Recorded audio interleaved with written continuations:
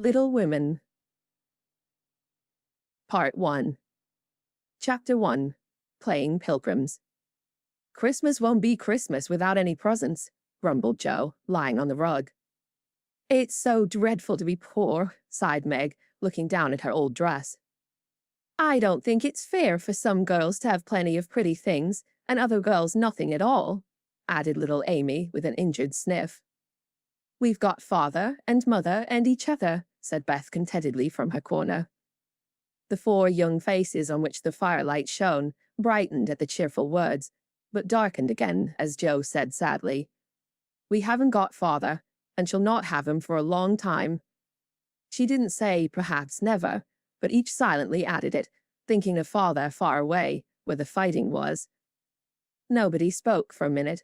Then Meg said in an altered tone, "You know the reason Mother proposed not having any presents this Christmas was because it is going to be a hard winter for everyone, and she thinks we ought not to spend money for pleasure when our men are suffering so in the army.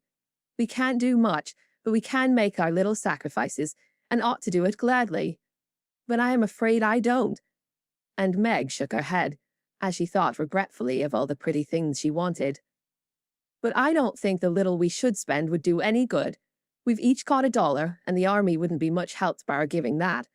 I agree not to expect anything from Mother or you, but I do want to buy Undine and Sintram for myself. I've wanted it so long," said Joe, who was a bookworm.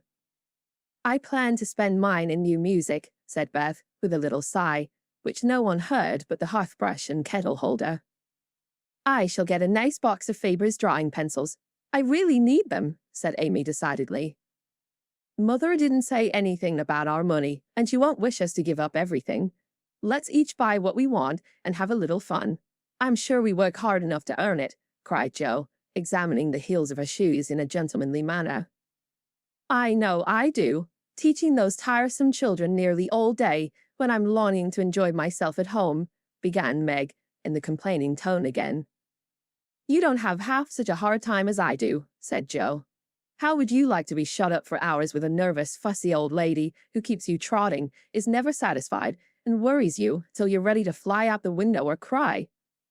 "It's naughty to fret, but I do think washing dishes and keeping things tidy is the worst work in the world. It makes me cross, and my hands get so stiff I can't practice well at all." And Beth looked at her rough hands with a sigh that anyone could hear that time. "I don't believe any of you suffer as I do," cried Amy. "For you don't have to go to school with impertinent girls who plague you if you don't know your lessons, and laugh at your dresses, and label your father if he isn't rich, and insult you when your nose isn't nice." "If you mean libel, I'd say so, and not talk about labels as if Papa was a pickle bottle," advised Joe, laughing. "I know what I mean, and you needn't be satirical about it. It's proper to use good words and improve your vocabulary," returned Amy with dignity. "Don't peck at one another, children. Don't you wish we had the money Papa lost when we were little, Joe? Dear me, how happy and good we'd be if we had no worries," said Meg, who could remember better times. "You said the other day you thought we were a deal happier than the King children, for they were fighting and fretting all the time, in spite of their money." "So I did, Beth. Well, I think we are, for though we do have to work, we make fun of ourselves, and are pretty jolly set, as Joe would say." "Joe does use such slang words," observed Amy, with a reproving look at the long figure stretched on the rug.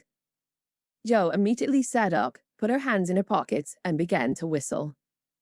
"Don't, Joe, it's so boyish." "That's why I do it." "I detest rude, unladylike girls." "I hate affected niminy-piminy chits." "Birds in their little nests agree," sang Beth, the peacemaker, with such a funny face that both sharp voices softened to a laugh, and the pecking ended for that time. "Really, girls, you are both to be blamed," said Meg, beginning to lecture in her elderly sister fashion. "You were old enough to leave off boyish tricks and behave better, Josephine. It didn't matter so much when you were a little girl, but now you are so tall and turn up your hair, you should remember that you are a young lady." "I'm not, and if turning up my hair makes me one, I'll wear it in 2 tails till I'm 20, cried Joe, pulling off her net and shaking down a chestnut mane. "I hate to think I've got to grow up and be Miss March and wear long gowns and look as prim as a China Aster. It's bad enough to be a girl anyway, when I like boys' games and work and manners. I can't get over my disappointment in not being a boy. And it's worse than ever now, for I'm dying to go and fight with Papa, and I can only stay home and knit like a poky old woman." And Jo shook the blue army sock till the needles rattled like castanets, and her ball bounded across the room. Poor Jo. It's too bad, but it can't be helped. So you must try to be contented with making your name boyish and playing brother to us girls, said Beth, stroking the rough head with a hand that all the dishwashing and dusting in the world did not make ungentle in its touch. "As for you, Amy," continued Meg, "you are altogether too particular and prim. Your airs are funny now, but you'll grow up an affected little goose if you don't take care. I like your nice manners and refined ways of speaking when you don't try to be elegant, but your absurd words are as bad as Jo's slang." "If Jo is a tomboy and Amy a goose, what am I, please?" asked Beth, ready to share the lecture. "You're a dear and nothing else," answered Meg warmly, and no one contradicted her, for the mouse was the pet of the family. As young readers like to know how people look, we will take this moment to give them a little sketch of the four sisters, who sat knitting away in the twilight, while the December snow fell quietly without and the fire crackled cheerfully within. It was a comfortable room, though the carpet was faded and the furniture very plain, for a good picture or two hung on the walls, books filled the recesses, chrysanthemums and Christmas roses bloomed in the windows, and a pleasant atmosphere of home peace pervaded it. Margaret, the eldest of the four, was 16 and very pretty, being plump and fair, with large eyes, plenty of soft brown hair, a sweet mouth, and white hands, of which she was rather vain. 15-year-old Jo was very tall, thin, and brown, and reminded one of a colt, for she never seemed to know what to do with her long limbs, which were very much in her way. She had a decided mouth, a comical nose, and sharp grey eyes, which appeared to see everything, and were by turns fierce, funny, or thoughtful.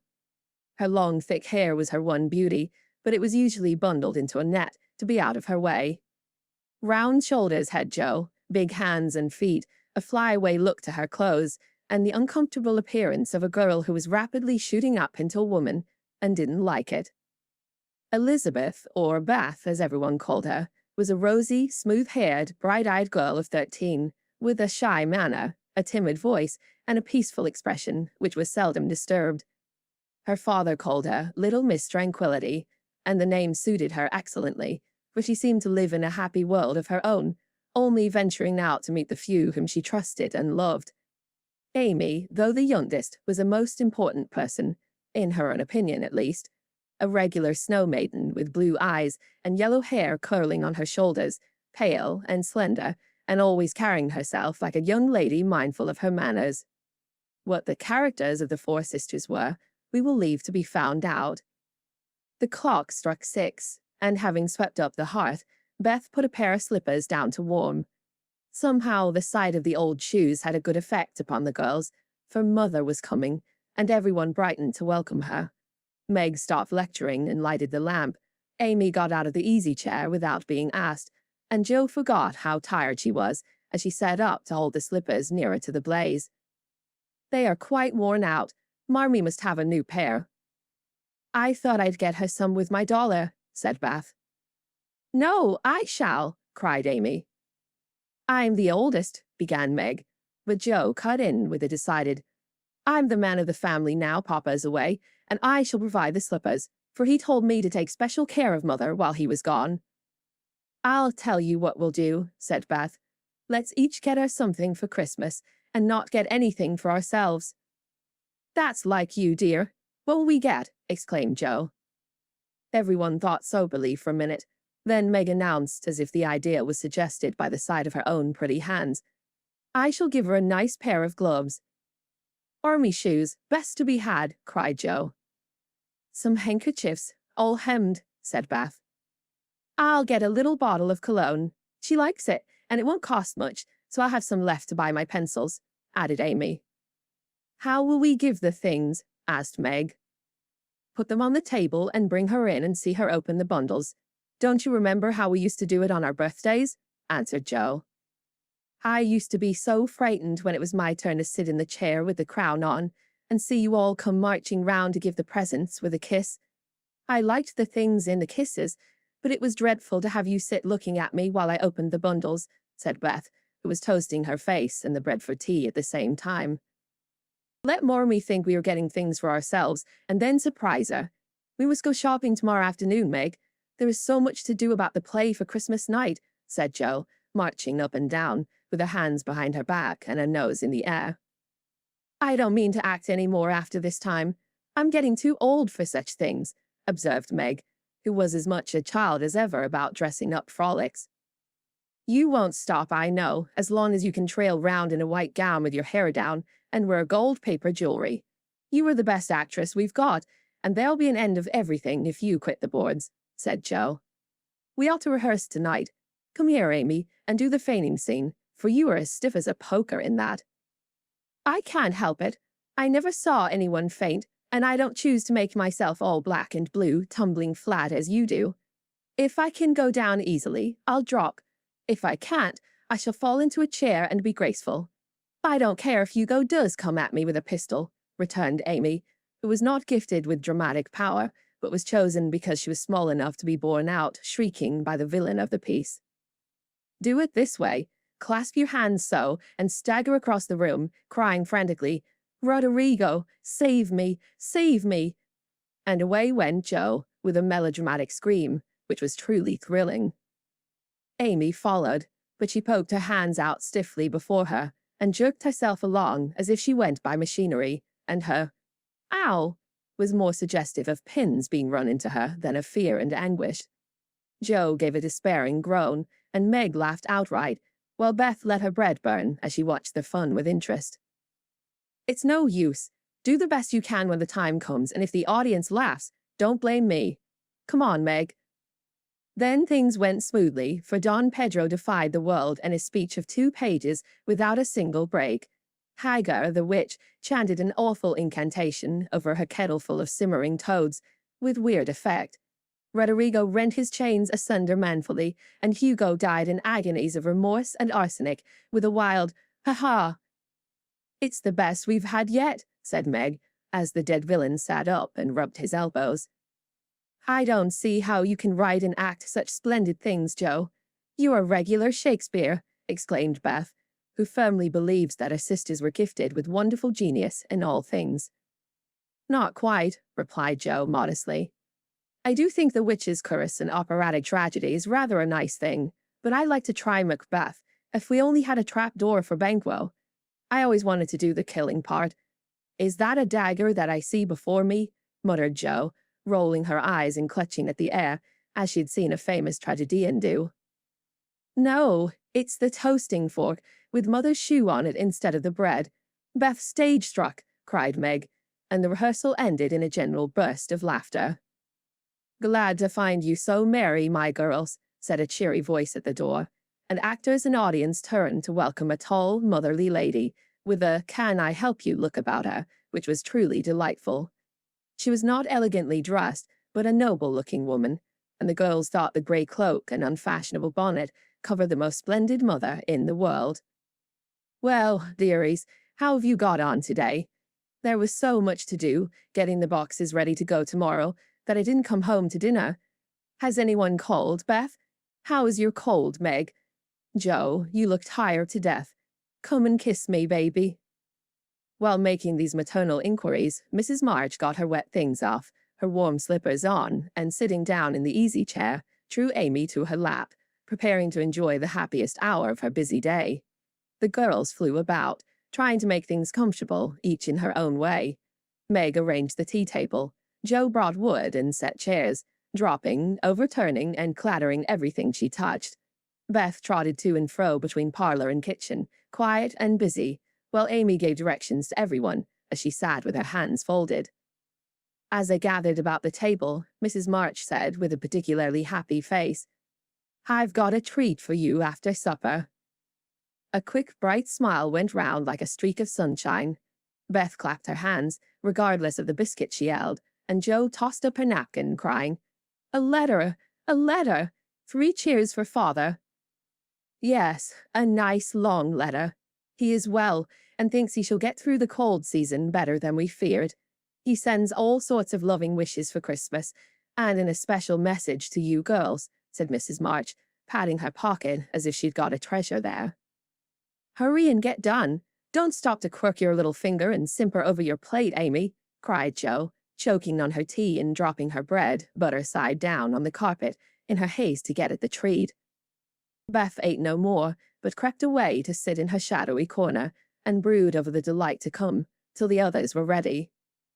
I think it was so splendid in father to go as chaplain when he was too old to be drafted and not strong enough for a soldier, said Meg warmly. Don't I wish I could go as a drummer, of even, what's its name? Or a nurse, so I could be near him and help him, exclaimed Jo with a groan. It must be very disagreeable to sleep in a tent and eat all sorts of bad-tasting things and drink out of a tin mug, sighed Amy. When will he come home, Marmee? Asked Beth, with a little quiver in her voice. Not for many months, dear, unless he is sick. He will stay and do his work faithfully as long as he can, and we won't ask for him back a minute sooner than he can be spared. Now, come and hear the letter.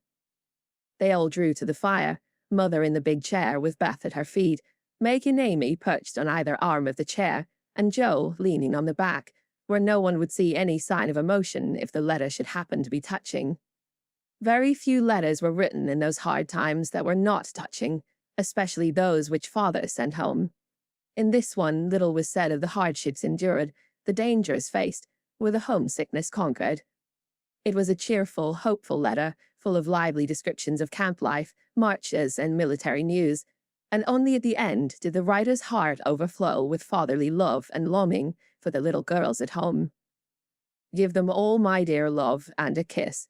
Tell them I think of them by day, pray for them by night, and find my best comfort in their affection at all times. A year seems very long to wait before I see them, but remind them that while we wait, we may all work, so that these hard days need not be wasted.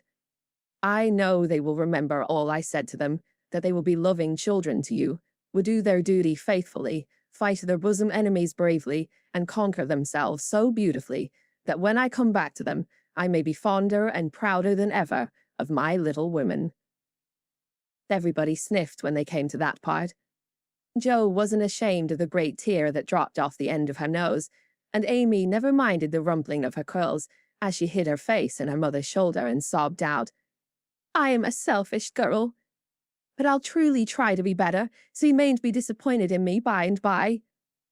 We all will, cried Meg. I think too much of my looks and hate to work, but won't any more, if I can help it.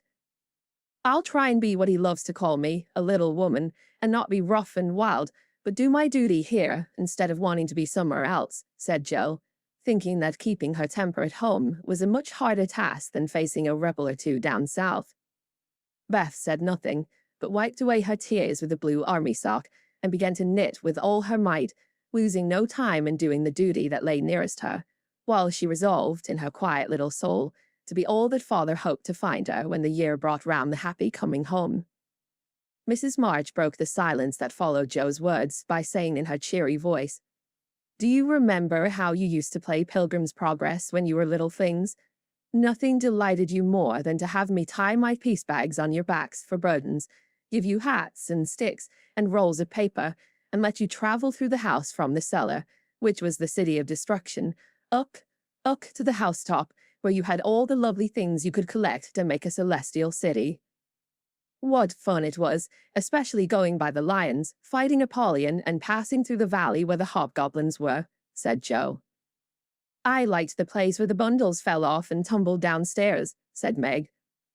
I don't remember much about it, except that I was afraid of the cellar and the dark entry, and always liked the cake and milk we had up at the top. If I wasn't too old for such things, I'd rather like to play it over again, said Amy, who began to talk of renouncing childish things at the mature age of 12. We never are too old for this, my dear, because it is a play we are playing all the time, in one way or another. Our burdens are here, our road is before us, and the longing for goodness and happiness is the guide that leads us, through many troubles and mistakes, to the peace which is a true celestial city. Now, my little pilgrims, suppose you begin again, not in play, but in earnest, and see how far on you can get before father comes home." "Really, mother? Where are our bundles?" asked Amy, who was a very little young lady. "Each of you told what your burden was just now, except Beth. I rather think she hasn't got any," said her mother. "Yes, I have. Mine is dishes and dusters, and envying girls with nice pianos, and being afraid of people." Beth's bundle was such a funny one that everybody wanted to laugh, but nobody did, for it would have hurt her feelings very much. "Let us do it," said Meg thoughtfully.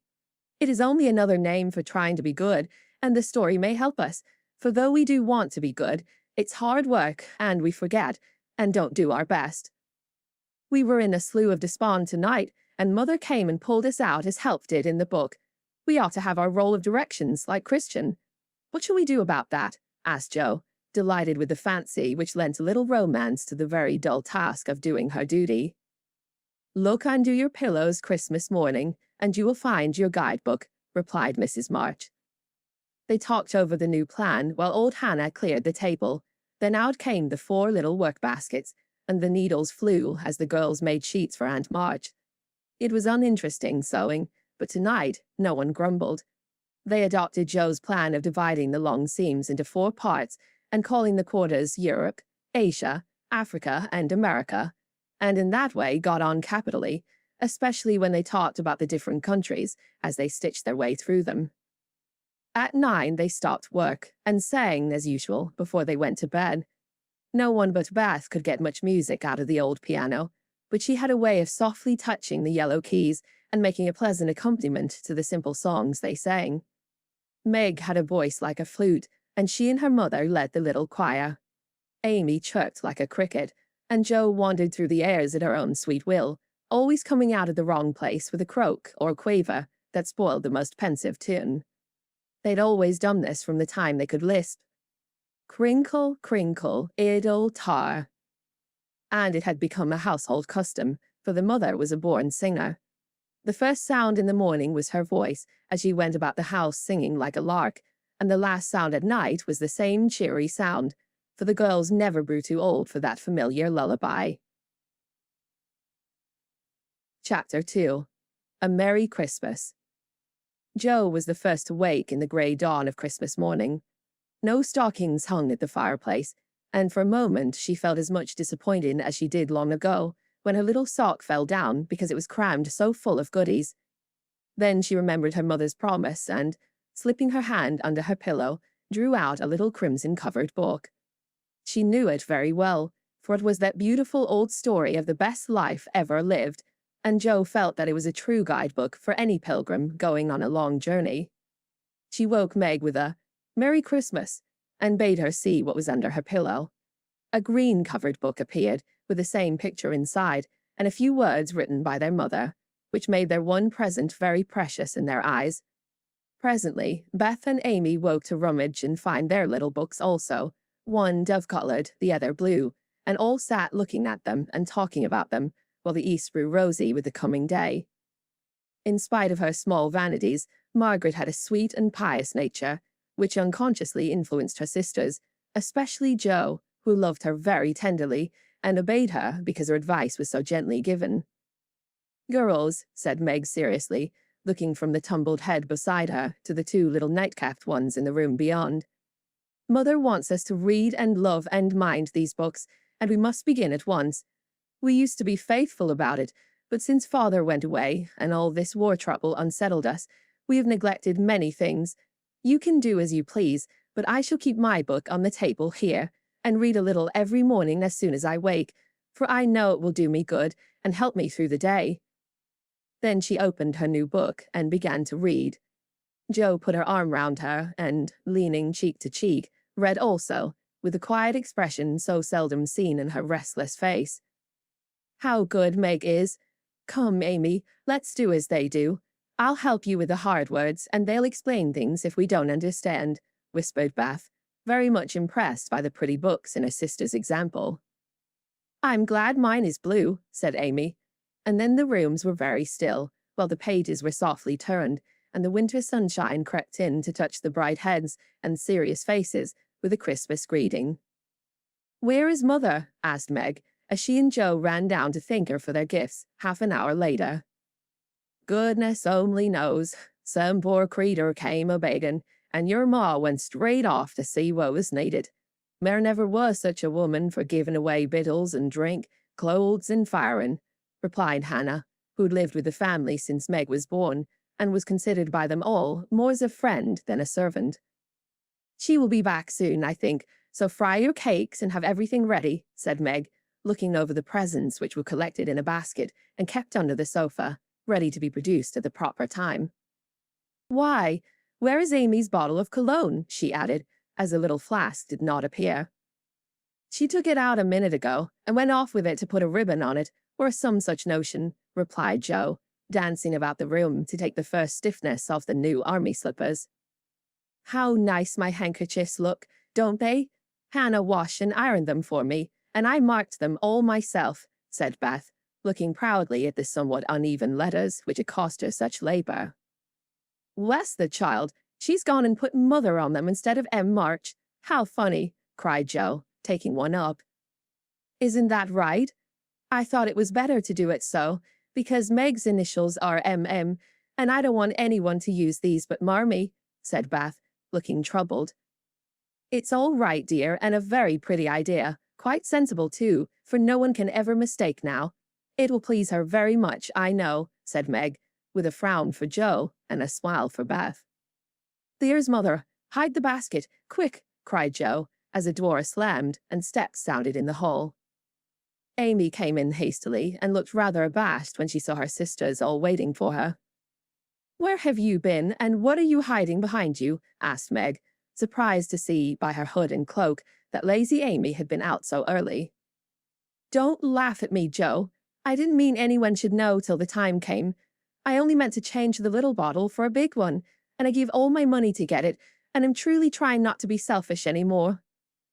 As she spoke, Amy showed the handsome flask, which replaced the cheap one, and looked so earnest and humble in her little effort to forget herself that Meg hugged her on the spot, and Joe pronounced her a trump, while Beth ran to the window and picked her finest rose to ornament the stately bottle. "You see, I felt ashamed of my present after reading and talking about being good this morning, so I ran round the corner and changed it the minute I was up, and I'm so glad, for mine is the handsomest now." Another bang of the street door sent the basket under the sofa, and the girls to the table, eager for breakfast. "Merry Christmas, Marmee, many of them. Thank you for our books. We read some and mean to every day," they all cried in chorus. "Merry Christmas, little daughters. I'm glad you began at once, and hope you will keep on. But I want to say one word before we sit down. Not far away from here lies a poor woman with a little newborn baby.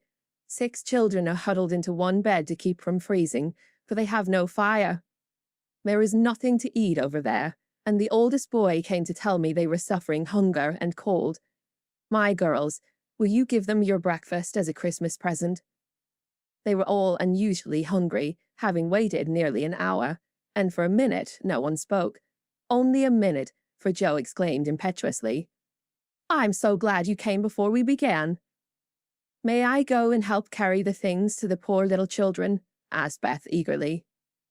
"I shall take the cream and the muffins," added Amy, heroically giving up the article she most liked. Meg was already covering the buckwheats and piling the bread into one big plate.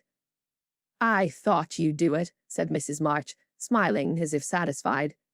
"You shall all go and help me, and when we come back we will have bread and milk for breakfast, and make it up at dinner time." They were soon ready, and the procession set out.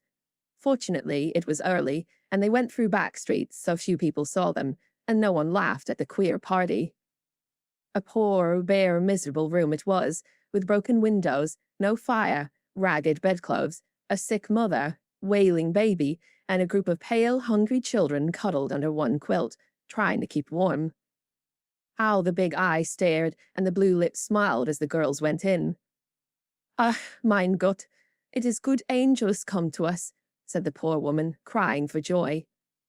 Funny angels in hoods and mittens, said Joe, and set them to laughing. In a few minutes it really did seem as if kind spirits had been at work there. Hannah, who had carried wood, made a fire, and stopped up the broken panes with old hats and her own cloak.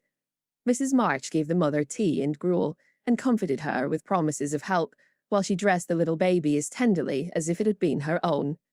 The girls, meantime, spread the table, set the children round the fire, and fed them, like so many hungry birds, laughing, talking, and trying to understand the funny, broken English.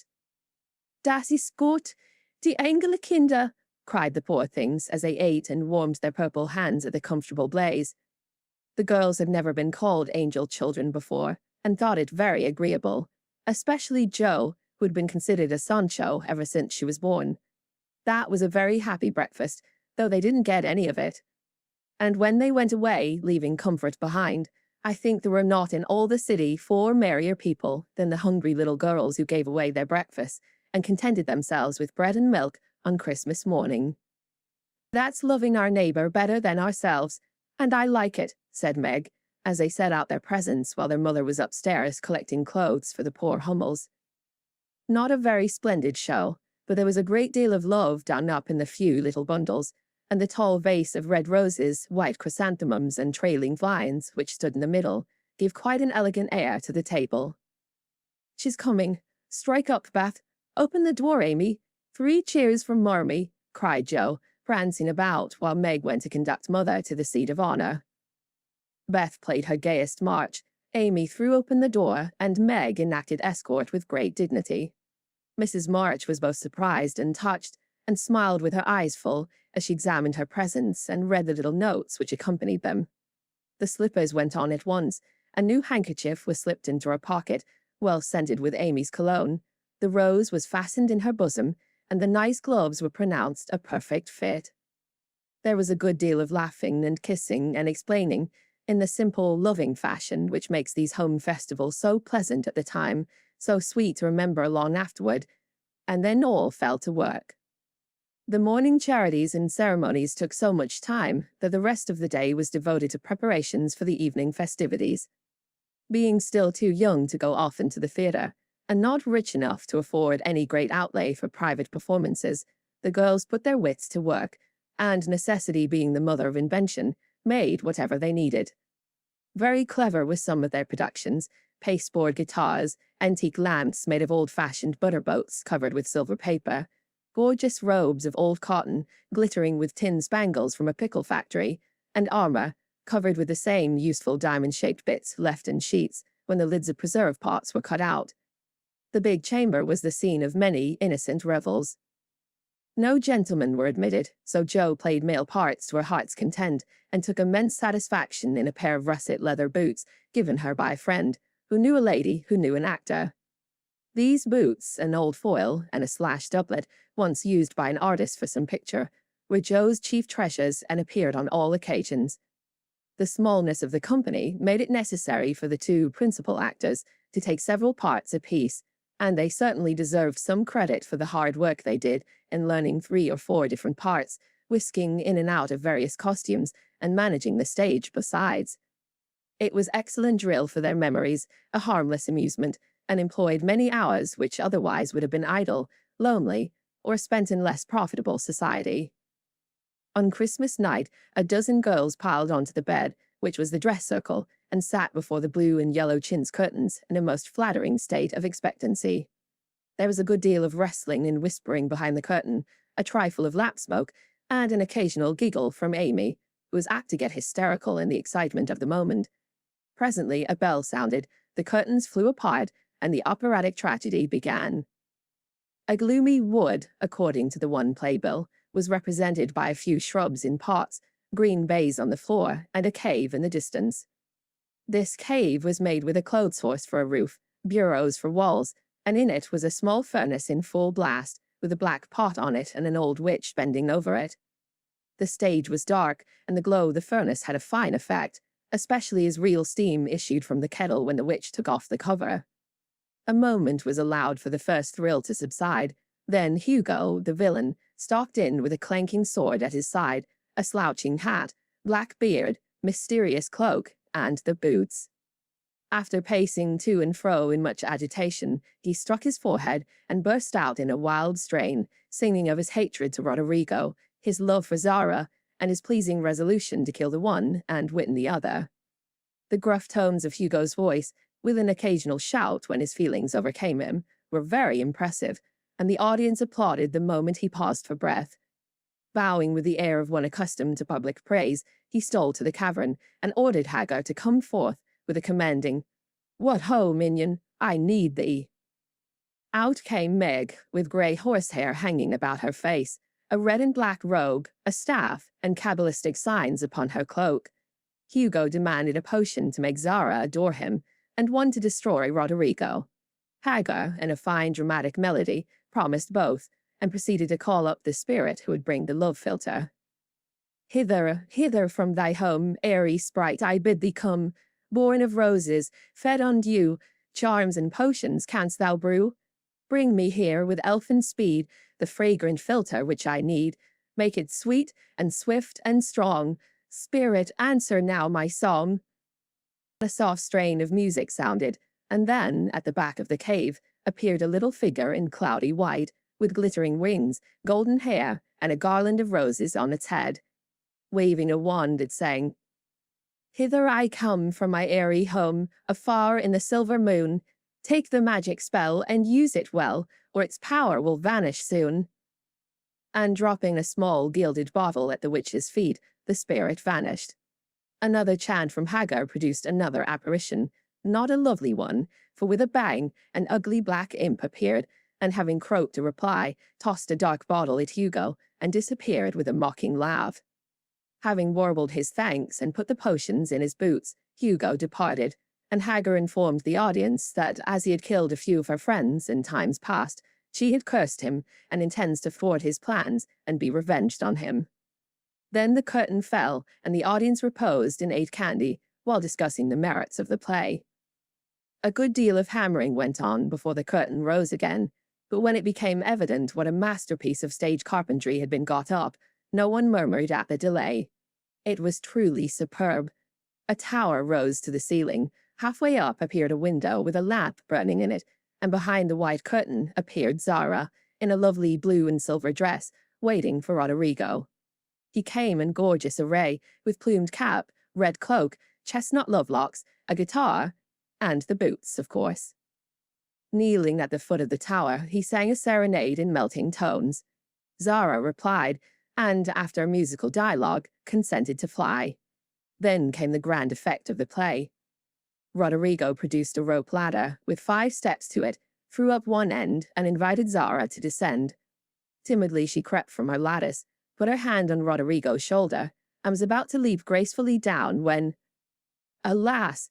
Alas for Zara! She forgot her train. It caught in the window, the tower tottered, leaned forward, fell with a crash, and buried the unhappy lovers in the ruins. A universal shriek arose as the russet boots waved wildly from the wreck, and a golden head emerged, exclaiming, "I told you so! I told you so!" With wonderful presence of mind, Don Pedro, the cruel sire, rushed in, dragged out his daughter with a hasty aside.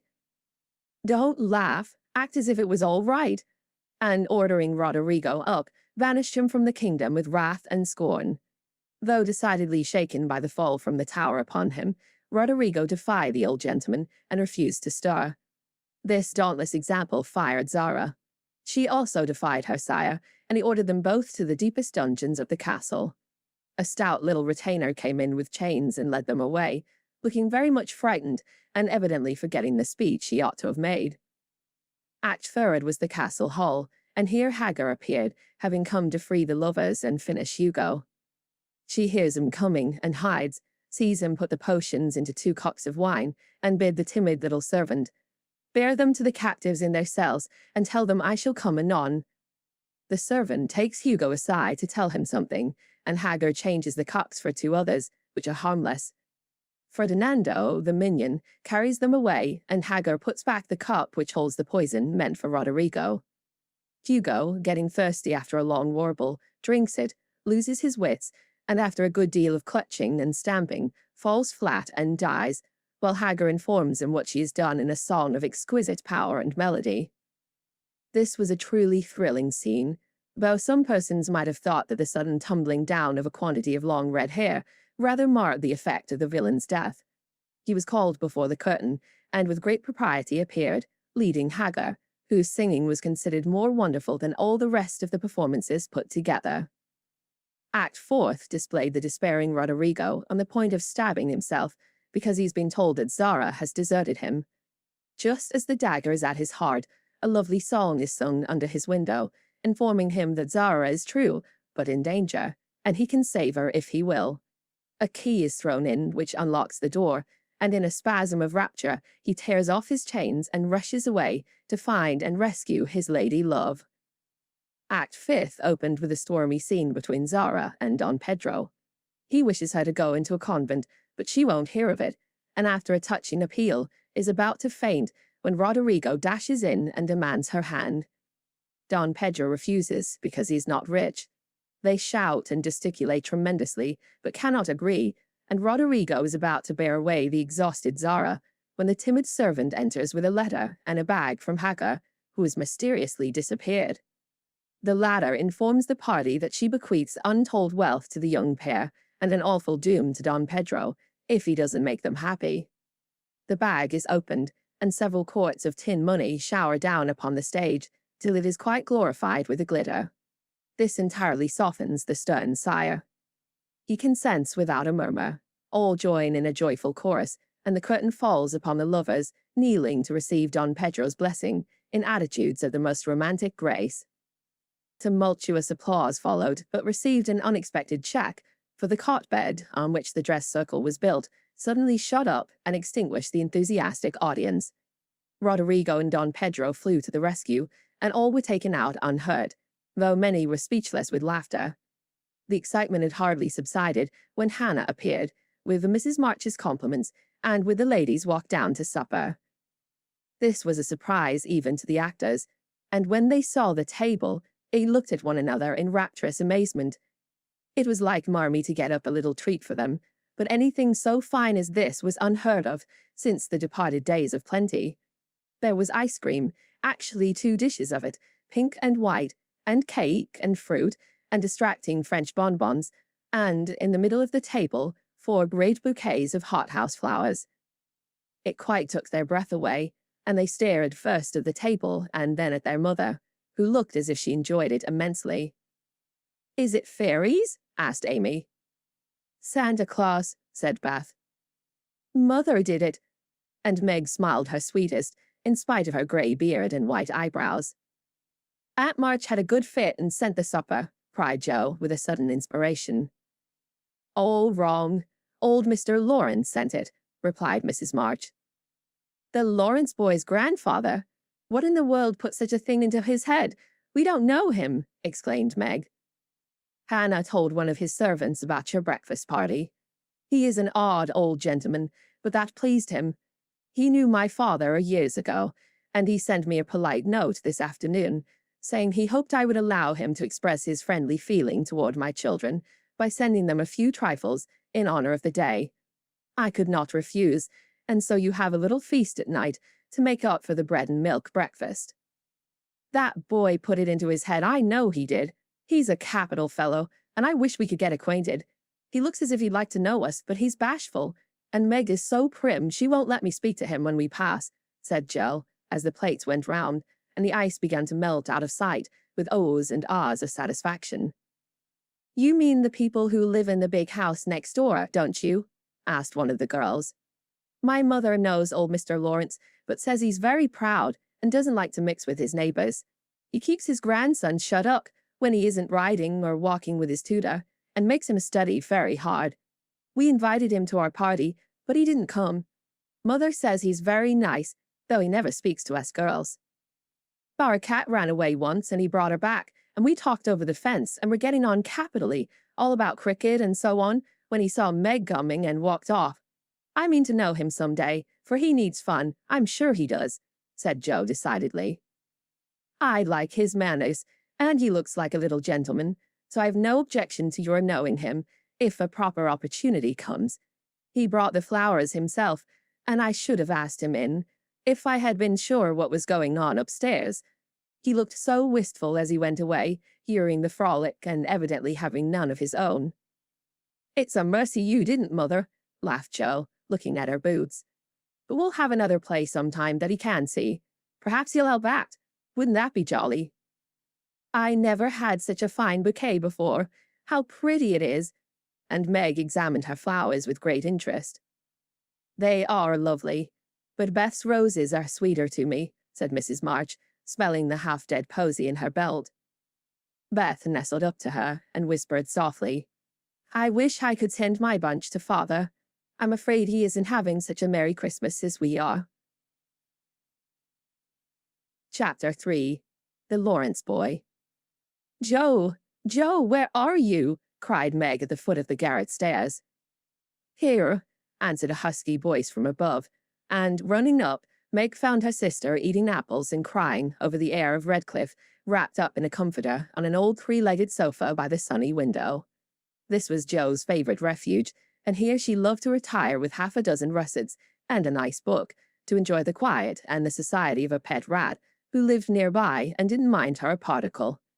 As Meg appeared, Scrabble whisked into his hole. Joe shook the tears off her cheeks and waited to hear the news. "Such fun! Only see! A regular note of invitation from Mrs. Gardner for tomorrow night," cried Meg, waving the precious paper, and then proceeding to read it with girlish delight. "Mrs. Gardner would be happy to see Miss March and Miss Josephine at a little dance on New Year's Eve. Marmee is willing we should go. Now what shall we wear?" "What's the use of asking that, when you know we shall wear our poplins because we haven't got anything else?"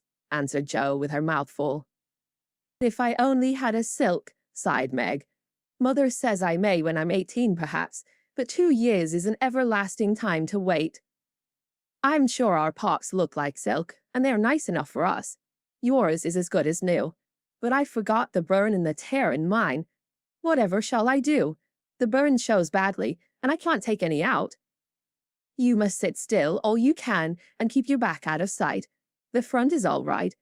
I shall have a new ribbon for my hair, and Marmee will lend me her little pearl pin, and my new slippers are lovely, and my gloves will do, though they aren't as nice as I'd like.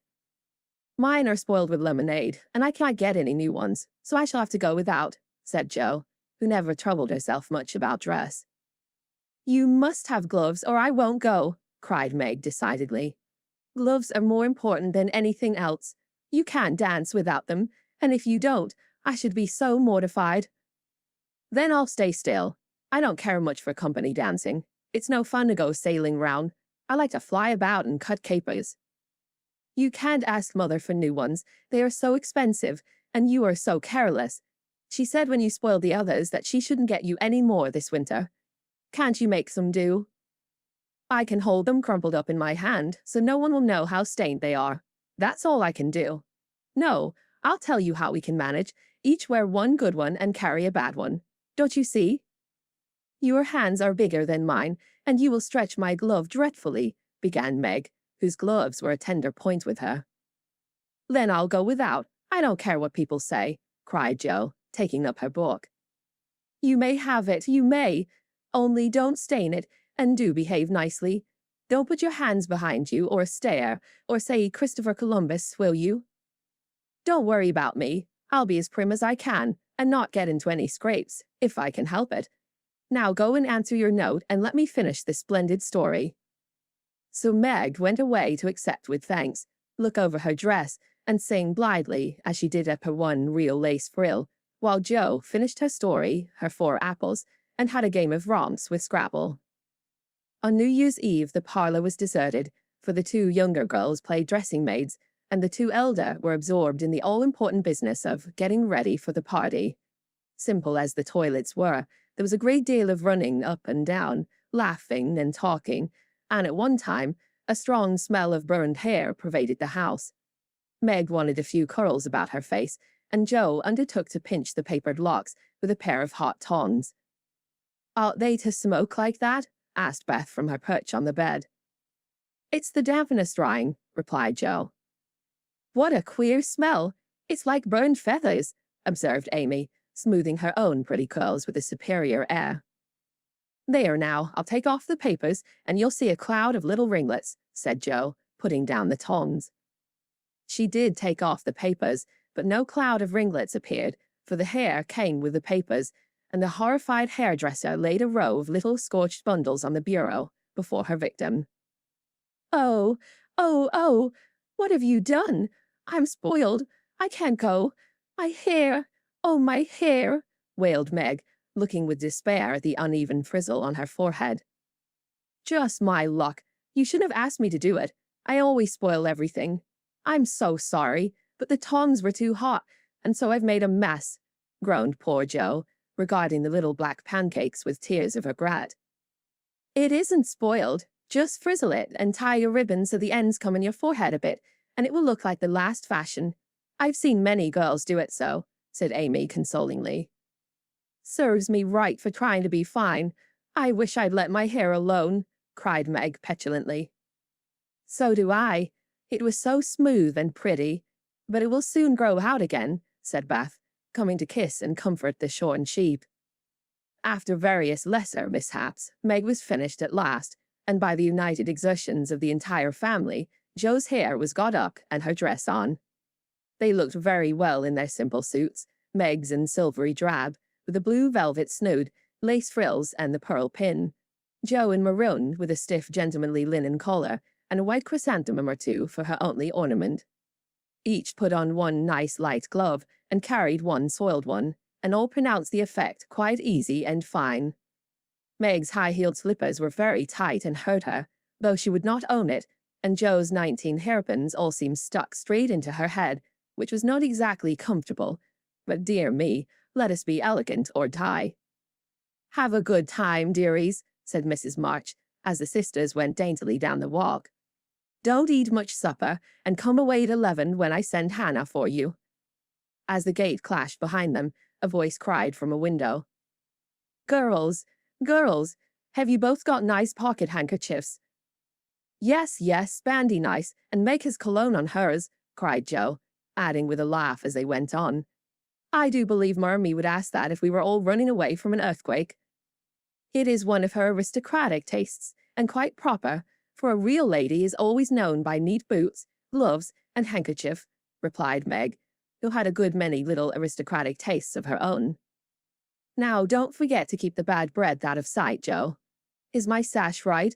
And does my hair look very bad?" said Meg, as she turned from the glass in Mrs. Gardner's dressing room after a prolonged prink. "I know I shall forget. If you see me doing anything wrong, just remind me by a wink, will you?" returned Jo, giving her collar a twitch and her head a hasty brush. "No, winking isn't ladylike. I'll lift my eyebrows if anything is wrong, and nod if you are all right. Now, hold your shoulders straight and take short steps, and don't shake hands if you're introduced to anyone. It isn't the thing." "How do you learn all the proper ways? I never can. Isn't that music gay?" Down they went, feeling a trifle timid, for they seldom went to parties, and informal as this little gathering was, it was an event to them. Mrs. Gardner, a stately old lady, greeted them kindly and handed them over to the eldest of her 6 daughters. Meg knew Sally and was at her ease very soon, but Jo, who didn't care much for girls or girlish gossip, stood about with her back carefully against the wall and felt as much out of place as a colt in a flower garden. Half a dozen jovial lads were talking about skates in another part of the room, and she longed to go and join them, for skating was one of the joys of her life. She telegraphed her wish to Meg, but the eyebrows went up so alarmingly that she dared not stir. No one came to talk to her, and one by one the group dwindled away till she was left alone. She could not roam about and amuse herself, for the burned breadth would show, so she stared at people rather forlornly till the dancing began. Meg was asked at once, and the tight slippers tripped about so briskly that none would have guessed the pain their wearer suffered smilingly. Jo saw a big red-headed youth approaching her corner, and fearing he meant to engage her, she slipped into a curtained recess, intending to peep and enjoy herself in peace. Unfortunately, another bashful person had chosen the same refuge, for as the curtain fell behind her, she found herself face to face with the Lawrence boy. "Dear me, I didn't know anyone was here," stammered Jo, preparing to back out as speedily as she'd bounced in. But the boy laughed and said pleasantly, though he looked a little startled, Don't mind me. Stay if you like. Shan't I disturb you? Not a bit. I only came here because I don't know many people and felt rather strange at first, you know. So did I. Don't go away, please, unless you'd rather. The boy sat down again and looked at his pumps, till Joe said, trying to be polite and easy, I think I've had the pleasure of seeing you before. You live near us, don't you? Next door. And he looked up and laughed outright, for Joe's prim manner was rather funny when he remembered how they'd chatted about cricket when he brought the cat home. That put Joe at her ease, and she laughed too, as she said in her heartiest way, We did have such a good time over your nice Christmas present. Grandpa sent it. But you put it into his head, didn't you now? How was your cat, Miss March? Asked the boy, trying to look sober while his black eyes shone with fun. Nicely, thank you, Mr. Lawrence, but I'm not Miss March, I'm only Joe, returned the young lady. I'm not Mr. Lawrence, I'm only Laurie. Laurie Lawrence, what an odd name. My first name is Theodore, but I don't like it, for the fellows called me Dora, so I made them say Laurie instead. I hate my name too, so sentimental. I wish everyone would say Joe instead of Josephine. How did you make the boys stop calling you Dora? I thrashed him. I can't thrash Aunt March, so I suppose I shall have to bear it. And Joe resigned herself with a sigh. Don't you like to dance, Miss Joe? Asked Laurie, looking as if he thought the name suited her. I like it well enough if there is plenty of room, and everyone is lively. In a place like this, I'm sure to have set something, tread on people's toes, or do something dreadful, so I keep out of mischief and let Meg sail about. Don't you dance? Sometimes. You see, I've been abroad a good many years, and haven't been into company enough yet to know how you do things here. Abroad? Cried Joe. Oh, tell me about it. I love dearly to hear people describe their travels. Laurie didn't seem to know where to begin, but Joe's eager question soon set him going, and he told her how he had been at school in Beauvais, where the boys never wore hats, and had a fleet of boats on the lake, and for holiday fun, went on walking trips about Switzerland with their teachers. Don't I wish I'd been there, cried Joe. Did you go to Paris? We spent last winter there. Can you talk French? We were not allowed to speak anything else at Beauvais. Do say some. I can read it, but can't pronounce. Quel nom cette jeune demoiselle, on n'est pas jolie? How nicely you do it. Let me see. You said, who is the young lady in the pretty slippers, didn't you? Oui, mademoiselle. It's my sister Margaret, and you knew it was. Do you think she is pretty? Yes, she makes me think of the German girls. She looks so fresh and quiet, and dances like a lady. Joe quite glowed with pleasure at this boyish praise of her sister, and stored it up to repeat to Meg. Both peeped and criticized and chatted till they felt like old acquaintances. Laurie's bashfulness soon wore off, for Joe's gentlemanly demeanor amused and set him at his ease, and Joe was her merry self again, because her dress was forgotten, and nobody lifted their eyebrows at her. She liked the Lawrence boy better than ever, and took several good looks at him, so that she might describe him to the girls, for they had no brothers, very few male cousins, and boys were almost unknown creatures to them. Curly black hair, brown skin, big black eyes, handsome nose, fine teeth, small hands and feet, taller than I am, very polite for a boy, and altogether jolly. Wonder how old he is. It was on the tip of Joe's tongue to ask, but she checked herself in time and, with unusual tact, tried to find out in a roundabout way. I suppose you're going to college soon. I see you pegging away at your books. No, I mean studying hard. And Joe blushed at the dreadful pegging which had escaped her. Laurie smiled, but didn't seem shocked, and answered with a shrug. Not for a year or two. I won't go before 17, anyway. Aren't you but 15? Asked Joe, looking at the tall lad, whom she'd imagined 17 already. 16, next month. How I wish I was going to college. You don't look as if you liked it. I hate it. Nothing but grinding or skylarking. And I don't like the way fellows do either in this country. What do you like? To live in Italy and to enjoy myself in my own way. Joe wanted very much to ask what his own way was, but his black brows looked rather threatening as he knit them, so she changed the subject by saying, as her foot kept time, "That's a splendid polka. Why don't you go and try it?" "If you will come too," he answered, with a gallant little bow. "I can't, for I told Meg I wouldn't because—" There Joe stopped and looked undecided whether to tell or to laugh. "Because what?" "You won't tell?" "Never." "Well, I have a bad trick of standing before the fire, and so I burn my frocks, and I scorched this one, and though it's nicely mended, it shows, and Meg told me to keep still so no one would see it. You may laugh if you want to. It is funny, I know." But Laurie didn't laugh. He only looked down a minute, and the expression on his face puzzled Joe when he said very gently, "Never mind that. I'll tell you how we can manage. There's a long hall out there, and we can dance grandly, and no one will see us. Please come." Joe thanked him and gladly went, wishing she had 2 neat gloves when she saw the nice pearl-colored ones her partner wore. The hall was empty, and they had a grand polka, for Laurie danced well, and taught her the German step, which delighted Joe, being full of swing and spring. When the music stopped, they sat down on the stairs to get their breath, and Laurie was in the midst of an account of a students' festival at Heidelberg when Meg appeared in search of her sister. She beckoned, and Joe reluctantly followed her into a side room, where she found her on a sofa, holding her foot and looking pale. "I've sprained my ankle. That stupid high heel turned and gave me a sad wrench. It aches so, I can hardly stand, and I don't know how I'm ever going to get home," she said, rocking to and fro in pain.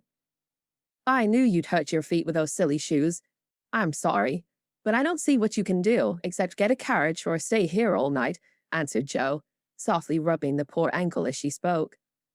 "I can't have a carriage without his costing ever so much. I dare say I can't get one at all, for most people come in their own, and it's a long way to the stable and no one to send. I'll go." "No, indeed. It's past 9 and dark as Egypt. I can't stop here, for the house is full. Sally has some girls staying with her. I'll rest till Hannah comes, and then do the best I can." "I'll ask Laurie. He will go," said Joe, looking relieved as the idea occurred to her. "Mercy, no. Don't ask or tell anyone. Get me my rubbers and put these slippers with our things. I can't dance any more, but as soon as supper is over, watch for Hannah and tell me the minute she comes. They are going out to supper now. I'll stay with you. I'd rather." "No, dear. Run along and bring me some coffee. I'm so tired I can't stir." So Meg reclined, with rubbers well hidden, and Joe went blundering away to the dining room, which he found after going into a china closet and opening the door of a room where old Mr. Gardner was taking a little private refreshment. Making a dart at the table, she secured the coffee, which she immediately spilled, thereby making the front of her dress as bad as the back. "Oh dear, what a blunderbuss I am!" exclaimed Joe, finishing Meg's glove by scrubbing her gown with it. "Can I help you?" said a friendly voice, and there was Laurie with a full cup in one hand and a plate of ice in the other. "I was trying to get something for Meg, who is very tired, and someone shook me, and here I am on a nice state," answered Joe, glancing dismally from the stained skirt to the coffee-colored glove. "Too bad. I was looking for someone to give this to. May I take it to your sister?" "Oh, thank you. I'll show you where she is. I don't offer to take it myself, for I should only get into another scrape if I did." Joe led the way, and as if used to waiting on ladies, Laurie drew up a little table, brought a second installment of coffee and ice for Joe, and was so obliging that even particular Meg pronounced him a nice boy. They had a merry time over the bonbons and mottos, and were in the midst of a quiet game of buzz, with 2 or 3 other young people who had strayed in, when Hannah appeared. Meg forgot her foot, and rose so quickly that she was forced to catch hold of Joe, with an exclamation of pain. "Hush! Don't say anything," she whispered, adding aloud, "It's nothing. I turned my foot a little, that's all," and limped upstairs to put her things on. Hannah scolded, Meg cried, and Joe was at her wits' end, till she decided to take things into her own hands. Slipping out, she ran down, and finding a servant, asked if he could get her a carriage. It happened to be a hired waiter, who knew nothing about the neighborhood, and Joe was looking round for help when Laurie, who'd heard what she said, came up and offered his grandfather's carriage, which had just come for him, he said. "It's so early. You can't mean to go yet," began Joe, looking relieved but hesitating to accept the offer. "I always go early. I do, truly. Please let me take you home. It's all on my way, you know, and it rains, they say." That settled it, and telling him of Meg's mishap, Joe gratefully accepted and rushed up to bring down the rest of the party. Hannah hated rain as much as a cat does, so she made no trouble, and they rolled away in the luxurious closed carriage, feeling very festive and elegant. Laurie went on the box so Meg could keep her foot up, and the girls talked over the party in freedom. "I had a capital time. Did you?" asked Joe, rumpling up her hair and making herself comfortable. "Yes, till I hurt myself. Sally's friend Annie Moffat took a fancy to me and asked me to come and spend a week with her when Sally does. She's going in the spring when the opera comes, and it would be perfectly splendid if Mother only lets me go," answered Meg, cheering up at the thought. "I saw you dancing with a red-headed man I ran away from. Was he nice?" "Oh, very. His hair is auburn, not red, and he was very polite, and I had a delicious redowa with him." "He looked like a grasshopper in a fit when he did the new step. Laurie and I couldn't help laughing. Did you hear us?" "No, but it was very rude. What were you about all that time, hidden away there?" Joe told her adventures, and by the time she'd finished, they were at home.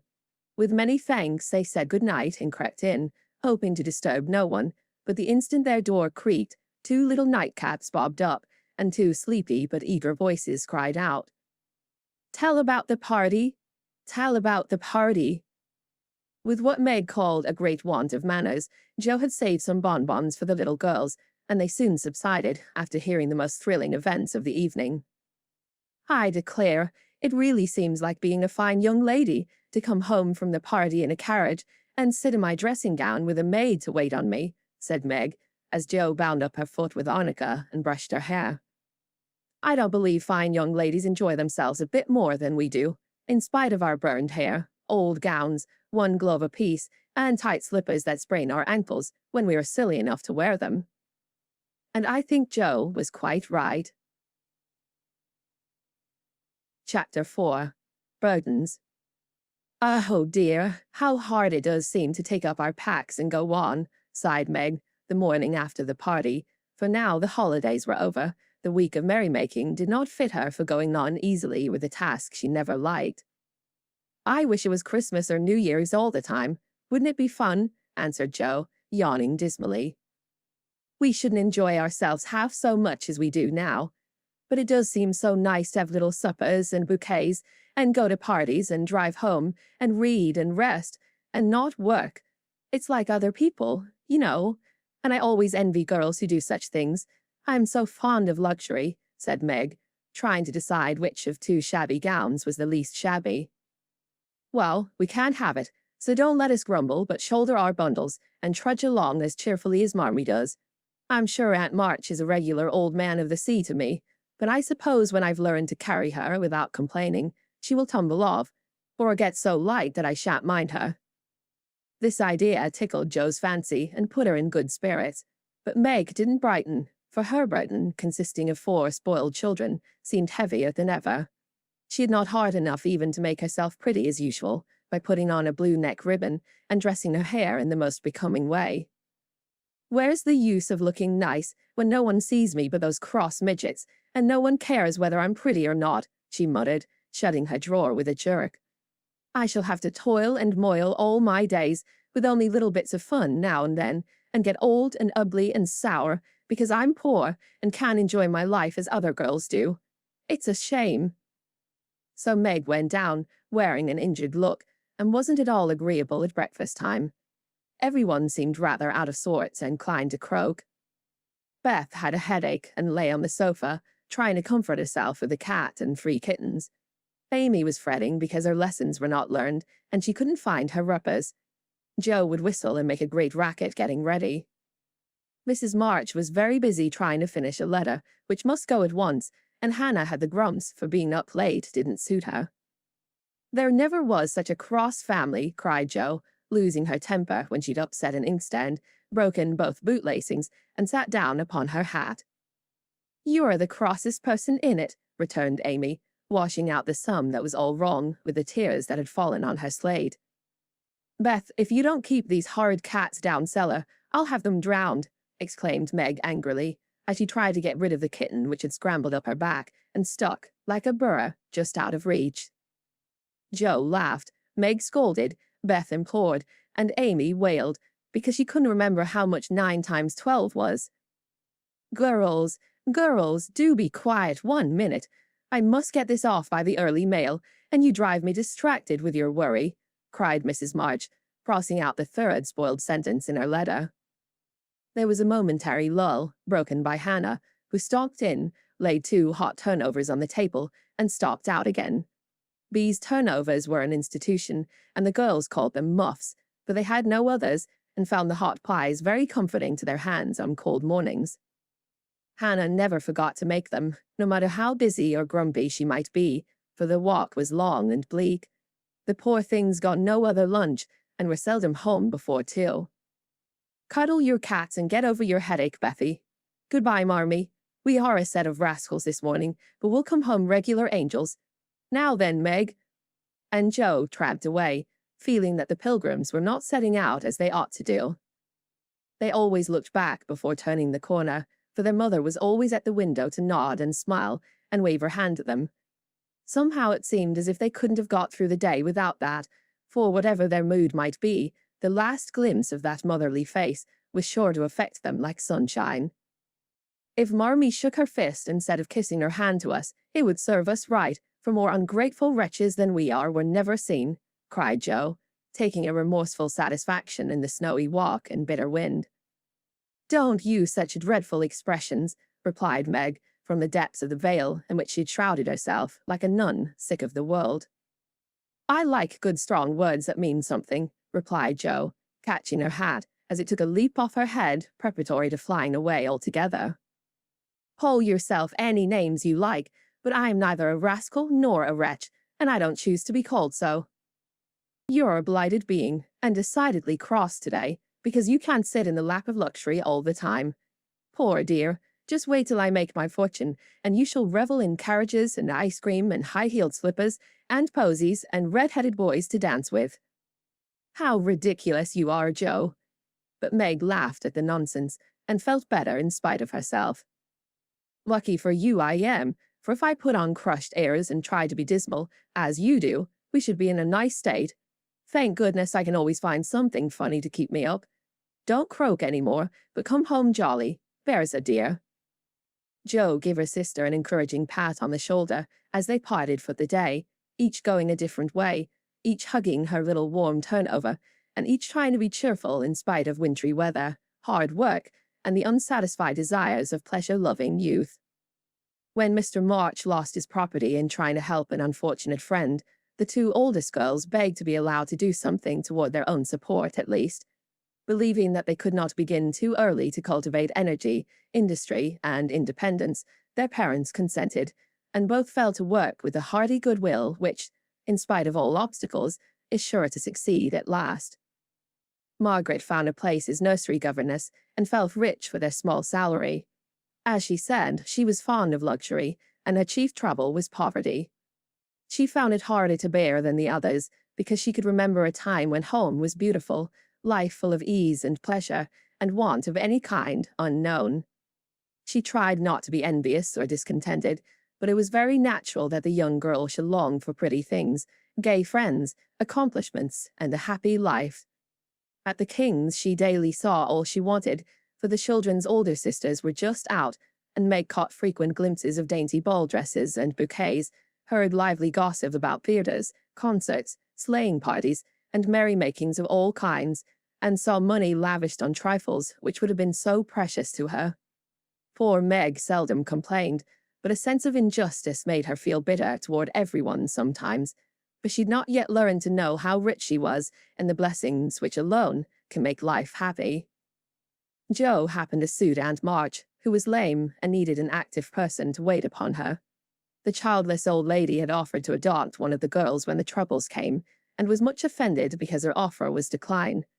Other friends told the Marches that they'd lost all chance of being remembered in the rich old lady's will, but the unworldly Marches only said, "We can't give up our girls for a dozen fortunes. Rich or poor, we will keep together and be happy in one another." The old lady wouldn't speak to them for a time, but happening to meet Jo at a friend's, something in her comical face and blunt manners struck the old lady's fancy, and she proposed to take her for a companion.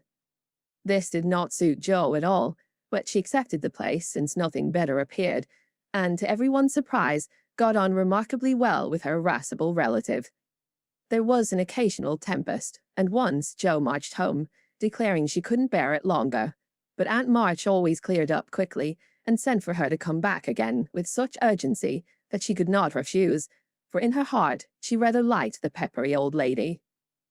I suspect that the real attraction was a large library of fine books, which was left to dust and the spiders since Uncle March died.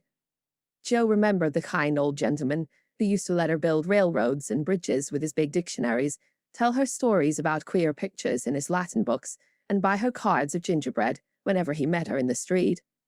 The dim, dusty room with the bus staring down from the tall bookcases, the cozy chairs, the globes, and best of all, the wilderness of books in which she could wander where she liked, made the library a region of bliss to her. The moment Aunt March took her nap or was busy with company, Jo hurried to this quiet place, and curling herself up in the easy chair, devoured poetry, romance, history, travels, and pictures like a regular bookworm. But, like all happiness, it did not last long, for sure she just reached the heart of the story, the sweetest verse of a song, or the most perilous adventure of her traveller. A shrill voice called, "Josephine? Josephine!" And she had to leave her paradise to wind yarn, wash the poodle, or read Belsham's essays by the hour together. Jo's ambition was to do something very splendid. What it was, she had no idea as yet, but left it for time to tell her, and meanwhile found her greatest affliction in the fact that she couldn't read, run, and ride as much as she liked. A quick temper, sharp tongue, and restless spirit were always getting her into scrapes, and her life was a series of ups and downs, which were both comic and pathetic. But the training she received at Aunt March's was just what she needed, and the thought that she was doing something to support herself made her happy, in spite of the perpetual, "Josephine?" Beth was too bashful to go to school. It had been tried, but she suffered so much that it was given up, and she did her lessons at home with her father.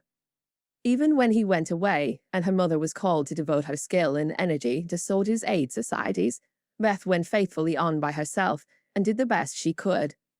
She was a housewifely little creature, and helped Hannah keep home neat and comfortable for the workers, never thinking of any reward but to be loved. Long, quiet days she spent, not lonely nor idle, for her little world was peopled with imaginary friends, and she was, by nature, a busy bee. There were 6 dolls to be taken up and dressed every morning, for Beth was a child still, and loved her pets as well as ever.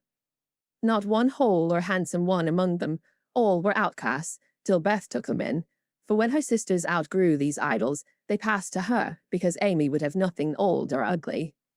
Beth cherished them all the more tenderly for that very reason, and set up a hospital for infirm dolls.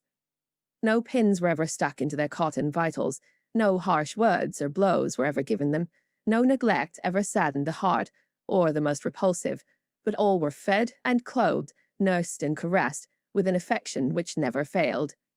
One forlorn fragment of dollanity had belonged to Jo, and, having led a tempestuous life, was left a wreck in the rag bag, from which dreary poorhouse it was rescued by Beth and taken to her refuge. Having no top to its head, she tied on a neat little cap, and as both arms and legs were gone, she hid these deficiencies by folding it in a blanket and devoting her best bed to this chronic invalid. If anyone had known the care lavished on that dolly, I think it would have touched their hearts, even while they laughed. She brought it bits of bouquets, she read to it, took it out to breathe fresh air, hidden under her coat. She sang it lullabies and never went to bed without kissing its dirty face and whispering tenderly, "I hope you'll have a good night, my poor dear." Beth had her troubles as well as the others, and not being an angel but a very human little girl, she often wept a little weep, as Jo said, because she couldn't take music lessons and have a fine piano. She loved music so dearly, tried so hard to learn, and practiced away so patiently at the jingling old instrument that it did seem as if someone, not to hint Aunt March, ought to help her. Nobody did, however, and nobody saw Beth wipe the tears off the yellow keys that wouldn't keep in tune when she was all alone. She sang like a little lark about her work, never was too tired for Marmee and the girls, and day after day said hopefully to herself, "I know I'll get my music sometime, if I'm good."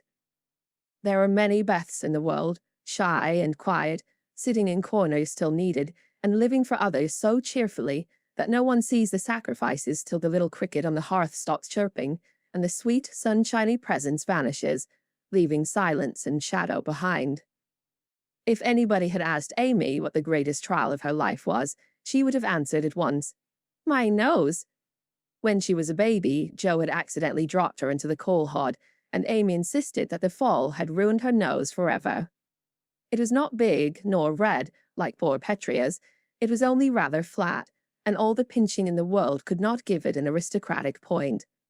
No one minded it but herself, and it was doing its best to grow, but Amy felt deeply the want of a Grecian nose, and drew whole sheets of handsome ones to console herself. Little Raphael, as her sisters called her, had a decided talent for drawing, and was never so happy as when copying flowers, designing fairies, or illustrating stories with queer specimens of art. Her teachers complained that instead of doing her sums, she covered a slate with animals, the blank pages of her atlas were used to copy maps on, and caricatures of the most ludicrous description came fluttering out of all her books at unlucky moments. She got through her lessons as well as she could, and managed to escape reprimands by being a model of deportment. She was a great favorite with her mates, being good-tempered and possessing the happy art of pleasing without effort. Her little airs and graces were much admired, so were her accomplishments, for besides her drawing, she could play 12 tunes, crochet, and read French without mispronouncing more than 2/3 of the words. She had a plaintive way of saying, "When Papa was rich, we did so and so," which was very touching, and her long words were considered perfectly elegant by the girls. Amy was in a fair way to be spoiled, for everyone petted her, and her small vanities and selfishnesses were growing nicely. One thing, however, rather quenched the vanities. She had to wear her cousin's clothes. Now, Florence's mamma hadn't a particle of taste, and Amy suffered deeply at having to wear a red instead of a blue bonnet, unbecoming gowns, and fussy aprons that did not fit. Everything was good, well made, and little worn, but Amy's artistic eyes were much afflicted, especially this winter, when her school dress was a dull purple with yellow dots and no trimming.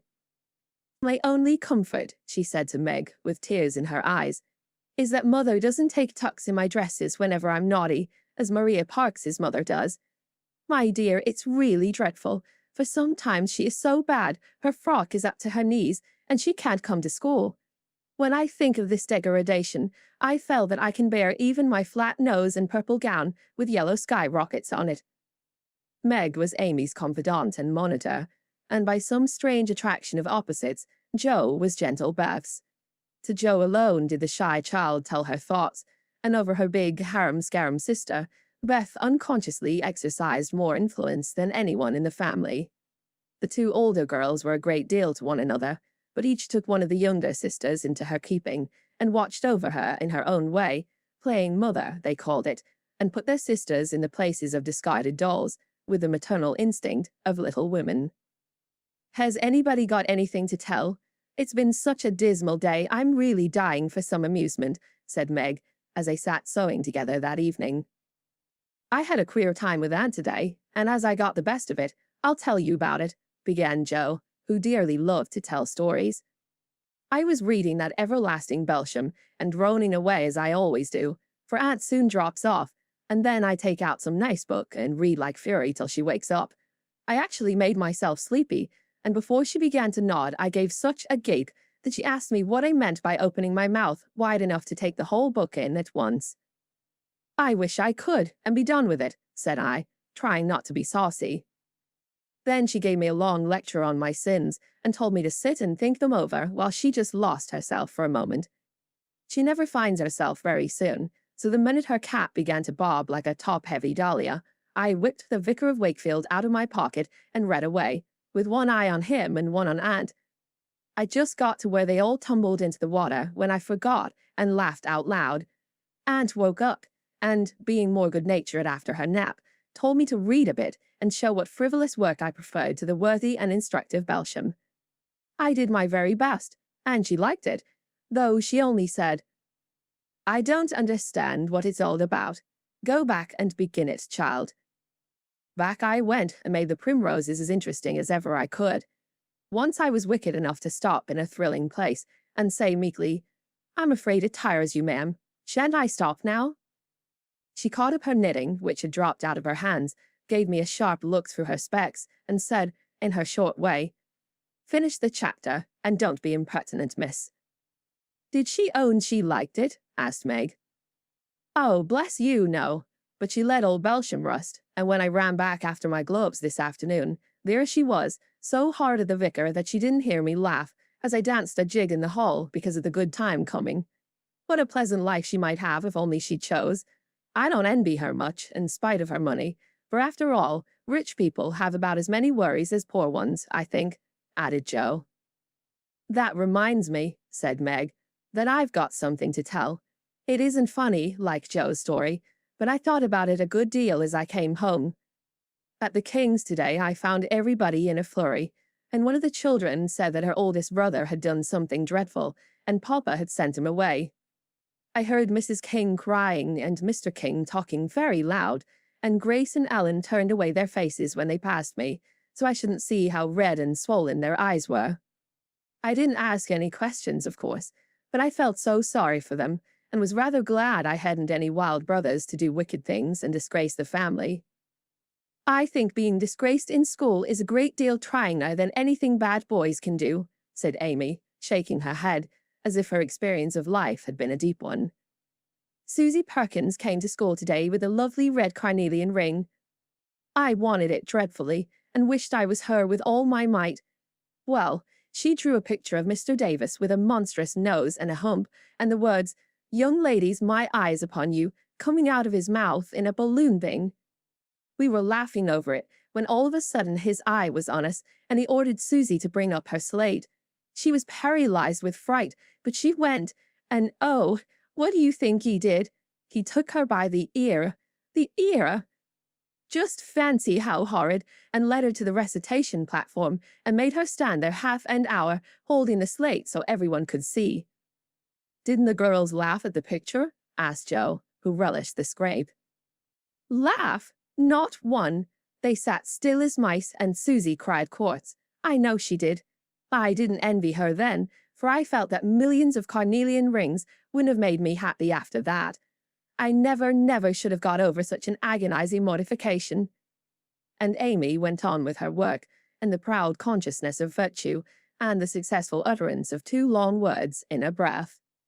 "I saw something I liked this morning, and I meant to tell it at dinner, but I forgot," said Beth, putting Joe's topsy-turvy basket in order as she talked.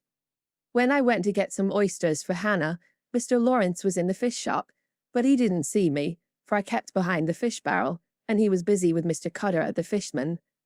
A poor woman came in with a pail and a mop, and asked Mr. Cutter if he would let her do some scrubbing for a bit of fish, because she hadn't any dinner for her children, and had been disappointed of a day's work. Mr. Cutter was in a hurry, and said no, rather crossly, so she was going away, looking hungry and sorry, when Mr. Lawrence hooked up a big fish with the crooked end of his cane, and held it out to her. She was so glad and surprised, she took it right into her arms, and thanked him over and over. He told her to go along and cook it, and she hurried off, so happy. Wasn't it good of him? Oh, she did look so funny, hugging the big, slippery fish, and hoping Mr. Lawrence's bed in heaven would be easy." When they had laughed at Beth's story, they asked their mother for one, and after a moment's thought, she said soberly, "As I sat cutting out blue flannel jackets today at the rooms, I felt very anxious about Father, and thought how lonely and helpless we should be if anything happened to him. It was not a wise thing to do, but I kept on worrying till an old man came in with an order for some clothes. He sat down near me, and I began to talk to him, for he looked poor and tired and anxious. "Have you sons in the army?" I asked, for the note he brought was not to me. "Yes, ma'am. I had 4, but 2 were killed. One is a prisoner, and I'm going to the other, who was very sick in a Washington hospital," he answered quietly. "You have done a great deal for your country, sir," I said, feeling respect now instead of pity. "Not a mite more than I ought, ma'am. I'd go myself if I was any use. As I ain't, I give my boys, and give 'em free." He spoke so cheerfully, looked so sincere, and seemed so glad to give his all that I was ashamed of myself. I'd given 1 man and thought it too much, while he gave 4 without grudging them. I had all my girls to comfort me at home, and his last son was waiting, miles away, to say goodbye to him, perhaps. I felt so rich, so happy thinking of my blessings, that I made him a nice bundle, gave him some money, and thanked him heartily for the lesson he had taught me. "Tell another story, Mother, one with a moral to it, like this. I like to think about them afterward, if they are real and not too preachy," said Jo, after a minute's silence.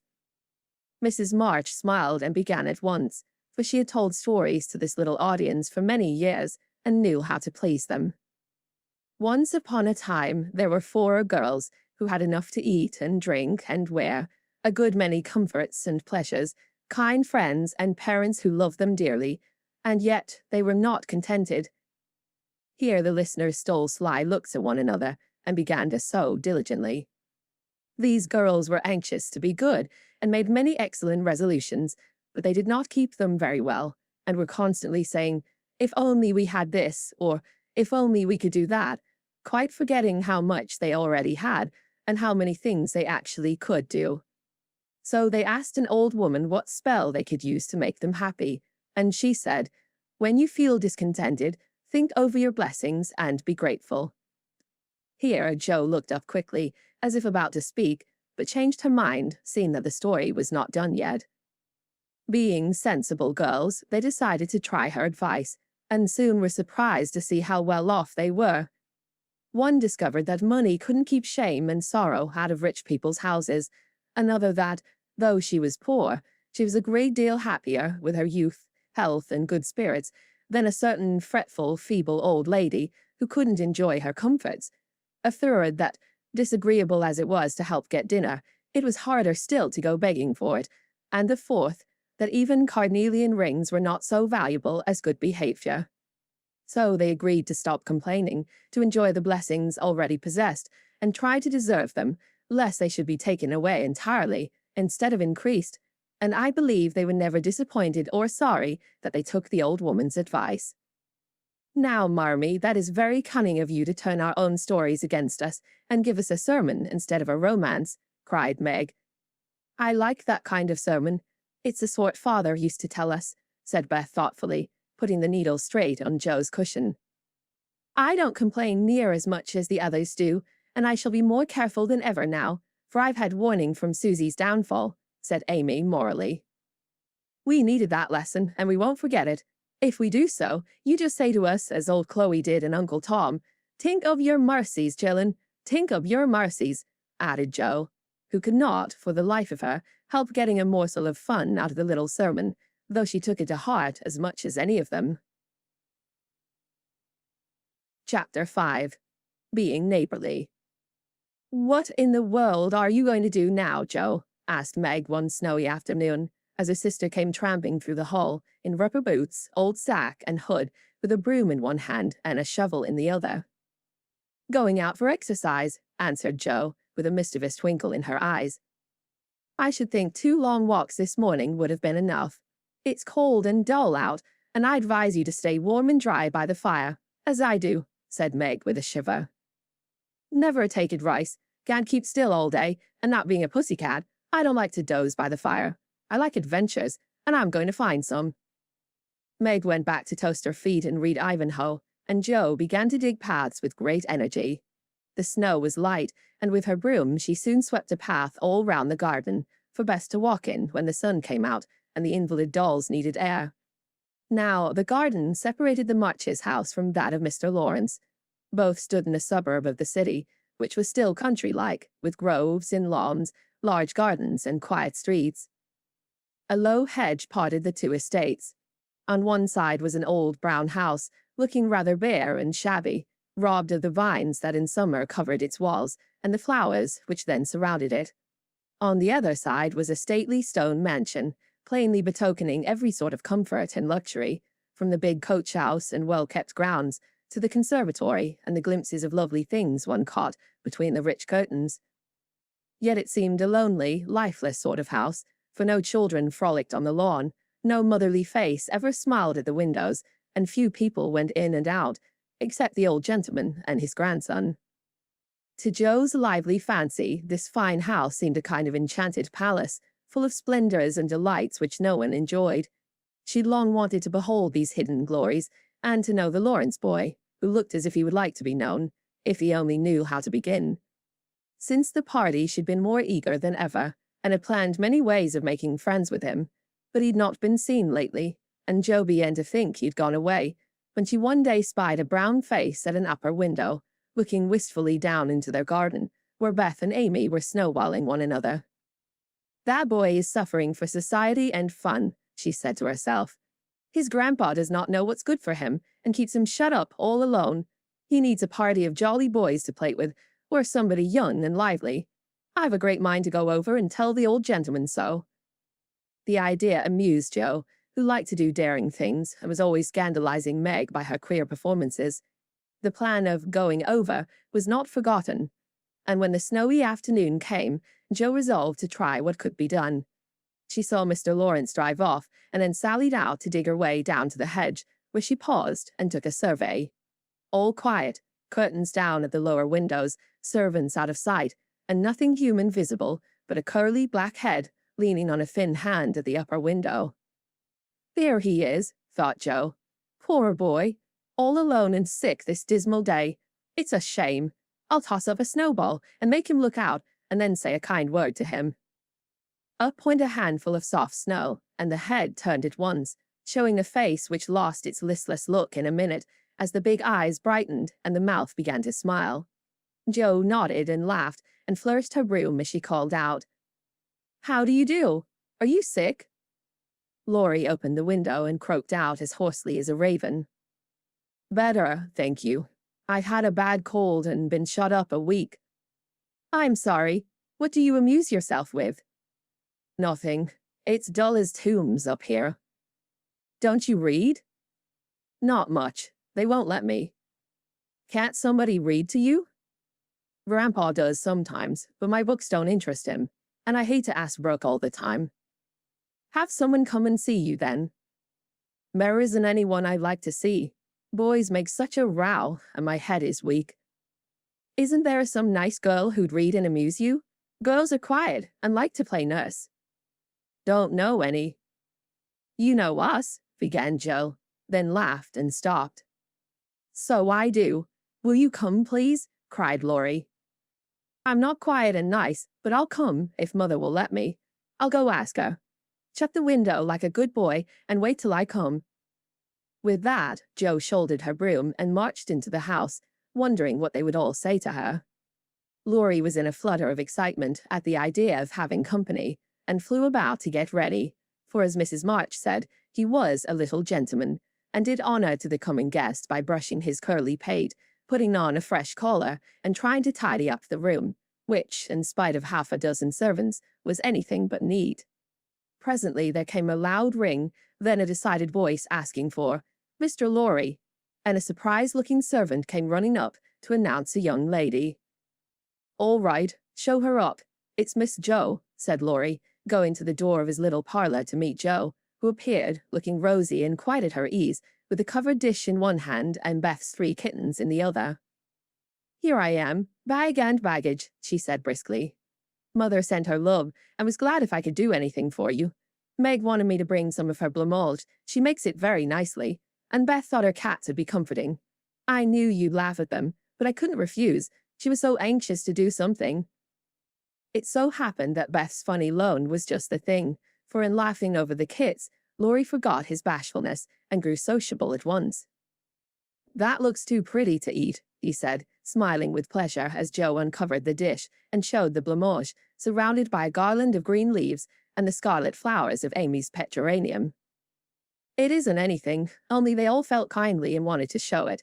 Tell the girl to put it away for your tea. It's so simple you can eat it, and being soft, it will slip down without hurting your sore throat. What a cozy room this is.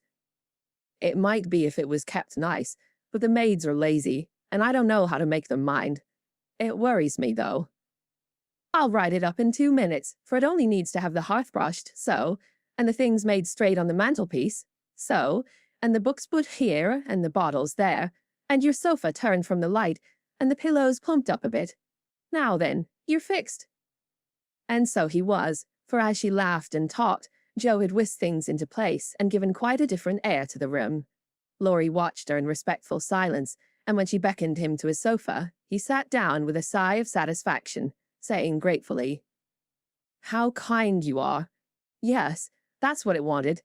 Now, please take the big chair and let me do something to amuse my company." "No, I came to amuse you. Shall I read aloud?" And Joe looked affectionately towards some inviting books nearby. "Thank you. I've read all those, and if you don't mind, I'd rather talk," answered Laurie. "Not a bit. I'll talk all day if you'll only set me going. Beth says I never know when to stop." "Is Beth the rosy one who stays home a good deal and sometimes goes out with a little basket?" asked Laurie with interest. "Yes, that's Beth. She's my girl, and a regular good one she is, too. The pretty one is Meg, and the curly-haired one is Amy, I believe." "How did you find that out?" Laurie colored up, but answered frankly, "Why, you see, I often hear you calling to one another, and when I'm alone up here, I can't help looking over at your house. You always seem to be having such good times. I beg your pardon for being so rude, but sometimes you forget to put down the curtain at the window where the flowers are. And when the lamps are lighted, it's like looking at a picture to see the fire, and you all round the table with your mother. Her face is right opposite, and it looks so sweet behind the flowers. I can't help watching it. I haven't got any mother, you know." And Laurie poked the fire to hide a little twitching of the lips that he could not control. The solitary, hungry look in his eyes went straight to Joe's warm heart. She'd been so simply taught that there was no nonsense in her head, and at 15 she was as innocent and frank as any child. Laurie was sick and lonely, and feeling how rich she was in home and happiness, she gladly tried to share it with him. Her face was very friendly, and her sharp voice unusually gentle, as she said, "We'll never draw that curtain any more, and I give you leave to look as much as you like. I just wished, though, instead of peeping, you'd come over and see us. Mother is so splendid, she'd do you heaps of good, and Beth would sing to you, if I begged her to, and Amy would dance. May and I would make you laugh over our funny stage properties, and we'd have jolly times. Wouldn't your grandpa let you?" "I think he would, if your mother asked him. He's very kind, though he does not look so, and he lets me do what I like, pretty much. Only he's afraid I might be a bother to strangers," began Laurie, brightening more and more. "We are not strangers, we are neighbors, and you needn't think you'd be a bother. We want to know you, and I've been trying to do it this ever so long. We haven't been here a great while, you know, but we have got acquainted with all our neighbors but you. You see, Grandpa lives among his books and doesn't mind much what happens outside. Mr. Brooke, my tutor, doesn't stay here, you know, and I have no one to go about with me, so I just stop at home and get on as I can." "That's bad. You ought to make an effort and go visiting everywhere you are asked, then you'll have plenty of friends and pleasant places to go to. Never mind being bashful. It won't last long if you keep going." Laurie turned red again, but wasn't offended at being accused of bashfulness, for there was so much goodwill in Joe, it was impossible not to take her blunt speeches as kindly as they were meant. "Do you like your school?" asked the boy, changing the subject, after a little pause, during which he stared at the fire, and Joe looked about her, well pleased. "Don't go to school. I'm a businessman. Girl, I mean. I go to wait on my great-aunt, and a dear, cross old soul she is, too," answered Joe. Laurie opened his mouth to ask another question, but remembering just in time that it wasn't manners to make too many inquiries into people's affairs, he shut it again and looked uncomfortable. Joe liked his good breeding and didn't mind having a laugh at Aunt March, So she gave him a lively description of the fidgety old lady, her fat poodle, the parrot that talked Spanish, and the library where she revelled. Laurie enjoyed that immensely, and when she told about the prim old gentleman who came once to woo Aunt March, and in the middle of a fine speech, how Paul had tweaked his wig off to his great dismay, the boy lay back and laughed till the tears ran down his cheeks, and a maid popped her head in to see what was the matter. "Oh, that does me no end of good. Tell on, please," he said, taking his face out of the sofa cushion, red and shining with merriment. Much elated with her success, Jo did tell on, all about their plays and plans, their hopes and fears for father, and the most interesting events of the little world in which the sisters lived. Then they got to talking about books, and to Jo's delight, she found that Laurie loved them as well as she did, and had read even more than herself. "If you like them so much, come down and see ours. Grandfather is out, so you needn't be afraid," said Laurie, getting up. "I'm not afraid of anything," returned Jo, with a toss of the head. "I don't believe you are," exclaimed the boy, looking at her with much admiration, though he privately thought she would have good reason to be a trifle afraid of the old gentleman if she met him in some of his moods. The atmosphere of the whole house being summer-like, Laurie led the way from room to room, letting Jo stop to examine whatever struck her fancy. And so, at last, they came to the library, where she clapped her hands and pranced, as she always did when especially delighted. It was lined with books, and there were pictures and statues, and distracting little cabinets full of coins and curiosities, and sleepy hollow chairs, and queer tables, and bronzes, and best of all, a great open fireplace with quaint tiles all round it. "What richness!" sighed Jo, sinking into the depth of a velour chair, and gazing about her with an air of intense satisfaction. "Theodore Lawrence, you ought to be the happiest boy in the world," she added impressively. "A fellow can't live on books," said Laurie, shaking his head as he perched on a table opposite. Before he could more, a bell rang and Jo flew up, exclaiming with alarm, "Mercy me, it's your grandpa." "Well, what if it is? You are not afraid of anything, you know," returned the boy, looking wicked. "I think I am a little bit afraid of him, but I don't know why I should be. Marmee said I might come, and I don't think you're any the worse for it," said Jo, composing herself, though she kept her eyes on the door. "I'm a great deal better for it, and ever so much obliged. I'm only afraid you're very tired of talking to me. It was so pleasant, I couldn't bear to stop," said Laurie gratefully. "The doctor to see you, sir," and the maid beckoned as she spoke. "Would you mind if I left you for a minute? I suppose I must see him," said Laurie. "Don't mind me. I'm happy as a cricket here," answered Jo. Laurie went away, and his guest amused herself in her own way. She was standing before a fine portrait of the old gentleman when the door opened again, and without turning, she said decidedly, "I am sure now that I shouldn't be afraid of him, for he's got kind eyes, though his mouth is grim, and he looks as if he had a tremendous will of his own. He isn't as handsome as my grandfather, but I like him." "Thank you, ma'am," said a gruff voice behind her, and there, to her great dismay, stood old Mr. Lawrence. Poor Jo blushed till she couldn't blush any redder, and her heart began to beat uncomfortably fast as she thought what she had said. For a minute, a wild desire to run away possessed her, but that was cowardly, and the girls would laugh at her, so she resolved to stay and get out of the scrape as she could. A second look showed her that the living eyes, under the bushy eyebrows, were kinder even than the painted ones, and there was a sly twinkle in them, which lessened her fear a good deal. The gruff voice was gruffer than ever, as the old gentleman said abruptly, after the dreadful pause, "So you're not afraid of me, hey?" "Not much, sir." "And you don't think me as handsome as your grandfather?" "Not quite, sir." "And I've got a tremendous will, have I?" "I only said I thought so." "But you like me in spite of it?" "Yes, I do, sir." That answer pleased the old gentleman. He gave a short laugh, shook hands with her, and putting his finger under her chin, turned up her face, examined it gravely, and let it go, saying with a nod, "You've got your grandfather's spirit, if you haven't his face. He was a fine man, my dear, but what is better, he was a brave and an honest one, and I was proud to be his friend." "Thank you, sir." And Jo was quite comfortable after that, for it suited her exactly. What have you been doing to this boy of mine, hey? Was the next question, sharply put. Only trying to be neighborly, sir. And Joe told how her visit came about. You think he needs cheering up a bit, do you? Yes, sir. He seems a little lonely, and young folks would do him good, perhaps. We are only girls, but we should be glad to help if we could, for we don't forget the splendid Christmas present you sent us, said Joe eagerly. Tut, tut, tut. That was the boy's affair. How is the poor woman? Doing nicely, sir. And off went Joe, talking very fast, as she told all about the Hummels, in whom her mother had interested richer friends than they were. Just her father's way of doing good. I shall come and see your mother some fine day.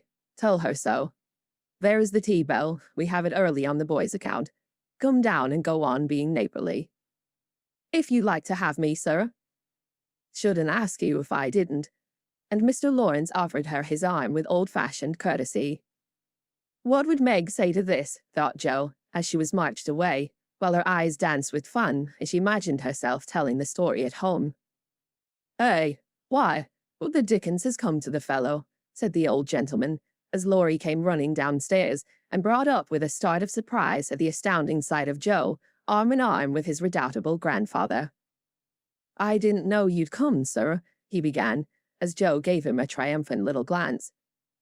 That's evidenced by the way you racket downstairs. Come to your tea, sir, and behave like a gentleman. And having pulled the boy's hair by way of a caress, Mr. Lawrence walked on, while Laurie went through a series of comic evolutions behind their backs, which nearly produced an explosion of laughter from Joe. The old gentleman did not say much as he drank his 4 cups of tea, but he watched the young people, who soon chatted away like old friends, and the change in his grandson did not escape him. There was color, light, and life in the boy's face now, vivacity in his manner, and genuine merriment in his laugh. She is right. The lad is lonely. I'll see what these little girls can do for him, thought Mr. Lawrence as he looked and listened. He liked Jo, for her odd, blunt ways suited him, and she seemed to understand the boy almost as well as if she had been one herself. If the Lawrences had been what Jo called prim and poky, she would not have got on at all, for such people always made her shy and awkward. But finding them free and easy, she was so herself and made a good impression. When they rose, she proposed to go, but Laurie said he had something more to show her, and took her way to the conservatory, which had been lighted for her benefit. It seemed quite fairy-like to Jo, as she went up and down the walks, enjoying the blooming walls on either side, the soft light, the damp, sweet air, and the wonderful vines and trees that hung about her, while her new friend cut the finest flowers till his hands were full. Then he tied them up, saying, with the happy look Jo liked to see, "Please give these to your mother, and tell her I like the medicine she sent me very much." They found Mr. Lawrence standing before the fire in the great drawing-room, but Jo's attention was entirely absorbed by a grand piano, which stood open. "Do you play?" she asked, turning to Laurie with a respectful expression. "Sometimes," he answered modestly. "Please do now. I want to hear it, so I can tell Beth." "Won't you first?" "Don't know how. Too stupid to learn, but I love music dearly." So Laurie played and Jo listened, with her nose luxuriously buried in heliotrope and tea roses. Her respect and regard for the Lawrence boy increased very much, for he played remarkably well and didn't put on any airs.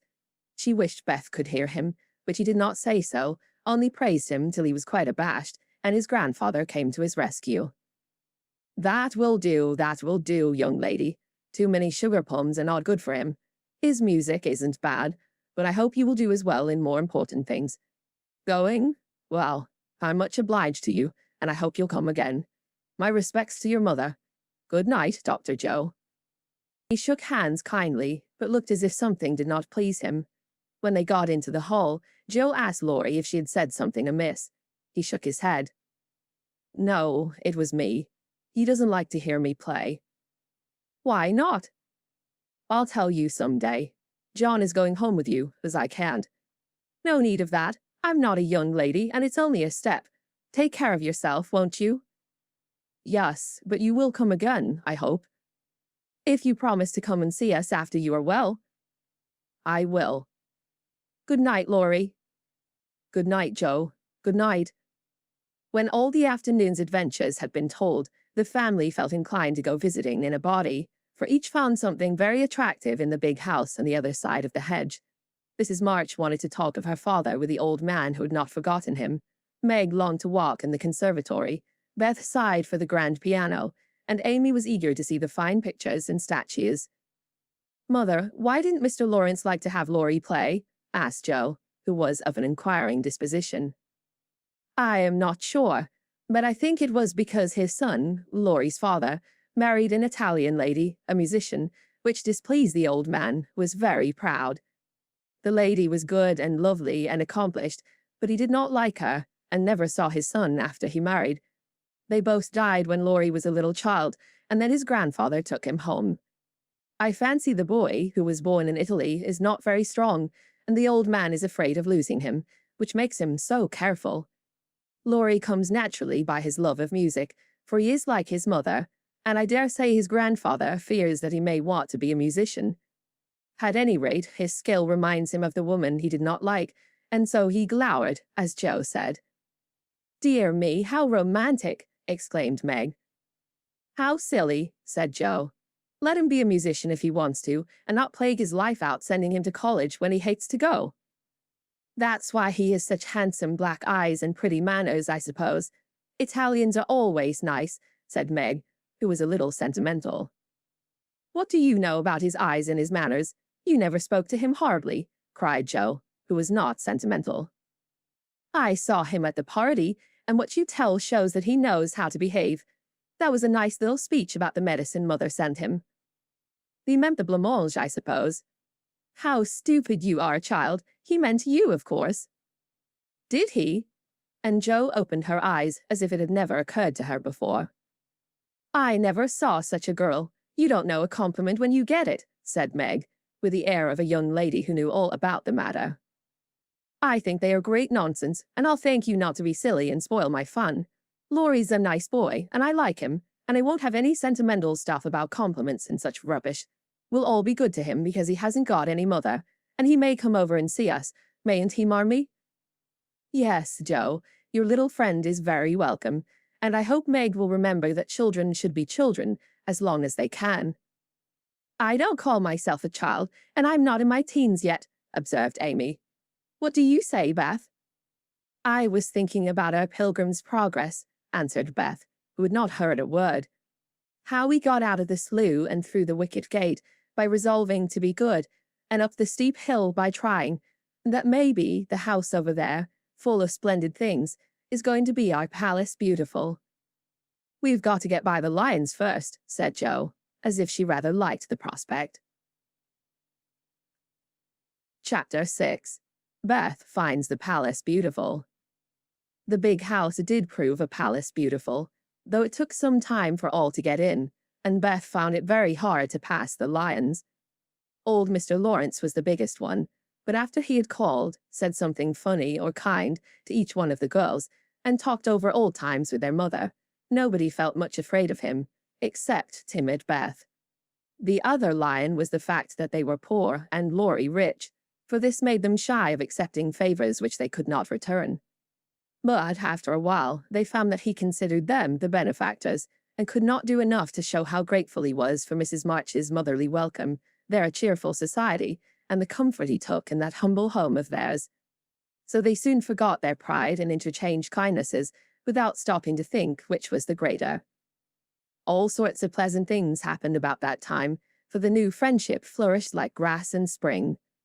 Everyone liked Laurie, and he privately informed his tutor that the Marches were regularly splendid girls. With the delightful enthusiasm of youth, they took the solitary boy into their midst and made much of him, and he found something very charming in the innocent companionship of these simple-hearted girls. Never having known mother or sisters, he was quick to feel the influences they brought about him, and their busy, lively ways made him ashamed of the indolent life he led.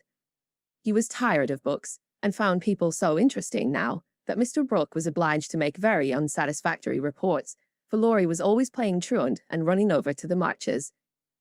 "Never mind, let him take a holiday and make it up afterward," said the old gentleman. "The good lady next door says he is studying too hard and needs young society, amusement, and exercise. I suspect she is right, and that I've been coddling the fellow as if I'd been his grandmother. Let him do what he likes, as long as he is happy. He can't get into mischief in that little nunnery over there, and Mrs. March is doing more for him than we can. What good times they had, to be sure. Such plays and tableaux, such sleigh rides and skating frolics, such pleasant evenings in the old parlour, and now and then such gay little parties at the great house. Meg could walk in the conservatory whenever she liked, and revel in bouquets.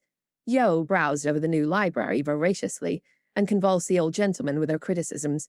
Amy copied pictures, and enjoyed beauty to her heart's content, and Laurie played Lord of the Manor in the most delightful style. But Beth, though yearning for the grand piano, could not pluck up courage to go to the mansion of bliss, as Meg called it. She went once with Joe, but the old gentleman, not being aware of her infirmity, stared at her so hard from under his heavy eyebrows, and said, "Hey," so loud that he frightened her so much her feet chattered on the floor. She never told her mother, and she ran away, declaring she would never go there any more, not even for the dear piano.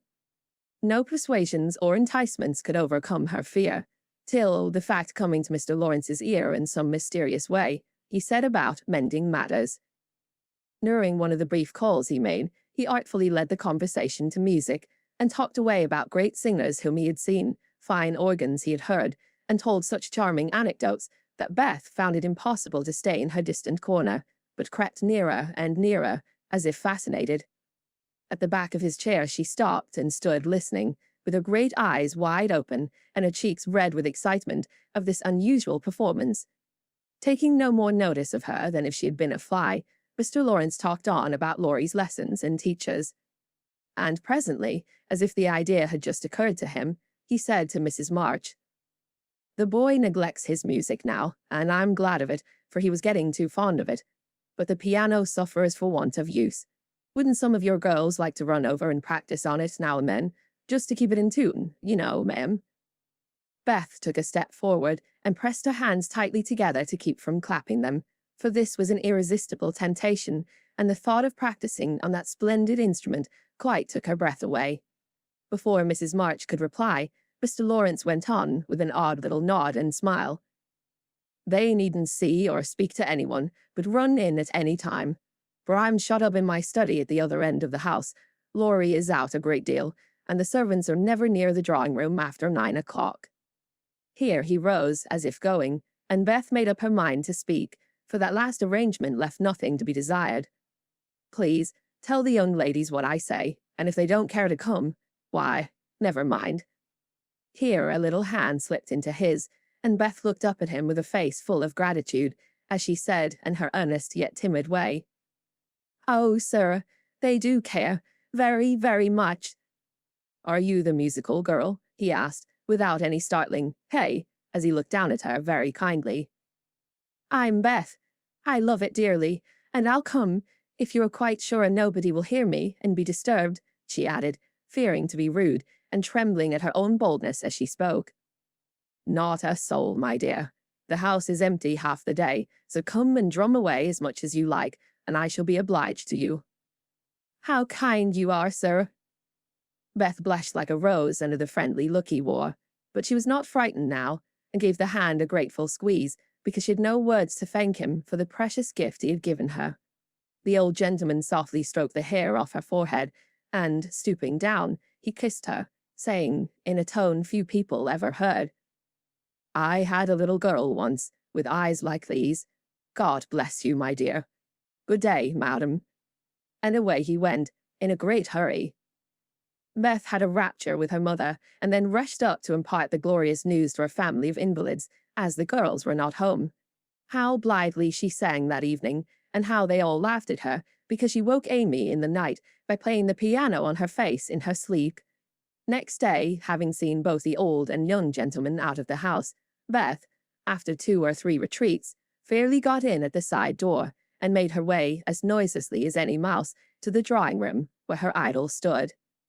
Quite by accident, of course, some pretty easy music lay on the piano, and with trembling fingers and frequent stops to listen and look about, Beth at last touched the great instrument, and straightway forgot her fear, herself, and everything else but the unspeakable delight which the music gave her, for it was like the voice of a beloved friend. She stayed till Hannah came to take her home to dinner, but she had no appetite and could only sit and smile upon everyone in a general state of beatitude. After that, the little brown hood slipped through the head nearly every day, and the grey drawing-room was haunted by a tuneful spirit that came and went unseen. She never knew that Mr. Lawrence opened his study door to hear the old-fashioned airs he liked. She never saw Laurie mount guard in the hall to warn the servants away. She never suspected that the exercise books and new songs which he found in the rack were put there for her especial benefit, and when he talked to her about music at home, she only thought how kind he was to tell things that helped her so much. So she enjoyed herself heartily, and found, what isn't always the case, that her granted wish was all she had hoped. Perhaps it was because she was so grateful for this blessing that a greater was given her. At any rate, she deserved both. "Mother, I'm going to work Mr. Lawrence a pair of slippers. He is so kind to me. I must thank him, and I don't know any other way." "Can I do it?" asked Beth, a few weeks after that eventful call of his. "Yes, dear. It will please him very much, and be a nice way of thanking him. The girls will help you about them, and I will pay for the making up," replied Mrs. March, who took peculiar pleasure in granting Beth's requests, because she so seldom asked anything for herself. After many serious discussions with Meg and Joe, the pattern was chosen, the materials bought, and the slippers begun. A cluster of grave yet cheerful pansies on a deeper purple ground was pronounced very appropriate and pretty, and Beth worked away early and late, with occasional lifts over hard parts. She was a nimble little needlewoman, and they were finished before anyone got tired of them. Then she wrote a short, simple note, and with Laurie's help, got them smuggled onto the study table one morning, before the old gentleman was up. When this excitement was over, Beth waited to see what would happen. All day passed, and a part of the next, before any acknowledgement arrived, and she was beginning to fear she'd offended her crotchety friend. On the afternoon of the second day, she went out to do an errand, and give poor Joanna, the invalid doll, her daily exercise. As she came up the street on her return, she saw 4 heads popping in and out of the parlor windows, and the moment they saw her, several hands were waved, and several joyful voices screamed, "Here's a letter from the old gentleman. Come quick and read it." "Oh, Beth, he sent you," began Amy, gesticulating with unseemly energy, but she got no further, for Joe quenched her by slamming down the window. Beth hurried on in a flutter of suspense. At the door, her sisters seized and bore her to the parlor in a triumphal procession, all pointing and all saying at once, "Look there! Look there!" Beth did look, and turned pale with delight and surprise, for there stood a little cabinet piano, with a letter lying on the glossy lid, directed like a signboard to Miss Elizabeth March. "For me?" gasped Beth, holding on to Joe, and feeling as if she should tumble down. It was such an overwhelming thing altogether. "Yes, all for you, my precious. Isn't it splendid of him? Don't you think he's the dearest old man in the world? Here is the key in the letter. We didn't open it. We are dying to know what he says," cried Joe, hugging her sister and offering the note. "You read it. I can't. I feel so queer. Oh, it is too lovely." And Beth hid her face in Joe's apron, quite upset by her present. Joe opened the paper and began to laugh, but the first words she saw were, "Miss March. Dear Madam." "How nice it sounds. I wish someone would write to me so," said Amy, who thought the old-fashioned address very elegant. "I have had many pairs of slippers in my life, but I never had any that suited me so well as yours," continues Joe. "Heartsease is my favorite flower, and these will always remind me of the gentle giver. I like to pay my debts, so I know you will allow the old gentleman to send you something which once belonged to the little granddaughter he lost. With hearty thanks and best wishes, I remain your grateful friend and humble servant, James Lawrence." "There, Beth, that's an honor to be proud of, I'm sure. Laurie told me how fond Mr. Lawrence used to be of the child who died, and how he kept all her little things carefully. Just think, he's given you her piano. That comes of having big blue eyes and loving music," said Joe, trying to soothe Beth, who trembled and looked more excited than she'd ever been before. "See the cunning brackets to hold candles, and the nice green silk puckered up, with a gold rose in the middle, and the pretty rack and stool, all complete," added Meg, opening the instrument and displaying its beauties. "Your humble servant, James Lawrence. Only think of his writing that to you. I'll tell the girls. They'll think it's splendid," said Amy, much impressed by the note. "Try it, honey. Let's hear the sound of the baby piano," said Hannah, who always took a share in the family joys and sorrows. So Beth tried it, and everyone pronounced it the most remarkable piano ever heard. It had evidently been newly tuned and put in apple pie order, but, perfect as it was, I think the real charm lay in the happiest of all happy faces which leaned over it, as Beth lovingly touched the beautiful black and white keys and pressed the bright pedals. "You'll have to go and thank him," said Jo, by way of a joke, for the idea of the child's really going never entered her head. "Yes, I mean to. I guess I'll go now, before I get frightened thinking about it." And, to the utter amazement of the assembled family, Beth walked deliberately down the garden, through the hedge, and in at the Lawrences' door. "Well, I wish I may die if it ain't the queerest thing I ever see. The piano has turned her head. She'd never have gone in her right mind," cried Hannah, staring after her, while the girls were rendered quite speechless by the miracle. They would have been still more amazed if they'd seen what Beth did afterward. If you will believe me, she went and knocked to the study door before she gave herself time to think, and when a gruff voice called out, "Come in," she did go in, right up to Mr. Lawrence, who looked quite taken aback, and held out her hand, saying, with only a small quaver in her voice, "I came to thank you, sir, for—" But she didn't finish, for he looked so friendly that she forgot her speech, and, only remembering that he'd lost the little girl he loved, she put both arms round his neck and kissed him. If the roof of the house had suddenly flown off, the old gentleman wouldn't have been more astonished. But he liked it. Oh dear, yes, he liked it amazingly, and was so touched and pleased by that confiding little kiss that all his crustiness vanished, and he just set her on his knee and laid his wrinkled cheek against her rosy one, feeling as if he'd got his own little granddaughter back again. Beth ceased to fear him from that moment and sat there talking to him as cozily as if she had known him all her life, for love casts out fear, and gratitude can conquer pride. When she went home, he walked with her to her own gate, shook hands cordially, and touched his hat as he marched back again, looking very stately and erect, like a handsome soldierly old gentleman, as he was. When the girls saw that performance, Jo began to dance a jig, by way of expressing her satisfaction. Amy nearly fell out of the window in her surprise, and Meg exclaimed with uplifted hands, "Well, I do believe the world is coming to an end." Chapter 7. Amy's Valley of Humiliation. "That boy is a perfect cyclops, isn't he?" said Amy one day, as Laurie clattered by on horseback, with a flourish of his whip as he passed.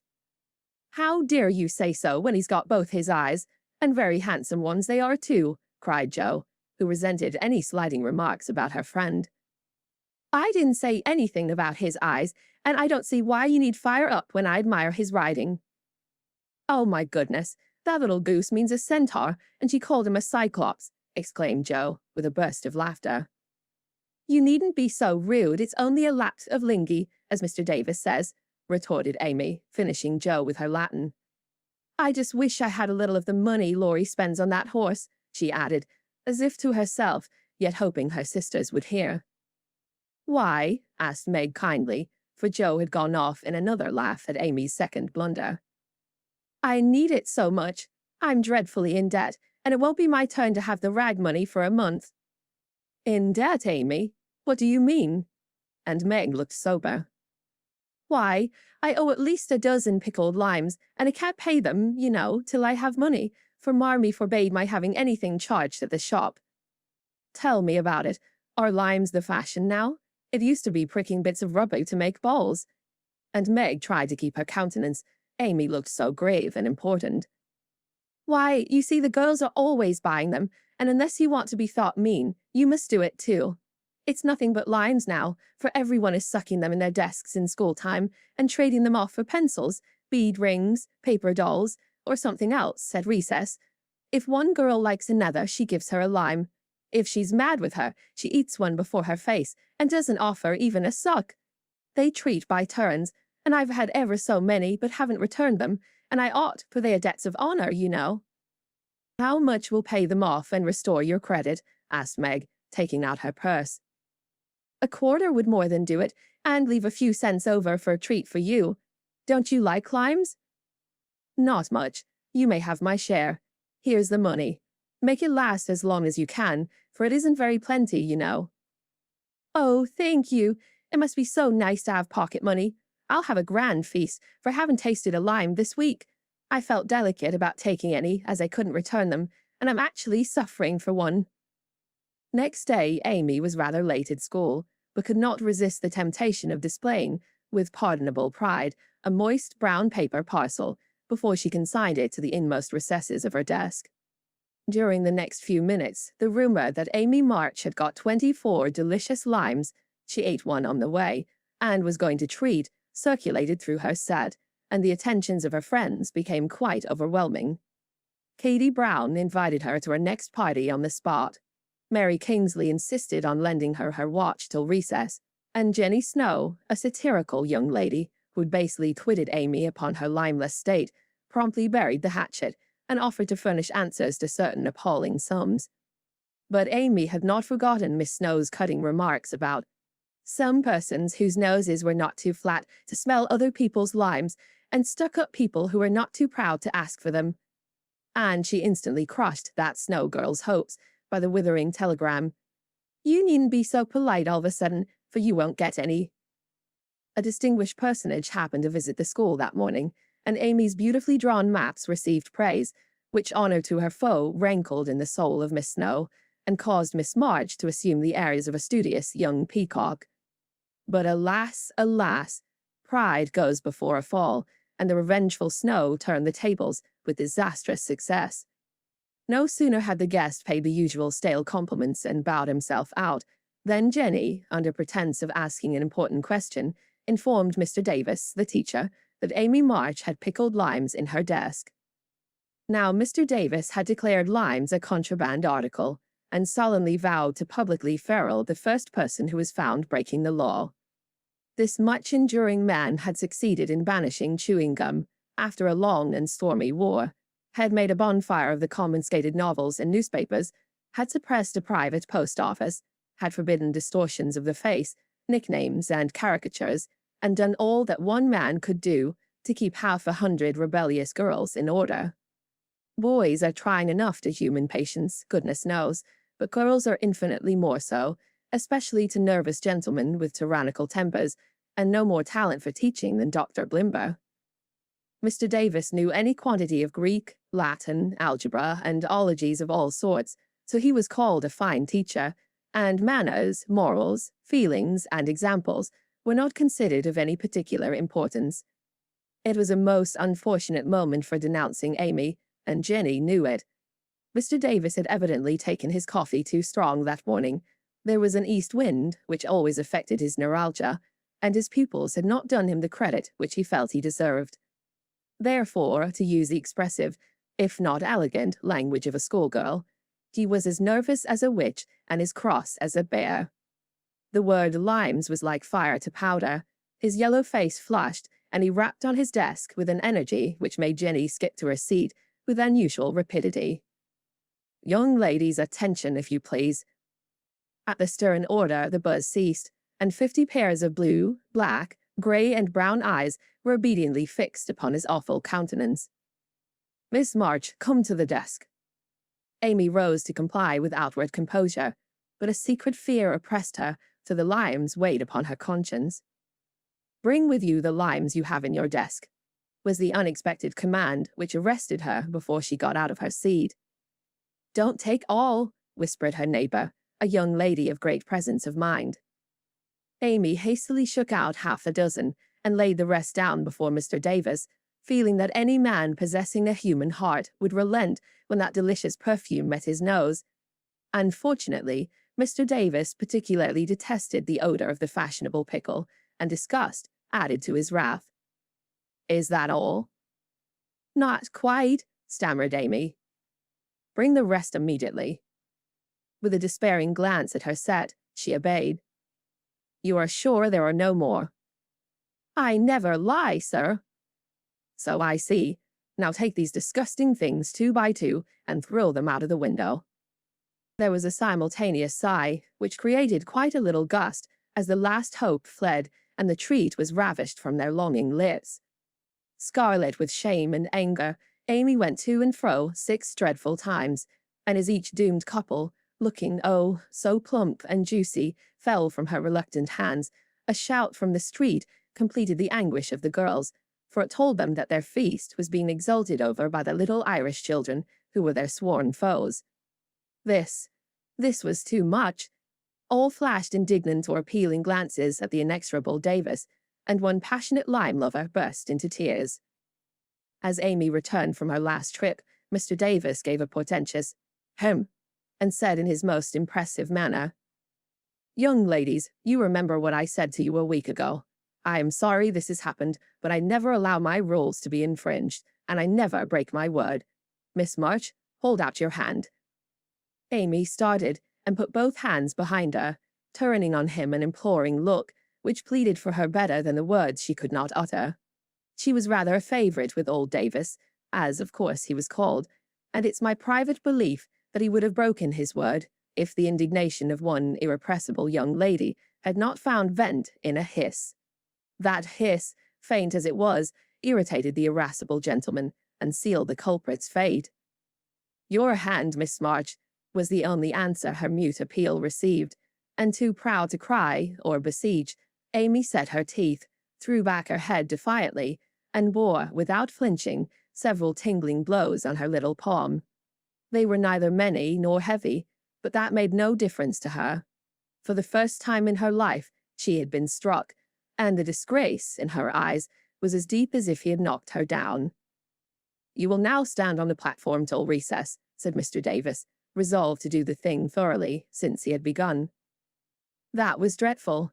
It would have been bad enough to go to her seat and see the pitying faces of her friends, or the satisfied ones of her few enemies, but to face the whole school with that shame fresh upon her seemed impossible, and for a second she felt as if she could only drop down where she stood and break her heart with crying.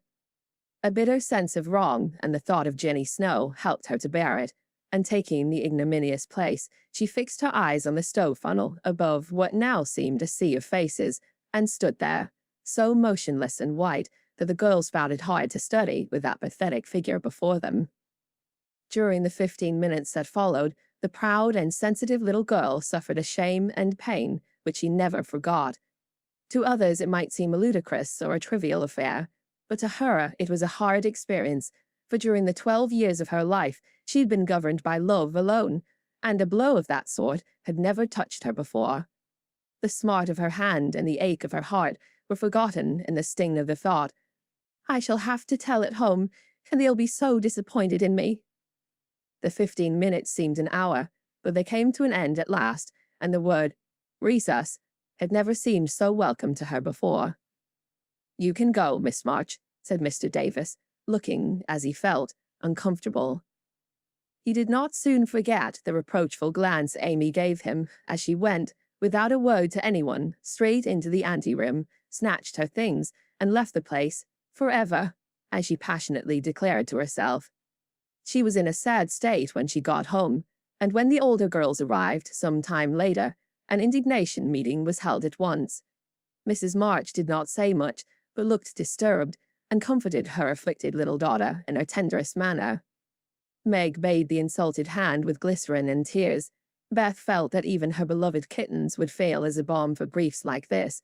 Jo wrathfully proposed that Mr. Davis be arrested without delay, and Hannah shook her fist at the villain and pounded potatoes for dinner as if she had him under her pestle.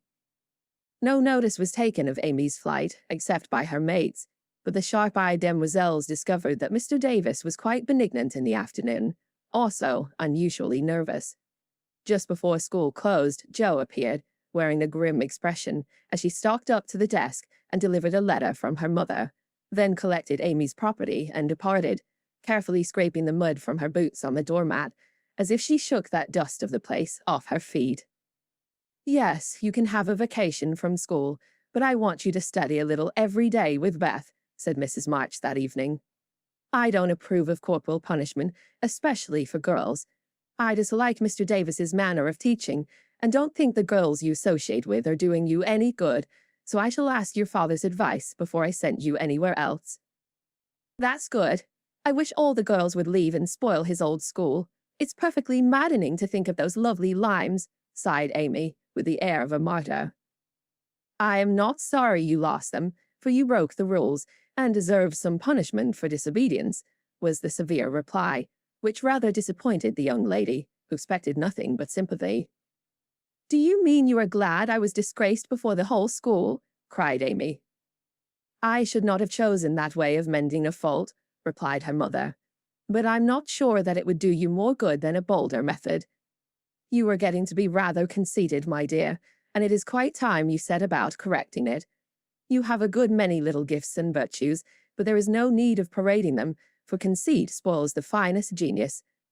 There is not much danger that real talent or goodness will be overlooked long. Even if it is, the consciousness of possessing and using it well should satisfy one, and the great charm of all power is modesty. So it is, cried Laurie, who was playing chess in a corner with Joe.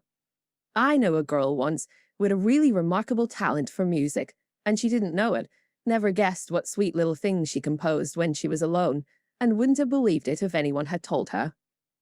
I wish I'd known that nice girl. Maybe she would have helped me. I'm so stupid, said Beth, who stood beside him, listening eagerly. You do know her, and she helps you better than anyone else could, answered Laurie, looking at her with such mischievous meaning in his merry black eyes that Beth suddenly turned very red and hid her face in the sofa cushion, quite overcome by such an unexpected discovery. Joe let Laurie win the game to pay for that praise of her Beth, who could not be prevailed upon to play for them after her compliment.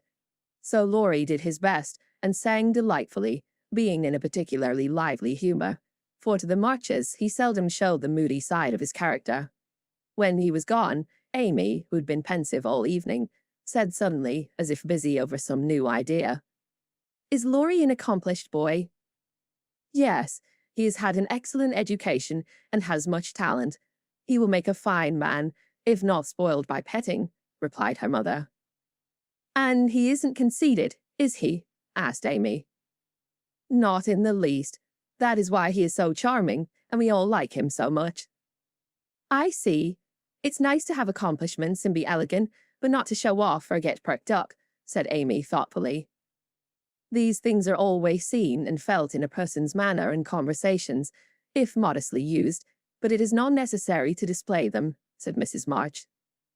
Any more than it's proper to wear all your bonnets and gowns and ribbons at once, that folks may know you've got them, added Joe, and the lecture ended in a laugh. Chapter 8. Joe Meets Apollyon. Girls, where are you going? Asked Amy, coming into their room one Saturday afternoon and finding them getting ready to go out with an air of secrecy which excited her curiosity. Never mind, little girls shouldn't ask questions, returned Joe sharply. Now, if there is anything mortifying to our feelings when we are young, it is to be told that, and to be bidden to run away, dear, is still more trying to us. Amy bridled up at this insult and determined to find out the secret if she teased for an hour. Turning to Meg, who never refused her anything very long, she said coaxingly, Do tell me. I should think you might let me go too, for Beth is fussing over her piano, and I haven't got anything to do, and am so lonely. I can't, dear, because you aren't invited, began Meg, but Joe broke in impatiently. Now, Meg, be quiet, or you will spoil it all. You can't go, Amy, so don't be a baby and whine about it. You are going somewhere with Laurie. I know you are. You were whispering and laughing together on a sofa last night, and you stopped when I came in. Aren't you going with him? Yes, we are. Now do be still and stop bothering. Amy held her tongue, but used her eyes, and saw Meg slip a fan into her pocket. I know. You are going to the theatre to see the Seven Castles, she cried, adding resolutely. And I shall go, for Mother said I might see it, and I've got my rag money, and it was mean not to tell me in time. Just listen to me a minute and be a good child, said Meg soothingly. Mother doesn't wish you to go this week because your eyes are not well enough yet to bear the light of this fairy piece. Next week you can go with Beth and Hannah and have a nice time. I don't like that half as well as going with you and Laurie. Please let me. I've been sick with this cold so long and shut up. I'm dying for some fun. Do, Meg. I'll be ever so good, pleaded Amy, looking as pathetic as she could. Suppose we take her. I don't believe Mother would mind if we bundle her up well, began Meg. If she goes, I shan't, and if I don't, Laurie won't like it, and it will be very rude after he invited only us to go and drag in Amy. I should think she'd hate to poke herself where she isn't wanted, said Jo crossly, for she disliked the trouble of overseeing a fidgety child when she wanted to enjoy herself. Her tone and manner angered Amy, who began to put her boots on, saying in her most aggravating way, I shall go. Meg says I may, and if I pay for myself, Laurie hasn't anything to do with it.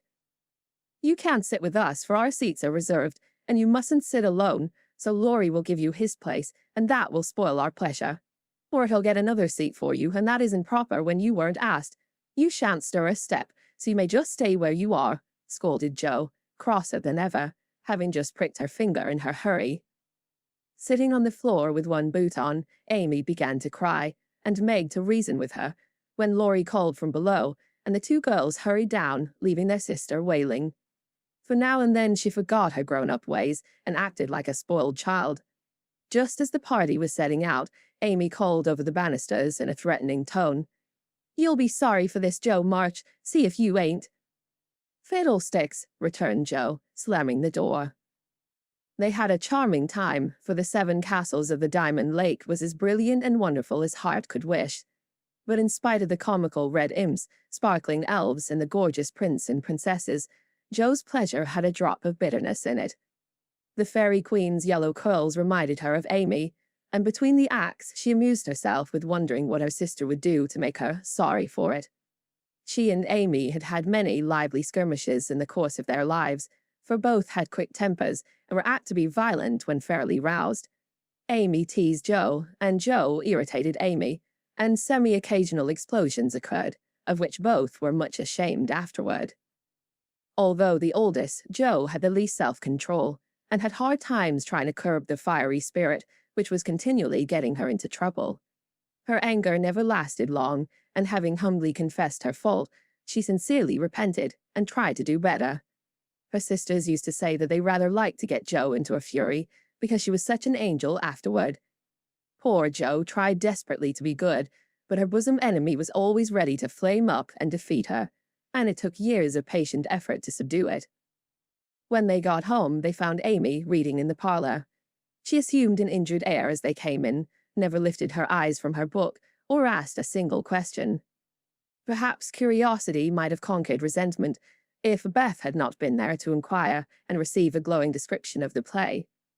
On going up to put away her best hat, Jo's first look was toward the bureau, for in their last quarrel, Amy had soothed her feelings by turning Jo's top drawer upside down on the floor.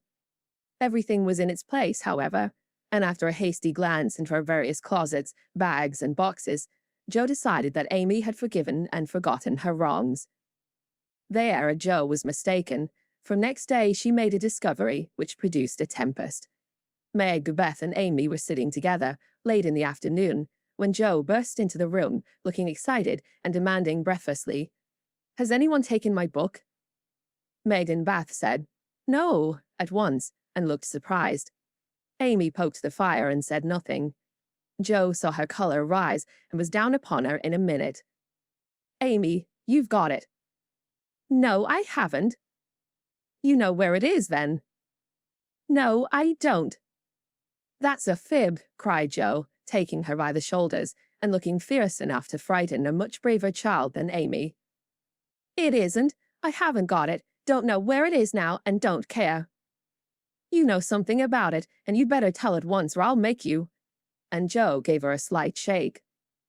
"Scold as much as you like, you'll never see your silly old book again," cried Amy, getting excited in her turn. "Why not?" "I burned it up." "What? My little book I was so fond of, and worked over, and meant to finish before father got home?" Have you really burned it? Said Jo, turning very pale, while her eyes kindled and her hands clutched Amy nervously. Yes, I did. I told you I'd make you pay for being so cross yesterday, and I have, so— Amy got no farther, for Jo's hot temper mastered her, and she shook Amy till her teeth chattered in her head, crying in a passion of grief and anger. You wicked, wicked girl! I never can write it again, and I'll never forgive you as long as I live. Meg flew to rescue Amy and Beth to pacify Jo, but Jo was quite beside herself, and with a parting box on her sister's ear, she rushed out of the room up to the old sofa in the garret and finished her fight alone. The storm cleared up below, for Mrs. March came home, and having heard the story, soon brought Amy to a sense of the wrong she'd done her sister. Jo's book was the pride of her heart, and was regarded by her family as a literary sprout of great promise. It was only half a dozen little fairy tales, but Jo had worked over them patiently, putting her whole heart into her work, hoping to make something good enough to print. She'd just copied them with great care, and had destroyed the old manuscript, so that Amy's bonfire had consumed the loving work of several years. It seemed a small loss to others, but to Jo it was a dreadful calamity, and she felt that it never could be made up to her. Beth mourned as for a departed kitten, and Meg refused to defend her pet. Mrs. March looked grave and grieved, and Amy felt that no one would love her till she'd asked pardon for the act which she now regretted more than any of them. When the tea bell rang, Jo appeared, looking so grim and unapproachable that it took all Amy's courage to say meekly, "Please forgive me, Jo. I'm very, very sorry." "I never shall forgive you," was Jo's stern answer, and from that moment she ignored Amy entirely.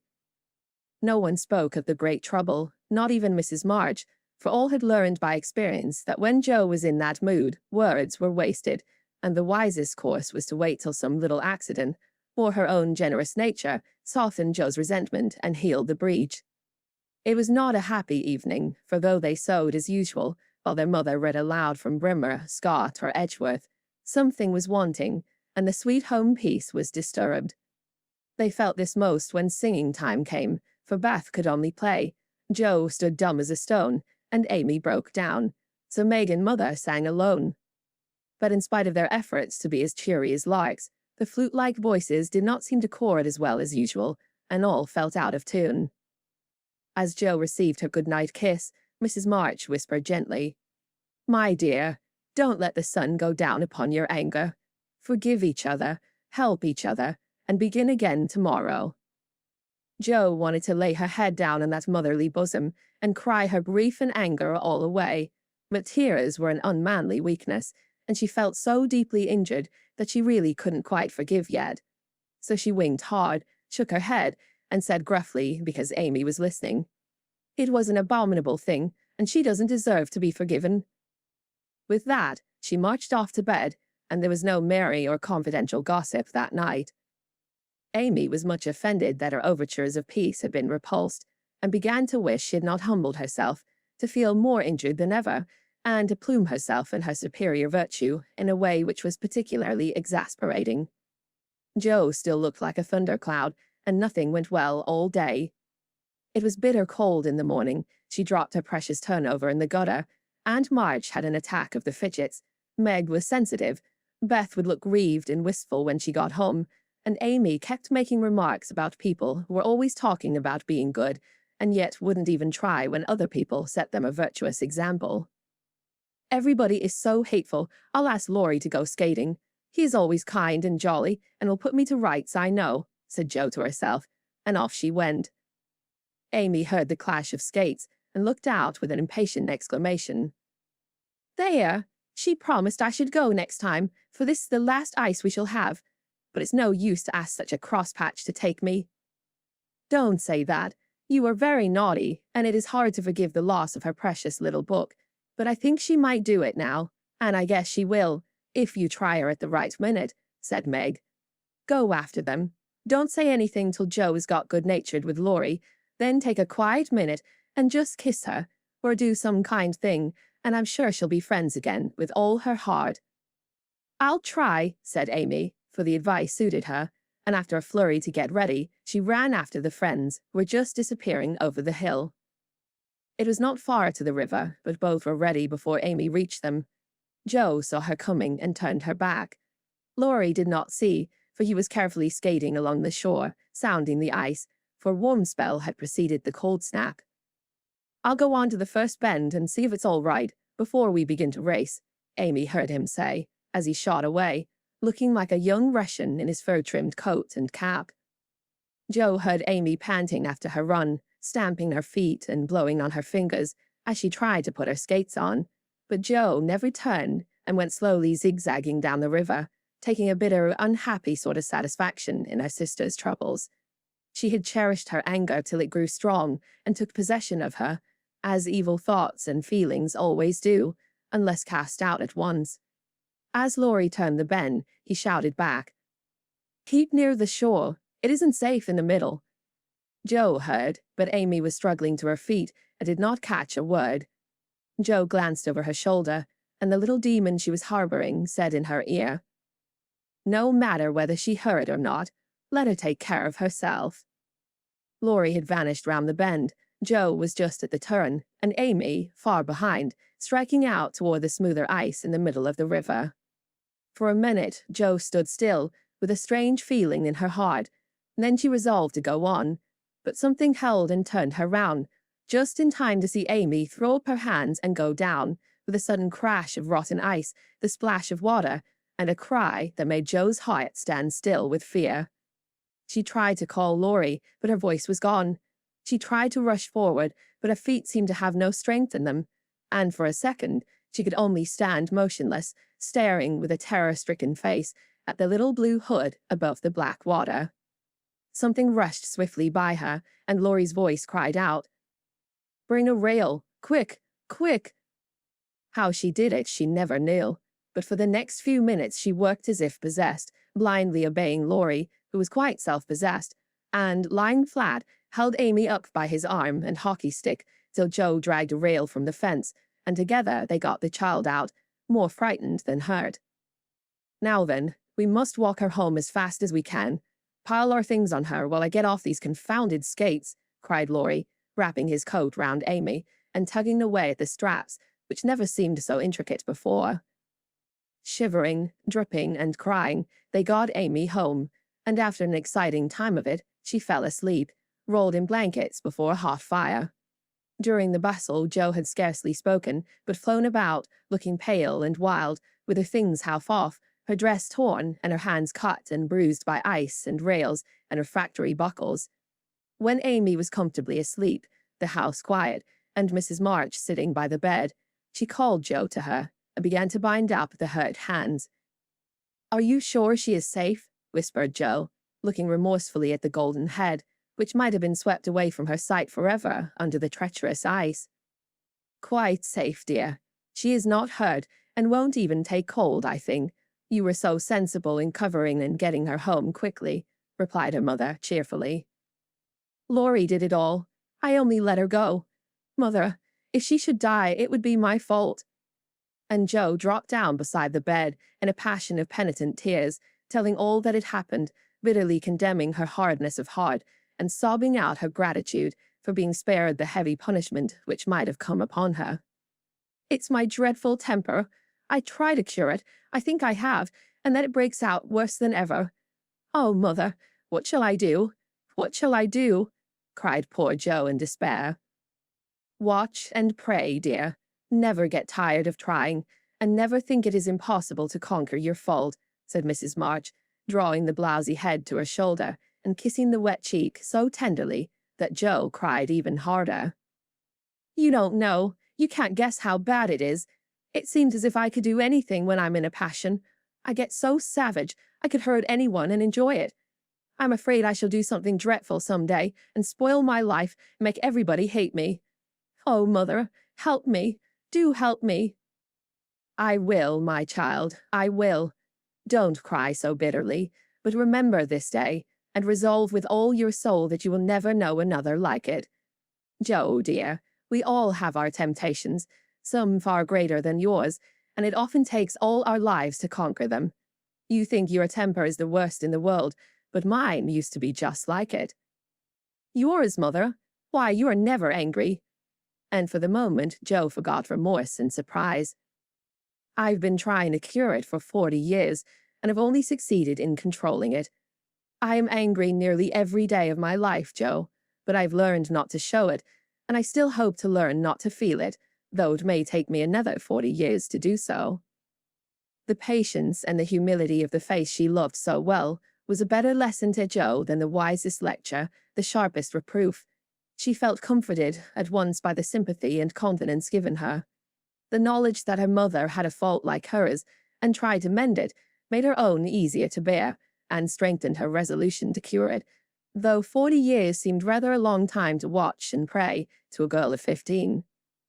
Mother, are you angry when you fold your lips tight together and go out of the room sometimes when Aunt March scolds or people worry you? Asked Joe, feeling nearer and dearer to her mother than ever before.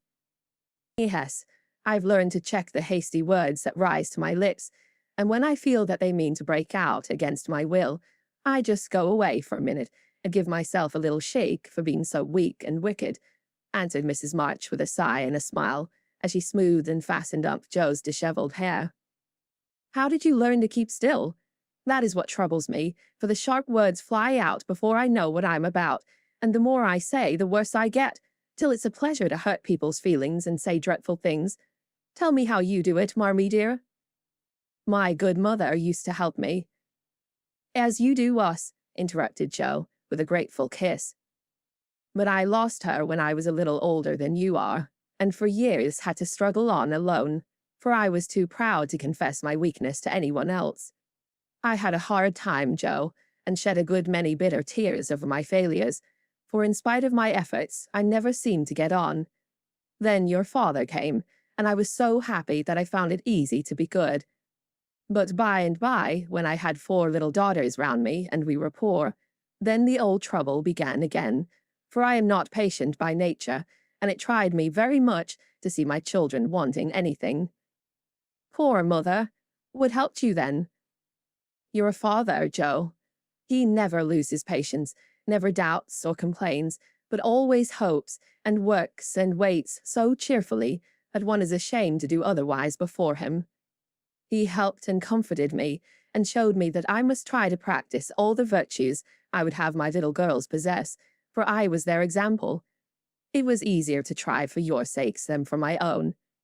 A startled or surprised look from one of you when I spoke sharply rebuked me more than any words could have done, and the love, respect, and confidence of my children was the sweetest reward I could receive for my efforts to be the woman I would have them copy. Oh, mother, if I'm ever half as good as you, I shall be satisfied, cried Joe, much touched. I hope you'll be a great deal better, dear, but you must keep watch over your bosom enemy, as father calls it, or it may sadden, if not spoil, your life. You have had a warning. Remember it, and try with heart and soul to master this quick temper, before it brings you greater sorrow and regret than you've known today. I will try, mother, I truly will, but you must help me, remind me, and keep me from flying out. I used to see father sometimes put his finger on his lips and look at you with a very kind but sober face, and you always folded your lips tight and went away. Was he reminding you then? Asked Joe softly. Yes. I asked him to help me so, and he never forgot it, but saved me from many a sharp word by that little gesture and kind look. Joe saw that her mother's eyes filled and her lips trembled as she spoke, and fearing that she'd said too much, she whispered anxiously, Was it wrong to watch you and to speak of it? I didn't mean to be rude, but it's so comfortable to say all I think to you and feel so safe and happy here. My Joe, you may say anything to your mother, for it is my greatest happiness and pride to feel that my girls confide in me and know how much I love them. I thought I'd grieved you. No, dear, but speaking of father reminded me how much I miss him, how much I owe him, and how faithfully I should watch and work to keep his little daughter safe and good for him. Yet you told him to go, mother, and didn't cry when he went, and never complain now, or seem as if you needed any help, said Joe, wondering. I gave my best to the country I love, and kept my tears till he was gone. Why should I complain when we both have merely done our duty and will surely be the happier for it in the end? If I don't seem to need help, it is because I have a better friend, even than father, to comfort and sustain me. My child, the troubles and temptations of your life are beginning, and may be many, but you can overcome and outlive them all if you learn to feel the strength and tenderness of your heavenly Father, as you do that of your earthly one.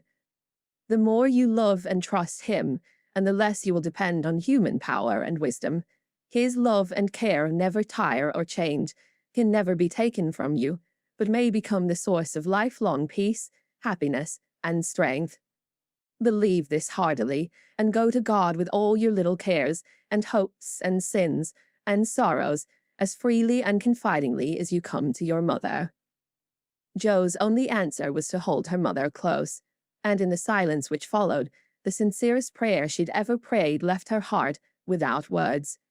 For in that sad yet happy hour, she'd learned not only the bitterness of remorse and despair, but the sweetness of self-denial and self-control, and led by her mother's hand, she'd drawn nearer to the friend who always welcomes every child, with a love stronger than that of any father, tenderer than that of any mother. Amy stirred and sighed in her sleep, and as if eager to begin at once to mend her fault, Jo looked up with an expression on her face which it had never worn before. I let the sun go down in my anger. I wouldn't forgive her, and today, if it hadn't been for Laurie, it might have been too late. How could I be so wicked? Said Jo, half aloud, as she leaned over her sister, softly stroking the wet hair scattered on the pillow. As if she heard, Amy opened her eyes and held out her arms with a smile that went straight to Jo's heart. Neither said a word, but they hugged one another close, in spite of the blankets, and everything was forgiven and forgotten in one hearty kiss. Chapter 9. Meg goes to Vanity Fair. I do think it was the most fortunate thing in the world that those children should have the measles just now, said Meg one April day, as she stood packing the go-abroady trunk in her room, surrounded by her sisters.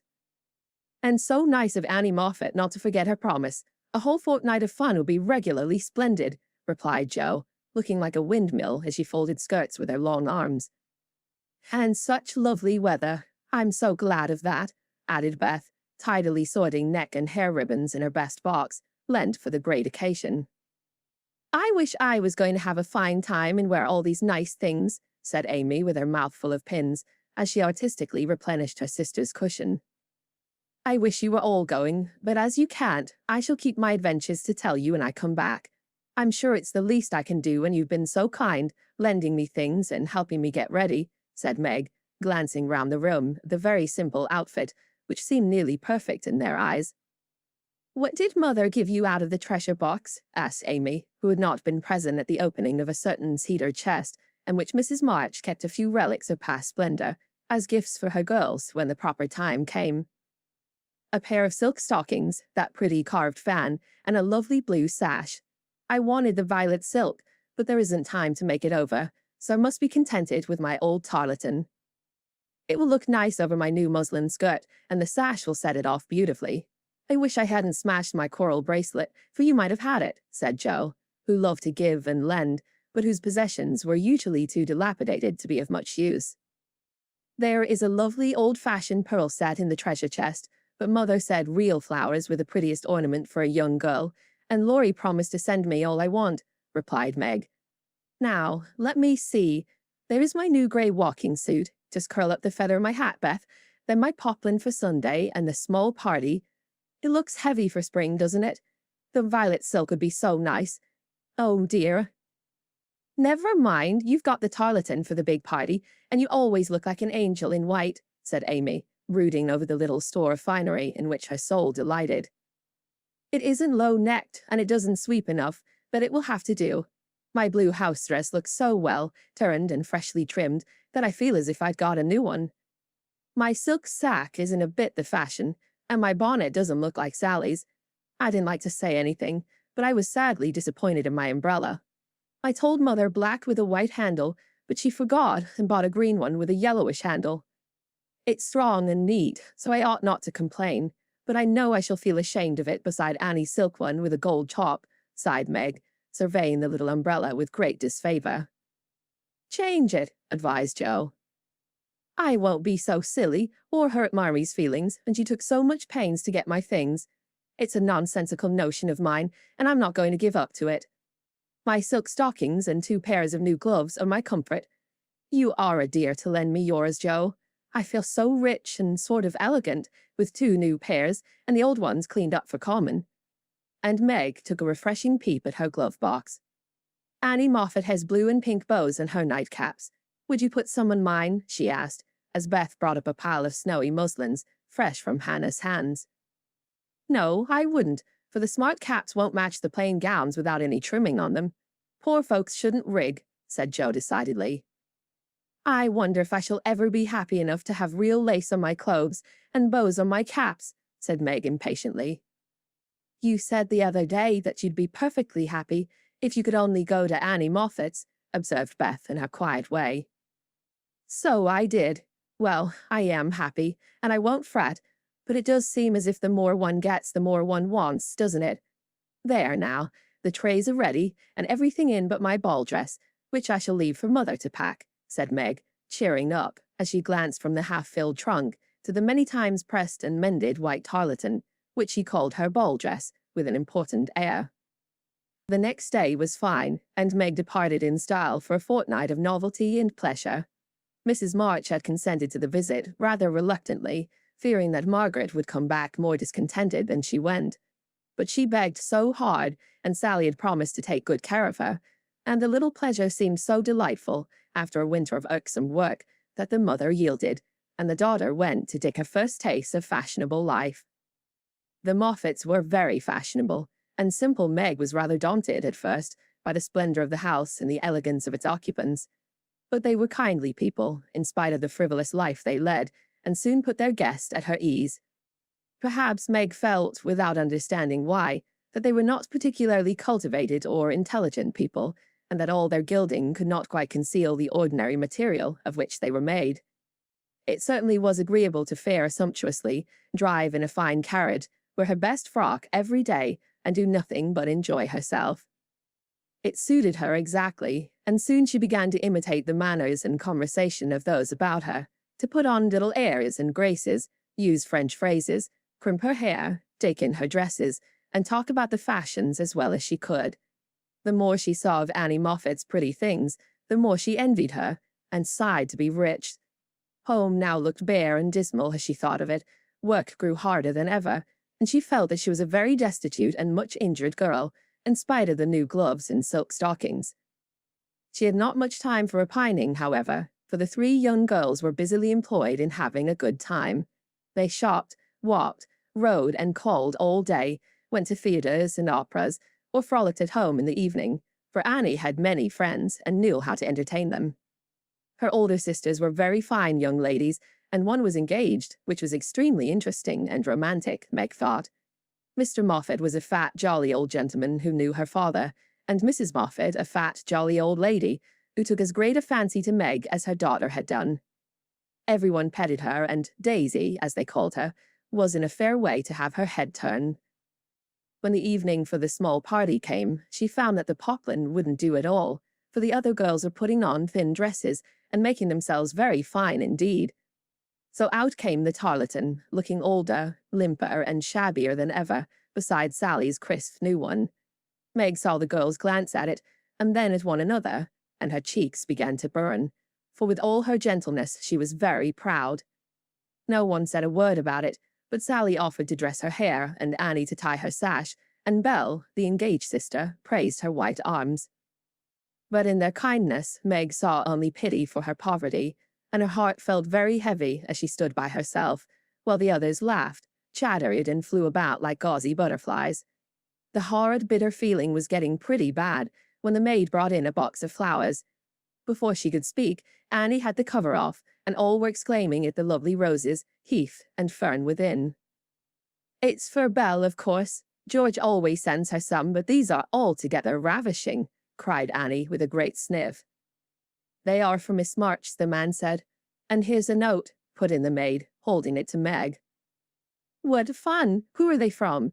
Didn't know you had a lover," cried the girls, fluttering about Meg in a high state of curiosity and surprise. "The note is from Mother, and the flowers from Laurie," said Meg simply, yet much gratified that he had not forgotten her. "Oh, indeed," said Annie with a funny look, as Meg slipped the note into her pocket, as a sort of talisman against envy, vanity, and false pride, for the few loving words had done her good, and the flowers cheered her up by their beauty. Feeling almost happy again, she laid by a few ferns and roses for herself, and quickly made up the rest in dainty bouquets for the breasts, hair, or skirts of her friends, offering them so prettily that Clara, the elder sister, told her she was the sweetest little thing she ever saw, and he looked quite charmed with her small attention. Somehow the kind act finished her despondency, and when all the rest went to show themselves to Mrs. Moffat, she saw a happy, bright-eyed face in the mirror, as she laid her ferns against her rippling hair and fastened the roses in the dress that didn't strike her as so very shabby now. She enjoyed herself very much that evening, for she danced to her heart's content. Everyone was very kind, and she had pre-compliments. Annie made her sing, and someone said she had a remarkably fine voice. Major Lincoln asked who the fresh little girl with the beautiful eyes was, and Mr. Moffat insisted on dancing with her because she didn't dawdle, but had some spring in her, as he gracefully expressed it. So altogether she had a very nice time, till she overheard a bit of conversation which disturbed her extremely. She was sitting just inside the conservatory, waiting for a partner to bring her an ice, when she heard a voice ask on the other side of the flowery wall, "How old is he?" 16 or 17, I should say," replied another voice. "It would be a grand thing for one of those girls, wouldn't it? Sally says they are very intimate now, and the old man quite dotes on them." "Mrs. M. has made her plans, I dare say, and will play her cards well, early as it is. The girl evidently doesn't think of it yet," said Mrs. Moffat. "She told that fib about her mamma as if she did know, and colored up when the flowers came quite prettily. Poor thing. She'd be so nice if she was only got up in style. You think she'd be offended if we offered to lend her a dress for Thursday?" asked another voice. "She's proud, but I don't believe she'd mind, for that dowdy tarlatan is all she's got. She may tear it tonight, and that'll be a good excuse for offering a decent one." Here Meg's partner appeared, to find her looking much flushed and rather agitated. She was proud, and her pride was useful just then, for it helped her hide her mortification, anger, and disgust at what she'd just heard. For, innocent and unsuspicious as she was, she could not help understanding the gossip of her friends. She tried to forget it, but could not, and kept repeating to herself, "Mrs. M. has made her plans, that fib about her mamma, and dowdy tarlatan," till she was ready to cry and rush home, to tell her troubles and ask for advice. As that was impossible, she did her best to seem gay, and being rather excited, she succeeded so well that no one dreamed what an effort she was making. She was very glad when it was all over and she was quiet in her bed, where she could think and wonder and fume till her head ached and her hot cheeks were cooled by a few natural tears. Those foolish yet well-meant words had opened a new world to Meg, and much disturbed the peace of the old one, in which, till now, she had lived as happily as a child. Her innocent friendship with Laurie was spoiled by the silly speeches she'd overheard. Her faith in her mother was a little shaken by the worldly plans attributed to her by Mrs. Moffat, who judged others by herself, and the sensible resolution to be contented with the simple wardrobe which suited a poor man's daughter was weakened by the unnecessary pity of girls who thought a shabby dress one of the greatest calamities under heaven. Poor Meg had a restless night, and got up heavy-eyed, unhappy, half resentful toward her friends, and half ashamed of herself for not speaking out frankly and setting everything right. Everybody dawdled that morning, and it was noon before the girls found energy enough even to take up their worsted work. Something in the manner of her friends struck Meg at once. They treated her with more respect, she thought, took quite a tender interest in what she said, and looked at her with eyes that plainly betrayed curiosity. All this surprised and flattered her, but she did not understand it till Miss Bell looked up from her writing and said with a sentimental air, "Daisy, dear, I sent an invitation to your friend Mr. Lawrence for Thursday. We should like to know him, and it's only a proper compliment to you." Meg colored, but a mischievous fancy to tease the girls made her reply demurely, "You are very kind, but I'm afraid he won't come." "Why not Sherry?" asked Miss Bell. "He's too old."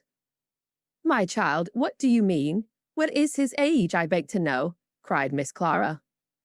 "Nearly 70, I believe," answered Meg, counting stitches to hide the merriment in her eyes. "You sly creature! Of course we meant the young man," exclaimed Miss Bell, laughing. "There isn't any. Laurie is only a little boy." And Meg laughed also at the queer look which the sisters exchanged as she thus described her supposed lover. "About your age," Nan said. "Nearer my sister Jo's. I am 17 in August," returned Meg, tossing her head. "It's very nice of him to send you flowers, isn't it?" said Annie, looking wise about nothing. "Yes, he often does, to all of us, for their house is full and we are so fond of them. My mother and old Mr. Lawrence are friends, you know, so it is quite natural that we children should play together." And Meg hoped they would say no more. "It's evident Daisy isn't out yet," said Miss Clara to Belle, with a nod. "Quite a pastoral state of innocence all round," returned Miss Bell with a shrug. "I'm going now to get some little matters for my girls. Can I do anything for you, young ladies?" asked Mrs. Moffat, lumbering in like an elephant in silk and lace. "No, thank you, ma'am," replied Sally. "I've got my new pink silk for Thursday and don't want a thing." "Nor I," began Meg, but stopped because it occurred to her that she did want several things and could not have them. "What shall you wear?" asked Sally. "My old white one again, if I can mend it fit to be seen. It got sadly torn last night," said Meg, trying to speak quite easily, but feeling very uncomfortable. "Why don't you send home for another?" said Sally, who was not an observing young lady. "I haven't got any other." It cost Meg an effort to say that, but Sally did not see it and exclaimed in amiable surprise, "Only that? How funny!" She did not finish her speech, for Belle shook her head at her and broke in, saying kindly, "Not at all. Where is the use of having a lot of dresses when she isn't out yet? Is no need of sending home, Daisy, even if you had a dozen, for I've got a sweet blue silk laid away, which I've outgrown, and you shall wear it to please me. Won't you, dear?" "You are very kind, but I don't mind my old dress if you don't. It does well enough for a little girl like me," said Meg. "Now, do let me please myself by dressing you up in style. I admire to do it, and you'd be a regular little beauty with a touch here and there. I shan't let anyone see you till you are done, and then we'll burst upon them like Cinderella and her godmother, going to the ball," said Belle in her persuasive tone. Meg couldn't refuse the offer so kindly made, for a desire to see if she would be a little beauty after touching up caused her to accept and forget all her former uncomfortable feelings toward the Moffats. On the Thursday evening, Belle shut herself up with her maid, and between them they turned Meg into a fine lady. They crimped and curled her hair, they polished her neck and arms with some fragrant powder, touched her lips with coralline salve to make them redder, and Hortense would have added a soupçon of rouge if Meg had not rebelled. They laced her into a sky-blue dress, which was so tight she could hardly breathe, and so low in the neck that modest Meg blushed at herself in the mirror. A set of silver filigree was added, bracelets, necklace, brooch, and even earrings, for Hortense tied them on with a bit of pink silk, which did not show. A cluster of tea rose buds at the bosom and a ruche reconciled Meg to the display of her pretty white shoulders, and a pair of high-heeled silk boots satisfied the last wish of her heart. A lace handkerchief, a plumy fan, and a bouquet in a shoulder-holder finished her off, and Miss Bell surveyed her with the satisfaction of a little girl with a newly dressed doll. "Mademoiselle is charmante, très jolie, is she not?" cried Hortense, clasping her hands in an affected rapture. "Come and show yourself," said Miss Bell, leading the way to the room where the others were waiting. As Meg went rustling after, with her long skirts trailing, her earrings tinkling, her curls waving, and her heart beating, she felt as if her fun had really begun at last, for the mirror had plainly told her that she was a little beauty. Her friends repeated the pleasing phrase enthusiastically, and for several minutes she stood, like a jackdaw in the fable, enjoying her borrowed plumes, while the rest chattered like a party of magpies. "While I dress, do you drill her, Nan, in the management of her skirt, And those French heels, or she will trip herself up. Take your silver butterfly and catch up that long curl on the left side of her head, Clara. And don't any of you disturb the charming work of my hands, said Belle, as she hurried away, looking well pleased with her success. You don't look a bit like yourself, but you are very nice. I know her beside you, for Belle has heaps of taste, and you're quite French, I assure you. Let your flowers hang, don't be so careful of them, and be sure you don't trick, returned Sally, trying not to care that Meg was prettier than herself. Keeping that warning carefully in mind, Margaret got safely downstairs and sailed into the drawing rooms, where the Moffats and a few early guests were assembled. She very soon discovered that there is a charm about fine clothes, which attracts a certain class of people and secures their respect. Several young ladies, who'd taken no notice of her before, were very affectionate all of a sudden. Several young gentlemen, who had only stared at her at the other party, now not only stared, but asked to be introduced, and said all manner of foolish but agreeable things to her, and several old ladies, who sat on the sofas and criticized the rest of the party, inquired who she was with an air of interest. She heard Mrs. Moffat reply to one of them. Daisy March, father a colonel in the army, one of our first families, but reverses a fortune, you know. Intimate friends of the Lawrences. Sweet creature, I assure you. My Ned is quite wild about her. Dear me, said the old lady, putting up her glass for another observation of Meg, and tried to look as if she had not heard and been rather shocked at Mrs. Moffat's fibs.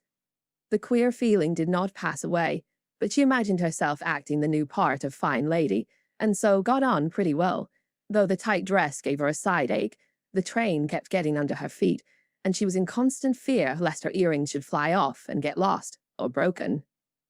She was flirting her fan and laughing at the feeble jokes of a young gentleman who tried to be witty, when she suddenly stopped laughing and looked confused, for just opposite she saw Laurie. He was staring at her with undisguised surprise, and disapproval also, she thought, for though he bowed and smiled, yet something in his honest eyes made her blush and wish she had her old dress on. To complete her confusion, she saw Belle nudge Annie, and both glanced from her to Laurie, who, she was happy to see, looked unusually boyish and shy. Silly creatures to put such thoughts into my head. I won't care for it, or let it change me a bit, thought Meg, and rustled across the room to shake hands with her friend. I'm glad you came. I was afraid you wouldn't, she said, with her most grown-up air. Joe wanted me to come and tell her how you looked, so I did, answered Laurie, without turning his eyes upon her, though he half smiled at her maternal tone. What shall you tell her? Asked Meg, full of curiosity to know his opinion of her, yet feeling ill at ease with him for the first time. I shall say I didn't know you, for you look so grown up and unlike yourself. I'm quite afraid of you, he said, fumbling at his glove button. How absurd of you. The girls dressed me up for fun, and I rather like it. Wouldn't Jo stare if she saw me? Said Meg, bent on making him say whether he thought her improved or not. Yes, I think she would, returned Laurie gravely. Don't you like me so? Asked Meg. No, I don't, was the blunt reply. Why not? In an anxious tone. He glanced at her frizzled head, bare shoulders, and fantastically trimmed dress, with an expression that abashed her more than his answer, which had not particle of his usual politeness in it. I don't like fuss and feathers. That was altogether too much from a lad younger than herself, and Meg walked away, saying petulantly, You are the rudest boy I ever saw. Feeling very much ruffled, she went and stood at a quiet window to cool her cheeks, but the tight dress gave her an uncomfortably brilliant color. As she stood there, Major Lincoln passed by, and a minute after she heard him saying to his mother, They are making a fool of that little girl. I wanted you to see her, but they've spoiled her entirely. She's nothing but a doll tonight. Oh dear, sighed Meg. I wish I'd been sensible and worn my own things. Then I should not have disgusted other people, or felt so uncomfortable and ashamed of myself. She leaned her forehead on the cool pane and stood half hidden by the curtains, never minding that her favorite waltz had begun, till someone touched her, and, turning, she saw Laurie, looking penitent, as he said, with his very best bow and his hand out. Please forgive my rudeness, and come and dance with me. I'm afraid it will be too disagreeable to you, said Meg, trying to look offended and failing entirely. Not a bit of it. I'm dying to do it. Come, I'll be good. I don't like your gown, but I do think you are just splendid." And he waved his hands, as if words failed to express his admiration. Meg smiled and relented, and whispered as they stood waiting to catch the time, "Take care my skirt doesn't trip you up. It's a plague of my life, and I was a goose to wear it." "Pin it round your neck, and then it will be useful," said Laurie, looking down at the little blue boots, which he evidently approved of. Away they went fleetly and gracefully, for having practiced at home, they were well matched, and the blithe young couple were a pleasant sight to see as they twirled merrily round and round, feeling more friendly than ever after their small tiff. "Laurie, I want you to do me a favour, will you?" said Meg, as he stood fanning her when her breath gave out, which it did very soon, though she would not own why. "Won't I?" said Laurie with alacrity. "Please don't tell them at home about my dress tonight. They won't understand the joke, and it will worry Mother." "Then why did you do it?" said Laurie's eyes, so plainly that Meg hastily added, "I shall tell them myself all about it, and fess to Mother how silly I've been. But I'd rather do it myself. So you'll not tell, will you?" "I give you my word I won't. Only what shall I say when they ask me?" "Just say I looked pretty well and was having a good time." "I'll say the first with all my heart, but how about the other? You don't look as if you were having a good time. Are you?" And Laurie looked at her with an expression which made her answer in a whisper, "No, not just now. Don't think I'm horrid.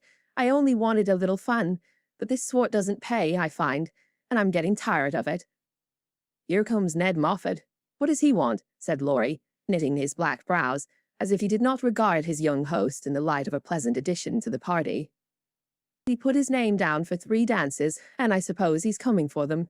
"What a bore," said Meg, assuming a languid air which amused Laurie immensely.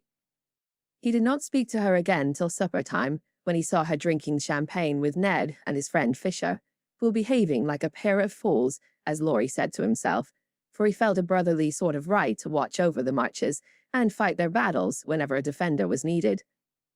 "You'll have a splitting headache tomorrow if you drink much of that." "I wouldn't, Meg. Your mother doesn't like it, you know," he whispered, leaning over her chair, as Ned turned to refill her glass and Fisher stooped to pick up her fan. "I'm not Meg tonight. I'm a doll who does all sorts of crazy things. Tomorrow I shall put away my fuss and feathers and be desperately good again," she answered with an affected little laugh. "Wish tomorrow was here, then," muttered Laurie, walking off, ill-pleased at the change he saw in her. Meg danced and flirted, chattered and giggled, as the other girls did. After supper she undertook the German, and blundered through it, nearly upsetting her partner with her long skirt, and romping in a way that scandalized Laurie, who looked on and meditated a lecture. But he got no chance to deliver it, for Meg kept away from him till he came to say good night. "Remember," she said, trying to smile, for the splitting headache had already begun. "Silence à la mort," replied Laurie with a melodramatic flourish, as he went away. This little bit of byplay excited Annie's curiosity, but Meg was too tired for gossip and went to bed, feeling as if she'd been to a masquerade and hadn't enjoyed herself as much as she expected. She was sick all the next day, and on Saturday went home, quite used up with her fortnight's fun, and feeling that she'd sat in the lap of luxury long enough. It does seem pleasant to be quiet and not have company manners on all the time. Home is a nice place, though it isn't splendid, said Meg, looking about her with a restful expression, as she sat with her mother and Joe on the Sunday evening. "I'm glad to hear you say so, dear, for I was afraid home would seem dull and poor to you after your fine quarters," replied her mother, who had given her many anxious looks that day, for motherly eyes are quick to see any change in children's faces. Meg had told her adventures gaily, and said over and over what a charming time she had had, but some things still seemed to weigh upon her spirits, and when the younger girls were gone to bed, she sat thoughtfully staring at the fire, saying little and looking worried. As the clock struck 9 and Joe proposed bed, Meg suddenly left her chair and, taking Beth's stool, leaned her elbows on her mother's knee, saying bravely, "Marmee, I want to fess." "I thought so. What is it, dear?" "Shall I go away?" asked Joe discreetly. "Of course not. Don't I always tell you everything? I was ashamed to speak of it before the younger children, but I want you to know all the dreadful things I did at the Moffats." "We are prepared," said Mrs. March, smiling but looking a little anxious. "I told you they dressed me up, but I didn't tell you that they powdered and squeezed and frizzled and made me look like a fashion plate. Laurie thought I wasn't proper. I know he did, though he didn't say so, and one man called me a doll. I knew it was silly, but they flattered me and said I was a beauty and quantities of nonsense, so I let them make a fool of me." "Is that all?" asked Jo, as Mrs. March looked silently at the downcast face of her pretty daughter, and could not find it in her heart to blame her little follies. "No, I drank champagne and robbed and tried to flirt and was altogether abominable," said Meg self-reproachfully. "There is something more, I think," and Mrs. March smoothed the soft cheek, which suddenly grew rosy as Meg answered slowly. "Yes, it's very silly, but I want to tell it because I hate to have people say and think such things about us and Laurie."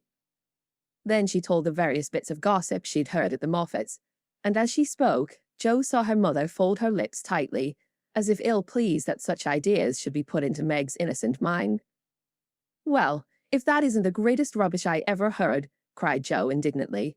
"Why didn't you pop out and tell them so on the spot?" "I couldn't. It was so embarrassing for me. I couldn't help hearing it first, and then I was so angry and ashamed, I didn't remember that I ought to go away. Just wait till I see Annie Moffat, and I'll show you how to settle such ridiculous stuff. The idea of having plans and being kind to Laurie because he's rich and may marry us by and by. Won't ye shout when I tell him what those silly things say about us poor children?" And Jo laughed, as if on second thoughts the thing struck her as a good joke. "If you tell Laurie, I'll never forgive you. She mustn't, must she, Mother?" said Meg, looking distressed. "No, never repeat that foolish gossip, and forget it as soon as you can," said Mrs. March gravely. "I was very unwise to let you go among people of whom I know so little, kind, I dare say, but worldly, ill-bred, and full of those vulgar ideas about young people. I am more sorry than I can express for the mischief this visit may have done you, Meg." "Don't be sorry. I won't let it hurt me.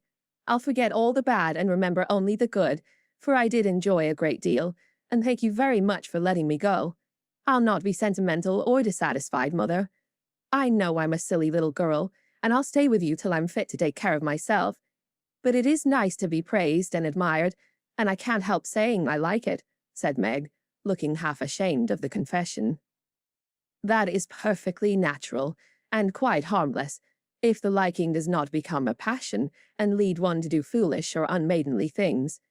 Learn to know and value the praise which is worth having, and to excite the admiration of excellent people by being modest as well as pretty, Meg." Margaret sat thinking a moment while Jo stood with her hands behind her, looking both interested and a little perplexed, for it was a new thing to see Meg blushing and talking about admiration, lovers, and things of that sort. And Jo felt as if during that fortnight her sister had grown up amazingly and was drifting away from her into a world where she could not follow. "Mother, do you have plans, as Mrs. Moffat said?" asked Meg bashfully. "Yes, my dear, I have a great many. All mothers do. But mine differ somewhat from Mrs. Moffat's, I suspect.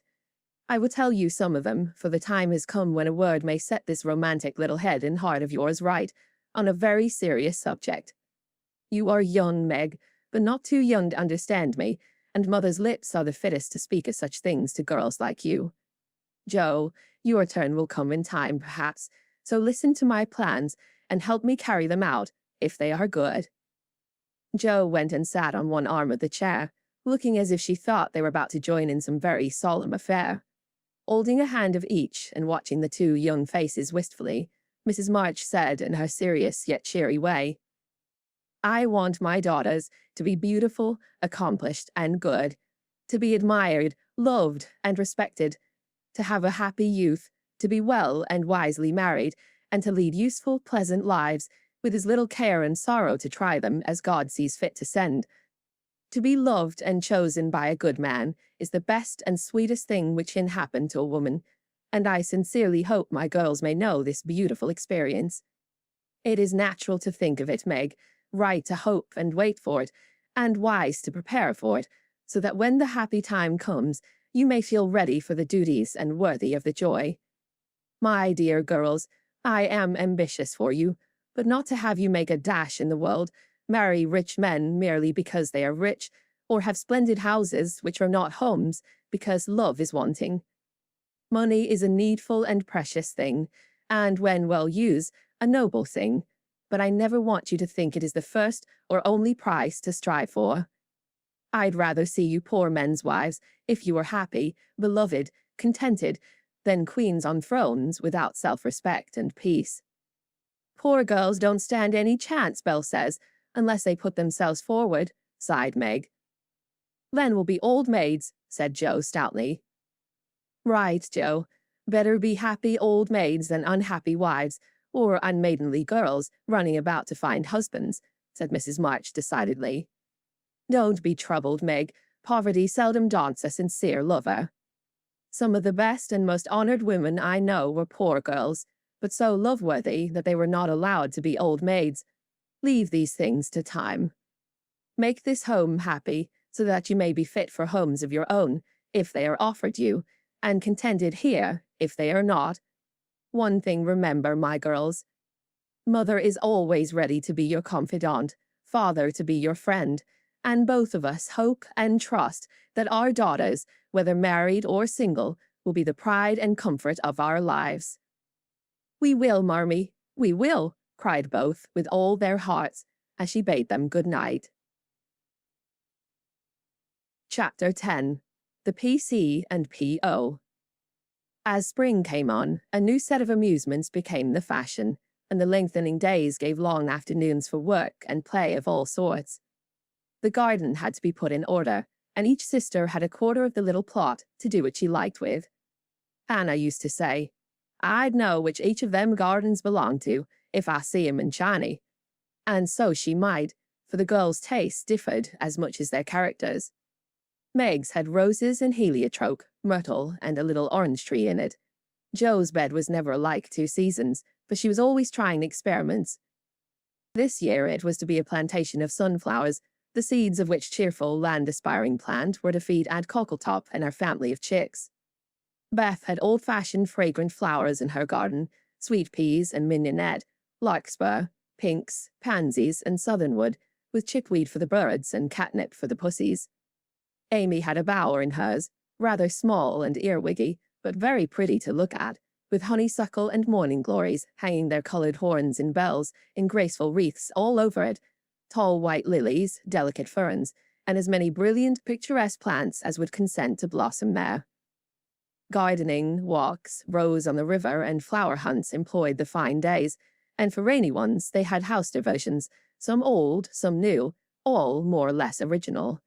One of these was the PC, for as secret societies were the fashion, it was thought proper to have one, and as all of the girls admired Dickens, they called themselves the Pickwick Club.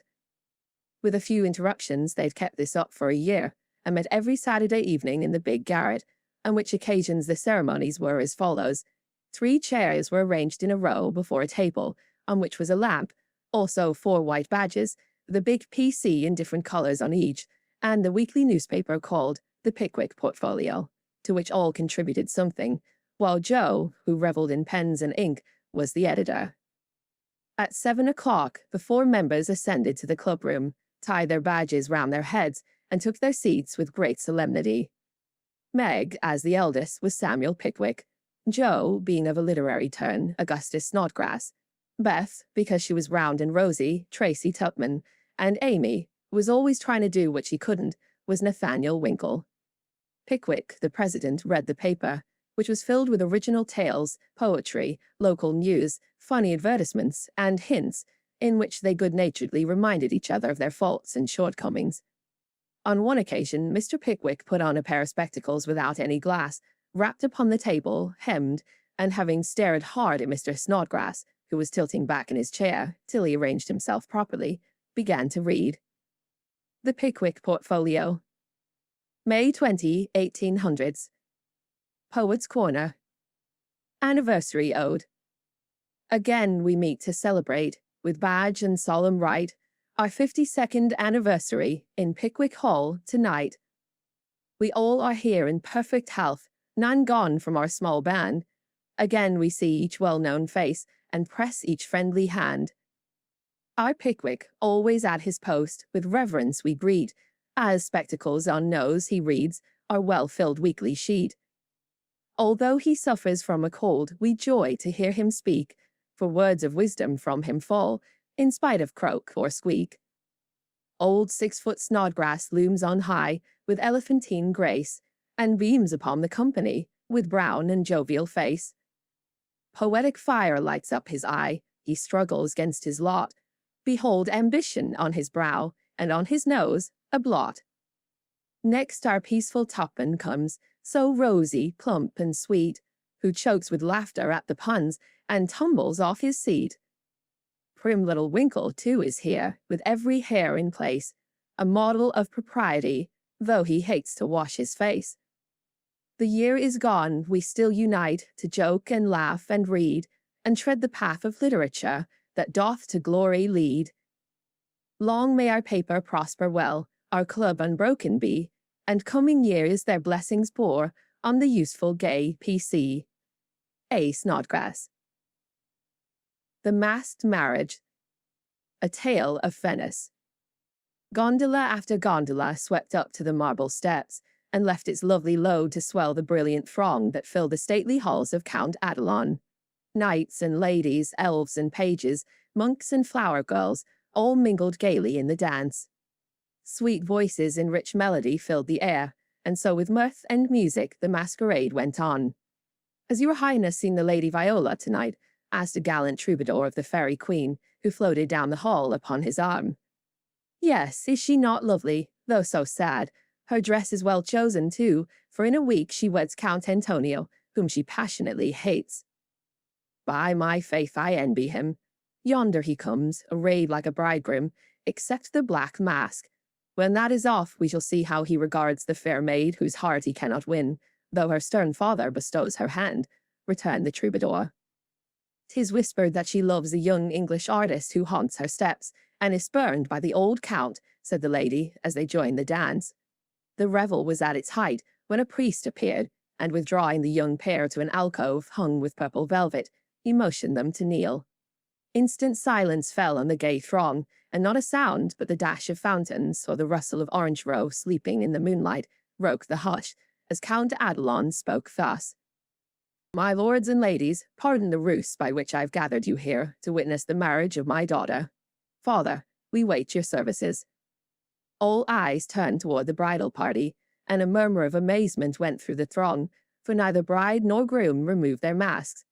Curiosity and wonder possessed all hearts, but respect restrained all tongues till the holy rite was over. Then the eager spectators gathered round the count, demanding an explanation.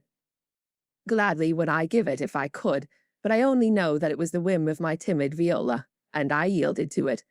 Now, my children, let the play end. Unmask and receive my blessing." But neither bent the knee, for the young bridegroom replied in a tone that startled all listeners as the mask fell, disclosing the noble face of Ferdinand Devereux, the artist's lover, and leaning on the breast, where now flashed the star of an English earl, was the lovely Viola, radiant with joy and beauty. "My lord, you scornfully bade me claim your daughter when I could boast as high a name and vast a fortune as the Count Antonio. I can do more, for even your ambitious soul cannot refuse the Earl of Devereux and de Vere when he gives his ancient name and boundless wealth in return for the beloved hand of this fair lady, now my wife." The Count stood like one changed to stone, and turning to the bewildered crowd, Ferdinand added, with a gay smile of triumph, "To you, my gallant friends, I can only wish that your wooing may prosper as mine has done, and that you may all win as fair a bride as I have by this masked marriage." S. Pickwick. Why is the P.C. like the Tower of Babel? It is full of unruly members. The History of a Squash. Once upon a time, a farmer planted a little seed in his garden, and after a while it sprouted and became a vine and bore many squashes. One day in October, when they were ripe, he picked one and took it to market. A grocer man bought and put it in his shop. That same morning, a little girl in a brown hat and blue dress, with a round face and snub nose, went and bought it for her mother. She lugged it home, cut it up, and boiled it in the big pot, mashed some of it with salt and butter for dinner. And to the rest she added a pint of milk, 2 eggs, 4 spoons of sugar, nutmeg, and some crackers, put it in a deep dish, and baked it till it was brown and nice, and next day it was eaten by a family named March. T. Tupman. Mr. Pickwick, sir. I address you upon the subject of Sin the Sinner. Is a man named Winkle, who makes trouble in his club by laughing, and sometimes won't write his piece in this fine paper. I hope you will pardon his badness, and let him send a French fable, because he can't write out of his head, as he has so many lessons to do, and no brains. In future, I will try to take time by the fetlock, and prepare some work, which will be all comme il faut. That means all right. I am in haste, as it is nearly school time. Yours respectably, Anne Winkle.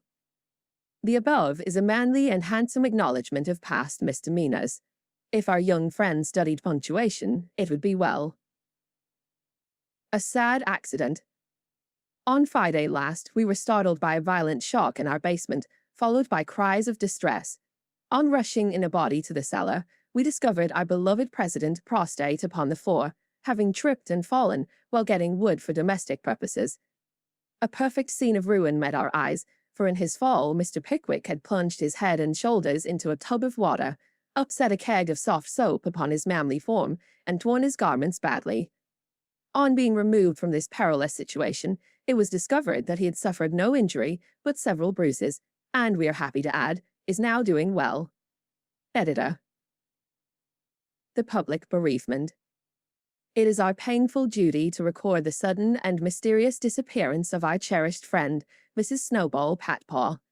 This lovely and beloved cat was the pet of a large circle of warm and admiring friends, for her beauty attracted all eyes, her graces and virtues endeared her to all hearts, and her loss is deeply felt by the whole community. When last seen, she was sitting at the gate, watching the butcher's cart, and it is feared that some villain, tempted by her charms, basely stole her. Weeks have passed, but no trace of her has been discovered, and we relinquish all hope, tie a black ribbon to her basket, set aside her dish, and weep for her, as one lost to us forever. A sympathizing friend sends the following gem. A lament. For S.B. Patpaw. We mourn the loss of our little Pat, and sigh o'er her hapless fate, for never more by the fire she'll set, nor play by the old green gate. The little grave where her infant sleeps is 'neath the chestnut tree, but o'er her grave we may not weep, we know not where it may be. Her empty bed, her idle ball, will never see her more. No gentle tap, no loving purr, is heard at the parlor door. Another cat comes after her mice, a cat with a dirty face, but she does not hunt as our darling did, nor play with her airy grace. Her stealthy paws tread the very hall where Snowball used to play, but she only spits at the dogs our pet, so gallantly drove away. She's useful and mild and does her best, but she is not fair to see, and we cannot give her your place, dear, nor worship her as we worship thee. A.S. Advertisements. Miss Orinothea Bluggage, the accomplished, strong-minded lecturer, would deliver her famous lecture on Woman and Her Position at Pickwick Hall next Saturday evening after the usual performances. A weekly meeting will be held at Kitchen Place to teach young ladies how to cook. Hannah Brown will preside, and all are invited to attend. The Dustpan Society will meet on Wednesday next and parade in the upper story of the clubhouse. All members to appear in uniform and shoulder their brooms at 9 precisely. Mrs. Beth Bouncer will open her new assortment of dolls' millinery next week. The latest Paris fashions have arrived, and orders are respectfully solicited. A new play will appear at the Barnville Theatre in the course of a few weeks, which will surpass anything ever seen on the American stage. The Greek Slave, or Constantine the Avenger, is the name of this thrilling drama. Hints. If S.P. didn't use so much soap on his hands, he wouldn't always be late at breakfast. A.S. is requested not to whistle in the street. T.T., please don't forget Amy's napkin. And W. must not fret because his dress has not 9 tucks. Weekly Report. Meg, good. Joe, bad. Beth, very good. Amy, middling. As the president finished reading the paper, which I beg leave to assure my readers is a bona fide copy of one written by bona fide girls once upon a time, a round of applause followed, and then Mr. Snodgrass rose to make a proposition. Mr. President and gentlemen, he began, assuming a parliamentary attitude in tone, I wish to propose the admission of a new member, one who highly deserves the honor, would be deeply grateful for it, and would add immensely to the spirit of the club, the literary value of the paper, and be no end jolly and nice. I propose Mr. Theodore Lawrence as an honorary member of the PC. Come now, do have him. Joe's sudden change of tone made the girls laugh, but all looked rather anxious, and no one said a word as Snodgrass took his seat. We'll put it to a vote, said the president. All in favor of this motion, please to manifest it by saying aye. Contrary-minded, say no. Meg and Amy were contrary-minded, and Mr. Winkle rose to say with great elegance, We don't wish any boys, they only joke and bounce about. This is a ladies' club, and we wish to be private and proper. I'm afraid he'll laugh at our paper and make fun of us afterward, observed Pickwick, pulling the little curl on her forehead, as she always did when doubtful. Up rose Snodgrass, very much in earnest. Sir, I give you my word as a gentleman. Laurie won't do anything of the sort. He likes to write, and he'll give a tone to our contributions, and keep us from being sentimental. Don't you see? We can do so little for him, and he does so much for us. I think the least we can do is offer him a place here, and make him welcome if he comes. This artful allusion to benefits conferred brought Tupman to his feet, looking as if he had quite made up his mind. Yes, we ought to do it, even if we are afraid. I say he may come, and his grandpa too, if he likes. This spirited burst from Beth electrified the club, and Jo left her seat to shake hands approvingly. Now then, vote again. Everybody remember it's our Laurie and say aye, cried Snodgrass excitedly. Aye, aye, aye, replied 3 voices at once. Good, bless you. Now, as there's nothing like taking time by the fetlock, as Winkle characteristically observes, allow me to present the new member. And to the dismay of the rest of the club, Jo threw open the door of the closet and displayed Laurie sitting on a rag bag, flushed and twinkling with suppressed laughter. You rogue! You traitor! Jo, how could you? Cried the 3 girls, as Snodgrass led her friend triumphantly forth, and producing both a chair and a badge, installed him in a jiffy. The coolness of you 2 rascals is amazing, began Mr. Pickwick, trying to get up an awful frown, and only succeeding in producing an amiable smile.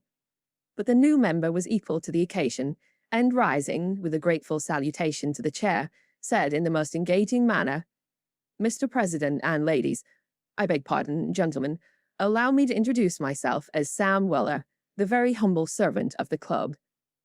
Good, good, cried Jo, pounding with the handle of the old warming pan on which she leaned. My faithful friend and noble patron, continued Laurie with a wave of the hand, who has so flatteringly presented me, is not to be blamed for the base stratagem of tonight. I planned it, and she only gave in after lots of teasing. Come now, don't lay it all on yourself.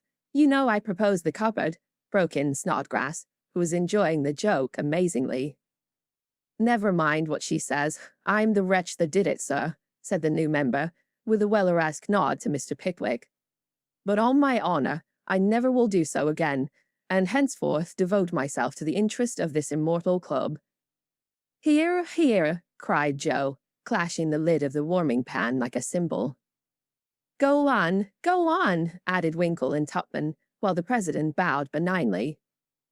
I merely wish to say that, as a slight token of my gratitude for the honor done me, and as a means of promoting friendly relations between adjoining nations, I have set up a post office in the hedge in the lower corner of the garden, a fine, spacious building with padlocks on the doors and every convenience for the males, also the females, if I may be allowed the expression. It's the old Martin house, but I've stopped up the door and made the roof open, so it will hold all sorts of things and save our valuable time. Letters, manuscripts, books, and bundles can be passed in there, and as each nation has a key, it will be uncommonly nice, I fancy. allow me to present the club key, and with many thanks for your favor, take my seat." Great applause as Mr. Weller deposited a little pea on the table and subsided. The warming pan clashed and waved wildly, and it was some time before order could be restored. A long discussion followed, and everyone came out surprising, for everyone did her best. So it was an unusually lively meeting, and did not adjourn till a late hour, when it broke up with 3 shrill cheers for the new member. No one ever regretted the admittance of Sam Weller, for a more devoted, well-behaved, and jovial member no club could have. He certainly did add spirit to the meetings and a tone to the paper, for his orations convulsed his hearers, and his contributions were excellent, being patriotic, classical, comical, or dramatic, but never sentimental. Jo regarded them as worthy of Bacon, Milton, or Shakespeare, and remodeled her own works with good effect, she thought. The P.O. was a capital little institution, and flourished wonderfully, for nearly as many queer things passed through it as through the real post office. Tragedies and cravats, poetry and pickles, garden seeds and long letters, music and gingerbread, rubbers, invitations, scoldings, and puppies. The old gentleman liked the fun, and amused himself by sending odd bundles, mysterious messages, and funny telegrams, and his gardener, who was smitten with Hannah's charms, actually sent a love letter to Jo's care. How they laughed when the secret came out, never dreaming how many love letters that little post office would hold in the years to come. Chapter 11. Experiments. The 1st of June. The Kings are off to the seashore tomorrow, and I'm free. 3 months' vacation. How I shall enjoy it, exclaimed Meg, coming home one warm day to find Jo laid upon the sofa in an unusual state of exhaustion, while Beth took off her dusty boots, and Amy made lemonade for the refreshment of the whole party. "Aunt March went today, for which, oh, be joyful," said Jo. "I was mortally afraid she'd ask me to go with her. If she had, I should have felt as if I ought to do it, but Plumfield is about as gay as a churchyard, you know, and I'd rather be excused. We had a flurry getting the old lady off, and I had a fright every time she spoke to me, for I was in such a hurry to be through, but I was uncommonly helpful and sweet, and feared she'd find it impossible to part from me. I quaked till she was fairly in the carriage, and had a final fright, for as it drove off, she popped out her head, saying, 'Josephine, won't you?' I didn't hear any more, for I basely turned and fled. I did actually run, and whisked round the corner where I felt safe. Poor old Jo. She came in looking as if bears were after her," said Beth, as she cuddled her sister's feet with a motherly air. "Aunt March is a regular samphire, is she not?" observed Amy, tasting her mixture critically. "She means vampire, not seaweed, but it doesn't matter. It's too warm to be particular about one's parts of speech," murmured Jo. "What shall you do all your vacation?" asked Amy, changing the subject with tact. "I shall lie abed late and do nothing," replied Meg, from the depths of the rocking chair. "I've been routed up early all winter, and had to spend my days working for other people, so now I'm going to rest and revel to my heart's content."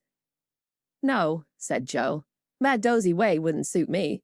I've laid in a heap of books, and I'm going to improve my shining hours reading on my perch and the old apple tree, when I'm not having the—" "Don't say larks," implored Amy, as a return snub for the samphire correction. "I'll say nightingales then, with Laurie. That's proper and appropriate, since he's a warbler." "Don't let us do any lessons, Beth, for a while, but play all the time and rest, as the girls mean to," proposed Amy. "Well, I will, if Mother doesn't mind.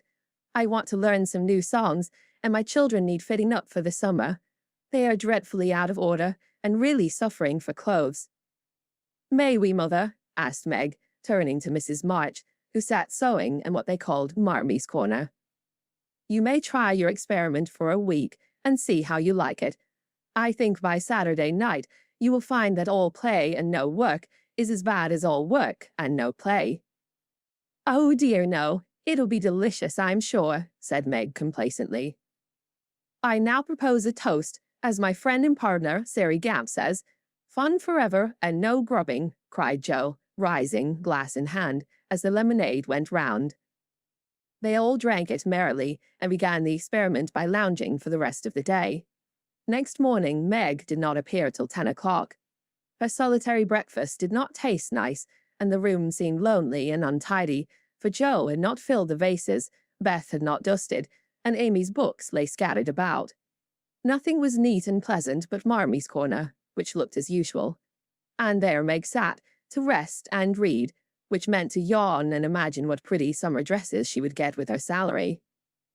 Jo spent the morning on the river with Laurie, and the afternoon reading and crying over the wide, wide world up in the apple tree. Beth began by rummaging everything out of the big closet where her family resided, but getting tired before half done, she left her establishment topsy-turvy and went to her music, rejoicing that she had no dishes to wash. Amy arranged her bower, put on her best white frock, smoothed her curls, and sat down to draw under the honeysuckle, hoping someone would see and inquire who the young artist was. As no one appeared but an inquisitive daddy longlegs, who examined her work with interest, she went to walk, got caught in a shower, and came home dripping. At tea time they compared notes, and all agreed that it had been a delightful, though unusually long day. Meg, who went shopping in the afternoon and got a sweet blue muslin, had discovered, after she had cut the breadths off, that it wouldn't wash, which mishap made her slightly cross. Jo had burned the skin off her nose boating and got a raging headache by reading too long. Beth was worried by the confusion of her closet and the difficulty of learning 3 or 4 songs at once, and Amy deeply regretted the damage done her frock, for Katie Brown's party was to be the next day, and now, like Flora McFlimsy, she had nothing to wear. But these were mere trifles, and they assured their mother that the experiment was working finely. She smiled, said nothing, and with Hannah's help, did their neglected work, keeping home pleasant and the domestic machinery running smoothly. It was astonishing what a peculiar and uncomfortable state of things was produced by the resting and reveling process. The days kept getting longer and longer, the weather was unusually variable, and so were tempers, and unsettled feelings possessed everyone, and Satan found plenty of mischief for the idle hands to do. As the height of luxury, Meg put out some of her sewing, and then found time hang so heavily that she fell to snipping and spoiling her clothes in her attempts to furbish them up a la Moffat.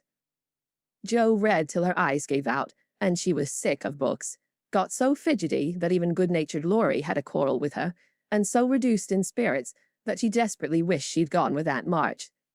Beth got on pretty well, for she was constantly forgetting that it was to be all play and no work, and fell back into her old ways now and then.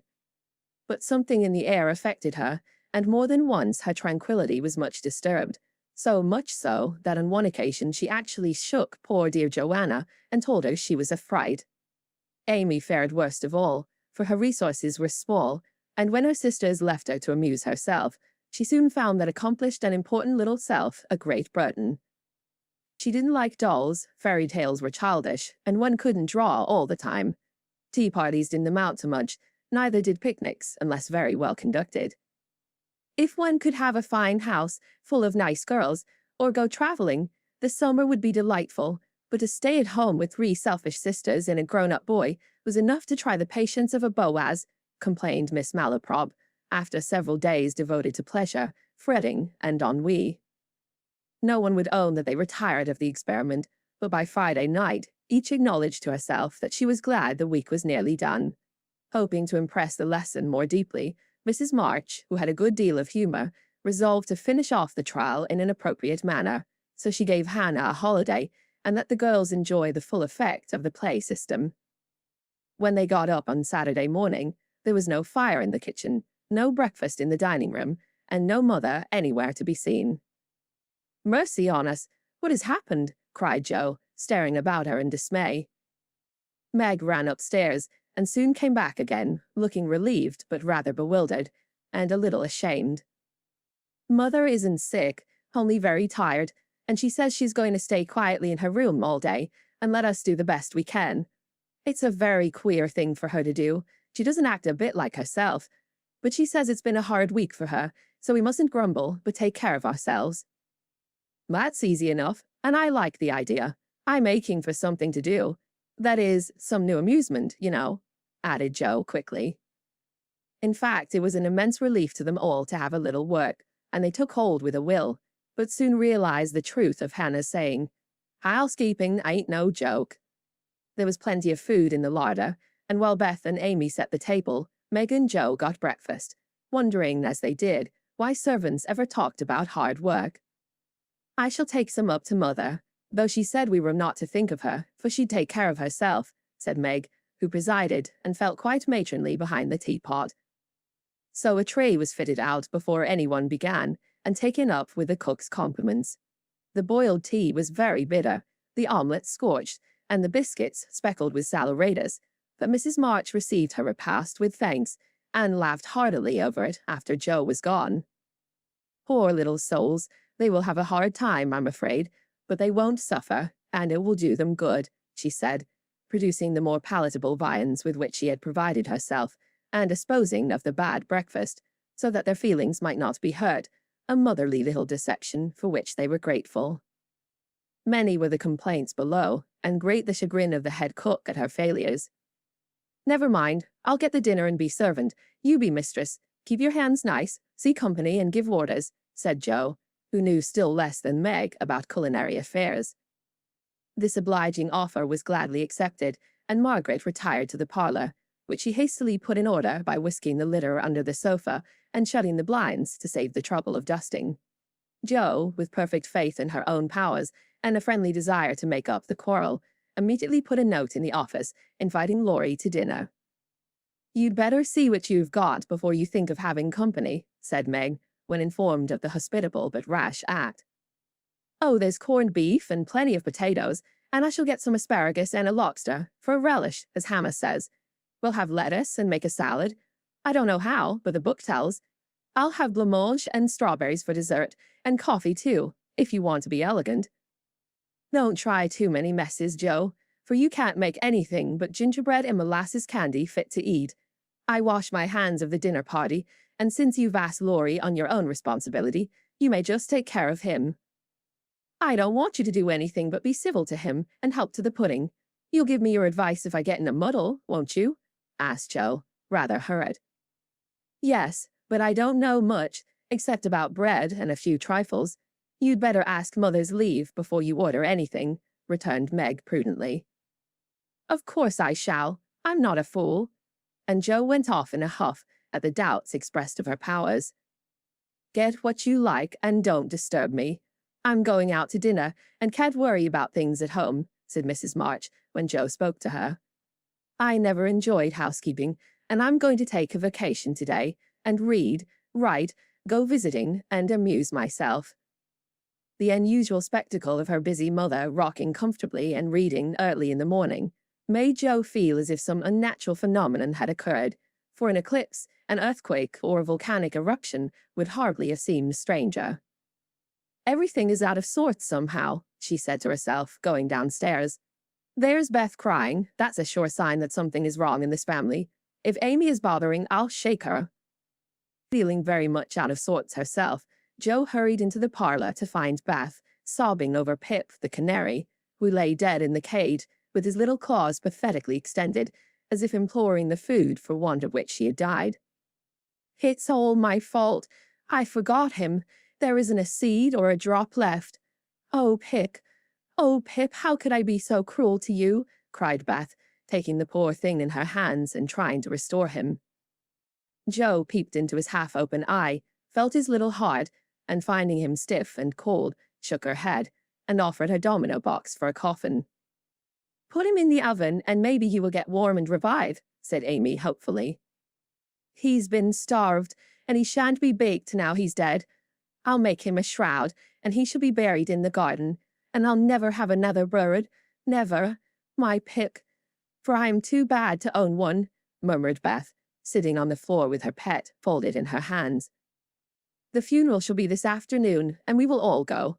Now, don't cry, Bethy. It's a pity, but nothing goes right this week, and Pip has had the worst of the experiment.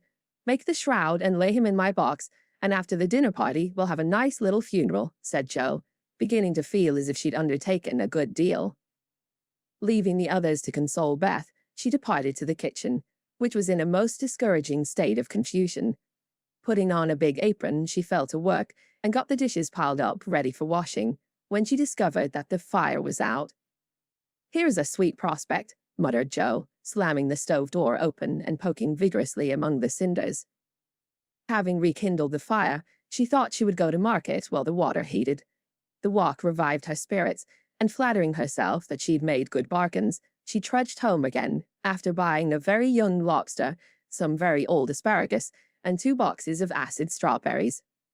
By the time she got cleared up, the dinner arrived, and the stove was red hot. Hannah had left a pan of bread to rise. Meg had worked it up early, set it on the hearth for a second rising, and forgotten it.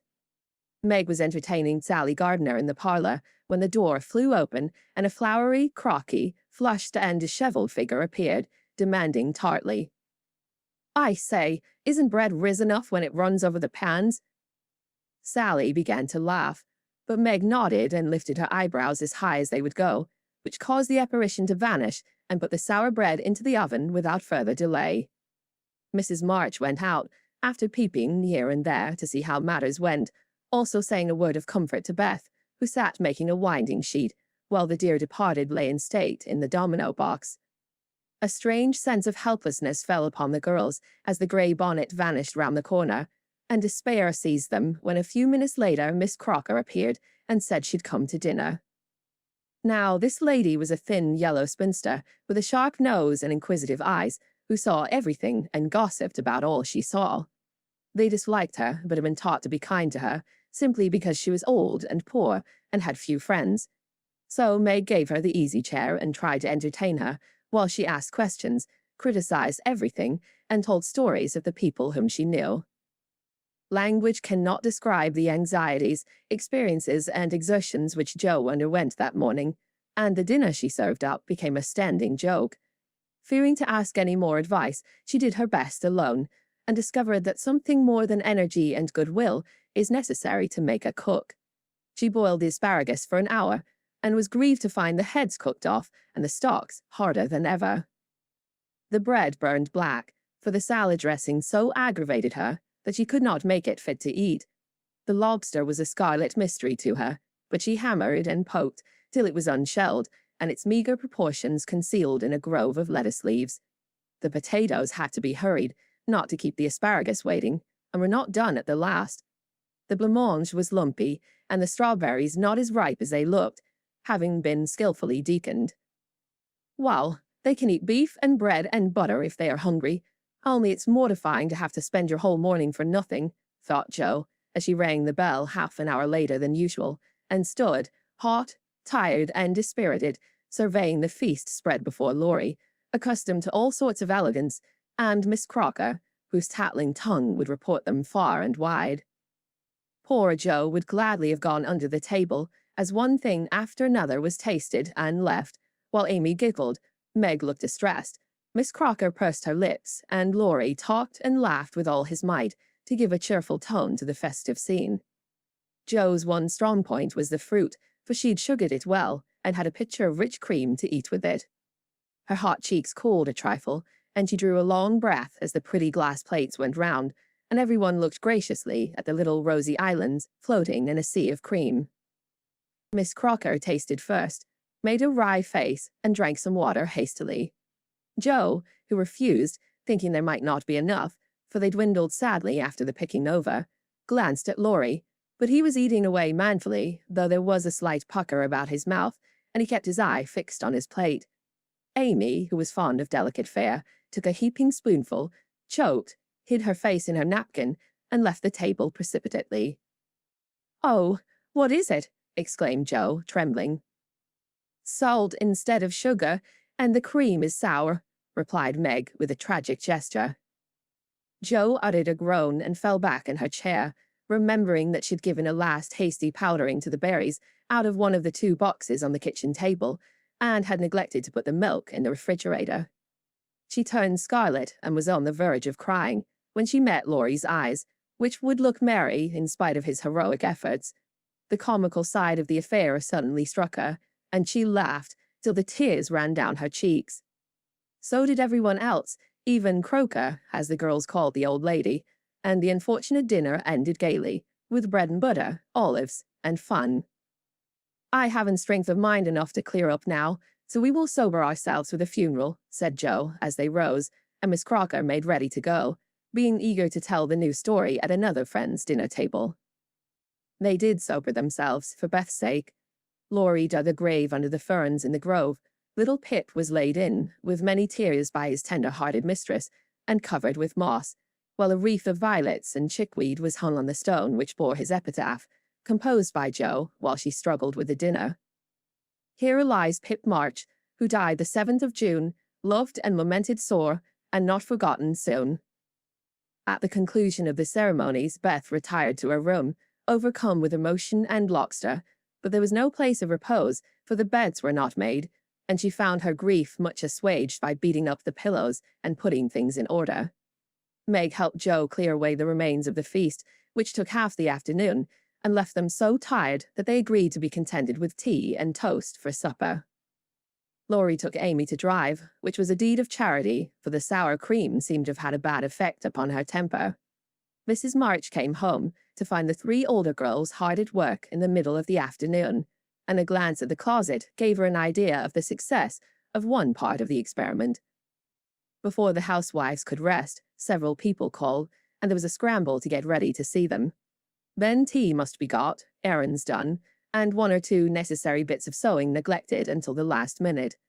As twilight fell, dewy and still, one by one they gathered on the porch, where the June roses were budding beautifully, and each groaned or sighed as she sat down, as if tired or troubled. "What a dreadful day this has been," began Jo, usually the first to speak. "It has seemed shorter than usual, but so uncomfortable," said Meg. "Not a bit like home," added Amy. "It can't seem so without Marmee and little Pip," sighed Beth, glancing with full eyes at the empty cage above her head. "Here is Mother, dear, and you shall have another bird tomorrow, if you want it." As she spoke, Mrs. March came and took her place among them, looking as if her holiday had not been much pleasanter than theirs. "Are you satisfied with your experiment, girls, or do you want another week of it?" she asked, as Beth nestled up to her, and the rest turned toward her with brightening faces, as flowers turn toward the sun. "I don't," cried Jo decidedly. "Nor I," echoed the others. "You think, then, that it is better to have a few duties and live a little for others, do you?" "Lounging and larking doesn't pay," observed Jo, shaking her head. "I'm tired of it, and mean to go to work at something right off." "Suppose you learn plain cooking. That's a useful accomplishment, which no woman should be without," said Mrs. March, laughing inaudibly at the recollection of Jo's dinner party, for she had met Miss Crocker and heard her account of it. "Mother, did you go away and let everything be, just to see how we'd get on?" cried Meg, who had had suspicions all day. "Yes, I wanted you to see how the comfort of all depends on each doing her share faithfully. While Hannah and I did your work, you got on pretty well, though I don't think you were very happy or amiable. So I thought, as a little lesson, I would show you what happens when everyone thinks only of herself. Don't you feel that it is pleasanter to help one another, to have daily duties which make leisure sweet when it comes, and to bear and forbear that home may be comfortable and lovely to us all?" "We do, Mother, we do," cried the girls. "Then let me advise you to take up your little burdens again, for though they seem heavy sometimes, they are good for us, and lighten as we learn to carry them. Work is wholesome, and there is plenty for everyone. It keeps us from ennui and mischief, is good for health and spirits, and gives us a sense of power and independence better than money or fashion." "We'll work like bees, and love it too, see if we don't," said Jo. "I'll learn plain cooking for my holiday task, and my dinner party I have shall be a success. I'll make this set of shirts for Father, instead of letting you do it, Marmee. I can and I will, though I am not fond of sewing. That will be better than fussing over my own things, which are plenty nice enough as they are," said Meg. "I'll do my lessons every day, and not spend so much time with my music and dolls. I am a stupid thing, and ought to be studying, not playing," was Beth's resolution, while Amy followed their example by heroically declaring, "I shall learn to make buttonholes and attend to my parts of speech." "Very good. Then I'm quite satisfied with the experiment, and fancy that we shall not have to repeat it. Only don't go to the other extreme and delve like slaves. Have regular hours for work and play. Make each day both useful and pleasant, and prove that you understand the worth of time by employing it well. Then youth will be delightful, old age will bring few regrets, and life become a beautiful success in spite of poverty. We'll remember, Mother. And they did. Chapter 12. Camp Lawrence. Beth was postmistress, for being most at home, she could attend to it regularly, and dearly liked the daily task of unlocking the little door and distributing the mail. One July day she came in with her hands full, and went about the house leaving letters and parcels like the penny post. "Here's your posy, Mother. Laurie never forgets that," she said, putting the fresh nosegay in the vase that stood in Marmie's corner and was kept supplied by the affectionate boy. "Miss Meg March, one letter and a glove," continued Beth, delivering the articles to her sister, who sat near her mother, stitching wristbands. "Why, I left a pair over there, and here is only one," said Meg, looking at the grey cotton glove. "Didn't you drop the other in the garden?"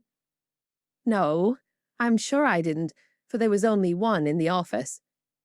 "I hate to have odd gloves. Never mind, the other may be found. My letter is only a translation of the German song I wanted. I think Mr. Brooke did it, for this isn't Laurie's writing." Mrs. March glanced at Meg, who was looking very pretty in her gingham morning gown, with the little curls blowing about her forehead, and very womanly as she sat sewing at her little work table, full of tidy white rolls, so unconscious of the thought in her mother's mind as she sewed and sang, while her fingers flew and her thoughts were busied with girlish fancies, as innocent and fresh as the pansies in her belt, that Mrs. March smiled and was satisfied. "2 letters for Dr. Joe, a book, and a funny old hat, which covered the whole post office and stuck outside," said Beth, laughing as she went into the study, where Joe sat writing. "What a sly fellow Laurie is. I said I wished bigger hats were the fashion, because I burn my face every hot day. He said, 'Why mind the fashion? Wear a big hat and be comfortable.' I said I would if I had one, and he sent me this to try me. I'll wear it for fun, and show him I don't care for the fashion." And hanging the antique broad brim on a bust of Plato, Jo read her letters.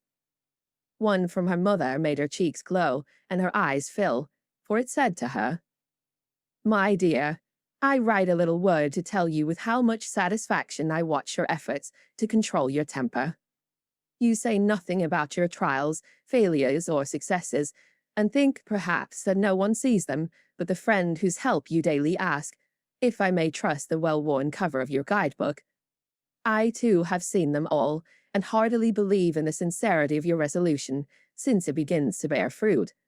Go on, dear, patiently and bravely, and always believe that no one sympathizes more tenderly with you than your loving Mother." "That does me good. That's worth millions of money and pecks of praise. Oh, Marmee, I do try. I will keep on trying and not get tired, since I have you to help me." Laying her head on her arms, Jo wet her little romance with a few happy tears, for she'd thought that no one saw and appreciated her efforts to be good, and this assurance was doubly precious, doubly encouraging, because unexpected, and from the person whose commendation she most valued. Feeling stronger than ever to meet and subdue her Apollyon, she pinned the note inside her frock, as a shield and a reminder, lest she be taken unaware, and proceeded to open her other letter, quite ready for either good or bad news. In a big, dashing hand, Laurie wrote, "Dear Jo, what ho! Some English girls and boys are coming to see me tomorrow, and I want to have a jolly time.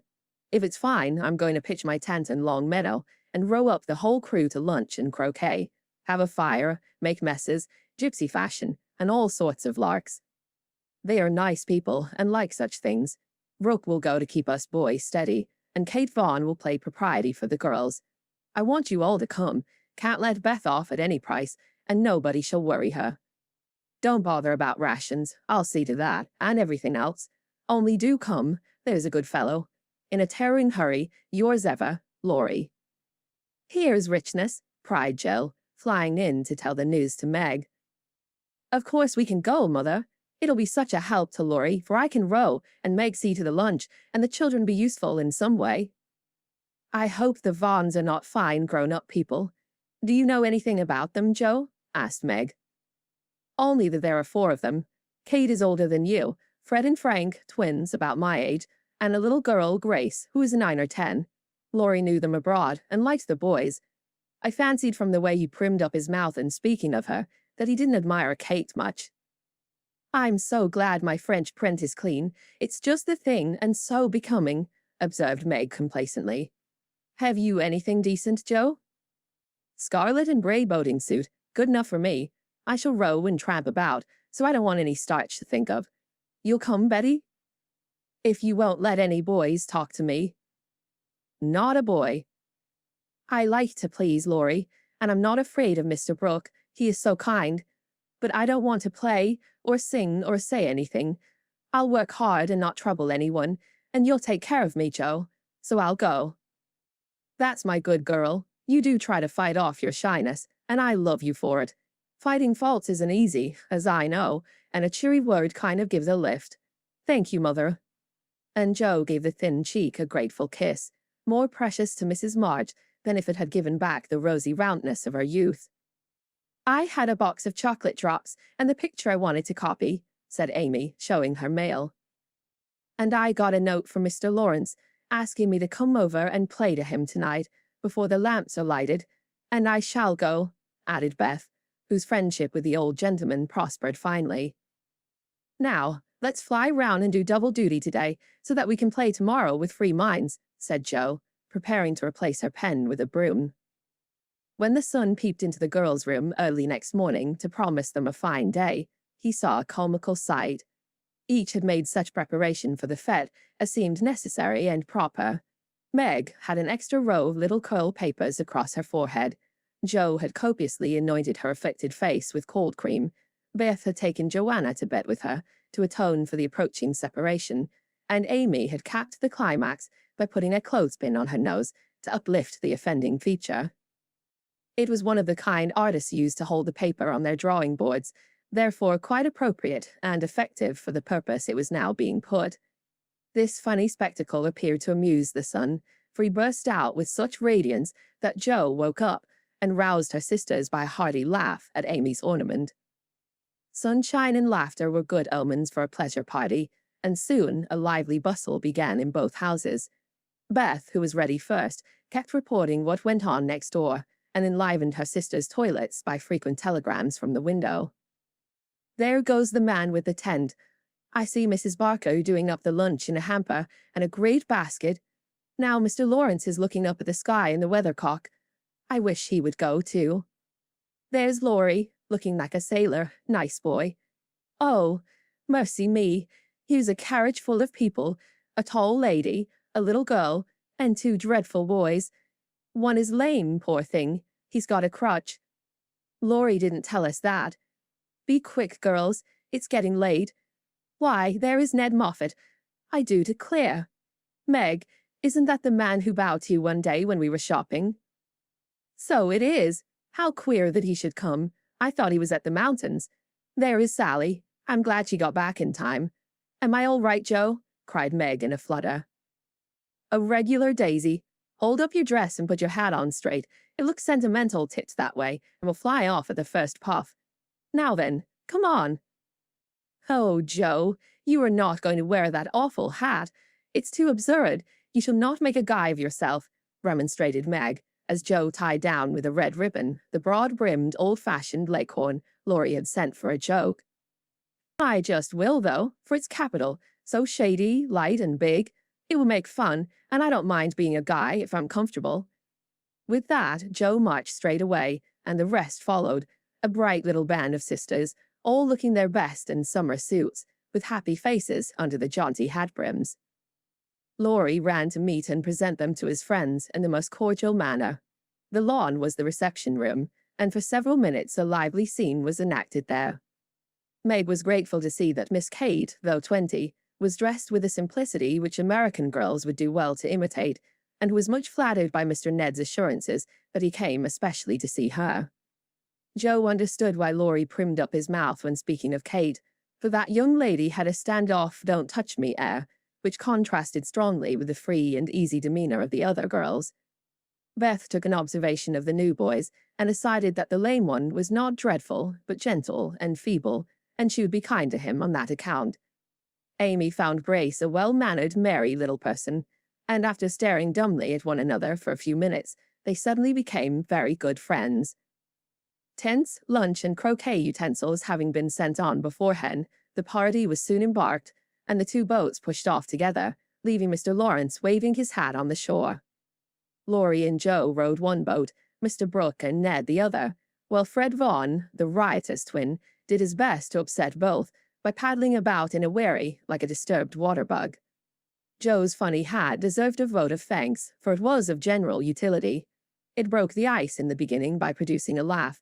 It created quite a refreshing breeze, flapping to and fro as she rowed, and would make an excellent umbrella for the whole party if a shower came up, she said. Miss Kate decided that she was odd, but rather clever, and smiled upon her from afar. Meg, in the other boat, was delightfully situated, face to face with the rowers, who both admired the prospect and feathered their oars with uncommon skill and dexterity. Mr. Brooke was a grave, silent young man, with handsome brown eyes and a pleasant voice. Meg liked his quiet manners and considered him a walking encyclopedia of useful knowledge. He never talked to her much, but he looked at her a good deal, and she felt sure that he did not regard her with aversion. Ned, being in college, of course put on all the airs which freshmen think it their bounden duty to assume. He was not very wise, but very good-natured, and altogether an excellent person to carry on a picnic. Sally Gardner was absorbed in keeping her white pique dress clean and chattering with ubiquitous Fred, who kept Beth in constant terror by his pranks. It was not far to Longmeadow, but the tent was pitched and the wickets down by the time they arrived. A pleasant green field with 3 wide-spreading oaks in the middle and a smooth strip of turf for croquet. "Welcome to Camp Lawrence," said the young host, as they landed with exclamations of delight. "Brooke is commander-in-chief, I am commissary general, the other fellows are staff officers, and you, ladies, are company. The tent is for your especial benefit, and that oak is your drawing room. This is the mess room, and the third is the camp kitchen. Now, let's have a game before it gets hot, and then we'll see about dinner." Frank, Beth, Amy, and Grace sat down to watch the game played by the other 8. Mr. Brooke chose Meg, Kate, and Fred. Laurie took Sally, Joe, and Ned. The English played well, but the Americans played better, and contested every inch of the ground as strongly as if the spirit of '76 inspired them. Joe and Fred had several skirmishes, and once narrowly escaped high words. Joe was through the last wicket and had missed the stroke, which failure ruffled her a good deal. Fred was close behind her, and his turn came before hers. He gave a stroke, his ball hit the wicket, and stopped an inch on the wrong side. No one was very near, and running up to examine, he gave it a sly nudge with his toe, which put it just an inch on the right side. "I'm through. Now, Miss Joe, I'll settle you and get in first," cried the young gentleman, swinging his mallet for another blow. "You pushed it. I saw you. It's my turn now," said Joe sharply. "Upon my word, I didn't move it. It rolled a bit, perhaps, but that is allowed. So, stand off, please, and let me have a go at the stake." "We don't cheat in America, but you can if you choose," said Joe angrily. "Yankees are a deal the most tricky, everybody knows. There you go," returned Fred, croqueting her ball far away. Joe opened her lips to say something rude, but checked herself in time, colored up to her forehead, and stood a minute, hammering down a wicket with all her might, while Fred hit the stake and declared himself out with much exultation. She went off to get her ball and was a long time finding it among the bushes, but she came back, looking cool and quiet, and waited her turn patiently. It took several strokes to regain the place she had lost, and when she got there, the other side had nearly won, for Kate's ball was the last but one and lay near the stake. "By George, it's all up with us. Goodbye, Kate. Miss Joe owes me one, so you are finished," cried Fred excitedly, as they all drew near to see the finish. "Yankees have a trick of being generous to their enemies," said Joe, with a look that made the lad redden. "Especially when they beat them," she added, as, leaving Kate's ball untouched, she won the game by a clever stroke. Laurie threw up his hat, then remembered that it wouldn't do to exult over the defeat of his guests, and stopped in the middle of the cheer to whisper to his friend, "Good for you, Joe. He did cheat. I saw him. We can't tell him so, but he won't do it again. Take my word for it.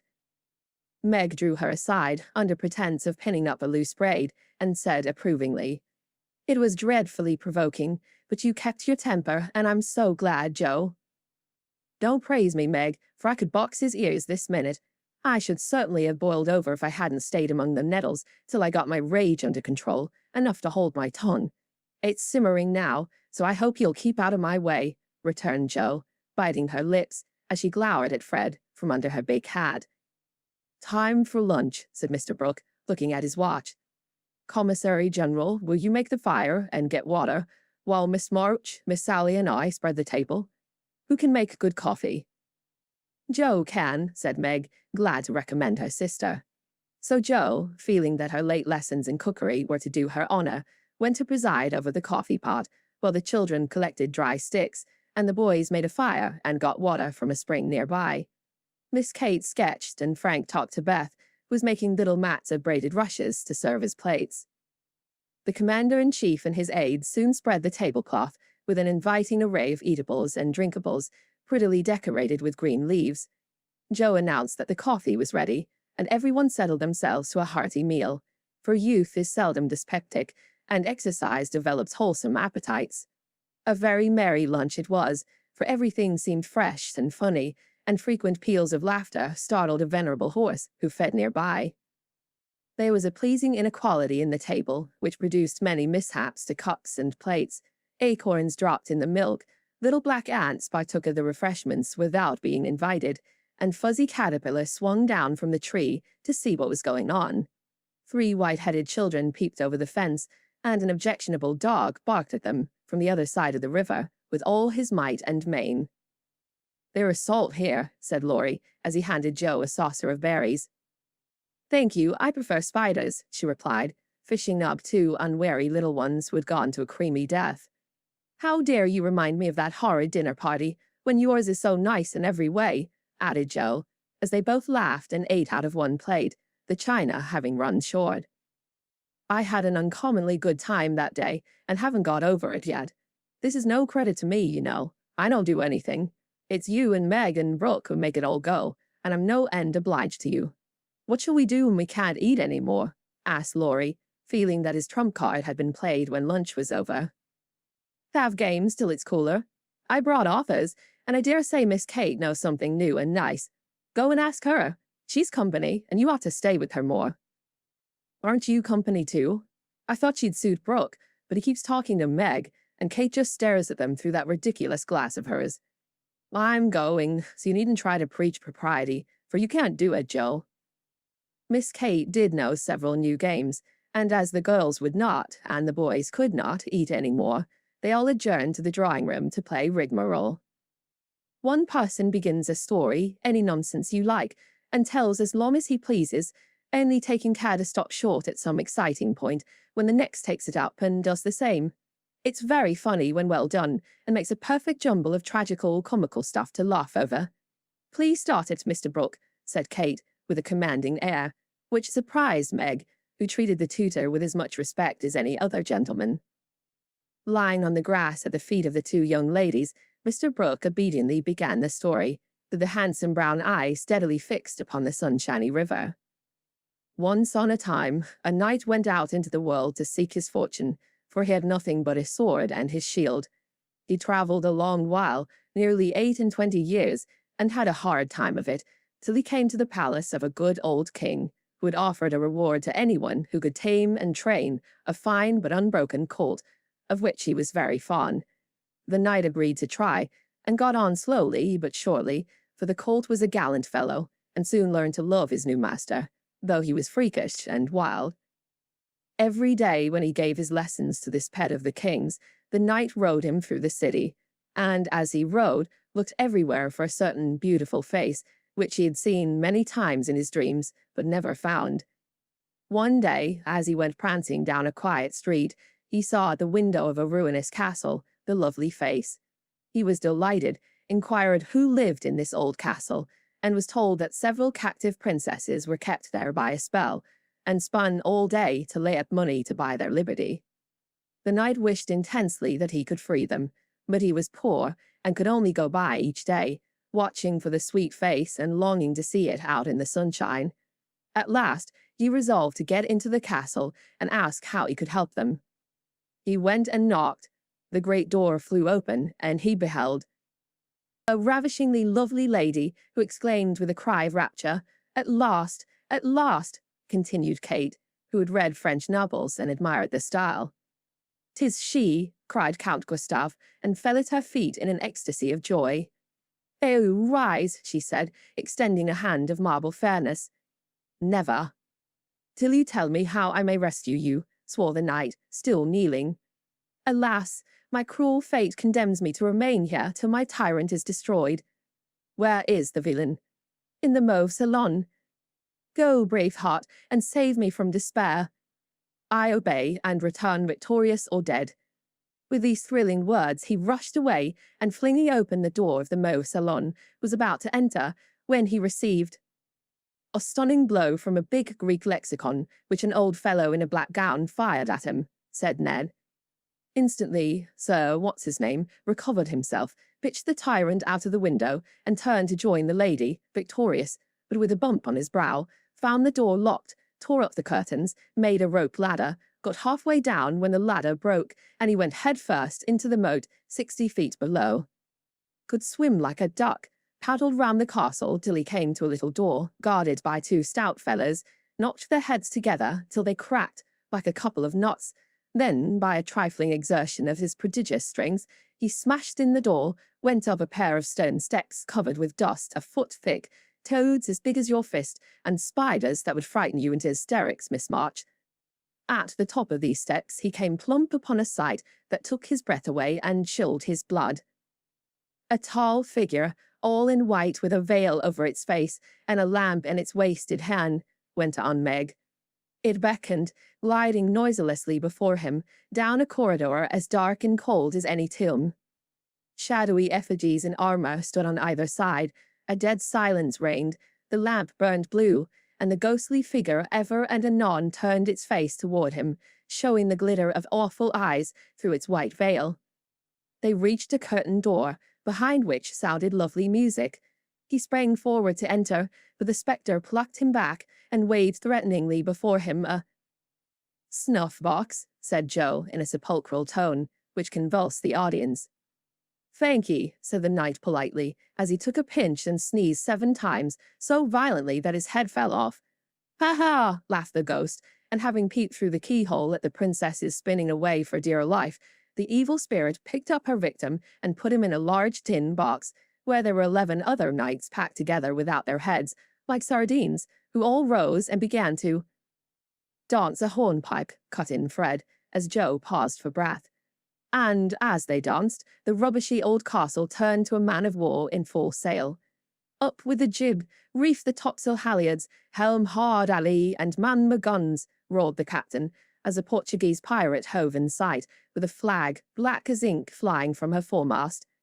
"Go in and win, my hearties," says the captain, and a tremendous fight began. Of course, the British beat. They always do. "No, they don't," cried Joe, aside.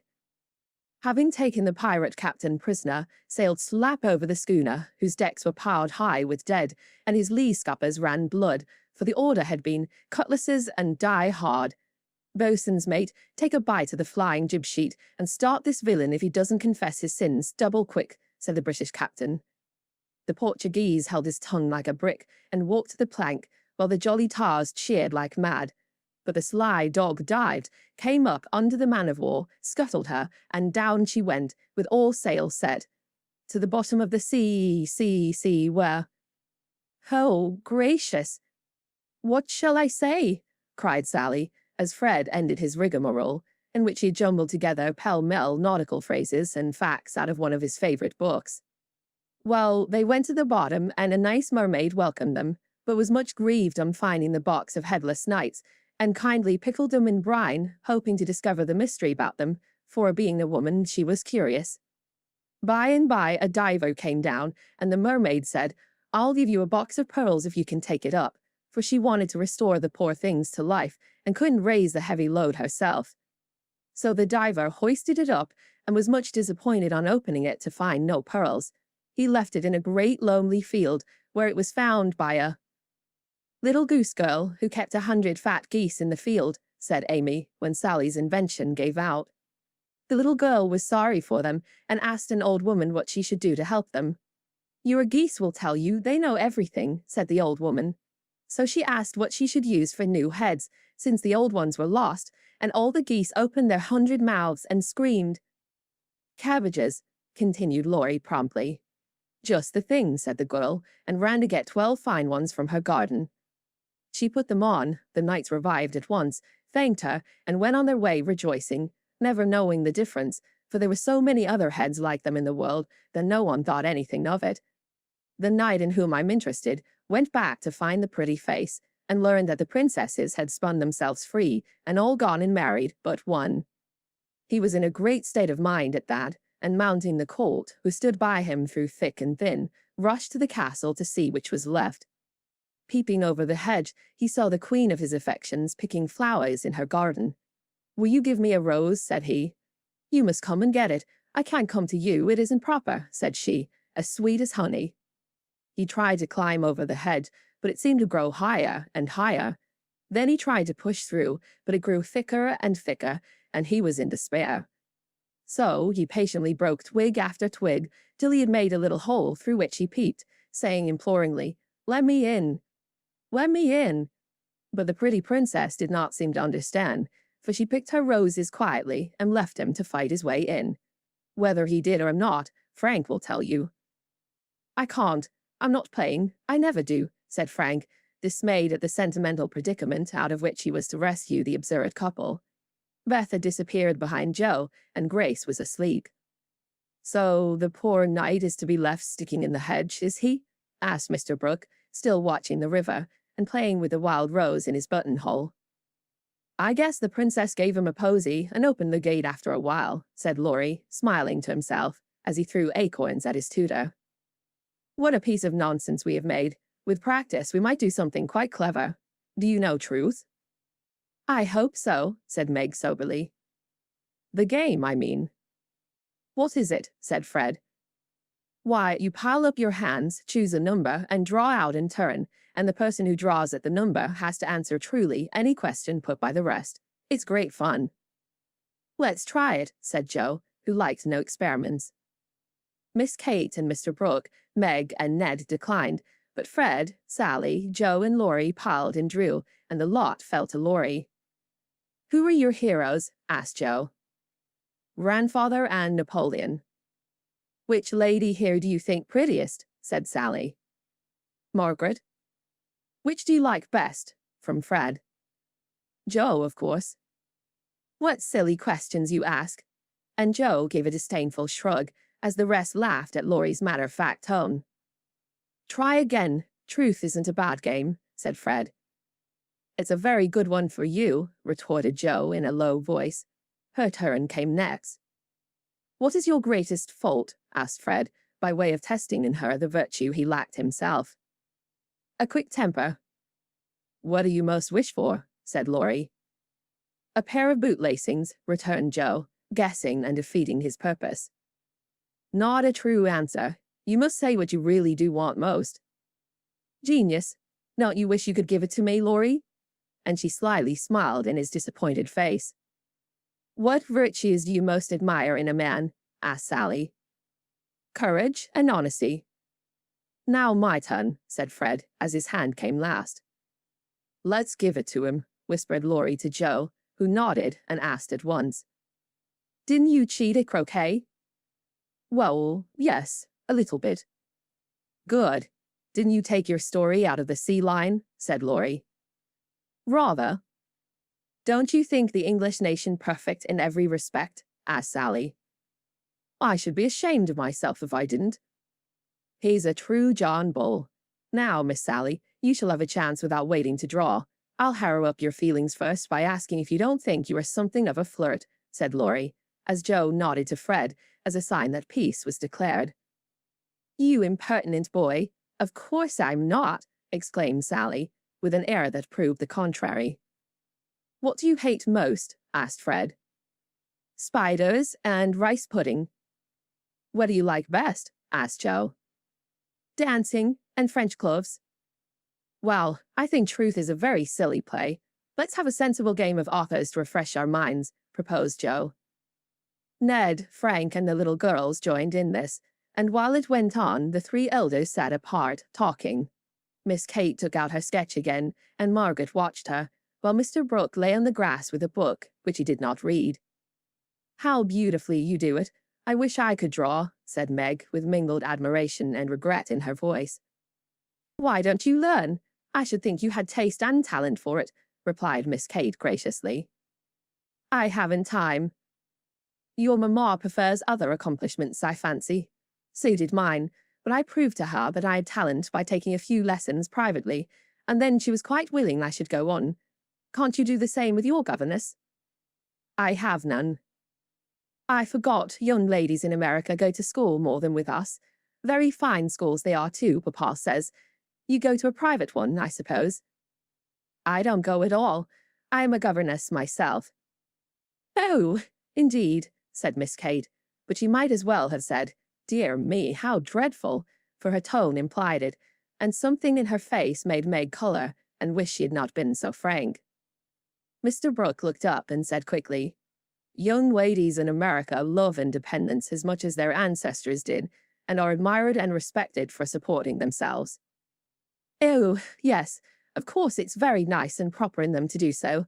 We have many most respectable and worthy young women who do the same, and are employed by the nobility, because, being the daughters of gentlemen, they are both well-bred and accomplished, you know, said Miss Kate in a patronizing tone that hurt Meg's pride, and made her work seem not only more distasteful, but degrading. Did the German song suit, Miss March? Inquired Mr. Brooke, breaking an awkward pause.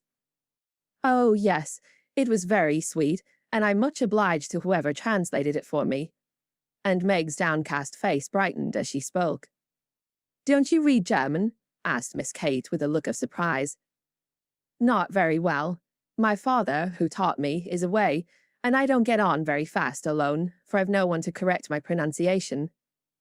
Try a little now. You're as Schiller as Mary Stuart. I'm a tutor who loves to teach. And Mr. Brooke laid his book on her lap with an inviting smile.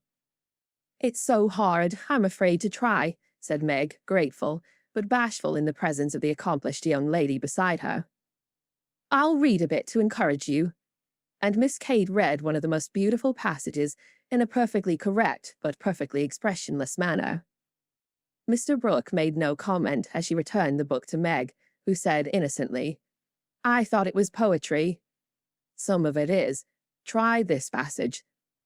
There was a queer smile about Mr. Brooke's mouth as he opened at poor Mary's lament. Meg, obediently following the long grass blade which her new tutor used to point with, read slowly and timidly, unconsciously making poetry of the hard words by the soft intonation of her musical voice. Down the page went the green guide, and presently, forgetting her listener in the beauty of the sad scene, Meg read as if alone, giving a little touch of tragedy into the words of the unhappy queen. If she had seen the brown eyes then, she would have stopped short, but she never looked up, and the lesson was not spoiled for her. Very well, indeed, said Mr. Brooke as she paused, quite ignoring her many mistakes, and looking as if he did indeed love to teach. Miss Kate put up her glass, and having taken a survey of the little tableau before her, shut her sketchbook, saying with condescension, You've a nice accent, and in time will be a clever reader. I advise you to learn, for German is a valuable accomplishment to teachers. I must look after Grace, she is romping. And Miss Kate strolled away, adding to herself with a shrug, I didn't come to chaperon a governess, though she is young and pretty. What odd people these Yankees are. I'm afraid Laurie will be quite spoiled among them. I forgot that English people rather turn up their noses at governesses, and don't treat them as we do, said Meg, looking after the retreating figure with an annoyed expression. Tutors also have rather a hard time of it there, as I know to my sorrow. There's no place like America for us workers, Miss Margaret. And Mr. Brooke looked so contented and cheerful that Meg was ashamed to lament her hard lot. I'm glad I live in it, then. I don't like my work, but I get a good deal of satisfaction out of it after all, so I won't complain. I only wished I liked teaching as you do. I think you would if you had Laurie for a pupil, I shall be very sorry to lose him next year," said Mr. Brooke, busily punching holes in the turf. "Going to college, I suppose?" Meg's lips asked the question, but her eyes added, "And what becomes of you?" "Yes, it's high time he went, for he is ready, and as soon as he is off I shall turn soldier. I am needed." "I am glad of that," exclaimed Meg. "I should think every young man would want to go, though it is hard for the mothers and sisters who stay at home," she added sorrowfully. "I have neither, and very few friends to care whether I live or die," said Mr. Brooke, rather bitterly, as he absently put the dead rose in the hole he had made and covered it up, like a little grave. "Laurie and his grandfather would care a great deal, and we should all be very sorry to have any harm happen to you," said Meg heartily. "Thank you. That sounds pleasant," began Mr. Brooke, looking cheerful again. But before he could finish his speech, Ned, mounted on the old horse, came lumbering up to display his equestrian skill before the young ladies, and there was no more quiet that day. "Don't you love to ride?" asked Grace of Amy, as they stood resting after a race round the field with the others, led by Ned. "I dote upon it. My sister Meg used to ride when Papa was rich, but we don't keep any horses now, except Ellen Tree," added Amy, laughing. "Tell me about Ellen Tree. Is it a donkey?" asked Grace curiously. "Why, you see, Joe is crazy about horses, and so am I, but we've only got an old side saddle and no horse.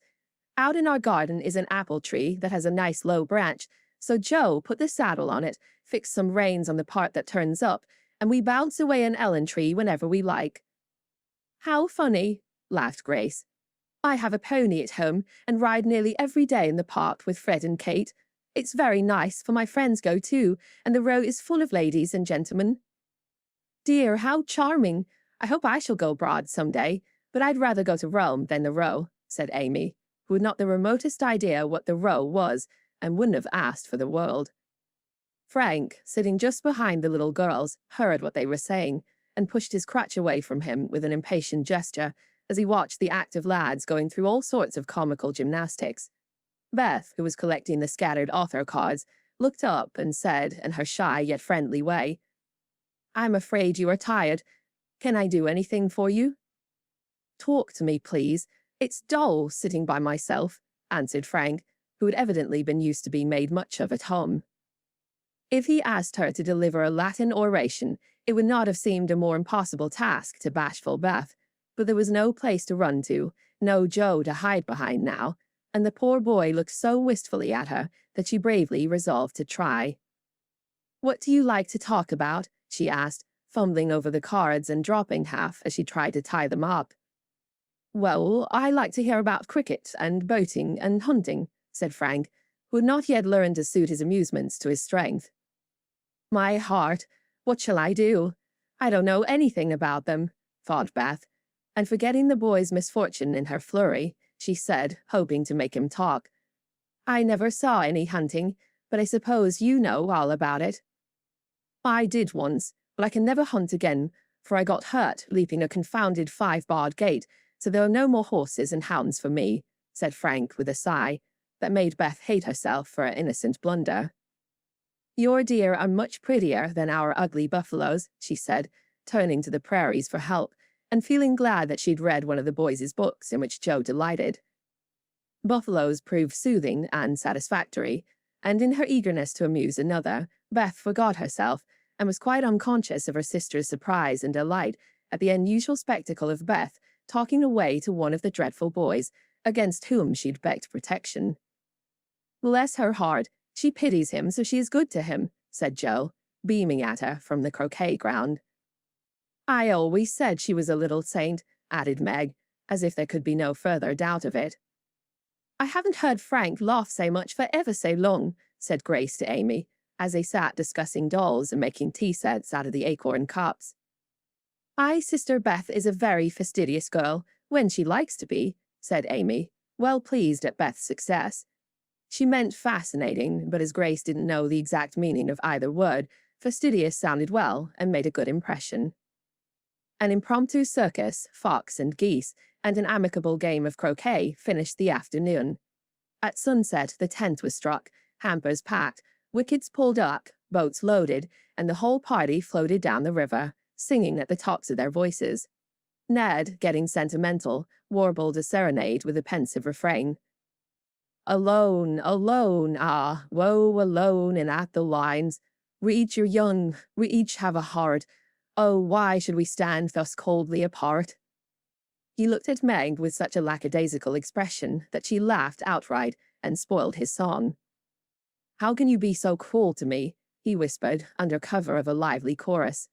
You've kept close to that starched-up Englishwoman all day, and now you snub me. I didn't mean to, but you looked so funny I really couldn't help it, replied Meg, passing over the first part of his reproach, for it was quite true that she had shunned him, remembering the Moffat party and the talk after it. Ned was offended and turned to Sally for consolation, saying to her rather pettishly, There isn't a bit of a flirt in that girl, is there? Not a particle, but she's a dear, returned Sally, defending her friend even while confessing her shortcomings. She's not a stricken dear anyway, said Ned, trying to be witty, and succeeding as well as very young gentlemen usually do. On the lawn where it had gathered, the little party separated with cordial good nights and goodbyes, for the Vaughans were going to Canada. As the four sisters went home through the garden, Miss Kate looked after them, saying, without the patronizing tone in her voice, In spite of their demonstrative manners, American girls are very nice when one knows them. I quite agree with you, said Mr. Brooke. Chapter 13. Castles in the Air. Laurie lay luxuriously swinging to and fro in his hammock one warm September afternoon, wondering what his neighbors were about, but too lazy to go and find out. He was in one of his moods, for the day had been both unprofitable and unsatisfactory, and he was wishing he could live it over again. The hot weather made him indolent, and he'd shirked his studies, tried Mr. Brooke's patience to the utmost, displeased his grandfather by practicing half the afternoon, frightened the maidservants half out of their wits by mischievously hinting that one of his dogs was going mad, and, after high words with the stableman about some fancied neglect of his horse, he'd flung himself into his hammock to fume over the stupidity of the world in general, till the peace of the lovely day quieted him, in spite of himself. Staring up into the green gloom of the horse-chestnut trees above him, he dreamed dreams of all sorts, and was just imagining himself tossing on the ocean in a voyage round the world, when the sound of voices brought him ashore in a flash. Peeping through the meshes of the hammock, he saw the Marches coming out, as if bound on some expedition. What in the world are those girls about now? Thought Laurie, opening his sleepy eyes to take a good look, for there was something rather peculiar in the appearance of his neighbors. Each wore a large flapping hat, a brown linen pouch slung over one shoulder, and carried a long staff. Meg had a cushion, Joe a book, Beth a basket, and Amy a portfolio. All walked quietly through the garden, out at the little back gate, and began to climb the hill that lay between the house and river. Well, that's cool, said Laurie to himself, to have a picnic and never ask me. They can't be going in the boat, for they haven't got the key. Perhaps they forgot it. I'll take it to them, and see what's going on. Though possessed of half a dozen hats, it took him some time to find one. Then there was a hunt for the key, which was at last discovered in his pocket, so that the girls were quite out of sight when he leaped the fence and ran after them. Taking the shortest way to the boathouse, he waited for them to appear, but no one came, and he went up the hill to take an observation. A grove of pines covered one part of it, and from the heart of this green spot came a clearer sound than the soft sigh of the pines or the drowsy chirp of the crickets. Here's a landscape, thought Laurie, peeping through the bushes, and looking wide awake and good-natured already. It was a rather pretty little picture, for the sisters sat together in the shady nook, with sun and shadow flickering over them, the aromatic wind lifting their hair and cooling their hot cheeks, and all the little wood people going on with their affairs, as if these were no strangers but old friends. Meg sat upon her cushion, sewing daintily with her white hands, and looking as fresh and sweet as a rose in her pink dress among the green. Beth was sorting the cones that lay thick under the hemlock nearby, for she made pretty things with them. Amy was sketching a group of ferns, and Jo was knitting as she read aloud.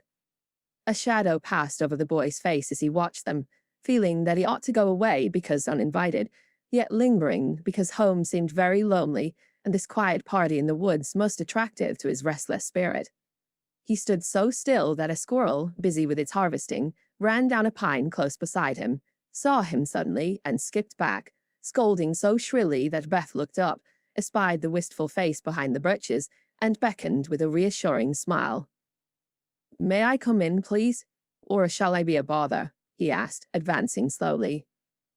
Meg lifted her eyebrows, but Joe scowled at her defiantly, and said at once, "Of course you may. We should have asked you before, only we thought you wouldn't care for such a girl's game as this." "I always like your games, but if Meg doesn't want me, I'll go away." "I've no objection if you do something. It's against the rules to be idle here," replied Meg gravely but graciously. "Much obliged. I'd do anything if you'll let me stop a bit, for it's as dull as the desert of Sahara down there. Shall I sew, read, comb, draw, or do all at once? Bring on your bears. I'm ready." And Laurie sat down with a submissive expression, delightful to behold. "Finish this story while I set my heel," said Joe, handing him the book. "Yes'm," was the meek answer as he began, doing his best to prove his gratitude for the favor of admission into the Busy Bee Society. The story was not a long one, and when it was finished, he ventured to ask a few questions as a reward of merit. "Please, ma'am, could I inquire if this highly instructive and charming institution is a new one?" "Would you tell him?" asked Meg of her sisters. "He'll laugh," said Amy warningly. "Who cares?" said Joe. "I guess he'll like it," added Beth. "Of course I shall. I give you my word I won't laugh. Tell away, Joe, and don't be afraid." "The idea of being afraid of you. Well, you see, we used to play Pilgrim's Progress, and we've been going on with it in earnest all winter and summer." "Yes, I know," said Laurie, nodding wisely. "Who told you?" demanded Joe. "Spirits." "No, I did. I wanted to amuse him one night when you were all away, and he was rather dismal. He did like it, so don't scold, Joe," said Beth meekly. "You can't keep a secret. Never mind, it saves trouble now." "Go on, please," said Laurie, as Joe became absorbed in her work, looking a trifle displeased. "Oh, didn't she tell you about this new plan of ours? Well, we've tried not to waste our holiday, but each has had a task and worked at it with a will. The vacation is nearly over, the stints are all done, and we are ever so glad that we didn't dawdle." "Yes, I should think so." And Laurie thought regretfully of his own idle days. "Mother likes to have us out of doors as much as possible, so we bring our work here and have nice times. For the fun of it, we bring our things in these bags, wear the old hats, use poles to climb the hill, and play pilgrims, as we used to do years ago. We call this hill the Delectable Mountain, for we can look far away and see the country, where we hope to live sometime." Joe pointed, and Laurie sat up to examine, for through an opening in the wood, one could look across the wide blue river, the meadows on the other side, far over the outskirts of the great city, to the green hills that rose to meet the sky. The sun was low, and the heavens glowed with the splendor of an autumn sunset. Gold and purple clouds lay on the hilltops, and rising high into the ruddy light were silvery white peaks that shone like the airy spires of some celestial city. "How beautiful that is," said Laurie softly, for he was quick to see and feel beauty of any kind. "It's often so, and we like to watch it, for it is never the same, but always splendid," replied Amy, wishing she could paint it. "Joe talks about the country where we hope to live sometime. The real country, she means, with pigs and chickens and haymaking.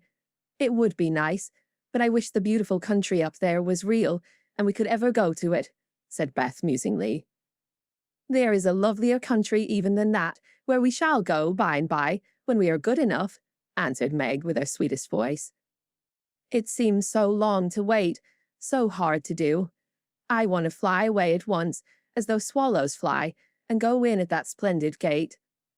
"You'll get there, Beth, sooner or later, no fear of that," said Joe.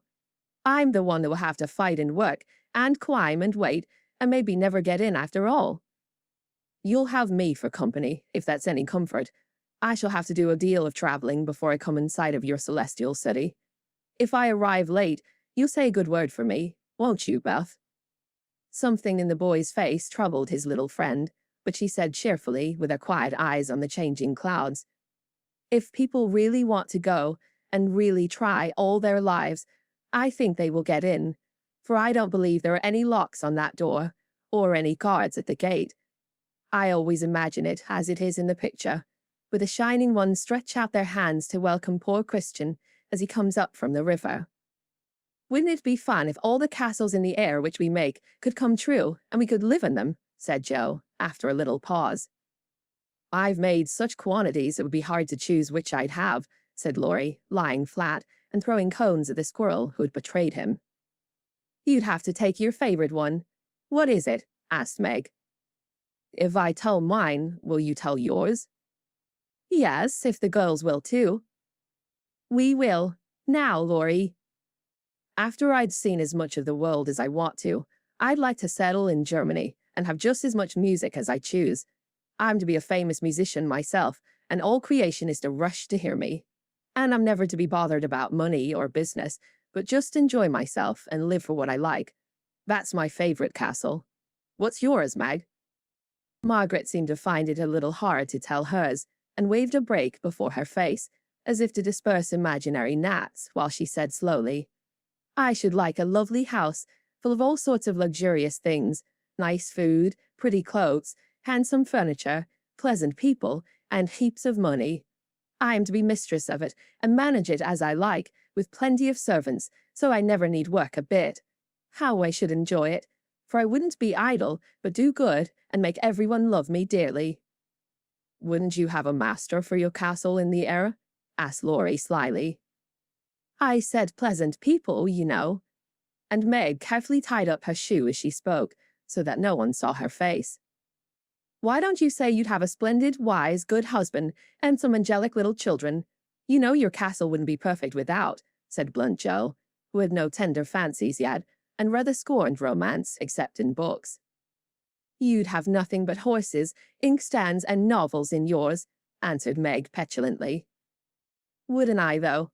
I'd have a stable full of Arabian steeds, rooms piled high with books, and I'd write out of a magic inkstand so that my work should be as famous as Laurie's music. I want to do something splendid before I go into my castle, something heroic or wonderful that won't be forgotten after I'm dead.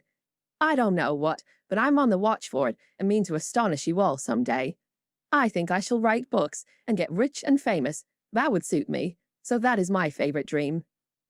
Mine is to stay at home, safe with father and mother, and help take care of the family, said Beth contentedly. Don't you wish for anything else? Asked Laurie.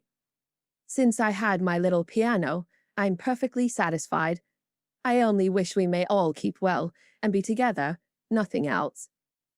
I have ever so many wishes, but the pet one is to be an artist and go to Rome and do fine pictures and be the best artist in the whole world, was Amy's modest desire. We're an ambitious set, aren't we? Every one of us but Beth wants to be rich and famous and gorgeous in every respect. I do wonder if any of us will ever get our wishes, said Laurie, chewing grass like a meditative calf.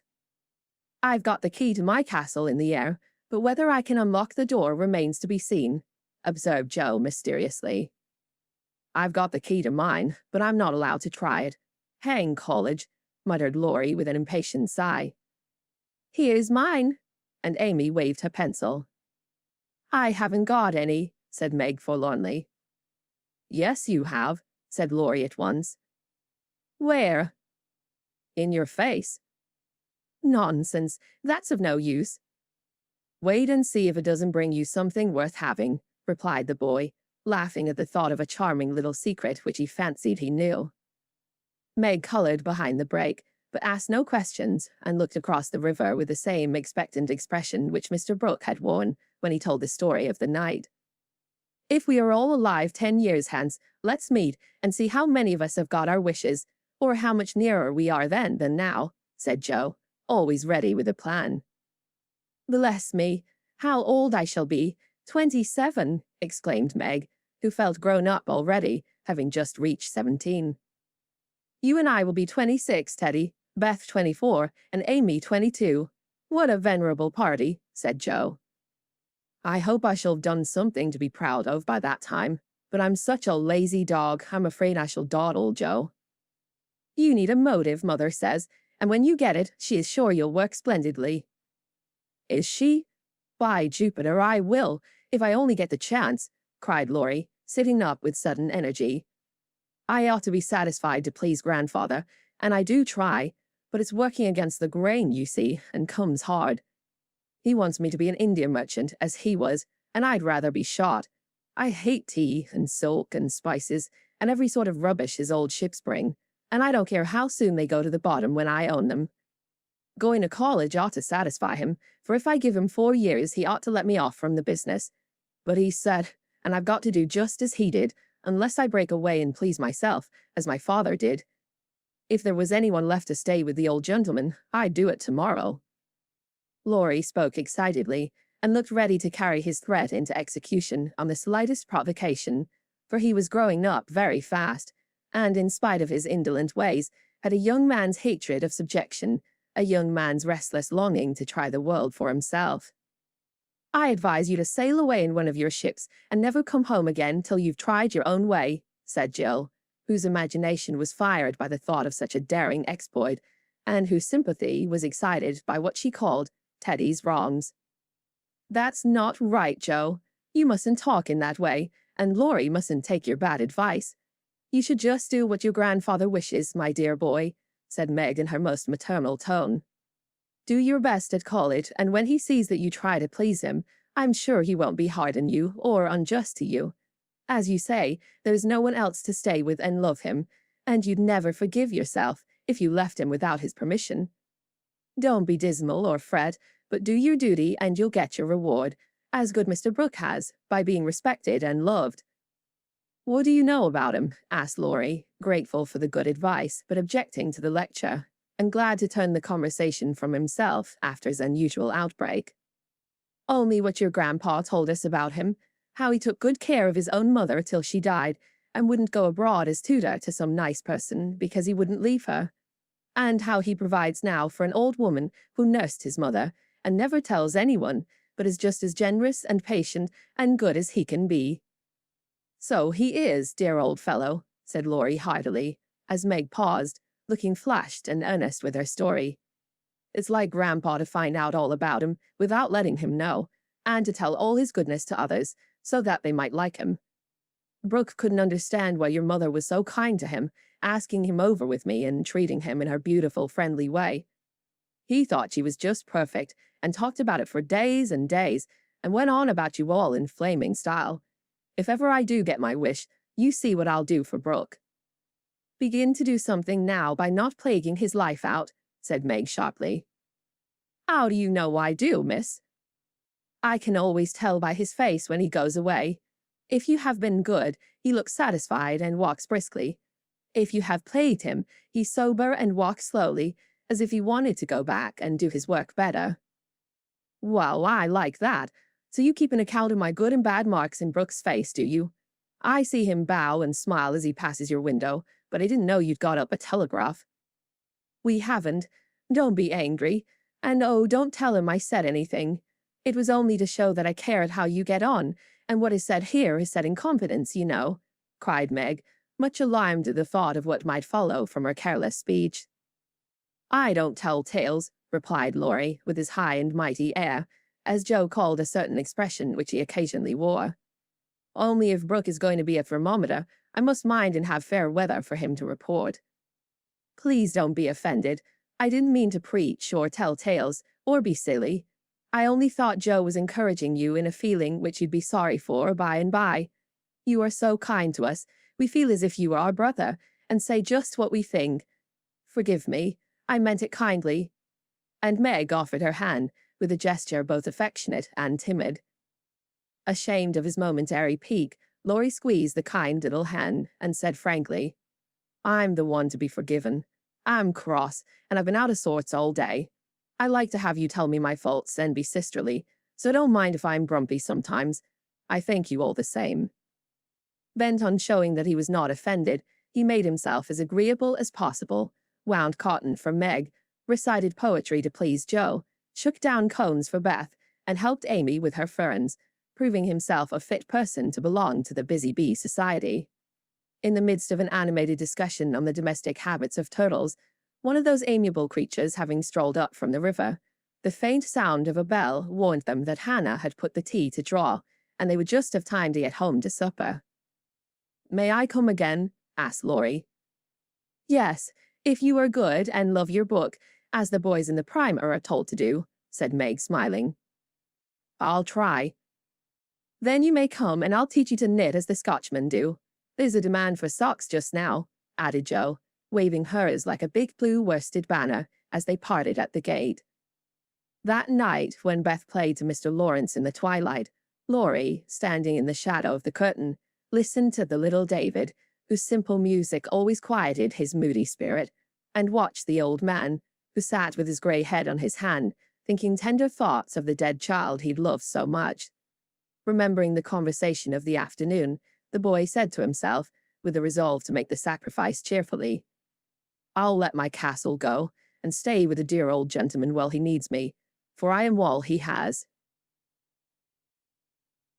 Chapter 14. Secrets. Jo was very busy in the garret, for the October days began to grow chilly and the afternoons were short.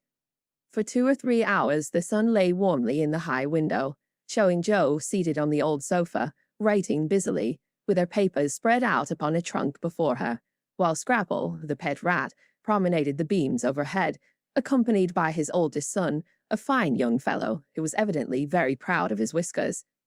Quite absorbed in her work, Jo scribbled away till the last page was filled, when she signed her name with a flourish and threw down her pen, exclaiming, "There, I've done my best. If this won't suit, I shall have to wait till I can do better." Lying back on the sofa, she read the manuscript carefully through, making dashes here and there, and putting in many exclamation points, which looked like little balloons. Then she tied it off with a smart red ribbon, and sat a minute, looking at it with a sober, wistful expression, which plainly showed how earnest her work had been. Jo's desk up here was an old tin kitchen, which hung against the wall. In it she kept her papers and a few books, safely shut away from Scrabble, who, being likewise of a literary turn, was fond of making a circulating library of such books as were left in his way, by eating the leaves. From this tin receptacle, Jo produced another manuscript, and putting both in her pocket, crept quietly downstairs, leaving her friends to nibble on her pens and taste her ink. She put on her hat and jacket as noiselessly as possible, and going to the back entry window, got out upon the roof of a low porch, swung herself down to the grassy bank, and took a roundabout way to the road. Once there, she composed herself, hailed a passing omnibus, and rolled away to town, looking very merry and mysterious. If anyone had been watching her, he would have thought her movements decidedly peculiar, for, on alighting, she went off at a great pace till she reached a certain number and a certain busy street. Having found the place with some difficulty, she went into the doorway, looked up the dirty stairs, and after standing stock still a minute, suddenly dived into the street and walked away as rapidly as she came. This maneuver she repeated several times, to the great amusement of a black-eyed young gentleman lounging in the window of a building opposite. On returning for the 3rd time, Jo gave herself a shake, pulled her hat over her eyes, and walked up the stairs, looking as if she were going to have all her teeth out. There was a dentist's sign among others, which adorned the entrance, and after staring a moment at the pair of artificial jaws, which slowly opened and shut to draw attention to a fine set of teeth, the young gentleman put on his coat, took his hat, and went down to post himself in the opposite doorway, saying with a smile and a shiver, "It's like her to come alone, but if she has a bad time, she'll need someone to help her home."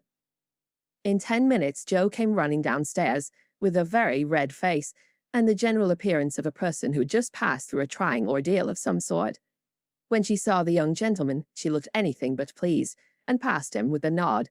But he followed, asking with an air of sympathy, "Did you have a bad time?" "Not very." "You got through quickly." "Yes, thank goodness." "Why did you want to go alone?"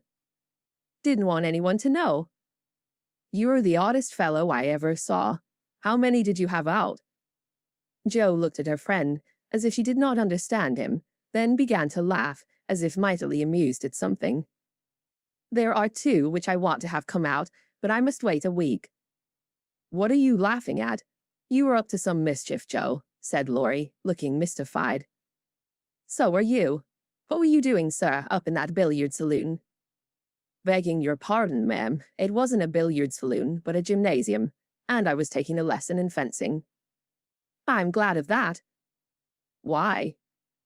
You can teach me, and then when we play Hamlet, you can be Laertes, and we'll make a fine thing of the fencing scene. Laurie burst out with a hearty boy's laugh, which made several passers-by smile in spite of themselves. I'll teach you whether we play Hamlet or not. It's grand fun, and will straighten you up capitally. But I don't believe that was your only reason for saying I'm glad in that decided way, was it now? No, I was glad that you were not in the saloon, because I hope you never go to such places. Do you? Not often. I wish you wouldn't. It's no harm, Joe. I have billiards at home, but it's no fun unless you have good players. So, as I'm fond of it, I come sometimes and have a game with Ned Moffat or some of the other fellows. Oh dear, I'm so sorry, for you'll get to liking it better and better, and will waste time and money and grow like those dreadful boys. I did hope you'd stay respectable and be a satisfaction to your friends, said Jill, shaking her head. Can a fellow take a little innocent amusement now and then, without losing his respectability? Asked Laurie, looking nettled. That depends upon how and where he takes it. I don't like Ned and his set, and wish you'd keep out of it. Mother won't let us have him at our house, though he wants to come. And if you grow like him, she won't be willing to have us frolic together, as we do now. Won't she? Asked Laurie anxiously. No, she can't bear fashionable young men, and she'd shut us all up in bandboxes, rather than have us associate with them. Well, she needn't get out her bandboxes yet. I'm not a fashionable party, and don't mean to be, but I do like harmless larks now and then. Don't you? Yes, nobody minds them, so lark away, but don't get wild, will you? Or there will be an end of all our good times. I'll be a double distilled saint. I can't bear saints. Just be a simple, honest, respectable boy, and we'll never desert you. I don't know what I should do if you acted like Mr. King's son. He had plenty of money, but didn't know how to spend it, and got tipsy and gambled, and ran away, and forged his father's name, I believe, and was altogether horrid. You think I'm likely to do the same? Much obliged. No, I don't. Oh, dear, no. But I hear people talking about money being such a temptation, and I sometimes wish you were poor. I shouldn't worry then. Do you worry about me, Joe? A little, when you look moody and discontented, as you sometimes do, for you've got such a strong will. If you once get started wrong, I'm afraid it would be hard to stop you. Laurie walked in silence a few minutes, and Joe watched him, wishing she'd held her tongue, for his eyes looked angry, though his lips smiled as if at her warnings. Are you going to deliver lectures all the way home? He asked presently. Of course not. Why? Because if you are, I'll take a bus. If you're not, I'd like to walk with you and tell you something very interesting. I won't preach any more, and I'd like to hear the news immensely. Very well then, come on. It's a secret, and if I tell you, you must tell me yours. I haven't got any, began Jill, but stopped suddenly, remembering that she had. You know you have. You can't hide anything, so up and fess, or I won't tell, cried Laurie. Is your secret a nice one? Oh, isn't it? All about people you know and such fun. You ought to hear it, and I've been aching to tell it this long time. Come, you begin. You'll not say anything about it at home, will you? Not a word. And you won't tease me in private? I never tease. Yes, you do. You get everything you want out of people. I don't know how you do it, but you are a born wheedler. Thank you. Fire away.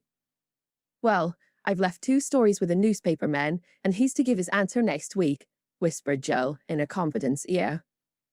Hurrah for Miss March, the celebrated American authoress, cried Laurie, throwing up his hat and catching it again, to the great delight of 2 ducks, 4 cats, 5 hens, and half a dozen Irish children, for they were out of the city now. Hush, it won't come to anything, I dare say, but I couldn't rest till I had tried, and I said nothing about it, because I didn't want anyone else to be disappointed. It won't fail. Why, Joe, your stories are works of Shakespeare, compared to half the rubbish that is published every day. Won't it be fun to see them in print, and shan't we feel proud of our authoress? Joe's eye sparkled, for it is always pleasant to be believed in, and a friend's praise is always sweeter than a dozen newspaper puffs. Where's your secret? Play fair, Teddy, or I'll never believe you again, she said, trying to extinguish the brilliant hopes that blazed up at a word of encouragement. I may get into a scrap for telling, but I didn't promise not to, so I will, for I never feel easy in my mind till I've told you any plummy bit of news I get. I know where Meg's glove is. Is that all? Said Joe, looking disappointed, as Laurie nodded and twinkled, with a face full of mysterious intelligence. It's quite enough for the present, as you'll agree when I tell you where it is. Tell, then. Laurie bent and whispered 3 words in Joe's ear, which produced a comical change. She stood and stared at him for a minute, looking both surprised and displeased, then walked on, saying sharply, How do you know? Saw it. Where? Pocket. All this time? Yes. Isn't that romantic? No, it's horrid. Don't you like it? Of course I don't. It's ridiculous. It won't be allowed. My patience. What would Meg say? You are not to tell anyone. Mind that. I didn't promise. That was understood, and I trusted you.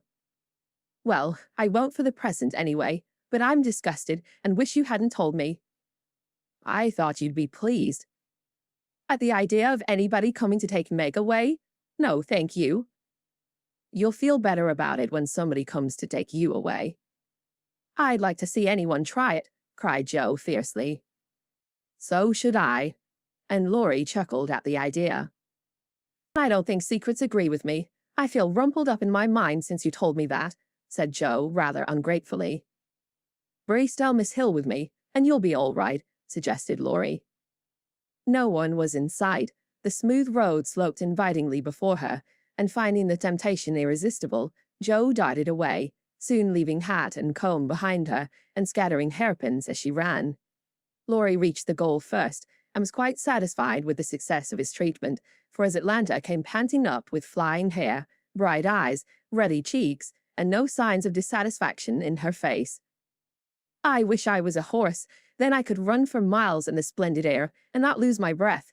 It was capital, but see what a guy it's made me. Go, pick up my things like a cherub as you are, said Joe, dropping down under a maple tree, which was carpeting the bank with crimson leaves. Laurie leisurely departed to recover the lost property, and Joe bundled up her braids, hoping no one would pass by till she was tidy again. But someone did pass, and who should it be but Meg, looking particularly ladylike in her state and festival suit, for she had been making calls. What in the world are you doing here? She asked, regarding her dishevelled sister with well-bred surprise. Getting leaves, meekly answered Joe, sorting the rosy handful she just swept off. And hairpins, added Laurie, throwing 6 into Joe's lap. They grow on this road, Meg, so do combs and brown straw hats. You have been running, Joe. How could you? When will you stop such romping ways? Said Meg reprovingly, as she settled her cuffs and smoothed her hair, with which the wind had taken liberties. Never till I'm stiff and old and have to use a crutch. Don't try to make me grow up before my time, Meg. It's hard enough to have you change all of a sudden. Let me be a little girl as long as I can.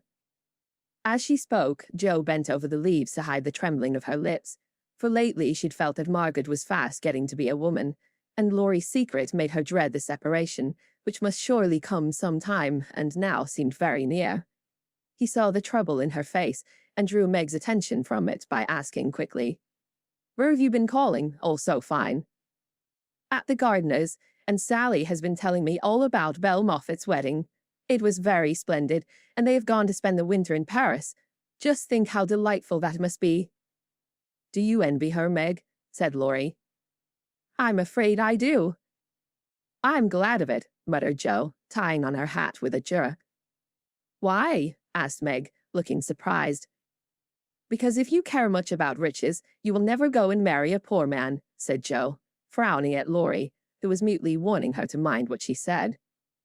I shall never go and marry anyone, observed Meg, walking on with great dignity, while the others followed, laughing, whispering, skipping stones, and behaving like children, as Meg said to herself, though she might have been tempted to join them if she had not had her best dress on.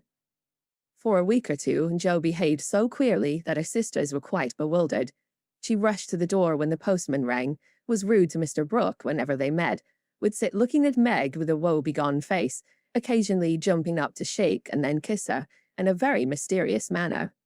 Laurie and she were always making signs to one another and talking about spread eagles, till the girls declared they'd both lost their wits.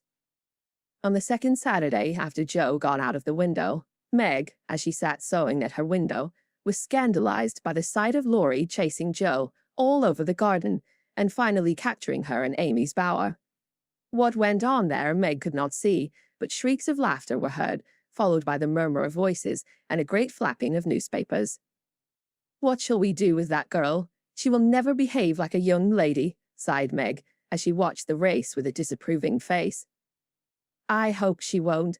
She is so funny and dear as she is," said Beth, who had never betrayed that she was a little hurt at Jo's having secrets with anyone but her. "It's very trying, but we never can make her comme la faux," added Amy, who sat making some new frills for herself, with her curls tied up in a very becoming way, two agreeable things that made her feel unusually elegant and ladylike. In a few minutes Jo bounced in, laid herself on the sofa, and affected to read. "Have you anything interesting there?" asked Meg with condescension. "Nothing but a story. Won't amount to much, I guess," returned Jo, carefully keeping the name of the paper out of sight. "You'd better read it aloud. That will amuse us and keep you out of mischief," said Amy in her most grown-up tone. "What's the name?" asked Beth, wondering why Jo kept her face behind the sheet. "The Rival Painters." "That sounds well. Read it," said Meg. With a loud "hem" and a long breath, Jo began to read very fast. The girls listened with interest, for the tale was romantic and somewhat pathetic, as most of the characters died in the end. "I like that about the splendid picture," was Amy's approving remark, as Jo paused. "I prefer the lovering part. Viola and Angelo are two of our favorite names. Isn't that queer?" said Meg, wiping her eyes, for the lovering part was tragical. "Who wrote it?" asked Beth, who'd caught a glimpse of Jo's face. The reader suddenly sat up, cast away the paper, displaying a flushed countenance, and with a funny mixture of solemnity and excitement, replied in a loud voice, "Your sister." "You?" cried Meg, dropping her work. "It's very good," said Amy critically. "I knew it. I knew it. Oh, my Jo, I am so proud." And Beth ran to hug her sister and exult over this splendid success. Dear me, how delighted they all were, to be sure. How Meg wouldn't believe it till she saw the words Miss Josephine March actually printed in the paper. How graciously Amy criticized the artistic parts of the story and offered hints for a sequel, which unfortunately couldn't be carried out as the hero and heroine were dead. How Beth got excited and skipped and sang with joy. How Hannah came in to exclaim, "Sakes alive, we hallow never," in great astonishment at that Jo's doings. How proud Mrs. March was when she knew it. How Jo laughed, with tears in her eyes, as she declared she might as well be a peacock and done with it, and how the spread eagle might be said to flap his wings triumphantly over the house of March as the paper passed from hand to hand. "Tell us about it. When did it come? How much did you get for it? What will father say? Won't Laurie laugh?" cried the family, all in one breath, as they clustered about Jo, for these foolish, affectionate people made a jubilee of every little household joy. "Stop jabbering, girls, and I'll tell you everything," said Jo, wondering if Miss Burney felt any grander over her Evelina than she did over her rival painters. Having told how she disposed of her tales, Jo added, "And when I went to get my answer, the man said he liked them both, but didn't pay beginners, only let them print in his paper, and notice the stories. It was good practice, he said, and when the beginners improved, anyone would pay. So I let him have the 2 stories, and today this was sent to me, and Laurie caught me with it and insisted on seeing it, so I let him. And he said it was good, and I shall write more, and he's going to get the next paid for, and I am so happy, for in time I may be able to support myself and help the girls." Jo's breath gave out here, and wrapping her head in the paper, she bedewed her little story with a few natural tears, for to be independent and earn the praise of those she loved were the dearest wishes of her heart, and this seemed to be the first step toward that happy end. Chapter 15. A Telegram. November is the most disagreeable month in the whole year, said Margaret, standing at the window one dull afternoon, looking out at the frostbitten garden. That's the reason I was born in it, observed Jo pensively, quite unconscious of the blot on her nose. If something very pleasant should happen now, we should think it a delightful month, said Beth, who took a hopeful view of everything, even November. I dare say, but nothing pleasant ever does happen in this family, said Meg, who was out of sorts. We go grubbing along day after day without a bit of change and very little fun. We might as well be in a treadmill. My patience, how blue we are, cried Jo. I don't much wonder, poor dear, for you see other girls having splendid times, while you grind year in and year out. Oh, don't I wish I could manage things for you as I do for my heroines. You're pretty enough, and good enough already, so I'd have some rich relation leave you a fortune unexpectedly. Then you dash out as an heiress, scorn everyone who has slighted you, go abroad, and come home my lady something, in a blaze of splendor and elegance. People don't have fortunes left them in that style nowadays. Men have to work and women marry for money. It's a dreadfully unjust world, said Meg bitterly. Jo and I are going to make fortunes for you all. Just wait 10 years and see if we don't, said Amy, who sat in a corner making mud pies, as Hannah called her little clay models of birds, fruit, and faces. Can't wait, and I'm afraid I haven't much faith in ink and dirt, though I'm grateful for your good intentions. Meg sighed and turned to the frostbitten garden again. Jo groaned and leaned both elbows on the table in a despondent attitude, but Amy spat it away energetically, and Beth, who sat at the other window, said, smiling, Two pleasant things are going to happen right away. Marmee is coming down the street, and Laurie is tramping through the garden as if he had something nice to tell. In they both came, Mrs. March with her usual question, Any letter from father, girls? And Laurie to say in his persuasive way, Won't some of you come for a drive? I've been working away at mathematics, so my head is in a muddle, and I'm going to freshen my wits by a brisk turn. It's a dull day, but the air isn't bad, and I'm going to take Brooke home, so I'll be gay inside, if it isn't out. Come, Jo, you and Beth will go, won't you? Of course we will. Much obliged, but I'm busy. And Meg whisked out her work-basket, for she had agreed with her mother that it was best, for her at least, not to drive too often with the young gentleman. We three will be ready in a minute, cried Amy, running away to wash her hands. Can I do anything for you, Madam Mother? Asked Laurie, leaning over Mrs. March's chair, with the affectionate look and tone he always gave her. No, thank you, except call at the office, if you'll be so kind, dear. It's our day for a letter, and the postman hasn't been. Father is as regular as the sun, but there's some delay on the way, perhaps.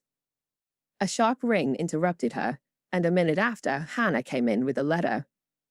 It's one of them horrid telegraph things, Mum, she said, handling it as if she was afraid it would explode and do some damage. At the word telegraph, Mrs. March snatched it, read the 2 lines it contained, and dropped back into her chair, as white as if the little paper had sent a bullet to her heart. Laurie dashed downstairs for water, while Meg and Hannah supported her, and Jo read aloud in a frightened voice. Mrs. March, your husband is very ill. Come at once. S. Hale, Blank Hospital, Washington. How still the room was as they listened breathlessly, how strangely the day darkened outside, and how suddenly the whole world seemed to change as the girls gathered about their mother, feeling as if all the happiness and support of their lives was about to be taken from them. Mrs. March was herself again directly, read the message over, and stretched out her arms to her daughters, saying in a tone they never forgot, I shall go at once, but it may be too late. Oh, children, children, help me to bear it. For several minutes there was nothing but the sound of sobbing in the room, mingled with broken words of comfort, tender assurances of help, and hopeful whispers that died away in tears. Poor Hannah was the first to recover, and with unconscious wisdom, she set all the rest a good example, for with her, work was panacea for most afflictions. The Lord keep the dear man. I won't waste no time a-crying, but get you things ready right away, Mum, she said heartily, as she wiped her face on her apron, gave her mistress a warm shake of the hand with her own hard one, and went away to work like 3 women in one. She's right. There's no time for tears now. Be calm, girls, and let me think. They tried to be calm, poor things, as their mother sat up, looking pale but steady, and put away her grief to think and plan for them. "Where is Laurie?" she asked presently, when she'd collected her thoughts and decided on the first duties to be done. "Here, ma'am."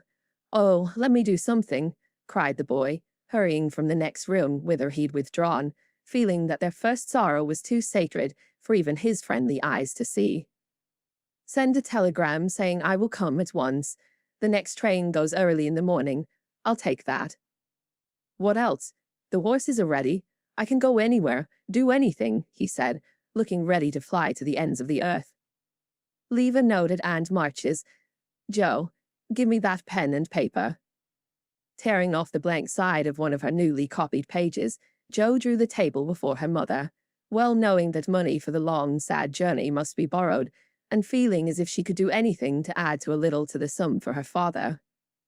"Now go, dear, but don't kill yourself driving at a desperate pace. There is no need of that."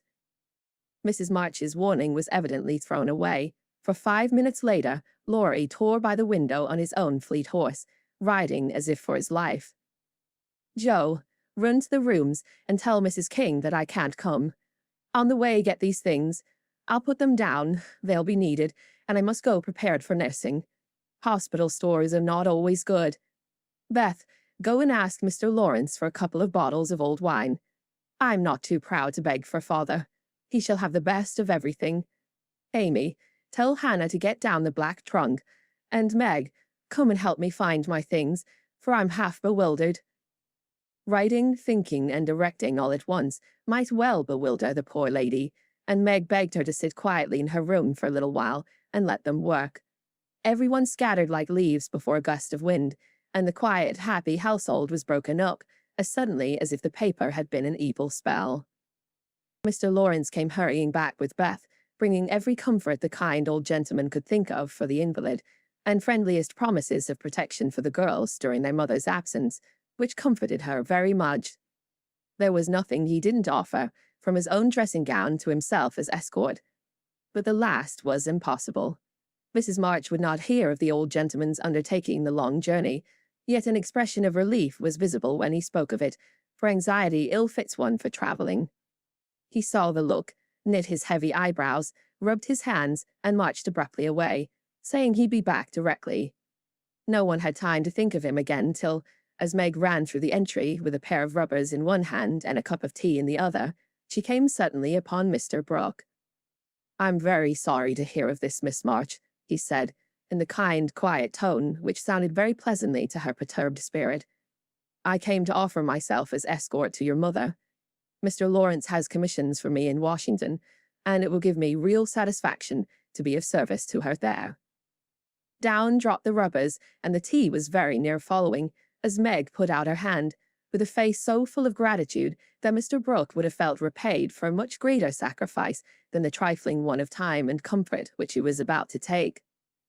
"How kind you all are! Mother will accept, I'm sure, and it will be such a relief to know that she has someone to take care of her. Thank you very, very much."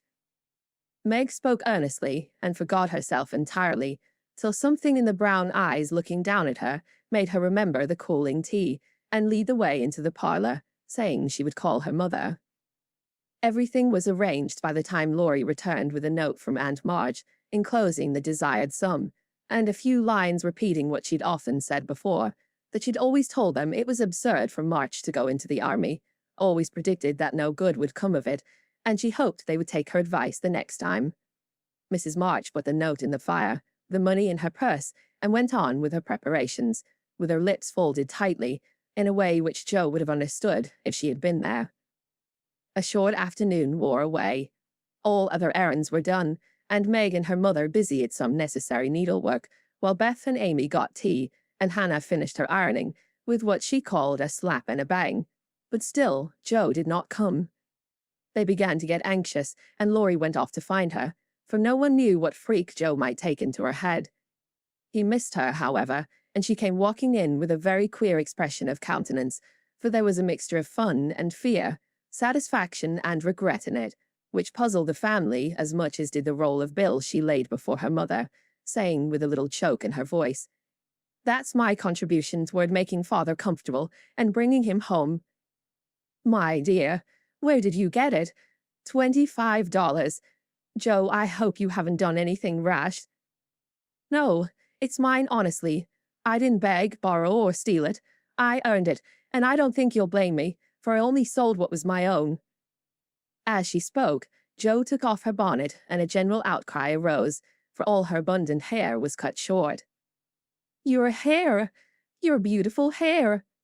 Oh, Joe, how could you? Your one beauty." "My dear girl, there was no need of this.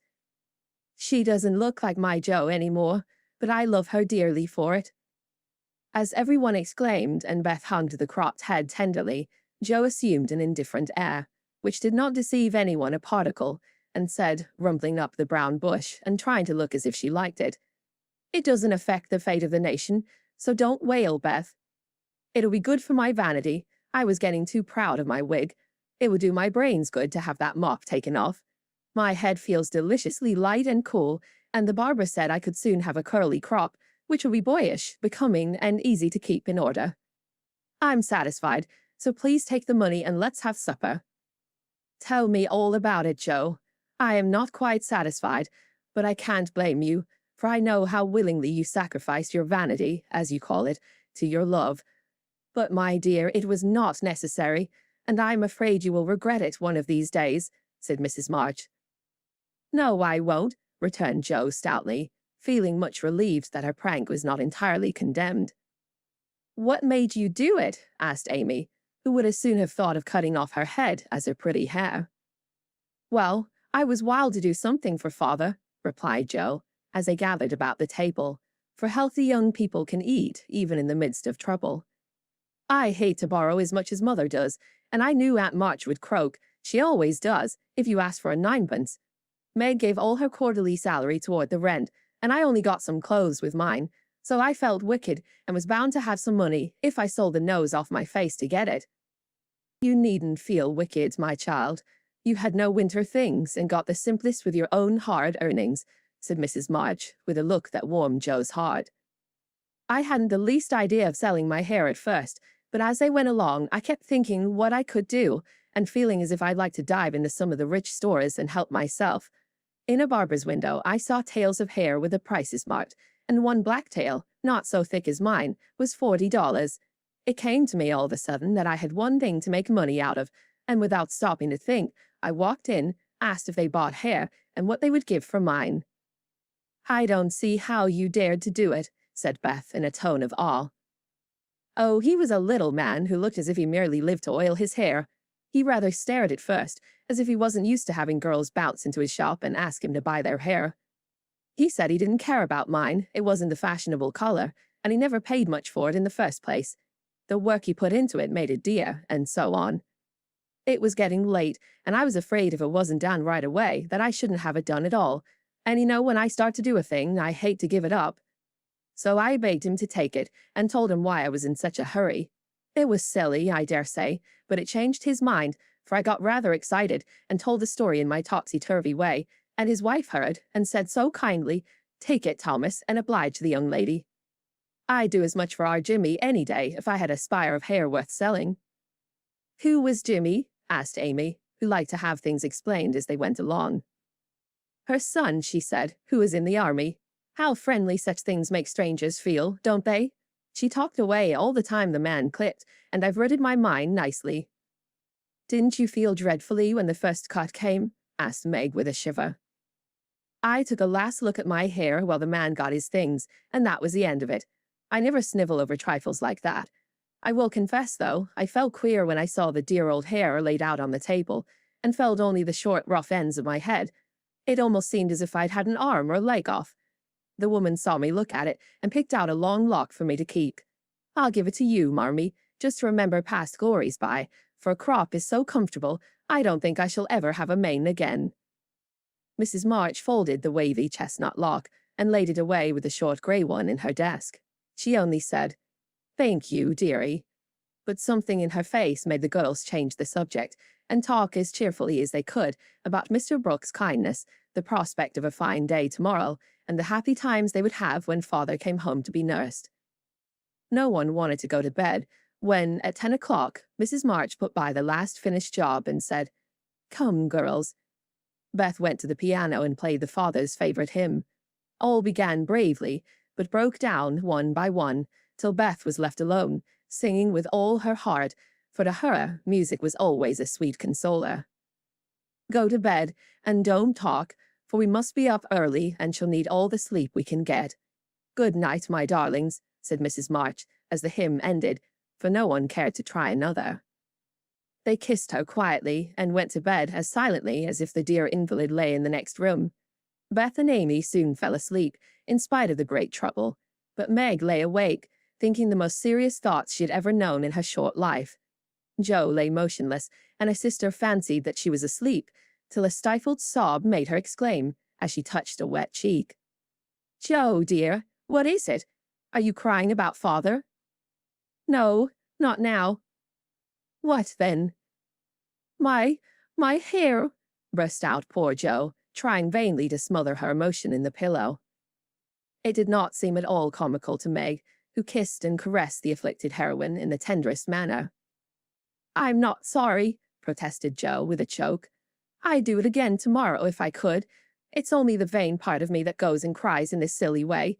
Don't tell anyone. It's all over now. I thought you were asleep, so I just made a little private moan for my one beauty. I'll claim you to be awake." "I can't sleep. I'm so anxious," said Meg. "Think about something pleasant, and you'll soon drop off." "I tried it, but felt wider awake than ever." "What did you think of?" "Handsome faces.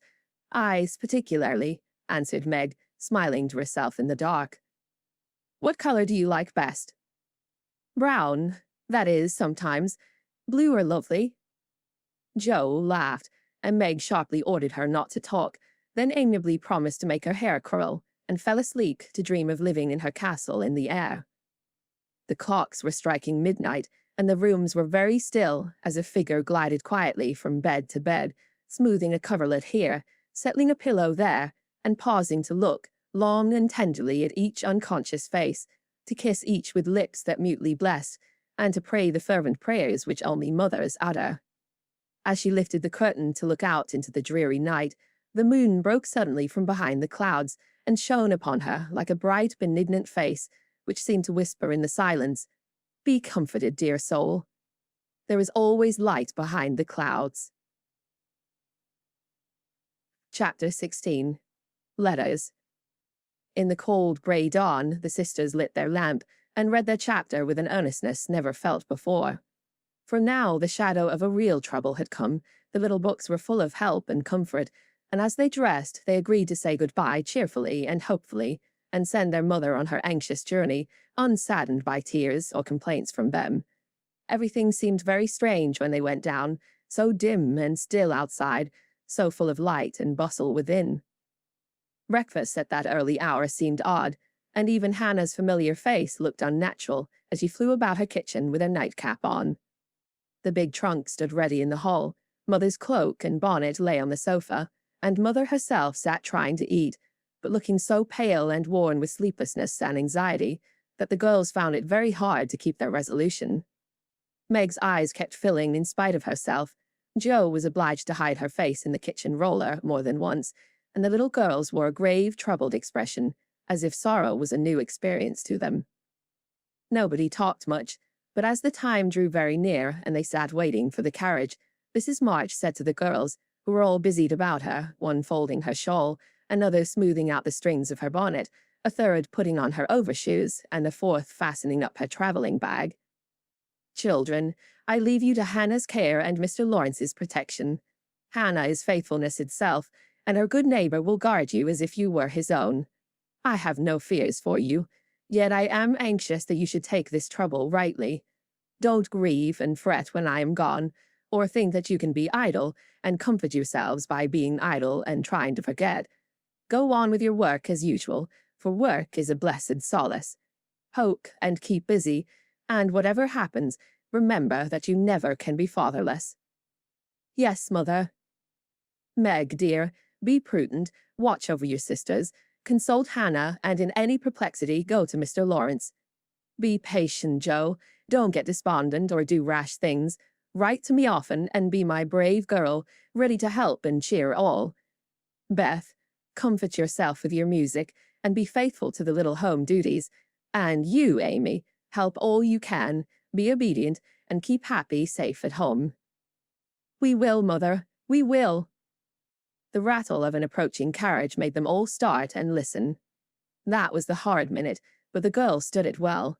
No one cried, no one ran away or uttered a lamentation, though their hearts were very heavy as they sent loving messages to father, remembering, as they spoke, that it might be too late to deliver them.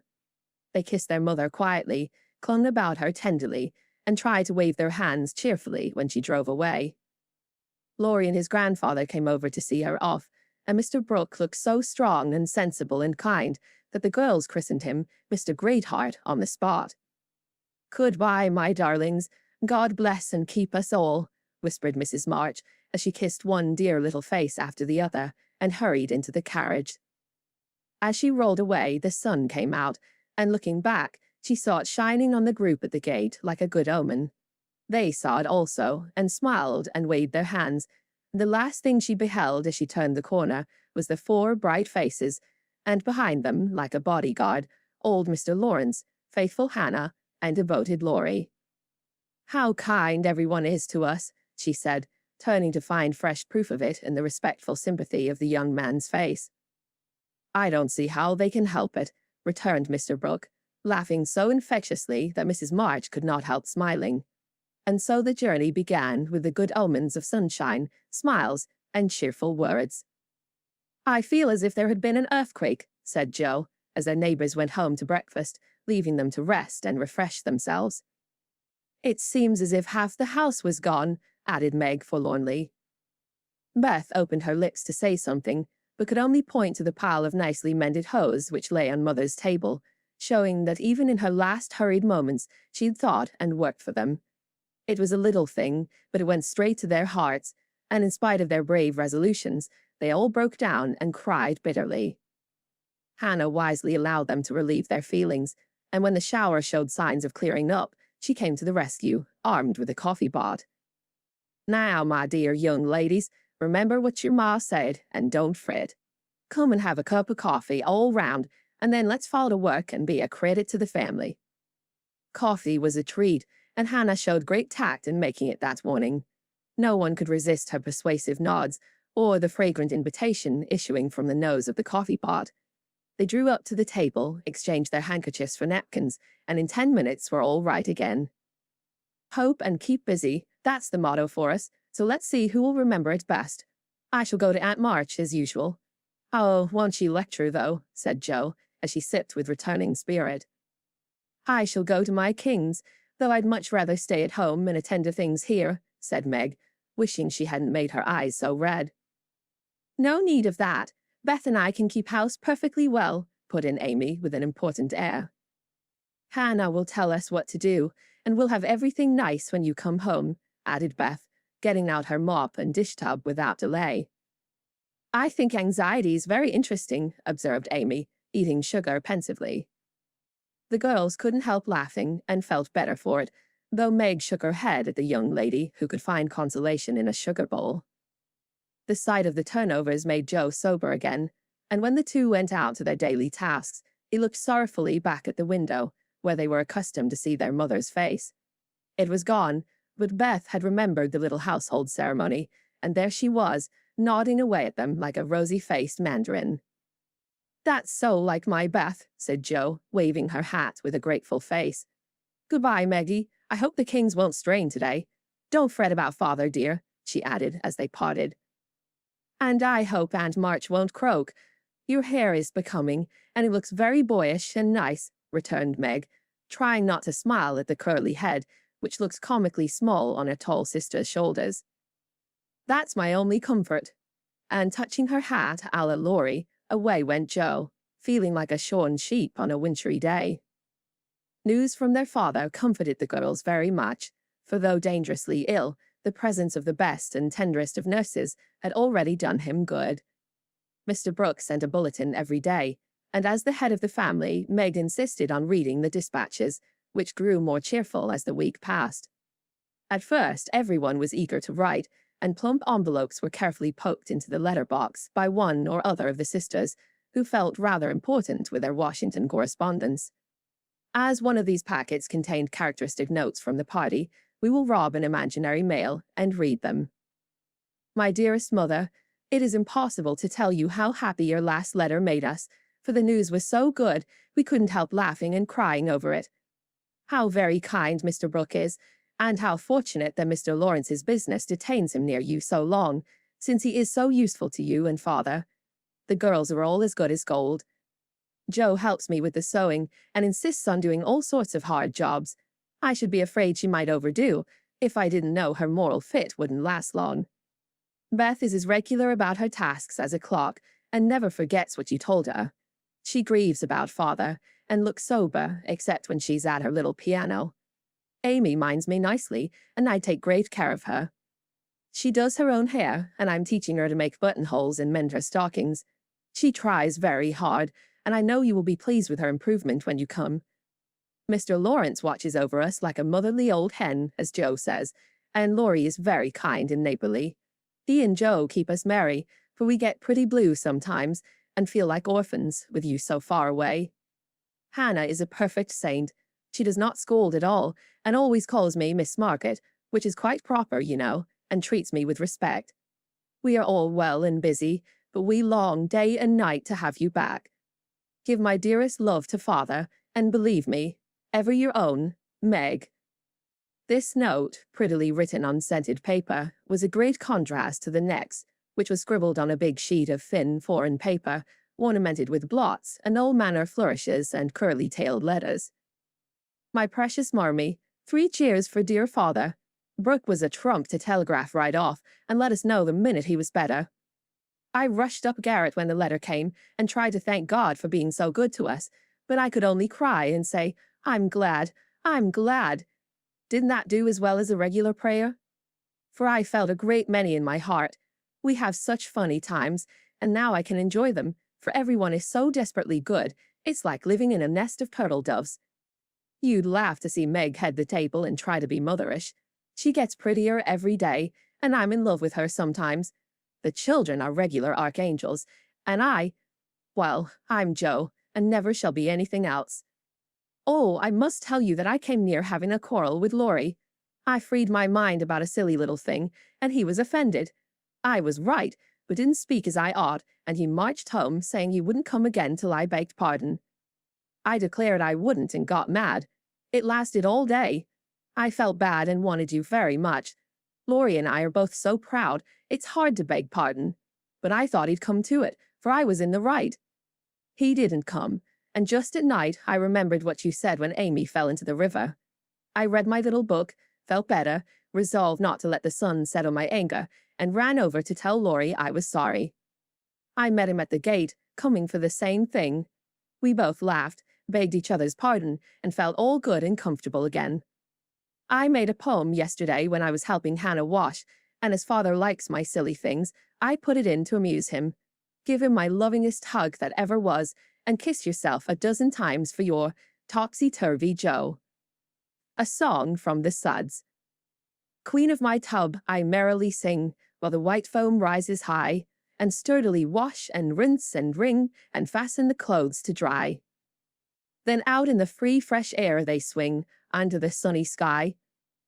I wish we could wash from our hearts and souls the stains of the week away, and let water and air by their magic make ourselves as pure as they. Then on the earth there would be, indeed, a glorious washing day. Along the path of a useful life will heart's ease ever bloom. The busy mind has no time to think of sorrow or care or gloom, and anxious thoughts may be swept away as we bravely wield a broom. I am glad a task to me is given to labor at day by day, for it brings me health and strength and hope, and I cheerfully learn to say, head you may think, heart you may feel, but hand you shall work all way. Dear mother, There is only room for me to send my love and some pressed pansies from the root I've been keeping safe in the house for father to see. I read every morning, trying to be good all day, and sing myself to sleep with father's tune. I can't sing Land of the Leal now. It makes me cry. Everyone is very kind, and we are as happy as we can be without you. Amy wants the rest of the page, so I must stop. I didn't forget to cover the holders, and I wind the clock and air the rooms every day. Kiss dear father on the cheek he calls mine. Oh, do come soon to your loving, little Beth. Ma chère maman, we are all well. I do my lessons always and never corroborate the girls. Meg says I mean contradict, so I put in both words, and you can take the properest. Meg is a great comfort to me and lets me have jelly every night at tea. It's so good for me, Joe says, because it keeps me sweet-tempered.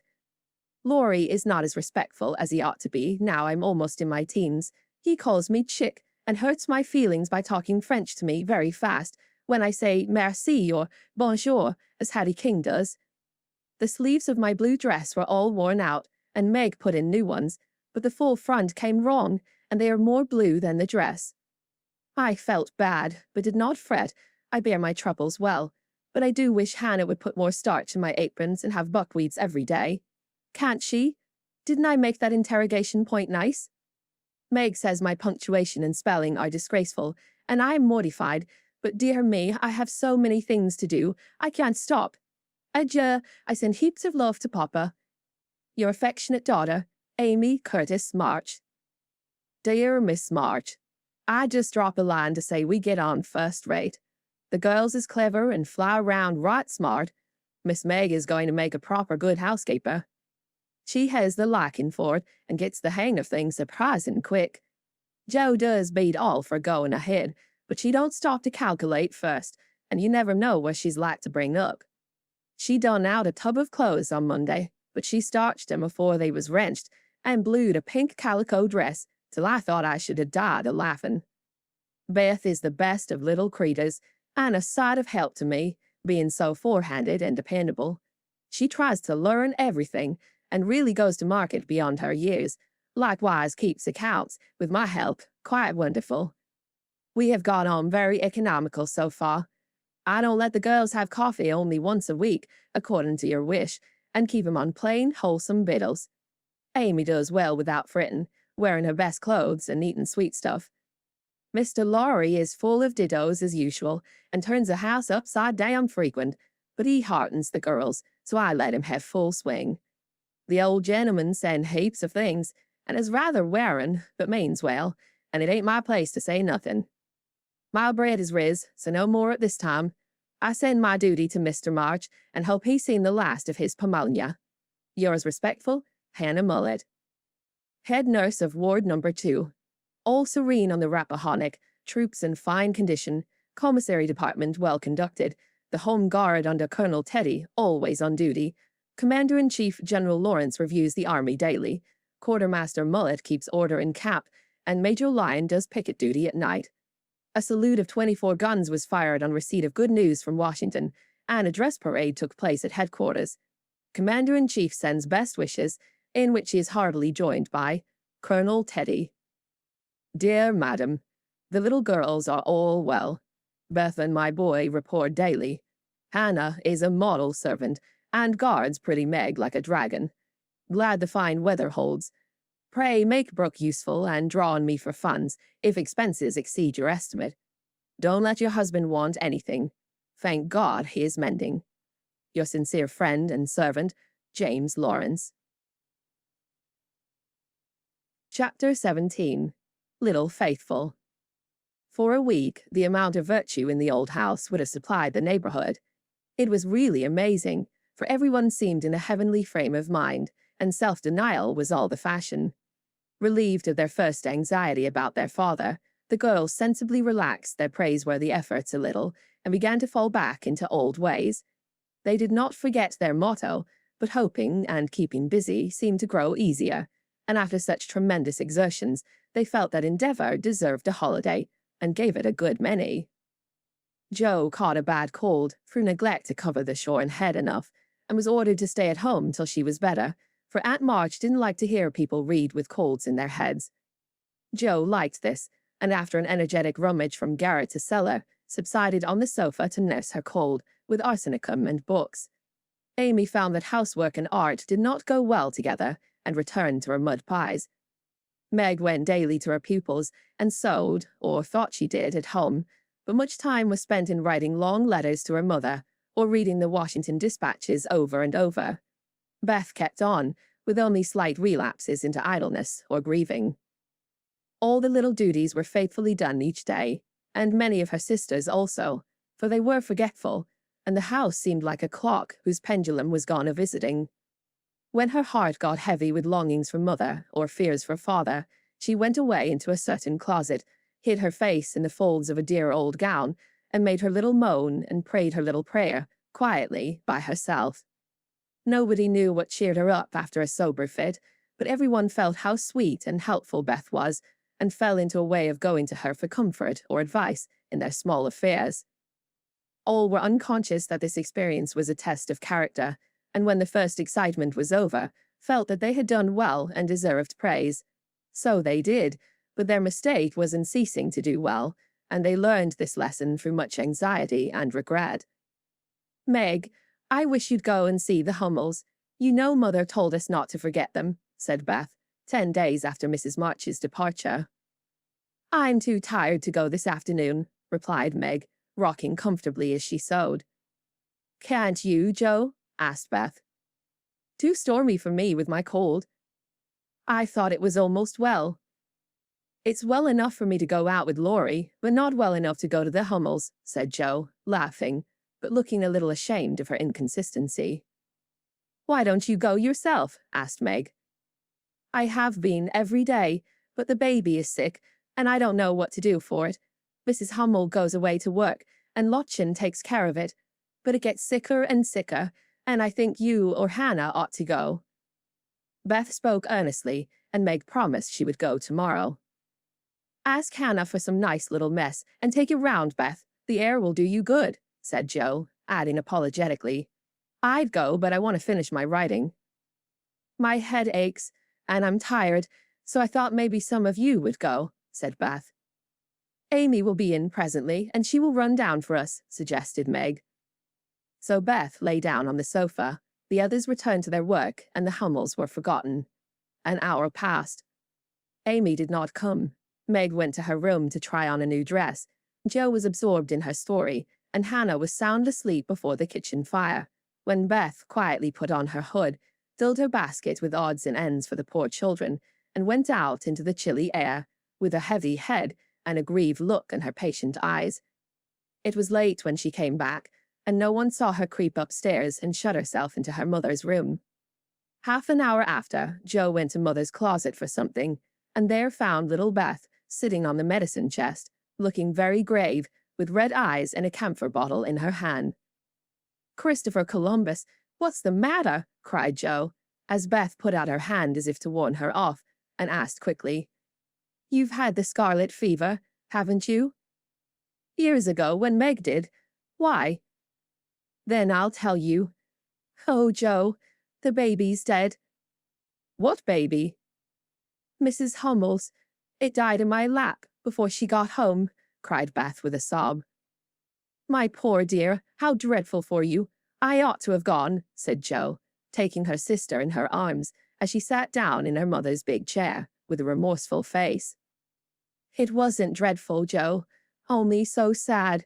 I saw in a minute it was sicker, but Lottchen said her mother had gone for a doctor, so I took baby and let Lottie rest.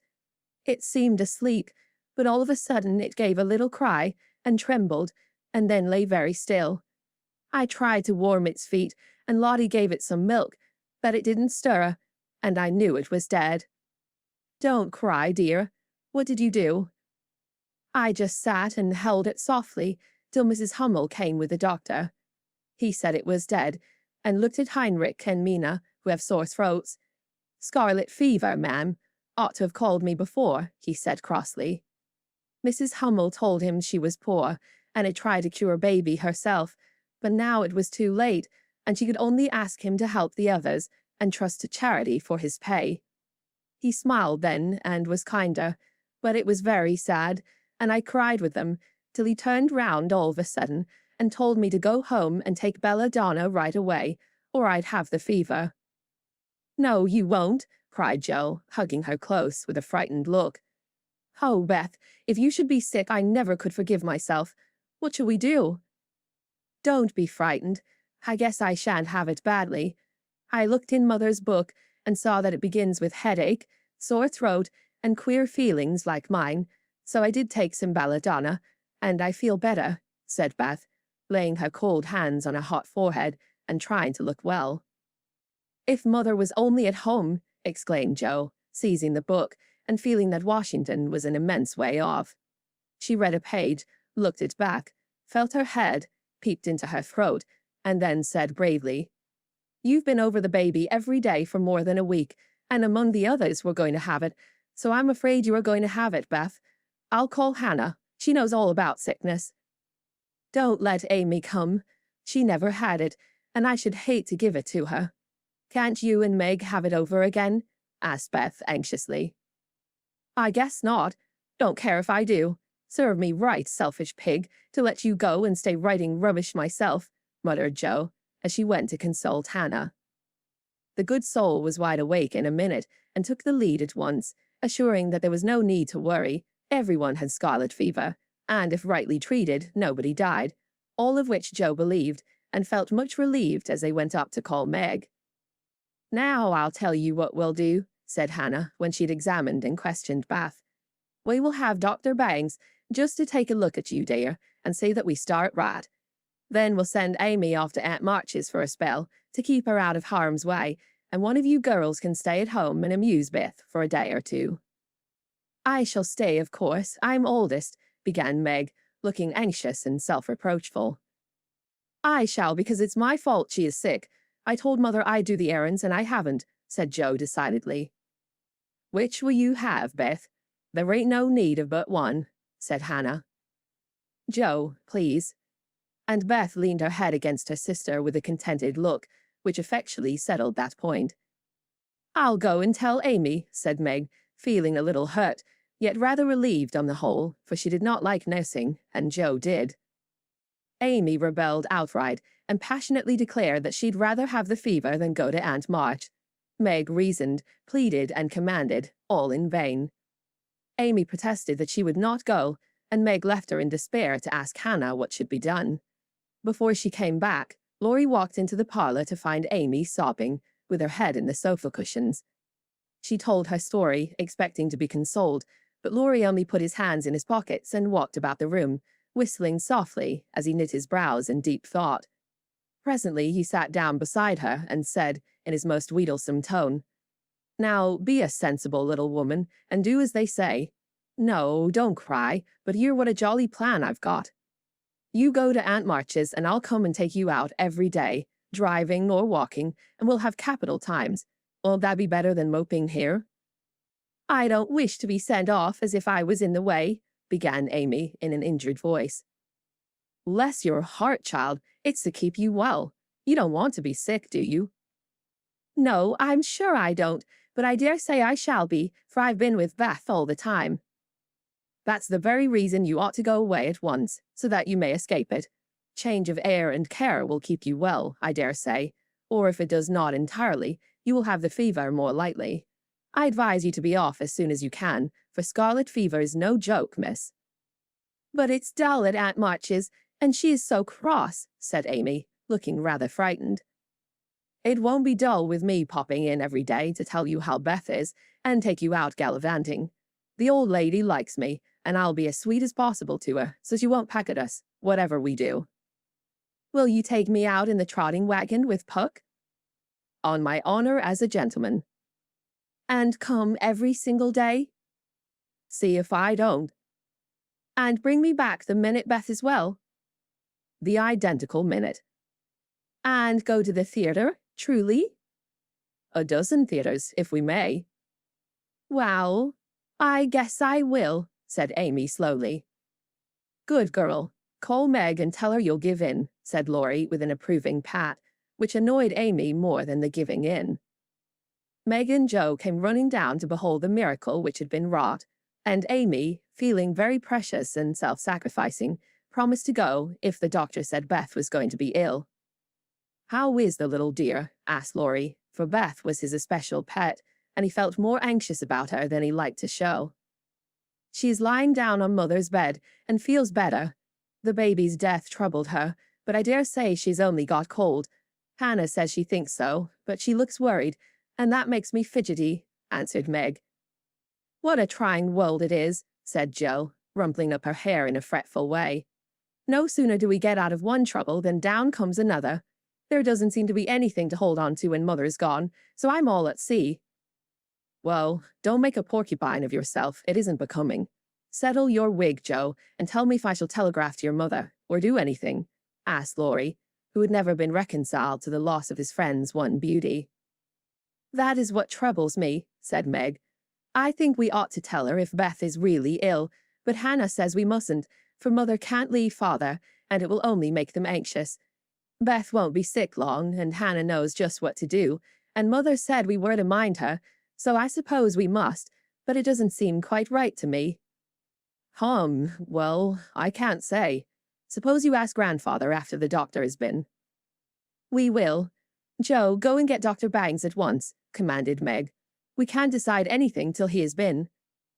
"Stay where you are, Joe. I'm errand boy to this establishment," said Laurie, taking up his cap. "I'm afraid you are busy," began Meg. "No, I've done my lessons for the day." "Do you study in vacation time?" asked Joe. "I follow the good example my neighbors set me," was Laurie's answer, as he swung himself out of the room. "I have great hopes for my boy," observed Joe, watching him fly over the fence with an approving smile. "He does very well, for a boy," was Meg's somewhat ungracious answer, for the subject did not interest her. Dr. Bangs came, said Beth had symptoms of the fever, but he thought she would have it lightly, though he looked sober over the Hummel story. Amy was ordered off at once, and, provided with something to ward off danger, she departed in great state, with Joe and Laurie as escort. Aunt March received them with her usual hospitality. "What do you want now?" she asked, looking sharply over her spectacles, while the parrot, sitting on the back of her chair, called out, "Go away! No boys allowed here."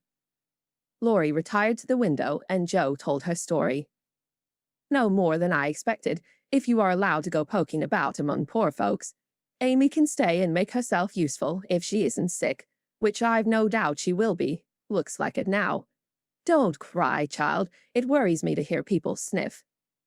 Amy was on the point of crying, but Laurie slyly pulled the parrot's tail, which caused Polly to utter an astonished croak and call out, "Bless my boots," in such a funny way that she laughed instead.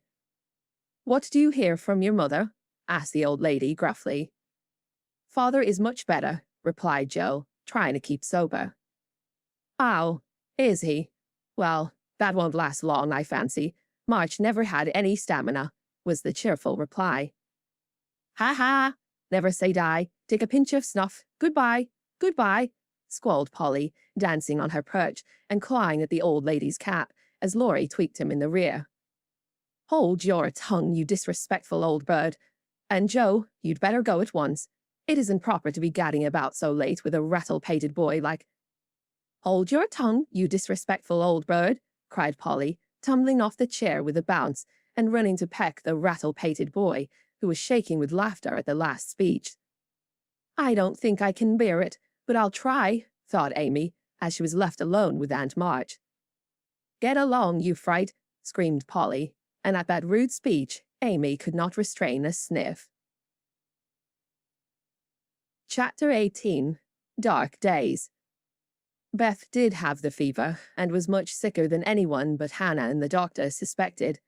The girls knew nothing about illness, and Mr. Lawrence was not allowed to see her, so Hannah had everything her own way, and busy Dr. Bangs did his best, but left a good deal to the excellent nurse. Meg stayed at home, lest she should infect the Kings, and kept house, feeling very anxious, and a little guilty when she wrote letters in which no mention was made of Beth's illness. She could not think it right to deceive her mother, but she had been bidden to mind Hannah, and Hannah wouldn't hear of Mrs. March being told and worried just for such a trifle.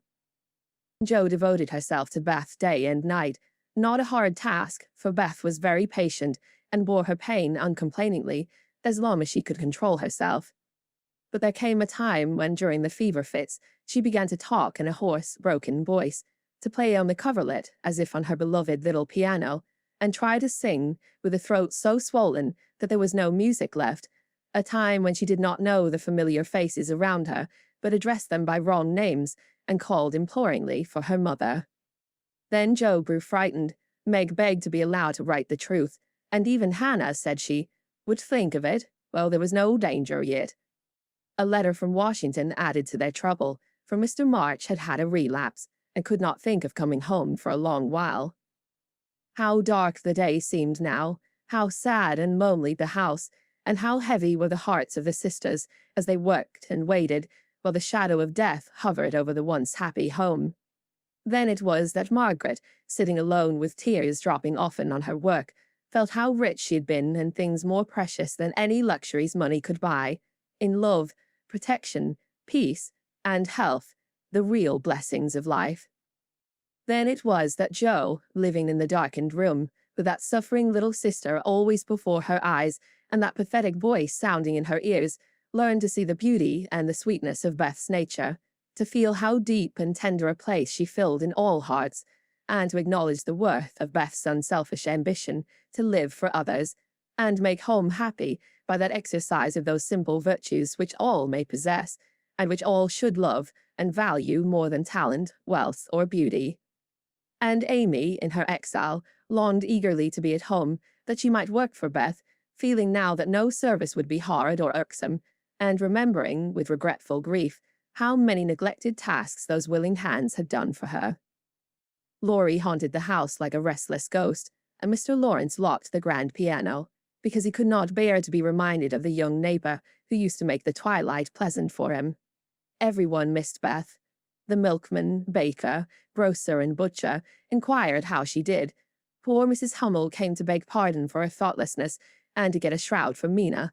The neighbors sent all sorts of comforts and good wishes, and even those who knew her best were surprised to find how many friends shy little Beth had made.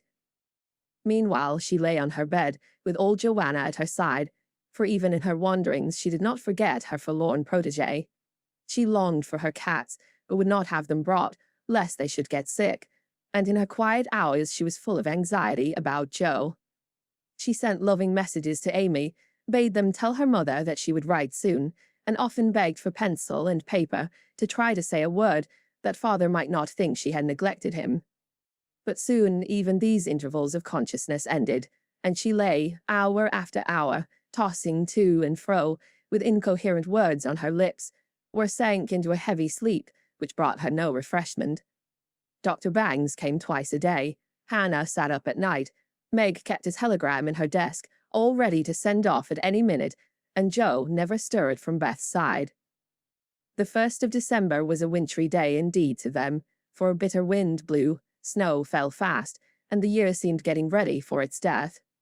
When Dr. Bangs came that morning, he looked long at Beth, held the hot hand in both his own for a minute, and laid it gently down, saying in a low voice to Hannah, "If Mrs. March can leave her husband, she'd better be sent for." Hannah nodded without speaking, for her lips twitched nervously. Meg dropped down into a chair as the strength seemed to go out of her limbs at the sound of those words, and Jo, standing with a pale face for a minute, ran to the parlor, snatched up the telegram, and throwing on her things, rushed out into the storm. She was soon back, and while noiselessly taking off her cloak, Laurie came in with a letter, saying that Mr. March was mending again. Jo read it thankfully, but the heavy weight did not seem lifted off her heart, and her face was so full of misery that Laurie asked quickly, "What is it? Is Beth worse?" "I've sent for Mother," said Jo, tugging at her rubber boots with a tragic expression. "Good for you, Jo. Did you do it on your own responsibility?" asked Laurie, as he seated her in the hall chair and took off the rebellious boots, seeing how her hands shook. "No, the doctor told us to." "Oh, Jo, it's not so bad as that," cried Laurie with a startled face. "Yes, it is. She doesn't know us. She doesn't even talk about the flocks of green doves, as she calls the vine leaves on the wall. She doesn't look like my Beth, and there's nobody to help us bear it. Mother and father both gone, and God seems so far away. I can't find him." As the tears streamed fast down poor Jo's cheeks, she stretched out her hand in a helpless sort of way, as if groping in the dark, and Laurie took it in his, whispering as well as he could with the lump in his throat, "I'm here. Hold on to me, Jo dear." She could not speak, but she did hold on, and the warm grasp of the friendly human hand comforted her sore heart and seemed to lead her nearer to the divine arm which alone could uphold her in her trouble. Laurie longed to say something tender and comfortable, but no fitting words came to him, so he stood silent, gently stroking her bent head, as her mother used to do. It was the best thing he could have done, far more soothing than the most eloquent words, for Jo felt the unspoken sympathy, and in the silence learned the sweet solace which affection administers to sorrow. Soon she dried the tears which had relieved her, and looked up with a grateful face. "Thank you, Teddy. I'm better now. I don't feel so forlorn, and will try to bear it if it comes. Keep hoping for the best. That will help you, Jo. Soon your mother will be here, and then everything will be all right. I'm so glad father is better. Now she won't feel so bad about leaving him. Oh, me, it does seem as if all the troubles came in a heap, and I got the heaviest part on my shoulders," sighed Jo, spreading her wet handkerchief over her knees to dry. "Doesn't Meg pull fair?" asked Laurie, looking indignant. "Oh, yes, she tries to, but she can't love Bethy as I do, and she won't miss her as I shall. Beth is my conscience, and I can't give her up. I can't. Down went Jo's face into the wet handkerchief, and she cried despairingly, for she'd kept up bravely till now and never shed a tear. Laurie drew his hand across his eyes, but could not speak till he had subdued the choky feeling in his throat and steadied his lips. It might be unmanly, but he couldn't help it, and I am glad of it. Presently, as Jo's sobs quieted, he said hopefully, "I don't think she will die. She's so good, and we all love her so much. I don't believe God will take her away yet." "The good and dear people always do die," groaned Jo, but she stopped crying, for her friend's words cheered her up, in spite of her own doubts and fears. "Poor girl, you're worn out. It isn't like you to be forlorn. Stop a bit. I'll hearten you up in a jiffy." Laurie went off 2 stairs at a time, and Jo laid her wearied head down on Beth's little brown hood, which no one had thought of moving from the table where she left it. It must have possessed some magic, for the submissive spirit of its gentle owner seemed to enter into Jo, and when Laurie came running down with a glass of wine, she took it with a smile and said bravely, "I drink. Health to my Beth." "You are a good doctor, Teddy, and such a comfortable friend. How can I ever pay you?" she added, as the wine refreshed her body, as the kind words had done her troubled mind. "I'll send my bill by and by, and tonight I'll give you something that will warm the cockles of your heart better than quarts of wine," said Laurie, beaming at her with a face of suppressed satisfaction at something. "What is it?" cried Jo, forgetting her woes for a minute and her wonder. "I telegraphed to your mother yesterday, and Brooke answered she'd come at once, and she'll be here tonight, and everything will be all right. Aren't you glad I did it?" Laurie spoke very fast, and turned red and excited all in a minute, for he had kept his plot a secret, for fear of disappointing the girls or harming Beth. Jo grew quite white, flew out of her chair, and the moment he stopped speaking, she electrified him by throwing her arms round his neck and crying out with a joyful cry, "Oh, Laurie! Oh, Mother! I am so glad!" She did not weep again, but laughed hysterically, and trembled and clung to her friend, as if she was a little bewildered by the sudden news. Laurie, though decidedly amazed, behaved with great presence of mind. He patted her back soothingly, and finding that she was recovering, followed it up by a bashful kiss or two, which brought Jo round at once. Holding on to the banisters, she put him gently away, saying breathlessly, "Oh, don't. I didn't mean to. It was dreadful of me, but you were such a dear to go and do it, in spite of Hannah, that I couldn't help flying at you. Tell me all about it, and don't give me wine again. It makes me act so." "I don't mind," laughed Laurie as he settled his tie. "Why, you see, I got fidgety, and so did Grandpa. We thought Hannah was overdoing the authority business, and your mother ought to know. She'd never forgive us if if anything happened, you know. So I got Grandpa to say it was high time we did something, and off I pelted to the office yesterday, for the doctor looked sober, and Hannah most took my head off when I proposed a telegram.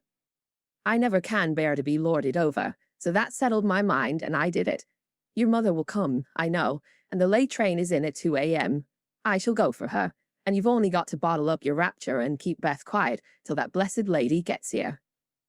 Laurie, you're an angel. How shall I ever thank you? Fly at me again. I rather liked it, said Laurie, looking mischievous, a thing he had not done for a fortnight. No, thank you. I'll do it by proxy when your grandpa comes. Don't tease, but go home and rest, for you'll be up half the night. Bless you, Teddy, bless you. Jo had backed into a corner, and as she finished her speech, she vanished precipitately into the kitchen, where she sat down upon a dresser and told the assembled cats that she was happy, oh, so happy, while Laurie departed, feeling that he'd made rather a neat thing of it. That's the interferingest chap I ever see, but I forgive him, and do hope Mrs. March is coming right away, said Hannah with an air of relief when Jo told the good news. Meg had a quiet rapture and then brooded over the letter, while Jo set the sick room in order, and Hannah knocked up a couple of pies in case of company unexpected. A breath of fresh air seemed to blow through the house, and something better than sunshine brightened the quiet rooms. Everything appeared to feel the hopeful change. Beth's bird began to chirp again, and a half-blown rose was discovered on Amy's bush in the window. The fires seemed to burn with unusual cheeriness, and every time the girls met, their pale faces broke into smiles as they hugged one another, whispering encouragingly, "Mother's coming, dear. Mother's coming." Everyone rejoiced but Beth. She lay in that heavy stupor, alike unconscious of hope and joy, doubt and danger. It was a piteous sight, the once rosy face so changed and vacant, the once busy hands so weak and wasted, the once smiling lips quite dumb, and the once pretty, well-kept hair scattered rough and tangled on the pillow. All day she lay so, only rousing now and then to mutter, "Water," with lips so parched they could hardly shape the word. All day Jo and Meg hovered over her, watching, waiting, hoping, and trusting in God and Mother, and all day the snow fell, the bitter wind raged, and the hours dragged slowly by. But night came at last, and every time the clock struck, the sisters, still sitting on either side of the bed, looked at each other with brightening eyes, for each hour brought help nearer. The doctor had been in to say that some change, for better or worse, would probably take place about midnight, at which time he would return. Hannah, quite worn out, lay down on the sofa at the bed's foot and fell fast asleep. Mr. Lawrence marched to and fro in the parlor, feeling that he would rather face a rebel battery than Mrs. March's countenance as she entered. Laurie lay on the rug, pretending to rest, but staring into the fire with a thoughtful look which made his black eyes beautifully soft and clear. The girls never forgot that night, for no sleep came to them as they kept their watch, with that dreadful sense of powerlessness which comes to us in hours like those. "If God spares Beth, I never will complain again," whispered Meg earnestly. "If God spares Beth, I'll try to love and serve him all my life," answered Jo, with equal fervor. "I wish I had no heart. It aches so," sighed Meg, after a pause. "If life is often as hard as this, I don't see how we ever shall get through it," added her sister despondently. Here the clock struck 12, and both forgot themselves in watching Beth, for they fancied a change passed over her wan face. The house was still as death, and nothing but the wailing of the wind broke the deep hush. Weary Hannah slept on, and no one but the sisters saw the pale shadow which seemed to fall upon the little bed. An hour went by, and nothing happened except Laurie's quiet departure for the station. Another hour. Still no one came, and anxious fears of delay in the storm, or accidents by the way, or, worst of all, a great grief at Washington, haunted the girls. It was past 2 when Jo, who stood at the window, thinking how dreary the world looked in its winding sheet of snow, heard a movement by the bed, and turning quickly, saw Meg kneeling before their mother's easy-chair with her face hidden. A dreadful fear passed coldly over Jo, as she thought, "Beth is dead, and Meg is afraid to tell me." She was back at her post in an instant, and to her excited eyes, a great change seemed to have taken place. The fever flush and the look of pain were gone, and the beloved little face looked so pale and peaceful in its utter repose that Jo felt no desire to weep or to lament.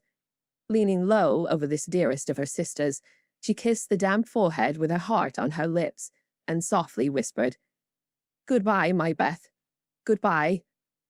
As if awaked by the stir, Hannah started out of her sleep, hurried to the bed, looked at Beth, felt her hands, listened at her lips, and then, throwing her apron over her head, sat down to rock to and fro, exclaiming under her breath, "The favor's turned. She's sleeping natural. Her skin's damp and she breathes easy. Praise be given. Oh, my goodness me." Before the girls could believe the happy truth, the doctor came to confirm it. He was a homely man, but they thought his face quite heavenly when he smiled and said, with a fatherly look at them, "Yes, my dears, I think the little girl will pull through this time. Keep the house quiet, let her sleep, and when she wakes, give her—" What they were to give, neither heard, for both crept into the dark hall and, sitting on the stairs, held each other close, rejoicing, with hearts too full for words. When they went back to be kissed and cuddled by faithful Hannah, they found Beth lying, as she used to do, with her cheek pillowed on her hand, the dreadful pallor gone, and breathing quietly, as if just fallen asleep. "If Mother would only come now," said Jo, as the winter night began to wane. "See," said Meg, coming up with a white, half-opened rose. "I thought this would hardly be ready to lay in Beth's hand tomorrow if she went away from us. But it has blossomed in the night, and now I mean to put it in my vase here, so that when the darling wakes, the first thing she sees will be the little rose and Mother's face." Never had the sun risen so beautifully, and never had the world seemed so lovely as it did to the heavy eyes of Meg and Jo, as they looked out in the early morning when their long, sad vigil was done. "It looks like a fairy world," said Meg, smiling to herself, as she stood behind the curtain, watching the dazzling sight. "Hark!" cried Jo, starting to her feet. Yes, there was a sound of bells at the door below, a cry from Hannah, and then Laurie's voice saying in a joyful whisper, "Girls, she's come! She's come!" Chapter 19. Amy's Will.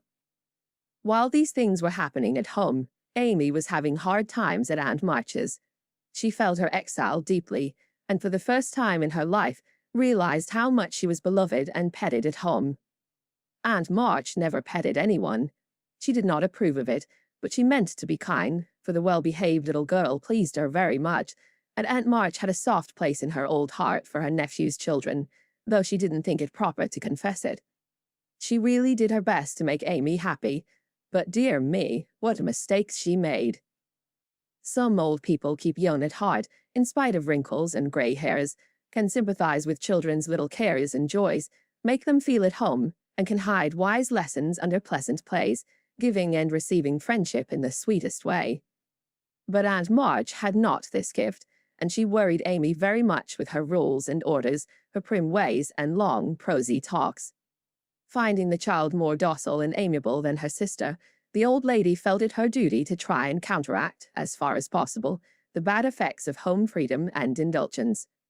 So she took Amy by the hand and taught her as she herself had been taught 60 years ago, a process which carried dismay to Amy's soul and made her feel like a fly in the web of a very strict spider.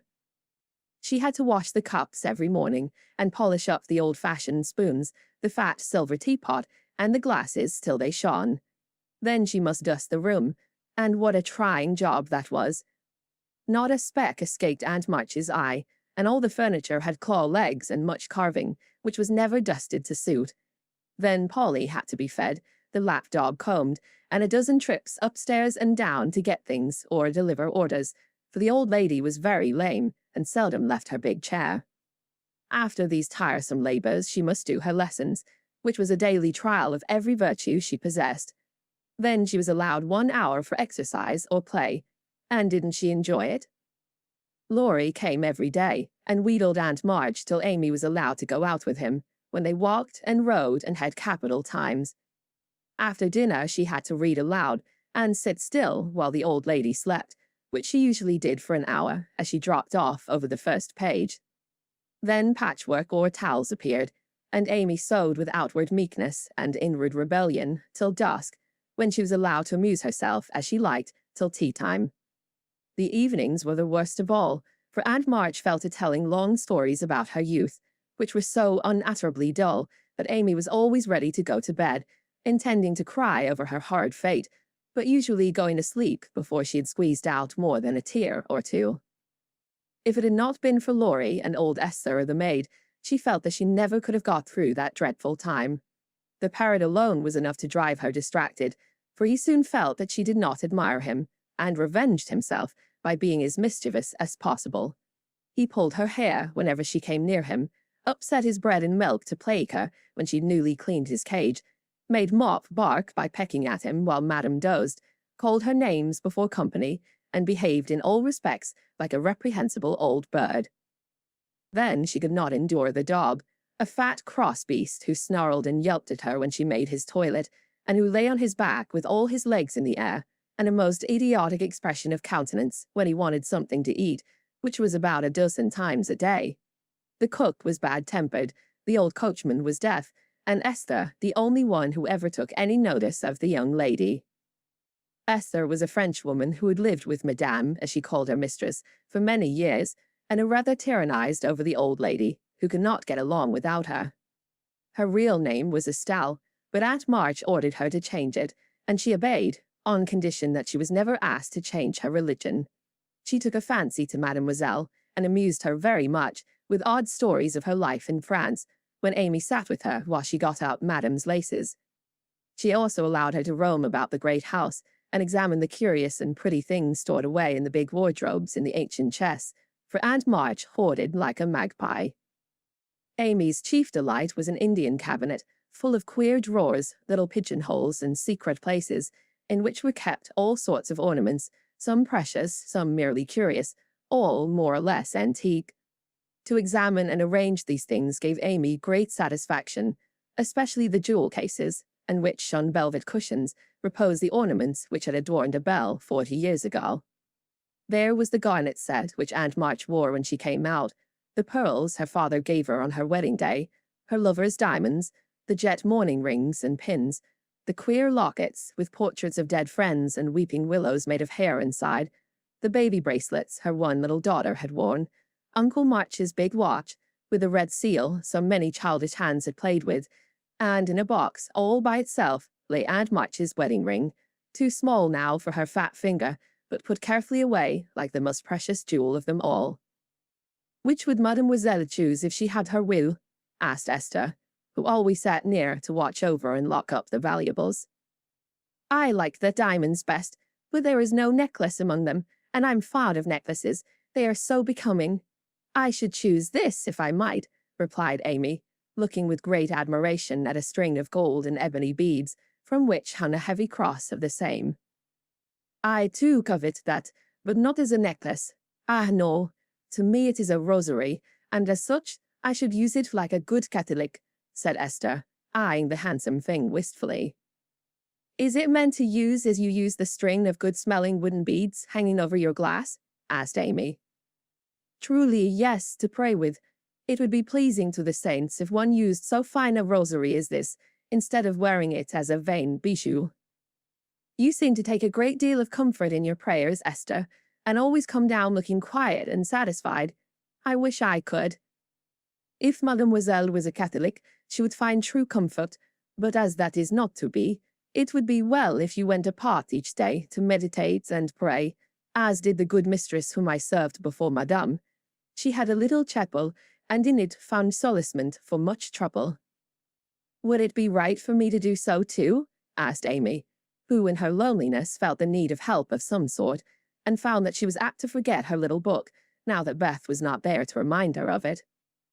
"It would be excellent and charming, and I shall gladly arrange the little dressing-room for you, if you like it. Say nothing to Madame, but when she sleeps, go you and sit alone a while, to think good thoughts, and pray the dear God preserve your sister." Esther was truly pious, and quite sincere in her advice, for she had an affectionate heart, and felt much for the sisters in their anxiety. Amy liked the idea, and gave her leave to arrange the light closet next her room, hoping it would do her good. I wish I knew where all these pretty things would go when Aunt March dies, she said, as she slowly replaced the shining rosary and shut the jewel cases one by one. To you and your sisters, I know it. Madame confides in me. I witnessed her will, and it is to be so, whispered Esther, smiling. How nice! But I wish she'd let us have them now. Procrastination is not agreeable, observed Amy, taking a last look at the diamonds. It is too soon yet for the young ladies to wear these things. The first one who is affianced will have the pearls, Madame has said it, and I have a fancy that the little turquoise ring will be given to you when you go, for Madame approves your good behavior and charming manners. Do you think so?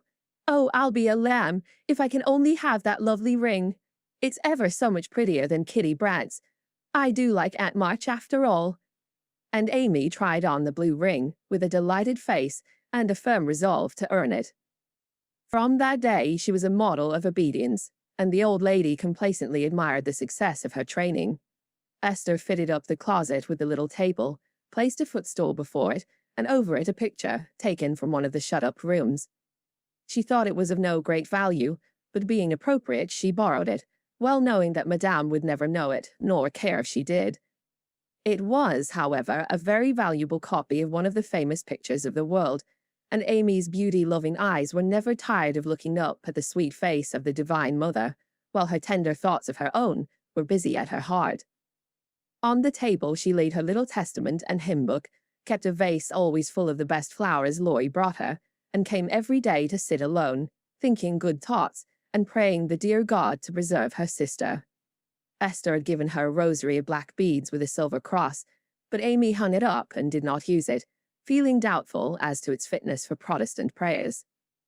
The little girl was very sincere in all this, for being left alone outside the safe home nest, she felt the need of some kind hand to hold by, so sorely that she instinctively turned to the strong and tender friend, whose fatherly love most closely surrounds his little children. She missed her mother's help to understand and rule herself, but having been taught where to look, she did her best to find the way and walk in it confidingly. But Amy was a young pilgrim, and just now her burden seemed very heavy. She tried to forget herself, to keep cheerful, and be satisfied with doing right, though no one saw or praised her for it. In her first effort at being very, very good, she decided to make her will, as Aunt March had done, so that if she did fall ill and die, her possessions might be justly and generously divided.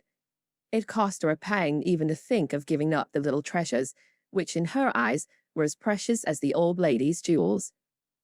During one of her play hours, she wrote out the important document as well as she could, with some help from Esther as to certain legal terms, and when the good-natured Frenchwoman had signed her name, Amy felt relieved and laid it by to show Laurie, whom she wanted as a second witness. As it was a rainy day, she went upstairs to amuse herself in one of the large chambers, and took Polly with her for company. In this room there was a wardrobe full of old-fashioned costumes with which Esther allowed her to play, and it was her favorite amusement to array herself in the faded brocades and parade up and down before the long mirror, making stately curtsies and sweeping her train about with a rustle which delighted her ears. So busy was she on this day that she did not hear Laurie's ring, nor see his face peeping in at her as she gravely promenaded to and fro, flirting her fan and tossing her head, on which she wore a great pink turban, contrasting oddly with her blue brocade dress and yellow quilted petticoat. She was obliged to walk carefully, for she had on high-heeled shoes, and, as Laurie told Jo afterward, it was a comical sight to see her mince along in her gay suit, with Polly sidling and bridling just behind her, imitating her as well as he could, and occasionally stopping to laugh or exclaim, "Ain't we fine? Get along, you fright. Hold your tongue. Kiss me, dear. Ha-ha." Having with difficulty restrained an explosion of merriment, lest it should offend Her Majesty, Laurie tapped and was graciously received. "Sit down and rest while I put these things away. Then I want to consult you about a very serious matter," said Amy, when she'd shown her splendor and driven Polly into a corner. "That bird is the trial of my life," she continued, removing the pink mountain from her head, while Laurie seated himself astride a chair. "Yesterday, when Aunt was asleep, and I was trying to be as still as a mouse, Polly began to squall and flap about in his cage, so I went to let him out and found a big spider there. I poked it out and it ran under the bookcase. Polly marched straight after it, stooped down and peeped under the bookcase, saying in his funny way, with a cock of his eye, "Come out and take a walk, my dear." I couldn't help laughing, which made Paul swear, and Aunt woke up and scolded us both. "Did the spider accept the old fellow's invitation?" asked Laurie, yawning. "Yes, out it came and away ran Polly, frightened to death, and scrambled up on Aunt's chair, calling out, 'Catcher, catcher, catcher,' as I chased the spider." "That's a lie. Oh, Lor," cried the parrot, pecking at Laurie's toes. "I'd wring your neck if you were mine, you old torment," cried Laurie, shaking his fist at the bird, who put his head on one side and gravely croaked, "Alleluia. Bless your buttons, dear." "Now I'm ready," said Amy, shutting the wardrobe and taking a piece of paper out of her pocket. "I want you to read that, please, and tell me if it is legal and right. I felt I ought to do it, for life is uncertain, and I don't want any ill feeling over my tomb." Laurie bit his lips, and turning a little from the pensive speaker, read the following document with praiseworthy gravity, considering the spelling. "My last will and testament. I, Amy Curtis March, being in my sane mind, go give and bequeath thee all my earthly property, viz. to wit, namely to my father, my best pictures, sketches, maps, and works of art, including frames. Also my $100 to do what he likes with. To my mother all my clothes, except the blue apron with pockets, also my likeness, and my medal with much love. To my dear sister Margaret I give my turquoise ring, if I get it, also my green box with the doves on it, also my piece of real lace for her neck, and my sketch of her as a memorial of her little girl. To Jo I leave my breastpin, the one mended with sealing wax, also my bronze inkstand, she lost the cover, and my most precious plaster rabbit, because I am sorry I burned up her story. To Beth, if she lives after me, I give my dolls and the little bureau, my fan, my linen collars, and my new slippers, if she can wear them, being thin, when she gets well. And I herewith also leave her my regret that I ever made fun of old Joanna. To my friend and neighbor, Theodore Lawrence, I bequeath thee my papier-mâché portfolio, my clay model of a horse, though he did say it hadn't any neck. Also, in return for his great kindness in the hour of affliction, any one of my artistic works he likes, Notre Dame is the best. To our venerable benefactor, Mr. Lawrence, I leave my purple box with a looking-glass in the cover, which will be nice for his pens, and remind him of the departed girl who thanks him for his favors to her family, especially Beth. I wish my favored playmate, Kitty Brandt, to have the blue silk apron and my gold bead ring with a kiss. To Hannah I give the bandbox she wanted, and all the patchwork I leave, hoping she will remember me when it you see. And now, having disposed of my most valuable property, I hope all will be satisfied and not blame the dead. I forgive everyone, and trust we may all meet when the trump shall sound. Amen. To this will and testament I set my hand and seal on this 20th day of November, Annie Domino, 1861. Amy Curtis March. Witnesses Estelle Valnor, Theodore Lawrence. The last name was written in pencil, and Amy explained that he was to rewrite it in ink and seal it up for her properly. "What put it into your head? Did anyone tell you about Beth's giving away her things?" asked Laurie soberly, as Amy laid a bit of red tape with sealing wax, a taper, and a standish before him. She explained, and then asked anxiously, "What about Beth?" "I'm sorry I spoke, but as I did, I'll tell you. She felt so ill one day that she told Jo she wanted to give her piano to Meg, her cats to you, and the poor old doll to Jo, who would love it for her sake. She was sorry she had so little to give, and left locks of hair to the rest of us, and her best love to Grandpa. She never thought of a will." Laurie was signing and sealing as he spoke, and did not look up till a great tear dropped on the paper. Amy's face was full of trouble, but she only said, "Don't people put sort of postscripts to their wills sometimes?" "Yes, codicils they call them." "Put one in mine, then, that I wish all my curls cut off and given round to my friends. I forgot it, but I want it done, though it will spoil my looks." Laurie added it, smiling at Amy's last and greatest sacrifice. Then he amused her for an hour and was much interested in all her trials. But when he came to go, Amy held him back to whisper with trembling lips, "Is there really any danger about Beth?" "I'm afraid there is, but we must hope for the best, so don't cry, dear." And Laurie put his arm about her with a brotherly gesture, which was very comforting. When he had gone, she went to her little chapel, and sitting in the twilight, prayed for Beth, with streaming tears and an aching heart, feeling that a million turquoise rings would not console her for the loss of her gentle little sister. Chapter 20. Confidential. I don't think I have any words in which to tell the meeting of the mother and daughters. Such hours are beautiful to live, but very hard to describe, so I will leave it to the imagination of my readers, merely saying that the house was full of genuine happiness, and that Meg's tender hope was realized, for when Beth woke from that long, healing sleep, the first objects on which her eyes fell were the little rose and mother's face. Too weak to wonder at anything, she only smiled and nestled close in the loving arms about her, feeling that the hungry longing was satisfied at last. Then she slept again, and the girls waited upon their mother, for she would not unclasp the thin hand which clung to hers, even in sleep. Hannah had dished up an astonishing breakfast for the traveller, finding it impossible to vent her excitement in any other way, and Meg and Joe fed their mother like dutiful young storks, while they listened to her whispered account of father's state, Mr. Brooks' promise to stay and nurse him, the delays which the storm occasioned on the homeward journey, and the unspeakable comfort Laurie's hopeful face had given her when she arrived, worn out with fatigue, anxiety, and cold. What a strange yet pleasant day that was, so brilliant and gay without, for all the world seemed abroad to welcome the first snow. So quiet and reposeful within, for everyone slept, spent with watching, and the Sabbath stillness reigned through the house, while nodding Hannah mounted guard at the door.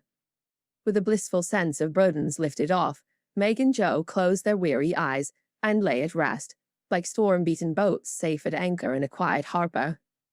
Mrs. March would not leave Beth's side, but rested in the big chair, waking often to look at, touch, and brood over her child, like a miser over some recovered treasure.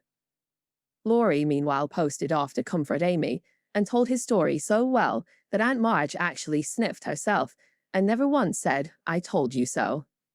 Amy came out so strong on this occasion that I think the good thoughts in the little chapel really began to bear fruit.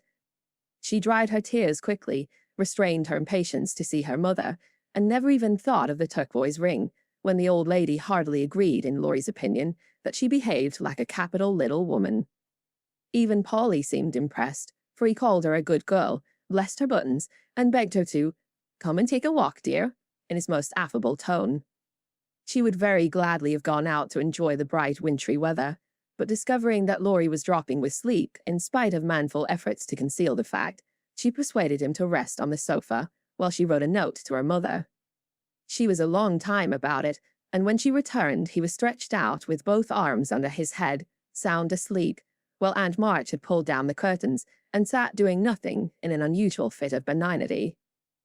After a while, they began to think he was not going to wake up till night, and I'm not sure that he would, had he not been effectually roused by Amy's cry of joy at sight of her mother. There probably were a good many happy little girls in and about the city that day, but it is my private opinion that Amy was the happiest of all when she sat in her mother's lap and told her trials, receiving consolation and compensation in the shape of approving smiles and fond caresses. They were alone together in the chapel, to which her mother did not object when its purpose was explained to her. "On the contrary, I like it very much, dear," looking from the dusty rosary to the well-worn little book and the lovely picture with its garland of evergreen. "It is an excellent plan to have some place where we can go to be quiet when things vex or grieve us. There are a good many hard times in this life of ours, but we can always bear them if we ask help in the right way. I think my little girl is learning this." "Yes, Mother, and when I go home, I mean to have a corner in the big closet to put my books and the copy of that picture, which I've tried to make. The woman's face is not good. It's too beautiful for me to draw, but the baby's done better, and I love it very much. I like to think he was a little child once, for then I don't seem so far away, and that helps me." As Amy pointed to the smiling Christ child on his mother's knee, Mrs. March saw something on the lifted hand that made her smile. She said nothing, but Amy understood the look, and after a minute's pause, she added gravely, I wanted to speak to you about this, but I forgot it. Aunt gave me the ring today. She called me to her and kissed me and put it on my finger and said I was a credit to her, and she'd like to keep me always. She gave that funny guard to keep the turquoise on, as it's too big. I'd like to wear them, Mother. Can I? They are very pretty, but I think you're rather too young for such ornaments, Amy, said Mrs. March, looking at the plump little hand with a band of sky-blue stones on the forefinger and the quaint guard formed of two tiny golden hands clasped together. I'll try not to be vain, said Amy. I don't think I like it only because it's so pretty, but I want to wear it as the girl in the story wore her bracelet, to remind me of something. Do you mean Aunt March? Asked her mother, laughing. No, to remind me not to be selfish. Amy looked so earnest and sincere about it that her mother stopped laughing and listened respectfully to the little plan. I've thought a great deal lately about my bundle of naughties, and being selfish is the largest one in it, so I'm going to try hard to cure it, if I can. Beth isn't selfish, and that's the reason everyone loves her and feels so bad at the thoughts of losing her. People wouldn't feel so bad about me if I was sick, and I don't deserve to have them, but I'd like to be loved and missed by a great many friends, so I'm going to try and be like Beth all I can. I'm apt to forget my resolutions, but if I had something always about me to remind me, I guess I should do better. May we try this way? Yes, but I have more faith in the corner of the big closet. Wear your ring, dear, and do your best. I think you will prosper, for the sincere wish to be good is half the battle. Now, I must go back to Bath. Keep up your heart, little daughter, and we will soon have you home again. That evening, while Meg was writing to her father to report the traveller's safe arrival, Jo slipped upstairs into Beth's room, and finding her mother in her usual place, stood a minute, twisting her fingers in her hair, with a worried gesture and an undecided look. What is it, dearie? Asked Mrs. March, holding out her hand with a face which invited confidence. I want to tell you something, Mother. About Meg? How quickly you guessed. Yes, it's about her, and though it's a little thing, it fidgets me. Beth is asleep. Speak low and tell me all about it. That Moffat hasn't been here, I hope? Asked Mrs. March rather sharply.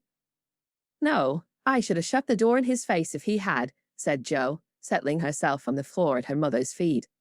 Last summer, Meg left a pair of gloves over at the Lawrences, and only one was returned.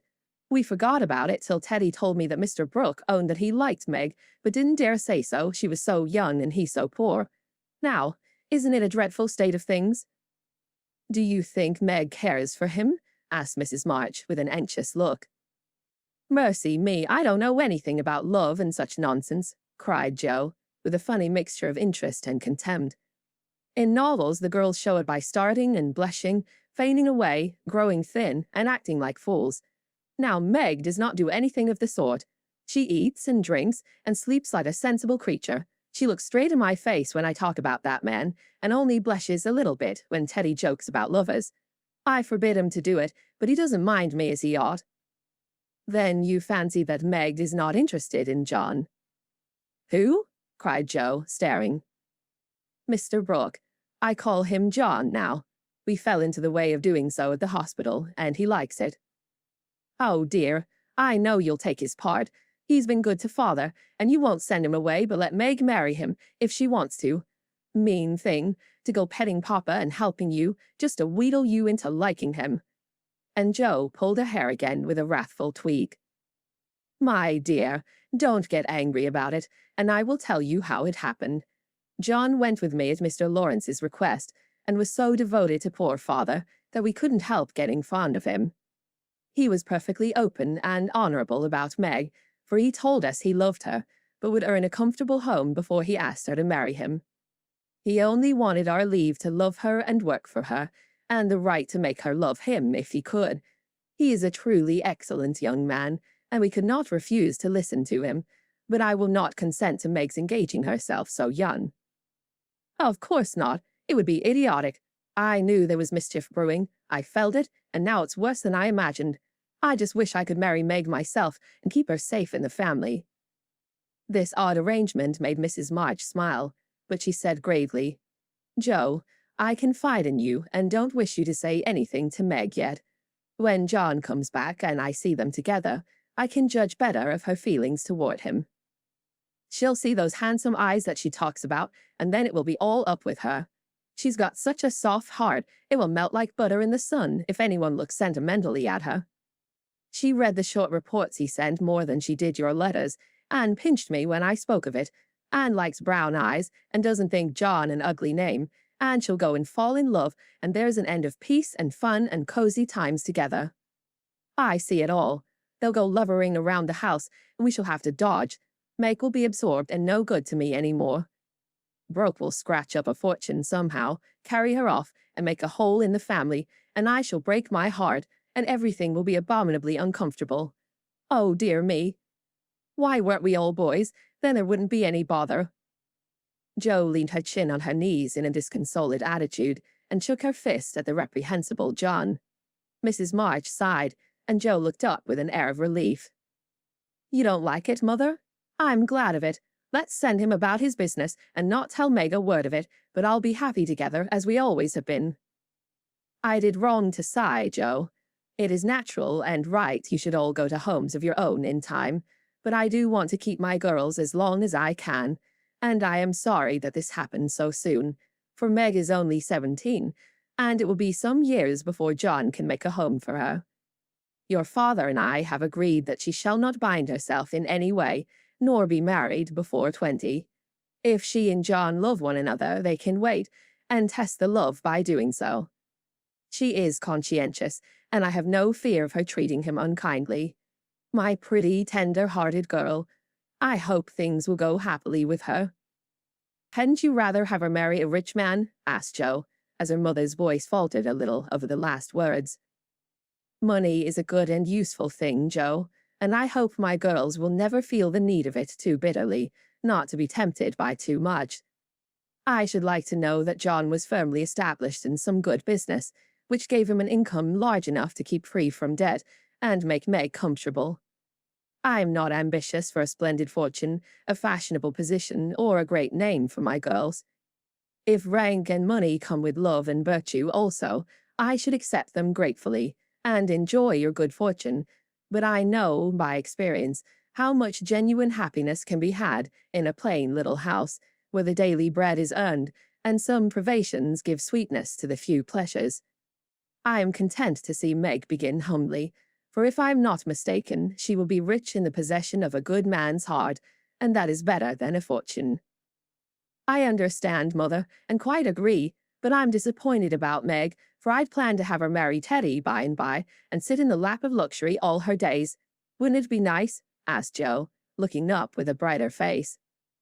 "He is younger than she, you know," began Mrs. March, but Jo broke in. "Only a little. He's old for his age, and tall, and can be quite grown up in his manners if he likes. Then he's rich and generous and good, and loves us all, and I say it's a pity my plan is spoiled.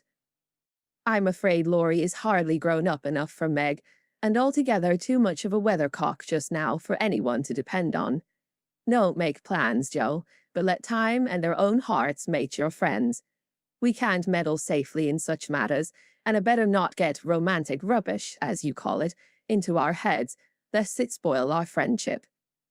"Well, I won't, but I hate to see things going all crisscross and getting snarled up, when a pull here and a snip there would straighten it out. I wish wearing flat irons on our heads would keep us from growing up. But buds will be roses and kittens cats, more's the pity." "What's that about flat irons and cats?" asked Meg, as she crept into the room with the finished letter in her hand. "Only one of my stupid speeches. I'm going to bed. Come, Peggy," said Jo, unfolding herself like an animated puzzle. "Quite right and beautifully written. Please add that I send my love to John," said Mrs. March, as she glanced over the letter and gave it back. "Do you call him John?" asked Meg, smiling, with her innocent eyes looking down into her mother's. "Yes, he has been like a son to us, and we are very fond of him," replied Mrs. March, returning the look with a keen one. "I'm glad of that. He is so lonely." Good night, mother dear. It is so inexpressibly comfortable to have you here, was Meg's answer. The kiss her mother gave her was a very tender one, and as she went away, Mrs. March said, with a mixture of satisfaction and regret, "She does not love John yet, but will soon learn to." Chapter 21. Laurie makes mischief, and Joe makes peace. Joe's face was a study next day, for the secret rather weighed upon her, and she found it hard not to look mysterious and important. Meg observed it, but did not trouble herself to make inquiries, but she had learned that the best way to manage Joe was by the law of contraries, so she felt sure of being told everything if she did not ask. She was rather surprised, therefore, when the silence remained unbroken, and Joe assumed a patronizing air, which decidedly aggravated Meg, who in turn assumed an air of dignified reserve and devoted herself to her mother. This left Joe to her own devices, for Mrs. March had taken her place as nurse and bade her rest, exercise, and amuse herself after her long confinement. Amy being gone, Laurie was her only refuge, and much as she enjoyed his society, she rather dreaded him just then, for he was an incorrigible tease, and she feared he would coax the secret from her. She was quite right, for the mischief-loving lad no sooner suspected a mystery than he set himself to find it out, and led Joe a trying life of it. He wheedled, bribed, ridiculed, threatened, and scolded. Affected indifference that he might surprise the truth from her, declared he knew, then that he didn't care, and at last, by dint of perseverance, he satisfied himself that it concerned Meg and Mr. Brooke. Feeling indignant that he was not taken into his tutor's confidence, he set his wits to work to devise some proper retaliation for the slight. Meg, meanwhile, had apparently forgotten the matter, and was absorbed in preparations for her father's return. But all of a sudden a change seemed to come over her, and for a day or two she was quite unlike herself.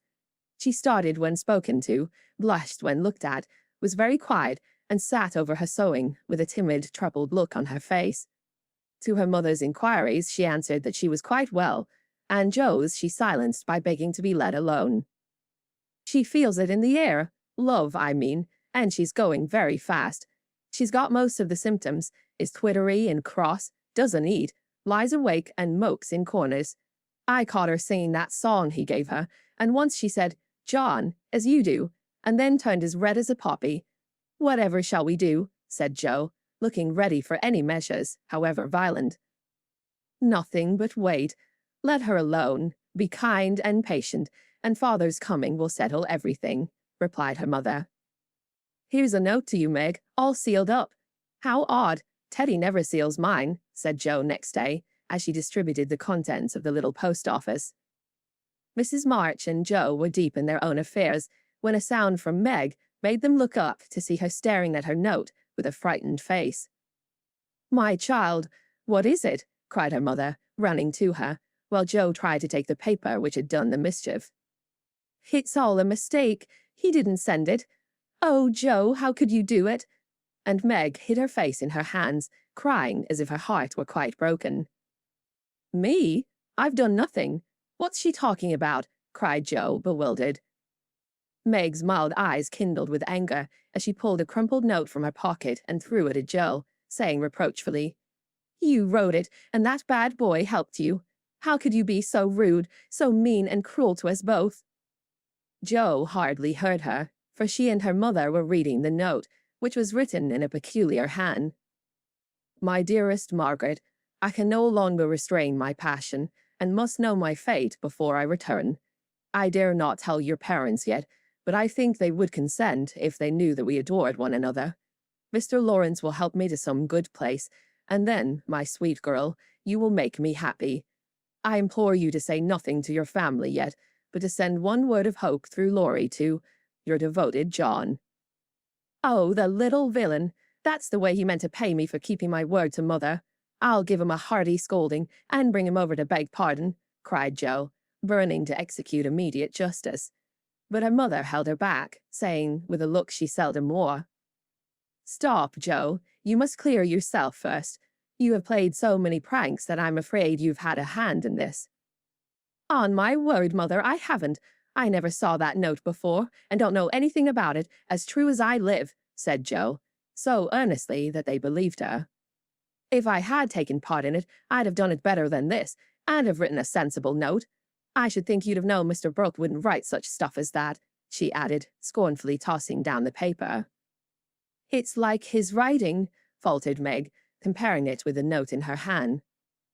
"Oh, Meg, you didn't answer it," cried Mrs. March quickly. "Yes, I did," and Meg hid her face again, overcome with shame. "Here is a scrape. Do let me bring that wicked boy over to explain and be lectured. I can't rest till I get hold of him." And Joe made for the door again. "Hush! Let me handle this, for it is worse than I thought. Margaret, tell me the whole story," commanded Mrs. March, sitting down by Meg, yet keeping hold of Joe, lest she should fly off. "I received the first letter from Laurie, who didn't look as if he knew anything about it," began Meg, without looking up. "I was worried at first and meant to tell you. Then I remembered how you liked Mr. Brooke, so I thought you wouldn't mind if I kept my little secret for a few days. I'm so silly that I like to think no one knew, and while I was deciding what to say, I felt like the girls in books who have such things to do. Forgive me, Mother. I'm paid for my silliness now. I never can look him in the face again." "What did you say to him?" asked Mrs. March. "I only said I was too young to do anything about it yet, that I didn't wish to have secrets from you, and he must speak to Father. I was very grateful for his kindness, and would be his friend, but nothing more for a long while." Mrs. March smiled, as if well pleased, and Joe clapped her hands, exclaiming, with a laugh, "You are almost equal to Caroline Percy, who is a pattern of prudence. Tell on, Meg. What did he say to that?" "He writes in a different way entirely, telling me that he never sent any love letter at all, and is very sorry that my roguish sister, Jo, should take liberties with our names. It's very kind and respectful, but think how dreadful for me." Meg leaned against her mother, looking the image of despair, and Jo tracked about the room calling Laurie names. All of a sudden she stopped, caught up the two notes, and after looking at them closely, said decidedly, "I don't believe Brooke ever saw either of these letters. Teddy wrote both, and keeps yours to crow over me with because I wouldn't tell him my secret." "Don't have any secrets, Joe.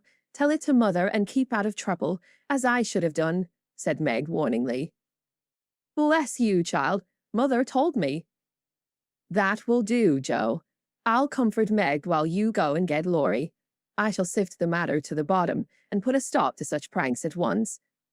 Away ran Joe, and Mrs. March gently told Meg Mr. Brooke's real feelings. "Now, dear, what are your own? Do you love him enough to wait till he can make a home for you, or will you keep yourself quite free for the present?" "I've been so scared and worried, I don't want to have anything to do with lovers for a long while, perhaps never," answered Meg petulantly. "If John doesn't know anything about this nonsense, don't tell him, and make Joe and Laurie hold their tongues. I won't be deceived and played and made a fool of. It's a shame." Seeing Meg's usually gentle temper was roused, and her pride hurt by this mischievous joke, Mrs. March soothed her by promises of entire silence and great discretion for the future.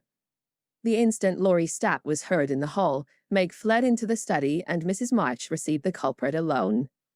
Joe had not told him why he was wanted, fearing he wouldn't come, but he knew the minute he saw Mrs. March's face, and stood twirling his hat with a guilty air, which convicted him at once. Joe was dismissed, but chose to march up and down the hall like a sentinel, having some fear that the prisoner might bolt. The sound of voices in the parlor rose and fell for half an hour, but what happened during that interview, the girls never knew.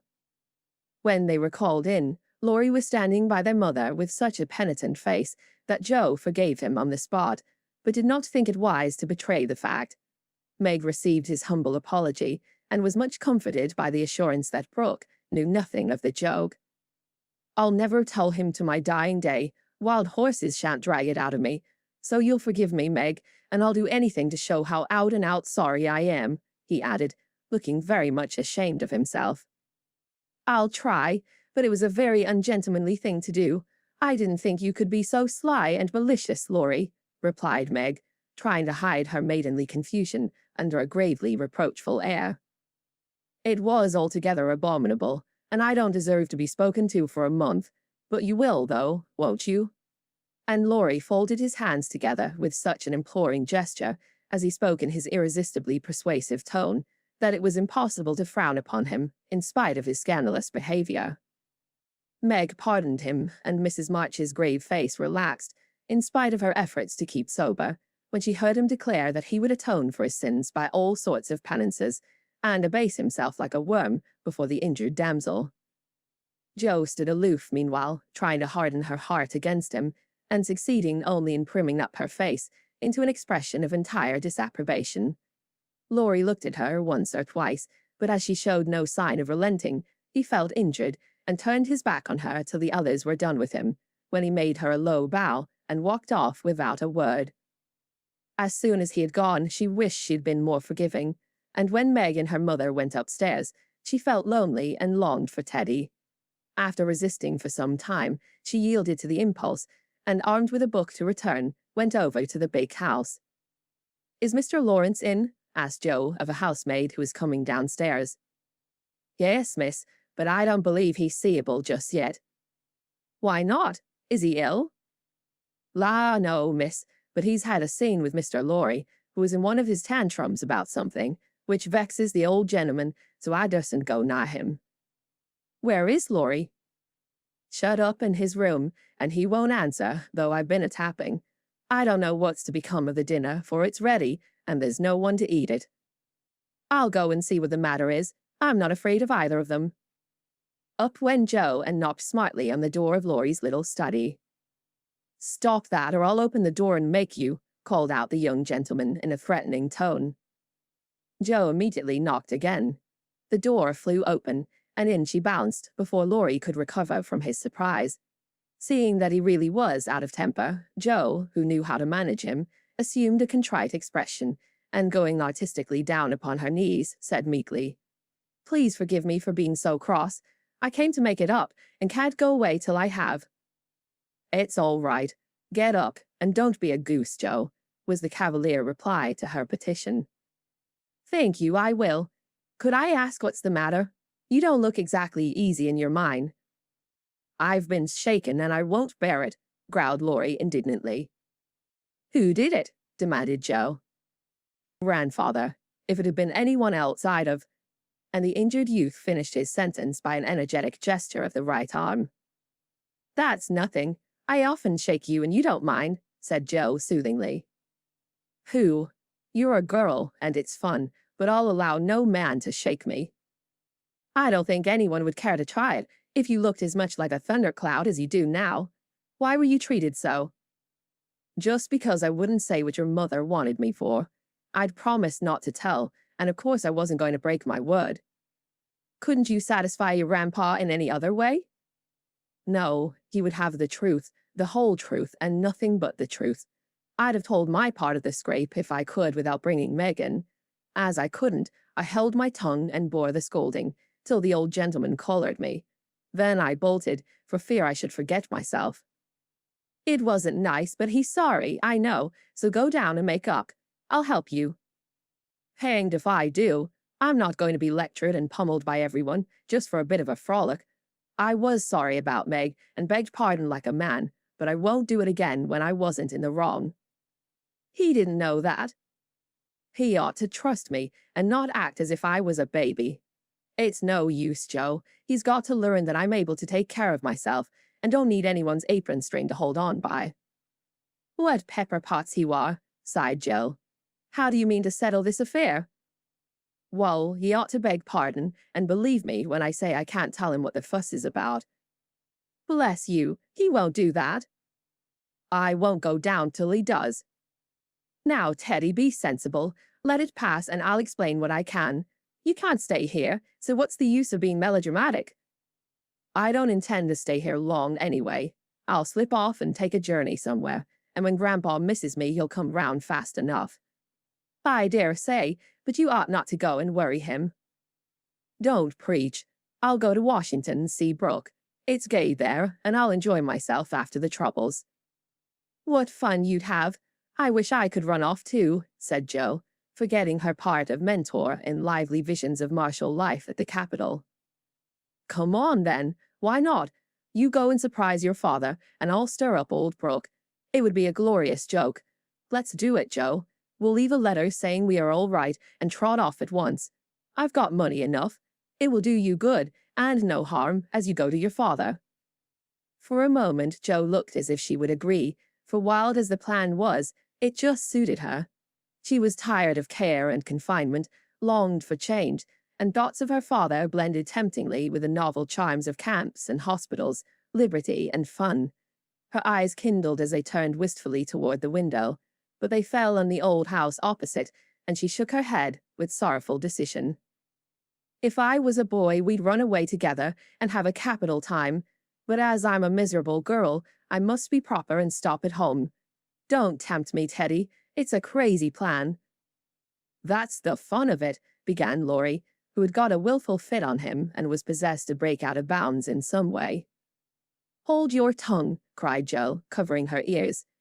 "Prunes and prisms are my doom, and I may as well make up my mind to it. I came here to moralize, not to hear things that make me skip to think of." "I know Meg would wet blanket such a proposal, but I thought you had more spirit," began Laurie insinuatingly. "Bad boy, be quiet. Sit down and think of your own sins. Don't go making me add to mine. If I get your grandpa to apologize for the shaking, will you give up running away?" asked Joe seriously. "Yes, but you won't do it," answered Laurie, who wished to make up, but felt that his outraged dignity must be appeased first. "If I can manage the young one, I can the old one," muttered Joe as she walked away, leaving Laurie bent over a railroad map, with his head propped up on both hands. "Come in." And Mr. Lawrence's gruff voice sounded gruffer than ever as Joe tapped at his door. "It's only me, sir, come to return a book," she said blandly as she entered. "Want any more?" asked the old gentleman, looking grim and vexed, but trying not to show it. "Yes, please. I like old Sam so well, I think I'll try the second volume," returned Joe, hoping to propitiate him by accepting a second dose of Boswell's Johnson, as he'd recommended that lively work. The shaggy eyebrows unbent a little as he rolled the steps toward the shelf where the Johnsonian literature was placed. Joe skipped up, and sitting on the top step, affected to be searching for her book, but was really wondering how best to introduce the dangerous object of her visit.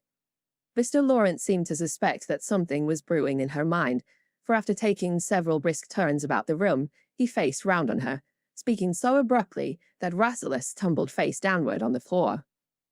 "What has that boy been about? Don't try to shield him. I know he's been in mischief by the way he acted when he came home. I can't get a word from him, and when I threatened to shake the truth out of him, he bolted upstairs and locked himself into his room. He did wrong, but we forgave him, and I'll promise not to say a word to anyone," began Joe reluctantly. "That won't do. He shall not shelter himself behind a promise from you soft-hearted girls. If he's done anything amiss, he shall confess, beg pardon, and be punished. Out with it, Joe. I won't be kept in the dark." Mr. Lawrence looked so alarming and spoke so sharply that Joe would have gladly run away, if she could, but she was perched aloft on the steps, and he stood at the foot, a lion in the path, so she had to stay and brave it out. "Indeed, sir, I cannot tell. Mother forbade it. Laurie has confessed, asked pardon, and been punished quite enough. We don't keep silence to shield him, but someone else, and it will make more trouble if you interfere. Please don't. It was partly my fault, but it's all right now. So let's forget it and talk about the Rambler, or something pleasant." "Hang the Rambler. Come down and give me your word that this harum-scarum boy of mine hasn't done anything ungrateful or impertinent. If he has, after all your kindness to him, I'll thrash him with my own hands." The threat sounded awful, but did not alarm Joe, for she knew the irascible old gentleman would never lift a finger against his grandson, whatever he might say to the contrary. She obediently descended, and made as light of the prank as she could, without betraying Meg or forgetting the truth. Well, if the boy held his tongue because he promised, and not from obstinacy, I'll forgive him. He's a stubborn fellow and hard to manage," said Mr. Lawrence, rubbing up his hair till it looked as if he had been out in a gale, and smoothing the frown from his brow with an air of relief. "So am I, but a kind word will govern me when all the king's horses and all the king's men couldn't," said Joe, trying to say a kind word for her friend, who seemed to get out of one scrape only to fall into another. "You think I'm not kind to him, hey?" was the sharp answer. "Oh, dear, no, sir. You are rather too kind sometimes, and then just a trifle hasty when he tries your patience. Don't you think you are?" Jo was determined to have it out now, and tried to look quite placid, though she quaked a little after her bold speech. To her great relief and surprise, the old gentleman only threw his spectacles onto the table with a rattle and exclaimed frankly, "You're right, girl. I am. I love the boy, but he tries my patience past bearing, and I know how it will end if we go on so. I'll tell you, he'll run away." Jo was sorry for that speech the minute it was made. She meant to warn him that Laurie would not bear much restraint, and hoped he would be more forbearing with the lad. Mr. Lawrence's ruddy face changed suddenly, and he sat down, with a troubled glance at the picture of a handsome man which hung over his table. It was Laurie's father, who had run away in his youth and married against the imperious old man's will. Jo fancied he remembered and regretted the past, and she wished she'd held her tongue. "He won't do it unless he is very much worried, and only threatens it sometimes when he gets tired of studying. I often think I should like to, especially since my hair was cut, so if you ever miss us, you may advertise for 2 boys and look among the ships bound for India." She laughed as she spoke, and Mr. Lawrence looked relieved, evidently taking the whole as a joke. "You hussy, how dare you talk in that way? Where is your respect for me and your proper bringing up? Bless the boys and girls. What torments they are, and we can't do without them," he said, pinching her cheeks good-humoredly. "Go and bring that boy down to his dinner. Tell him it's all right, and advise him not to put on tragedy airs with his grandfather. I won't bear it." "He won't come, sir. He feels badly because you didn't believe him when he said he couldn't tell. I think the shaking hurt his feelings very much." Jo tried to look pathetic, but must have failed, for Mr. Lawrence began to laugh, and she knew the day was won. "I'm sorry for that, and ought to thank him for not shaking me, I suppose. What the dickens does the fellow expect?" And the old gentleman looked a trifle ashamed of his own testiness. "If I were you, I'd write him an apology, sir. He says he won't come down till he has one, and talks about Washington, and goes on in an absurd way. A formal apology will make him see how foolish he is, and bring him down quite amiable. Try it. He likes fun, and this way is better than talking. I'll carry it up, and teach him his duty." Mr. Lawrence gave her a sharp look, and put on his spectacles, saying slowly, "You're a sly puss, but I don't mind being managed by you and Beth. Here, give me a bit of paper, and let us have done with this nonsense." The note was written in the terms which one gentleman would use to another after offering some deep insult. Jo dropped a kiss on the top of Mr. Lawrence's bald head and ran up to slip the apology under Laurie's door, advising him through the keyhole to be submissive, decorous, and a few other agreeable impossibilities.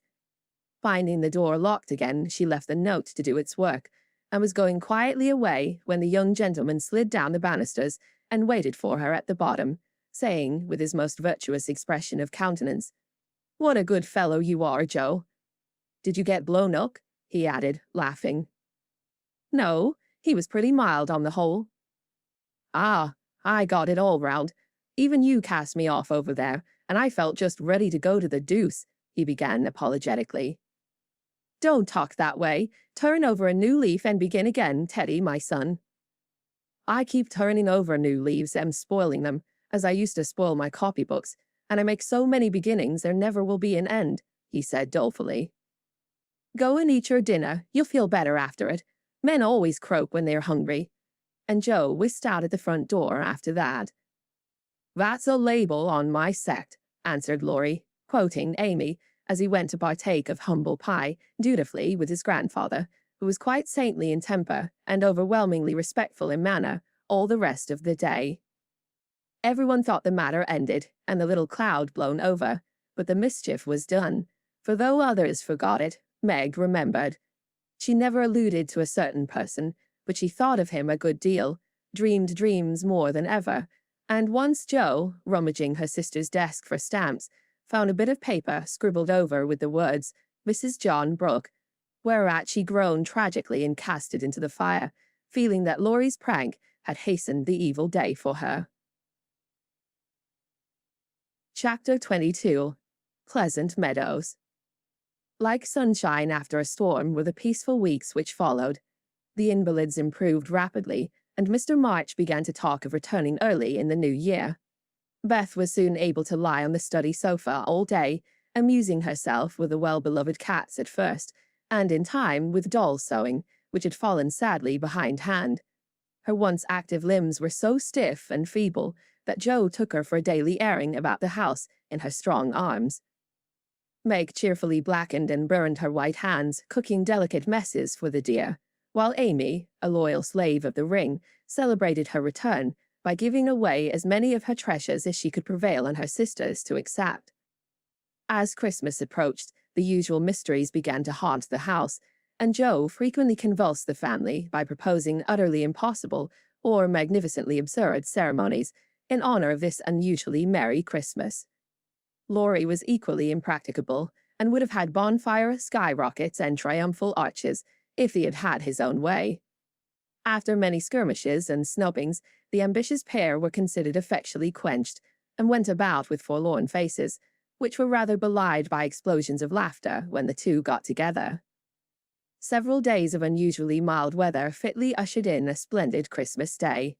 Hannah felt in her bones that it was going to be an unusually fine day, and she proved herself a true prophetess, for everybody and everything seemed bound to produce a grand success.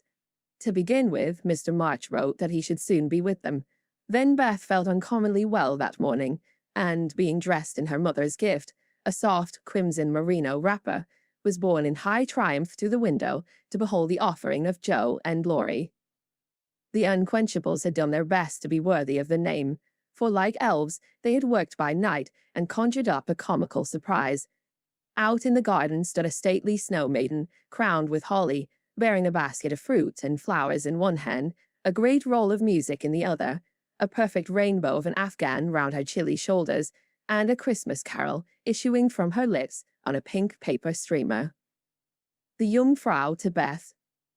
God bless you, dear Queen Bess. May nothing you dismay, but health and peace and happiness be yours this Christmas day. Here's fruit to feed our busy bee, and flowers for her nose. Here's music for her peony, an Afghan for her toes. A portrait of Joanna, see, by Raphael No. 2, who labored with great industry to make it fair and true. Accept a ribbon red, I beg, for Madame Purrer's tale, and ice cream made by lovely Peg, a Mont Blanc in a pail. Their dearest love my makers laid within my breast of snow. Accept it, and the Alpine maid, from Laurie and from Jo. How Beth laughed when she saw it, how Laurie ran up and down to bring in the gifts, and what ridiculous speeches Jo made as she presented them. I'm so full of happiness that if Father was only here, I couldn't hold one drop more, said Beth, quite sighing with contentment as Jo carried her off to the study to rest after the excitement, and to refresh herself with some of the delicious grapes the Jungfrau had sent her. So am I, added Jo, slapping the pocket wherein reposed the long-desired Undine and Sintram. I'm sure I am, echoed Amy, poring over the engraved copy of the Madonna and Child, which her mother had given her in a pretty frame. Of course I am, cried Meg, smoothing the silvery folds of her first silk dress, for Mr. Lawrence had insisted on giving it. How can I be otherwise, said Mrs. March gratefully, as her eyes went from her husband's letter to Beth's smiling face, and her hand caressed the brooch made of grey and golden, chestnut and dark brown hair, which the girls had just fastened on her breast. Now and then in this workaday world, things do happen in the delightful storybook fashion, and what a comfort it is. Half an hour after everyone had said they were so happy they could only hold one drop more, the drop came. Laurie opened the parlour door and popped his head in very quietly. He might just as well have turned a somersault and uttered an Indian war whoop, for his face was so full of suppressed excitement, and his voice so treacherously joyful, that everyone jumped up, though he only said, in a queer, breathless voice, "Here's another Christmas present for the March family." Before the words were well out of his mouth, he was whisked away somehow, and in his place appeared a tall man, muffled up to the eyes, leaning on the arm of another tall man, who tried to say something and couldn't. Of course, there was a general stampede, and for several minutes everybody seemed to lose their wits, for the strangest things were done, and no one said a word. Mr. March became invisible in the embrace of 4 pairs of loving arms. Jo disgraced herself by nearly fainting away, and had to be doctored by Laurie in the china closet. Mr. Brooke kissed Meg entirely by mistake, as he somewhat incoherently explained, and Amy, the dignified, tumbled over a stool and, never stopping to get up, hugged and cried over her father's boots in the most touching manner. Mrs. March was the first to recover herself, and held up her hand with a warning. "Hush! Remember Beth." But it was too late.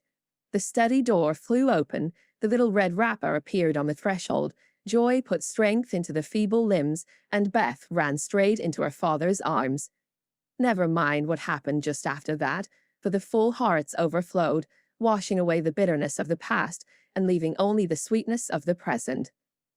It was not at all romantic, but a hearty laugh set everybody straight again, for Hannah was discovered behind the door, sobbing over the fat turkey, which she'd forgotten to put down when she rushed up from the kitchen.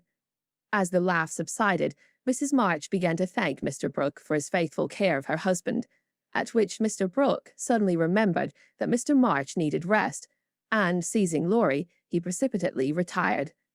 Then the 2 invalids were ordered to repose, which they did, by both sitting in one big chair and talking hard. Mr. March told how he had longed to surprise them, and how, when the fine weather came, he'd been allowed by his doctor to take advantage of it, how devoted Brooke had been, and how he was altogether a most estimable and upright young man. Why, Mr. March paused a minute just there, and after a glance at Meg, who was violently poking the fire, looked at his wife with an inquiring lift of the eyebrows, I leave you to imagine. Also why Mrs. March gently nodded her head, and asked, rather abruptly, if he wouldn't like to have something to eat. Jo saw and understood the look, and she stalked grimly away to get wine and beef tea, muttering to herself as she slammed the door, "I hate estimable young men with brown eyes." There never was such a Christmas dinner as they had that day. The fat turkey was a sight to behold when Hannah sent him up, stuffed, browned, and decorated. So was the plum pudding, which melted in one's mouth, likewise the jellies, in which Amy revelled like a fly in a honey pot. Everything turned out well, which was a mercy, Hannah said. "For my mind was that flustered, Mum, that it's a miracle I didn't roast the pudding and stuff the turkey with raisins, let alone billing of it in a cloth." Mr. Lawrence and his grandson dined with them, also Mr. Brooke, at whom Jo glowered darkly, to Laurie's infinite amusement.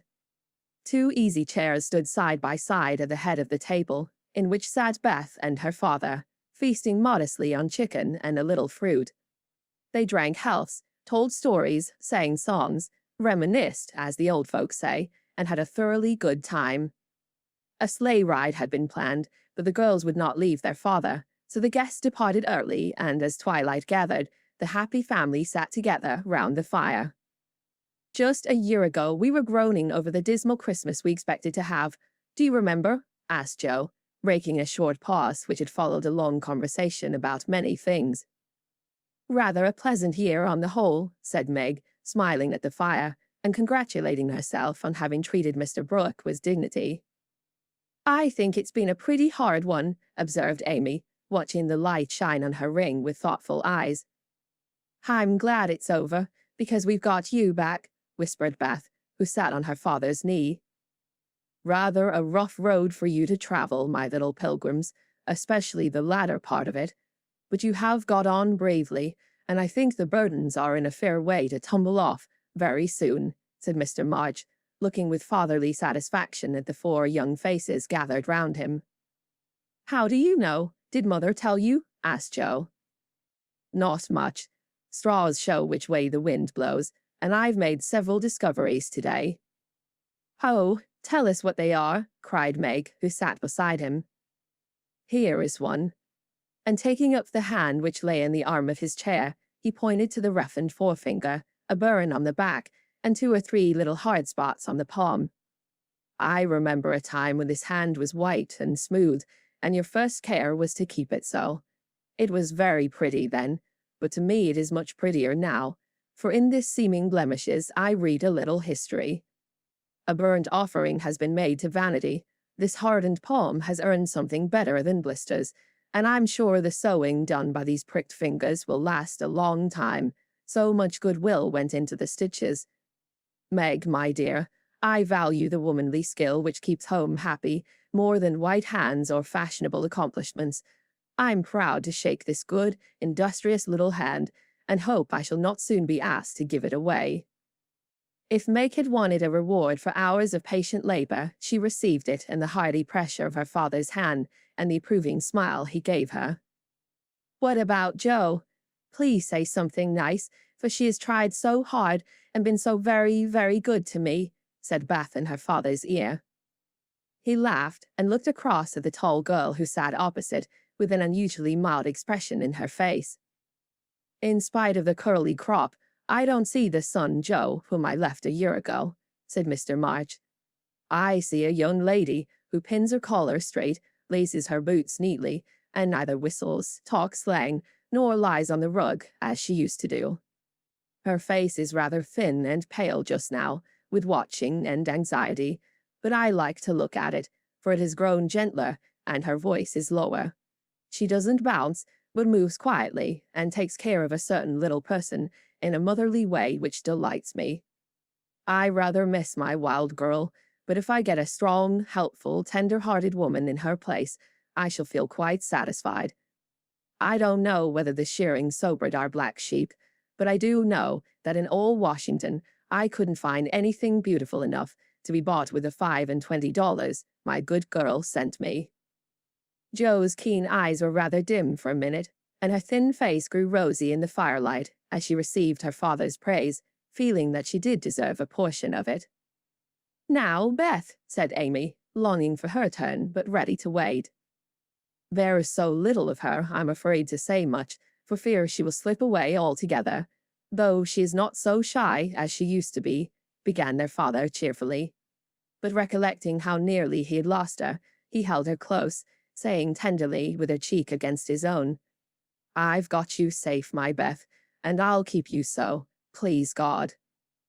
After a minute's silence, he looked down at Amy, who sat on the cricket at his feet, and said, with a caress of the shining hair, I observed that Amy took drumsticks at dinner, ran errands for her mother all the afternoon, gave Meg her place tonight, and has waited on everyone with patience and good humor.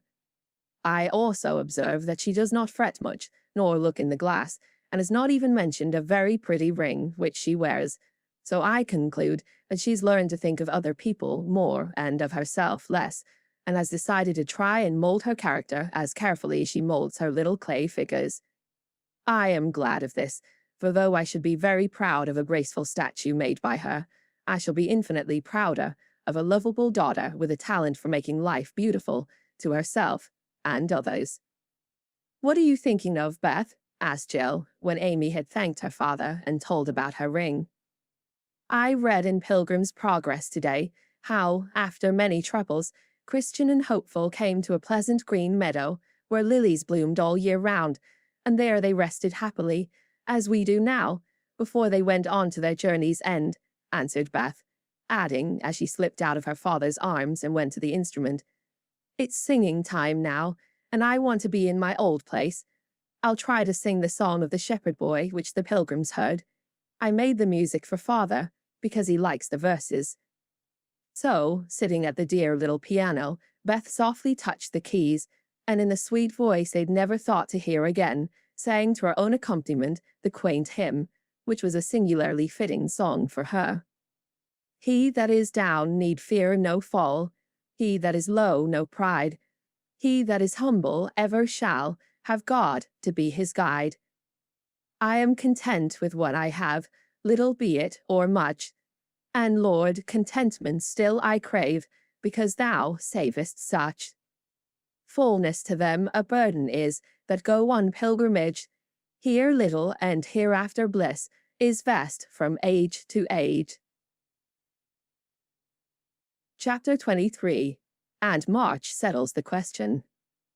Like bees swarming after their queen, mother and daughters hovered about Mr. March the next day, neglecting everything to look at, wait upon, and listen to the new invalid, who was in a fair way to be killed by kindness. As he sat propped up in a big chair by Beth's sofa, with the other three close by, and Hannah popping in her head now and then, to peek at the dear man, nothing seemed needed to complete their happiness. But something was needed, and the elder ones felt it, though none confessed the fact. Mr. and Mrs. March looked at one another with an anxious expression, as their eyes followed Meg. Jo had sudden fits of sobriety, and was seen to shake her fist at Mr. Brooks' umbrella, which had been left in the hall. Meg was absent-minded, shy, and silent, started when the bell rang, and coloured when John's name was mentioned. Amy said, "Everyone seemed waiting for something, and couldn't settle down, which was queer, since father was safe at home." And Beth innocently wondered why their neighbours didn't run over as usual. Laurie went by in the afternoon, and seeing Meg at the window, seemed suddenly possessed with a melodramatic fit, for he fell down on one knee in the snow, beat his breast, tore his hair, and clasped his hands imploringly, as if begging some boon. And when Meg told him to behave himself and go away, he wrung imaginary tears out of his handkerchief and staggered round the corner as if in utter despair. "What does the goose mean?" said Meg, laughing and trying to look unconscious. "He's showing you how your John will go on by and by. Touching, isn't it?" answered Jo scornfully. "Don't say my John, it isn't proper, or true." But Meg's voice lingered over the words as if they sounded pleasant to her. "Please don't plague me, Jo. I've told you I don't care much about him, and there isn't to be anything said, but we are all to be friendly and go on as before." "We can't, for something has been said, and Laurie's mischief has spoiled you for me. I see it, and so does Mother. You are not like your old self a bit, and seem ever so far away from me. I don't mean to plague you, and will bear it like a man, but I do wish it was all settled. I hate to wait, so if you mean ever to do it, make haste and have it over quickly," said Jo pettishly. "I can't say anything till he speaks, and he won't, because father said I was too young," began Meg, bending over her work with a queer little smile, which suggested that she did not quite agree with her father on that point. "If he did speak, you wouldn't know what to say, but would cry or blush, or let him have his own way, instead of giving a good, decided no. I'm not so silly and weak as you think. I know just what I should say, for I've planned it all, so I needn't be taken unawares. There's no knowing what may happen, and I wish to be prepared." Jo couldn't help smiling at the important air which Meg had unconsciously assumed, and which was as becoming as the pretty colour varying in her cheeks. "Would you mind telling me what you'd say?" asked Jo, more respectfully. "Not at all. You are 16 now, quite old enough to be my confidant, and my experience will be useful to you by and by, perhaps in your own affairs of this sort." "Don't mean to have any. It's fun to watch other people philander, but I should feel like a fool doing it myself," said Jo, looking alarmed at the thought. "I think not, if you liked anyone very much and he liked you." Meg spoke as if to herself, and glanced out at the lane where she'd often seen lovers walking together in the summer twilight.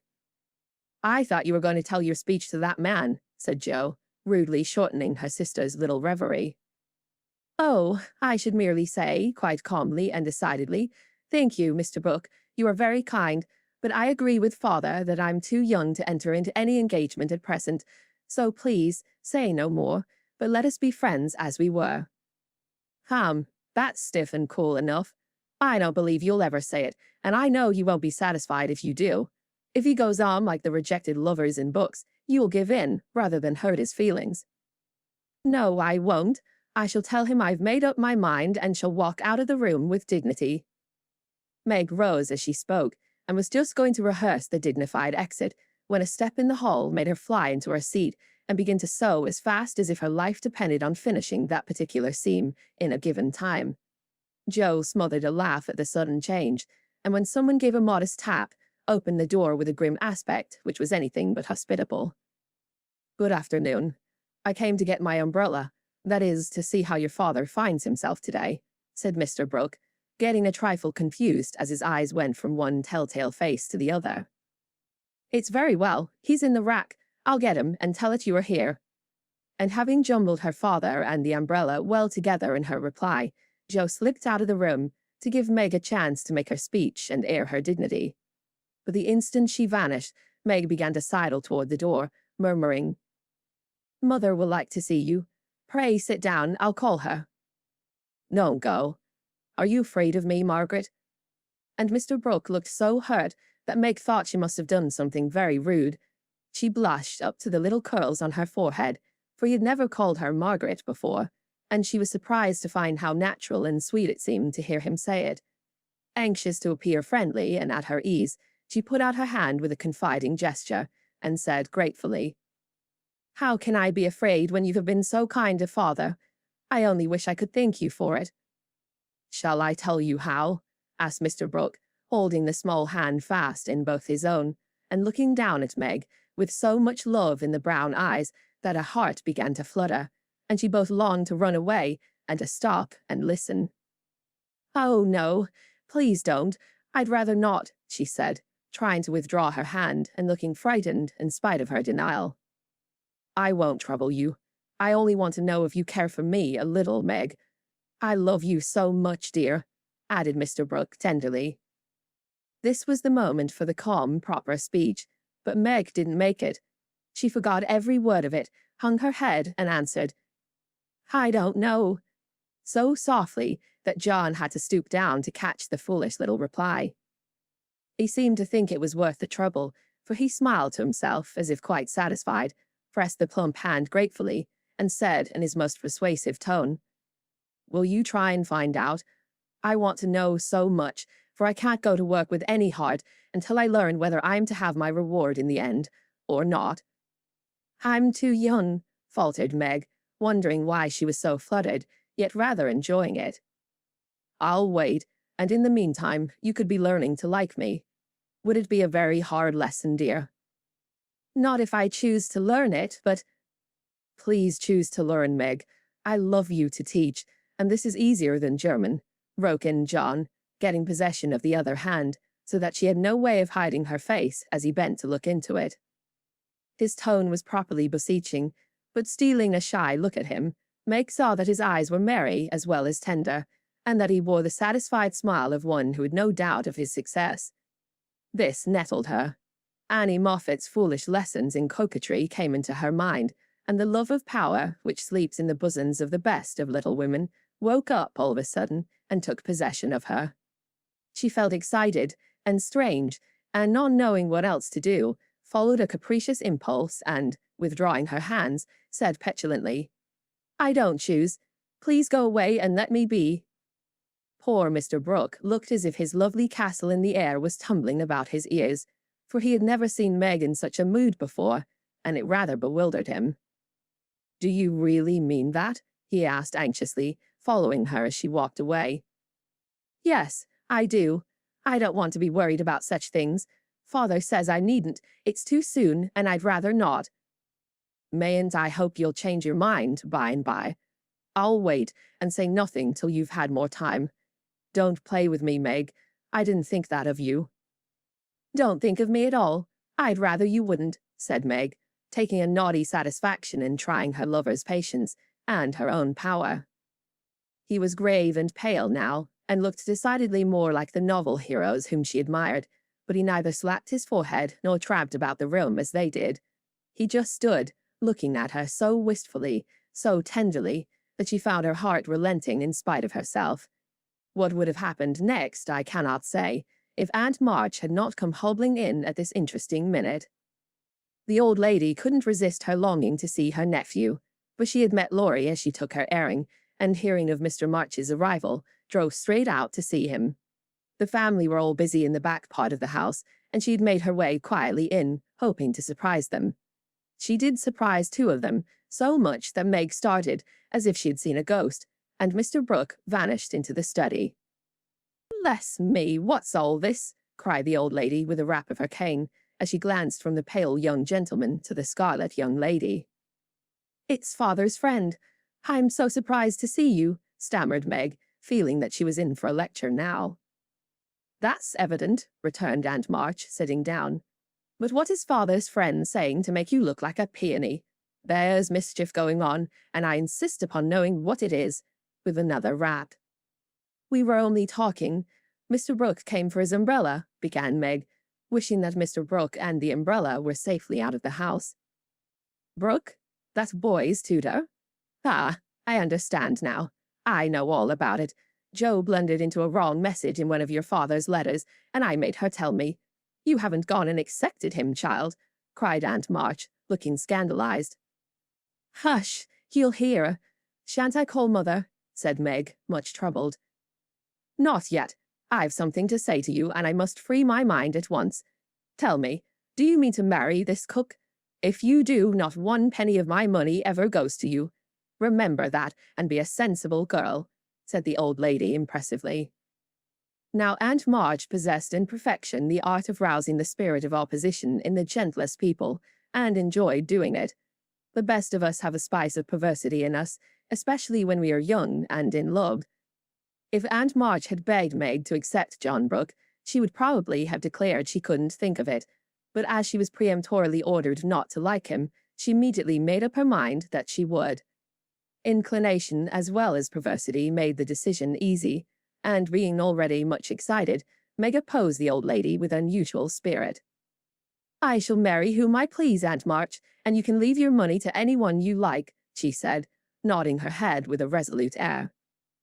Highty-tighty, is that the way you take my advice, miss? You'll be sorry for it by and by, when you've tried love in a cottage and found it a failure. It can't be a worse one than some people find in big houses, retorted Meg. Aunt March put on her glasses and took a look at the girl, for she did not know her in this new mood. Meg hardly knew herself. She felt so brave and independent, so glad to defend John and assert her right to love him, if she liked. Aunt March saw that she'd begun wrong, and after a little pause, made a fresh start, saying as mildly as she could, Now, Meg, my dear, be reasonable and take my advice. I mean it kindly and don't want you to spoil your whole life by making a mistake at the beginning. You ought to marry well and help your family. It's your duty to make a rich match, and it ought to be impressed upon you. Father and Mother don't think so. They like John, though he is poor.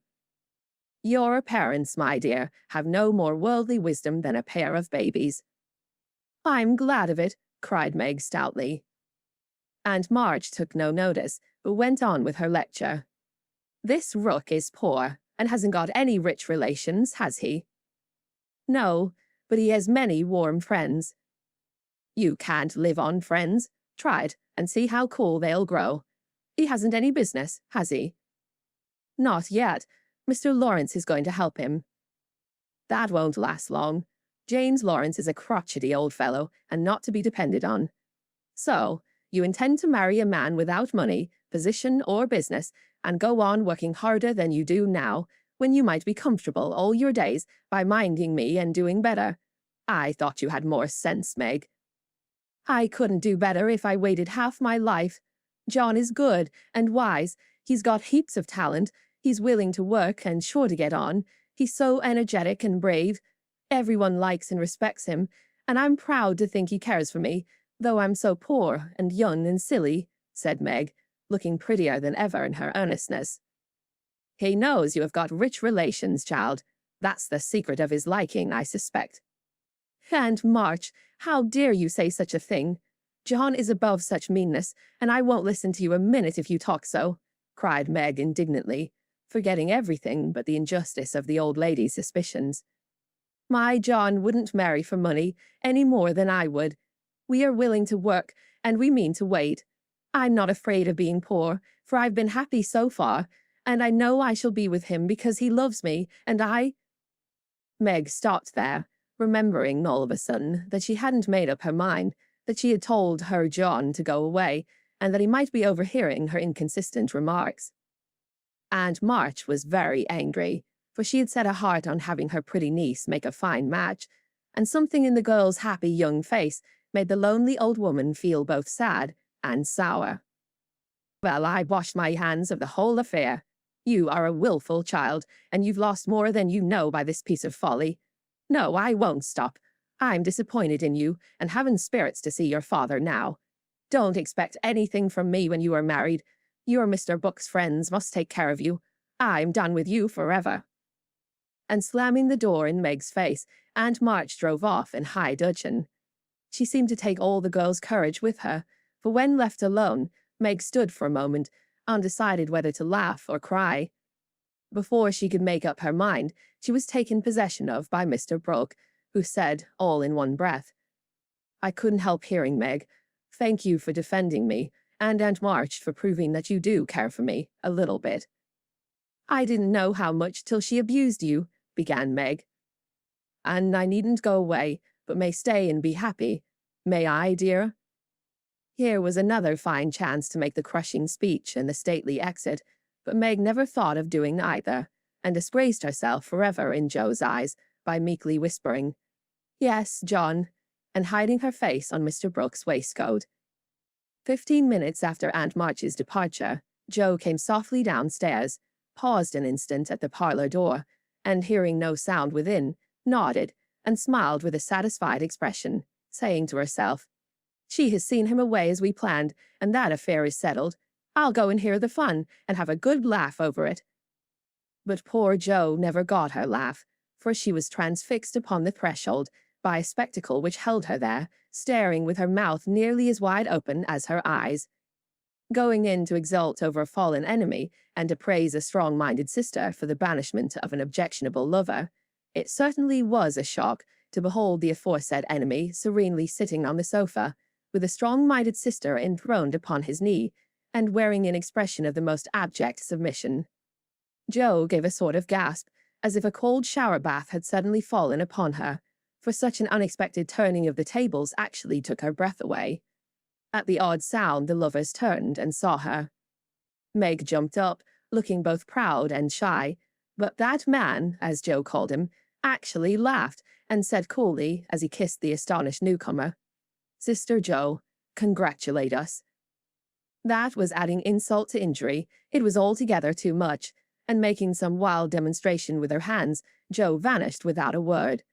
Rushing upstairs, she startled the invalids by exclaiming tragically as she burst into the room, "Oh, do somebody go down quick. John Brooke is acting dreadfully, and Meg likes it." Mr. and Mrs. March left the room with speed, and casting herself upon the bed, Joe cried and scolded tempestuously as she told the awful news to Beth and Amy. The little girls, however, considered it a most agreeable and interesting event, and Joe got little comfort from them, so she went up to her refuge in the garret and confided her troubles to the rats. Nobody ever knew what went on in the parlor that afternoon, but a great deal of talking was done, and quiet Mr. Brooke astonished his friends by the eloquence and spirit with which he pleaded his suit, told his plans, and persuaded them to arrange everything just as he wanted it. The tea bell rang before he'd finished describing the paradise which he meant to earn for Meg, and he proudly took her in to supper, both looking so happy that Joe hadn't the heart to be jealous or dismal. Amy was very much impressed by John's devotion and Meg's dignity. Beth beamed at them from a distance, while Mr. and Mrs. March surveyed the young couple with such tender satisfaction that it was perfectly evident Aunt March was right in calling them as unworldly as a pair of babies. No one ate much, but everyone looked very happy, and the old room seemed to brighten up amazingly when the first romance of the family began there. "You can't say nothing pleasant ever happens now, can you, Meg?" said Amy, trying to decide how she would group the lovers in a sketch she was planning to make. "No, I'm sure I can't. How much has happened since I said that? It seems a year ago," answered Meg, who was in a blissful dream, lifted far above such common things as bread and butter. "The joys come close upon the sorrows this time, and I rather think the changes have begun," said Mrs. March. "In most families there comes, now and then, a year full of events. This has been such a one, but it ends well, after all." "Hope the next will end better," muttered Joe, who found it very hard to see Meg absorbed in a stranger before her face, for Joe loved a few persons very dearly, and dreaded to have their affection lost or lessened in any way. "I hope the third year from this will end better. I mean it shall, if I live to work out my plans," said Mr. Brooke, smiling at Meg, as if everything had become possible to him now. "Doesn't it seem very long to wait?" asked Amy, who was in a hurry for the wedding. "I've got so much to learn before I shall be ready, it seems a short time to me," answered Meg, with a sweet gravity in her face never seen there before. "You have only to wait. I am to do the work, said John, beginning his labors by picking up Meg's napkin, with an expression which caused Jo to shake her head and then say to herself with an air of relief as the front door banged, "Here comes Laurie. Now we shall have some sensible conversation." But Jo was mistaken, for Laurie came prancing in, overflowing with good spirits, bearing a great bridal-looking bouquet for Mrs. John Brooke, and evidently laboring under the delusion that the whole affair had been brought about by his excellent management. I knew Brooke would have it all his own way. He always does, for when he makes up his mind to accomplish anything, it's done, though the sky falls, said Laurie, when he had presented his offering and his congratulations. Much obliged for that recommendation. I take it as a good omen for the future, and invite you to my wedding on the spot, answered Mr. Brooke, who felt at peace with all mankind, even his mischievous pupil. I'll come if I'm at the ends of the earth, for the sight of Jo's face alone on that occasion would be worth a long journey. You don't look festive, ma'am. What's the matter? Asked Laurie, following her into a corner of the parlor, whither all had adjourned to greet Mr. Lawrence. I don't approve of the match, but I've made up my mind to bear it and shall not say a word against it, said Jo sullenly. You can't know how hard it is for me to give up Meg, she continued, with a little quiver in her voice. You don't give her up. You only go halves, said Laurie consolingly. It can never be the same again. I've lost my dearest friend, sighed Jo. You've got me, anyhow. I'm not good for much, I know, but I'll stand by you, Jo, all the days of my life. Upon my word I will. And Laurie meant what he said. I know you will, and I'm ever so much obliged. You are always a great comfort to me, Teddy, returned Jo, gratefully shaking hands. Well, now, don't be dismal. There's a good fellow. It's all right, you see. Meg is happy. Brooke will fly round and get settled immediately. Grandpa will attend to him, and it will be very jolly to see Meg in her own little house. We'll have capital times after she is gone, for I shall be through college before long, and then we'll go abroad on some nice trip or other. Wouldn't that console you? I rather think it would, but there's no knowing what may happen in 3 years, said Jo thoughtfully. That's true. Don't you wish you could take a look forward and see where we shall all be then? I do, returned Laurie.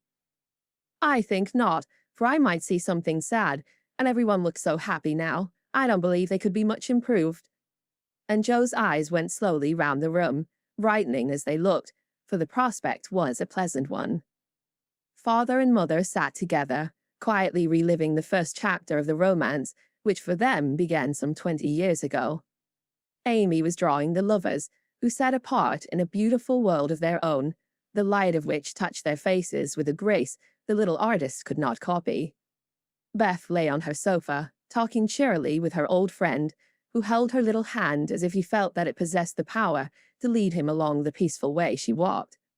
Jo lounged in her favorite low seat, with a grave, quiet look which best became her, and Laurie, leaning on the back of her chair, his chin on a level with her curly head, smiled with his friendliest aspect and nodded at her in the long glass, which reflected them both. So the curtain falls upon Meg, Jo, Beth, and Amy. Whether it ever rises again depends upon the reception given the first act of the domestic drama called Little Women. This is the end of the CD. The audiobook continues on the next CD. Part 2. Chapter 24. Gossip. In order that we may start afresh and go to Meg's wedding with free minds, it will be well to begin with a little gossip about the Marches. And here let me premise that if any of the elders think there is too much lovering in the story, as I fear they may, I'm not afraid the young folks will make that objection. I can only say, with Mrs. March, what can you expect when I have 4 gay girls in the house and a dashing young neighbor over the way? The 3 years that have passed have brought but few changes to the quiet family. The war is over, and Mr. March safely at home, busy with his books in the small parish, which found in him a minister by nature, as by grace, a quiet, studious man, rich in the wisdom that is better than learning, the charity which calls all mankind brother, the piety that blossoms into character, making it august and lovely. These attributes, in spite of poverty and the strict integrity which shut him out from the more worldly successes, attracted to him many admirable persons, as naturally as sweet herbs draw bees, and as naturally he gave them the honey into which 50 years of hard experience had distilled no bitter draught. Earnest young men found the grey-headed scholar as young at heart as they. Thoughtful or troubled women instinctively brought their doubts to him, sure of finding the gentlest sympathy, the wisest counsel. Sinners told their sins to the pure-hearted old man, and were both rebuked and saved. Gifted men found a companion in him. Ambitious men caught glimpses of nobler ambitions than their own, and even worldlings confessed that his beliefs were beautiful and true, although they wouldn't pay. To outsiders, the 5 energetic women seemed to rule the house, and so they did, in many things, but the quiet scholar, sitting among his books, was still the head of the family, the household conscience, anchor and comforter, for to him the busy, anxious women always turned in troublous times, finding him, in the truest sense of those sacred words, husband and father. The girls gave their hearts into their mother's keeping, their souls into their father's, and to both parents who lived and labored so faithfully for them, they gave a love that grew with their growth and bound them tenderly together by the sweetest tie which blesses life and outlives death. Mrs. March is as brisk and cheery, though rather greyer than when we saw her last, and just now so absorbed in Meg's affairs that the hospitals and homes, still full of wounded boys and soldiers' widows, decidedly miss the motherly missionaries' visits. John Brooke did his duty manfully for a year, got wounded, was sent home and not allowed to return.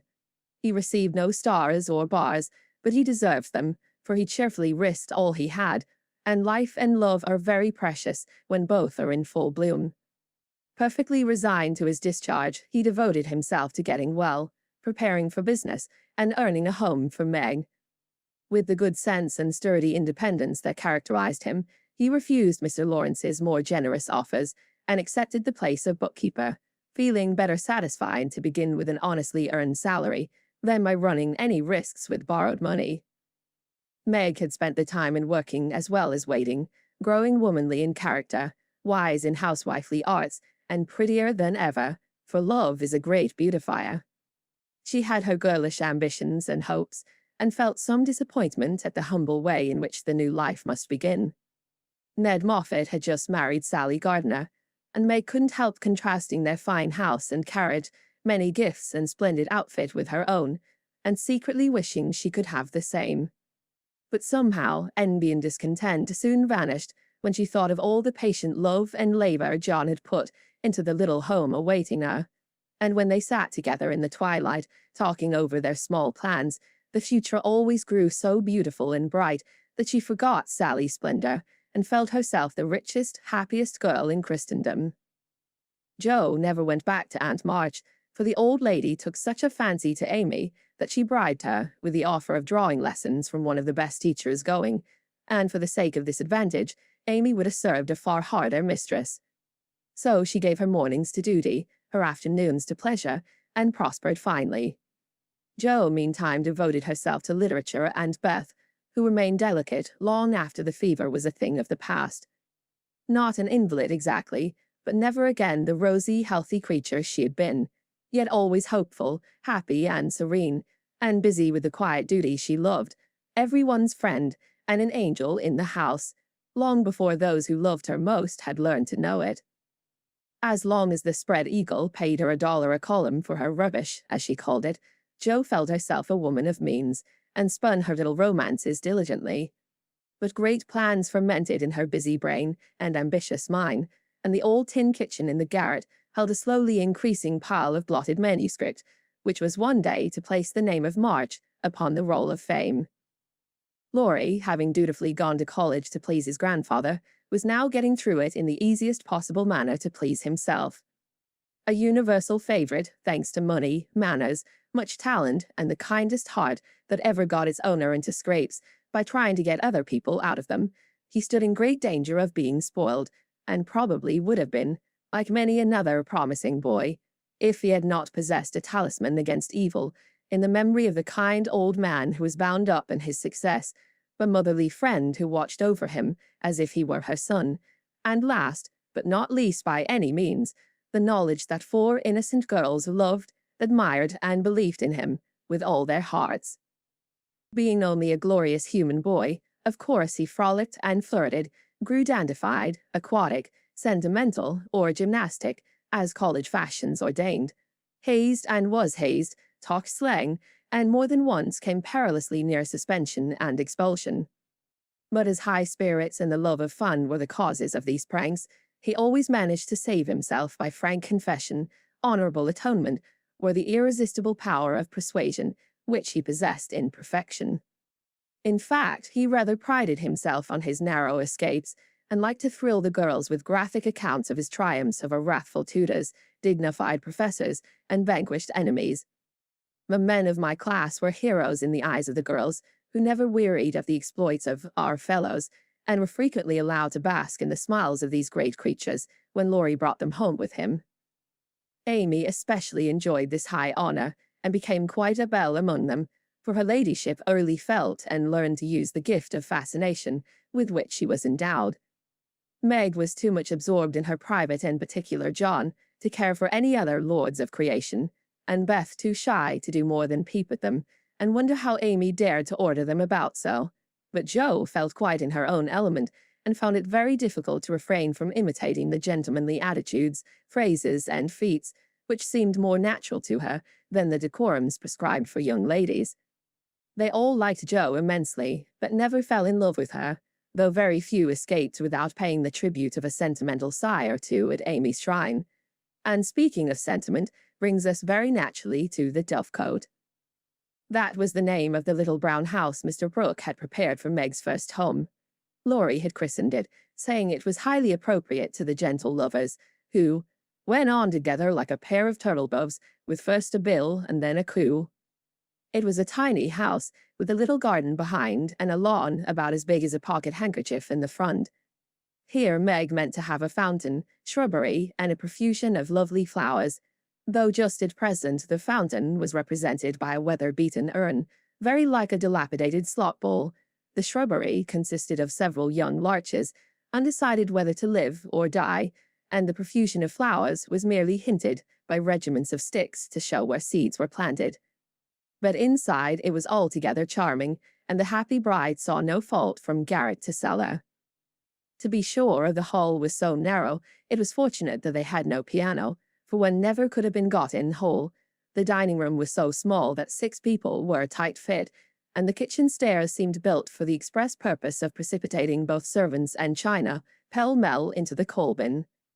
But once get used to these slight blemishes, and nothing could be more complete, for good sense and good taste had presided over the furnishing, and the result was highly satisfactory.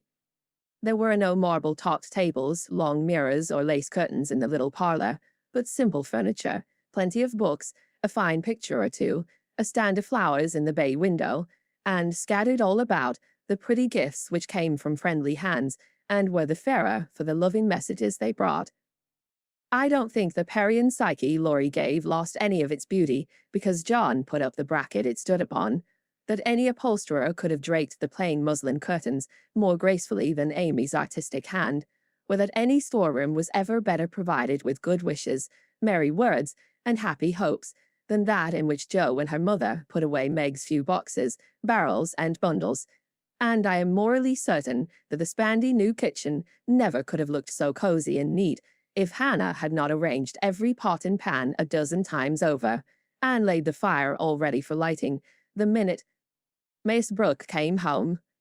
I also doubt if any young matron ever began life with so rich a supply of dusters, holders, and piece bags, for Beth made enough to last till the silver wedding came round, and invented 3 different kinds of dishcloths for the express service of the bridal china. People who hire all these things done for them never know what they lose, for the homeliest tasks get beautified if loving hands do them, and Meg found so many proofs of this that everything in her small nest, from the kitchen roller to the silver vase on her parlour table, was eloquent of home love and tender forethought. What happy times they had planning together, what solemn shopping excursions, what funny mistakes they made, and what shouts of laughter arose over Laurie's ridiculous bargains. In his love of jokes, this young gentleman, though nearly through college, was as much of a boy as ever. His last whim had been to bring with him on his weekly visits some new, useful, and ingenious article for the young housekeeper. Now a bag of remarkable clothespins. Next, a wonderful nutmeg grater, which fell to pieces at the first trial, a knife cleaner that spoiled all the knives, or a sweeper that picked the nap neatly off the carpet and left the dirt, labor-saving soap that took the skin off one's hands, infallible cements which stuck firmly to nothing but the fingers of the deluded buyer, and every kind of tinware, from a toy savings bank for odd pennies to a wonderful boiler, which would wash articles in its own steam, with every prospect of exploding in the process. In vain Meg begged him to stop. John laughed at him, and Joe called him Mr. Toodles. He was possessed with a mania for patronizing Yankee ingenuity, and seeing his friends fitly furnished forth. So each week beheld some fresh absurdity. Everything was done at last, even to Amy's arranging different colored soaps to match the different colored rooms, and Beth setting the table for the first meal. "Are you satisfied? Does it seem like home, and do you feel as if you should be happy here?" asked Mrs. March, as she and her daughter went through the new kingdom arm in arm, for just then they seemed to cling together more tenderly than ever. "Yes, Mother, perfectly satisfied, thanks to you all, and so happy that I can't talk about it," with a look that was far better than words. "If she only had a servant or two, it would be all right," said Amy, coming out of the parlor, where she'd been trying to decide whether the bronze Mercury looked best on the whatnot or the mantelpiece. "Mother and I have talked that over, and I have made up my mind to try her way first. There will be so little to do that with Lottie to run my errands and help me here and there, I shall only have enough work to keep me from getting lazy or homesick," answered Meg tranquilly. "Sally Moffat has 4, began Amy. "If Meg had 4, the house wouldn't hold them, and Master and Mrs. would have to camp in the garden," broke in Joe, who, enveloped in a big blue pinafore, was giving the last polish to the door handles. "Sally isn't a poor man's wife, and many maids are in keeping with her fine establishment. Meg and John begin humbly, but I have a feeling that there will be quite as much happiness in the little house as in the big one. It's a great mistake for young girls like Meg to leave themselves nothing to do but dress, give orders, and gossip. When I was first married, I used to long for my new clothes to wear out or get torn, so that I might have the pleasure of mending them, for I got heartily sick of doing fancy work and tending my pocket handkerchief. Why didn't you go into the kitchen and make messes, as Sally says she does to amuse herself, though they never turn out well and the servants laugh at her?" said Meg. "I did after a while, not to mess, but to learn of Hannah how things should be done, that my servants need not laugh at me. It was play then, but there came a time when I was truly grateful that I not only possessed the will, but the power to cook wholesome food for my little girls, and help myself when I could no longer afford to hire help. You begin at the other end, Meg dear, but the lessons you learn now will be of use to you by and by, when John is a richer man, for the mistress of a house, however splendid, should know how work ought to be done, if she wishes to be well and honestly served." "Yes, Mother, I'm sure of that," said Meg, listening respectfully to the little lecture, for the best of women will hold forth upon the all-absorbing subject of housekeeping. "Do you know, I like this room most of all in my baby house," added Meg, a minute after, as they went upstairs and she looked into our well-stored linen closet. Beth was there, laying the snowy pile smoothly on the shelves and exulting over the goodly array. All three laughed as Meg spoke, for that linen closet was a joke. You see, having said that if Meg married that Brooke, she shouldn't have a cent of her money, Aunt March was rather in a quandary when time had appeased her wrath and made her repent her vow. She never broke her word, and was much exercised in her mind how to get round it, and at last devised a plan whereby she could satisfy herself. Mrs. Carroll, Florence's mamma, was ordered to buy, have made, and marked a generous supply of house and table linen, and send it as her present, all of which was faithfully done, but the secret leaked out, and was greatly enjoyed by the family, for Aunt March tried to look utterly unconscious, and insisted that she could give nothing but the old-fashioned pearls long promised to the first bride. That's a housewifely taste which I'm glad to see.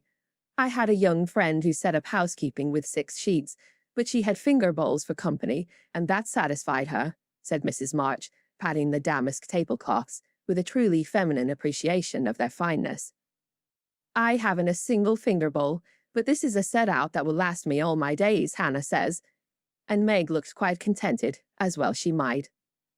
A tall, broad-shouldered young fellow with a cropped head, a felt basin of a hat, and a fly-away coat came tramping down the road at a great pace, walked over the low fence without stopping to open the gate, straight up to Mrs. March with both hands out and a hearty, "Here I am, Mother. Yes, it's all right." The last words were in answer to the look the elder lady gave him, a kindly, questioning look, which the handsome eyes met so frankly that the little ceremony closed, as usual, with a motherly kiss. Or Mrs. John Brooke, with the maker's congratulations and compliments. "Bless you, Beth. What a refreshing spectacle you are, Joe. Amy, you are getting altogether too handsome for a single lady." As Laurie spoke, he delivered a brown paper parcel to Meg, pulled Beth's hair ribbon, stared at Joe's bib pinafore, and fell into an attitude of mock rapture before Amy, then shook hands all round, and everyone began to talk. "Where is John?" asked Meg anxiously. "Stop to get the license for tomorrow, ma'am." "Which side won the last match, Teddy?" inquired Joe, who persisted in feeling an interest in manly sports, despite her 19 years. "Ours, of course. Wish you'd been there to see." "How is the lovely Miss Randall?" asked Amy, with a significant smile. "More cruel than ever. Don't you see how I'm pining away?" And Laurie gave his broad chest a sounding slap and heaved a melodramatic sigh. "What's the last joke?" "Undo the bundle and see, Meg," said Beth, eyeing the knobby parcel with curiosity. "It's a useful thing to have in the house in case of fire or thieves," observed Laurie, as a watchman's rattle appeared amid the laughter of the girls. "Any time when John is away and you get frightened, Mrs. Meg, just swing that out of the front window and it will rouse the neighborhood in a jiffy. Nice thing, isn't it?" And Laurie gave them a sample of its powers that made them cover up their ears. "There's gratitude for you. And speaking of gratitude, reminds me to mention that you may thank Hannah for saving your wedding cake from destruction. I saw going into your house as I came by, and if she hadn't defended it manfully, I'd have had a pick at it, for it looked like a remarkably plummy one." "I wonder if you will ever grow up, Laurie," said Meg in a matronly tone. "I'm doing my best, ma'am, but can't get much higher, I'm afraid, as 6 feet is about all men can do in these degenerate days," responded the young gentleman, whose head was about level with the little chandelier. "I suppose it would be profanation to eat anything in this spick-and-span bower, so, as I'm tremendously hungry, I propose an adjournment," he added presently. "Mother and I are going to wait for John. There are some last things to settle," said Meg, bustling away. "Beth and I are going over to Kitty Brandt's to get more flowers for tomorrow," added Amy, tying a picturesque hat over her picturesque curls and enjoying the effect as much as anybody. "Come, Joe, don't desert a fellow. I'm in such a state of exhaustion I can't get home without help. Don't take off your apron, whatever you do. It's peculiarly becoming," said Laurie, as Joe bestowed his especial aversion in her capacious pocket and offered her arm to support his feeble steps. "Now, Teddy, I want to talk seriously to you about tomorrow," began Joe, as they strolled away together. "You must promise to behave well and not cut up any pranks and spoil our plans." "Not a prank." "And don't say funny things when we ought to be sober."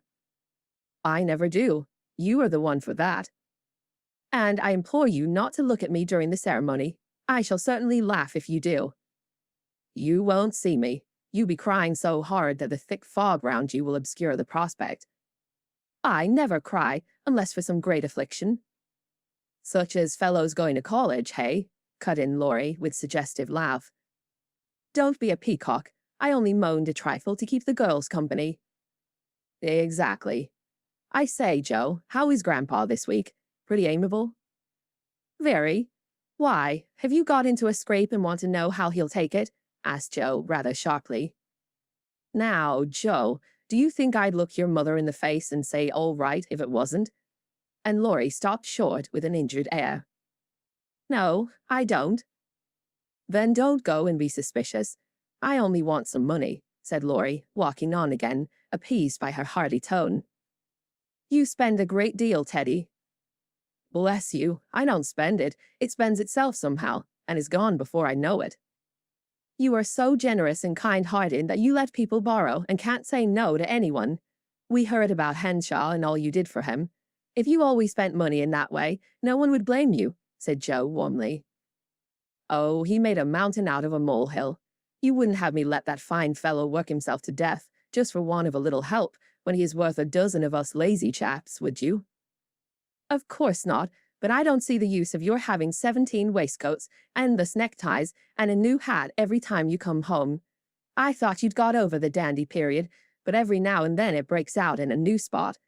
Just now it's the fashion to be hideous, to make your head look like a scrubbing brush, wear a straitjacket, orange gloves, and clumping square-toed boots.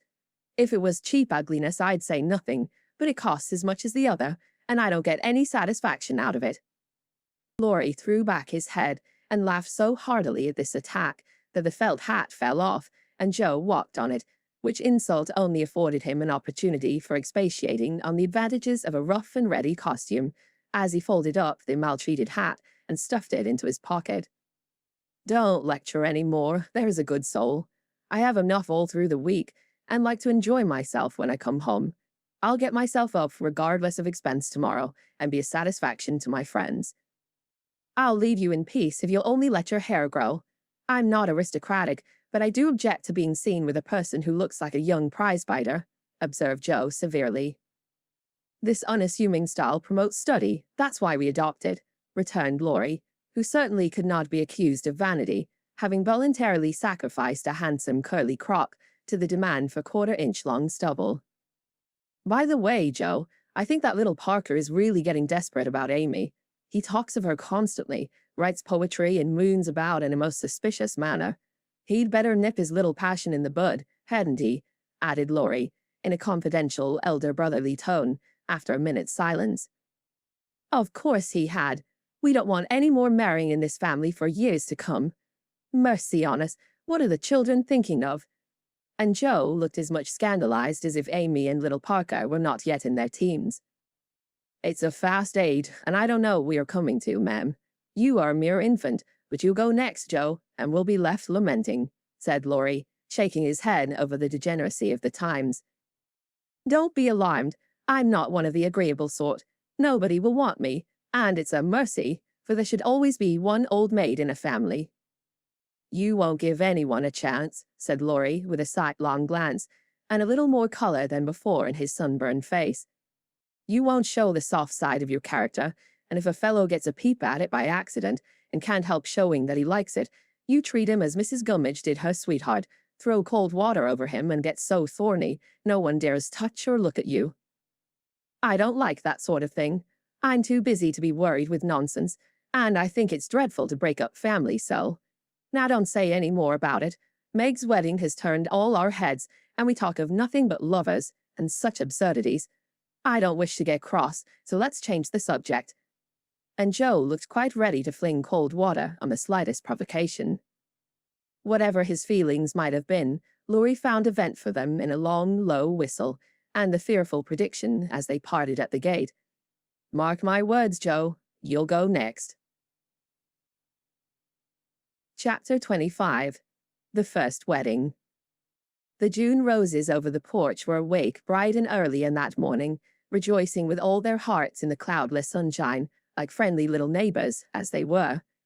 Quite flushed with excitement were their ruddy faces as they swung in the wind, whispering to one another what they had seen, for some peeped in at the dining-room windows where the feast was spread, some climbed up to nod and smile at the sisters as they dressed the bride, others waved a welcome to those who came and went on various errands in garden, porch, and hall, and all, from the rosiest full-blown flower to the palest baby bud, offered their tribute of beauty and fragrance to the gentle mistress who had loved and tended them so long.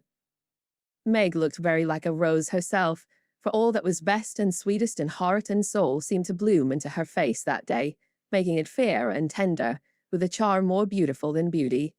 Neither silk, lace, nor orange flowers would she have.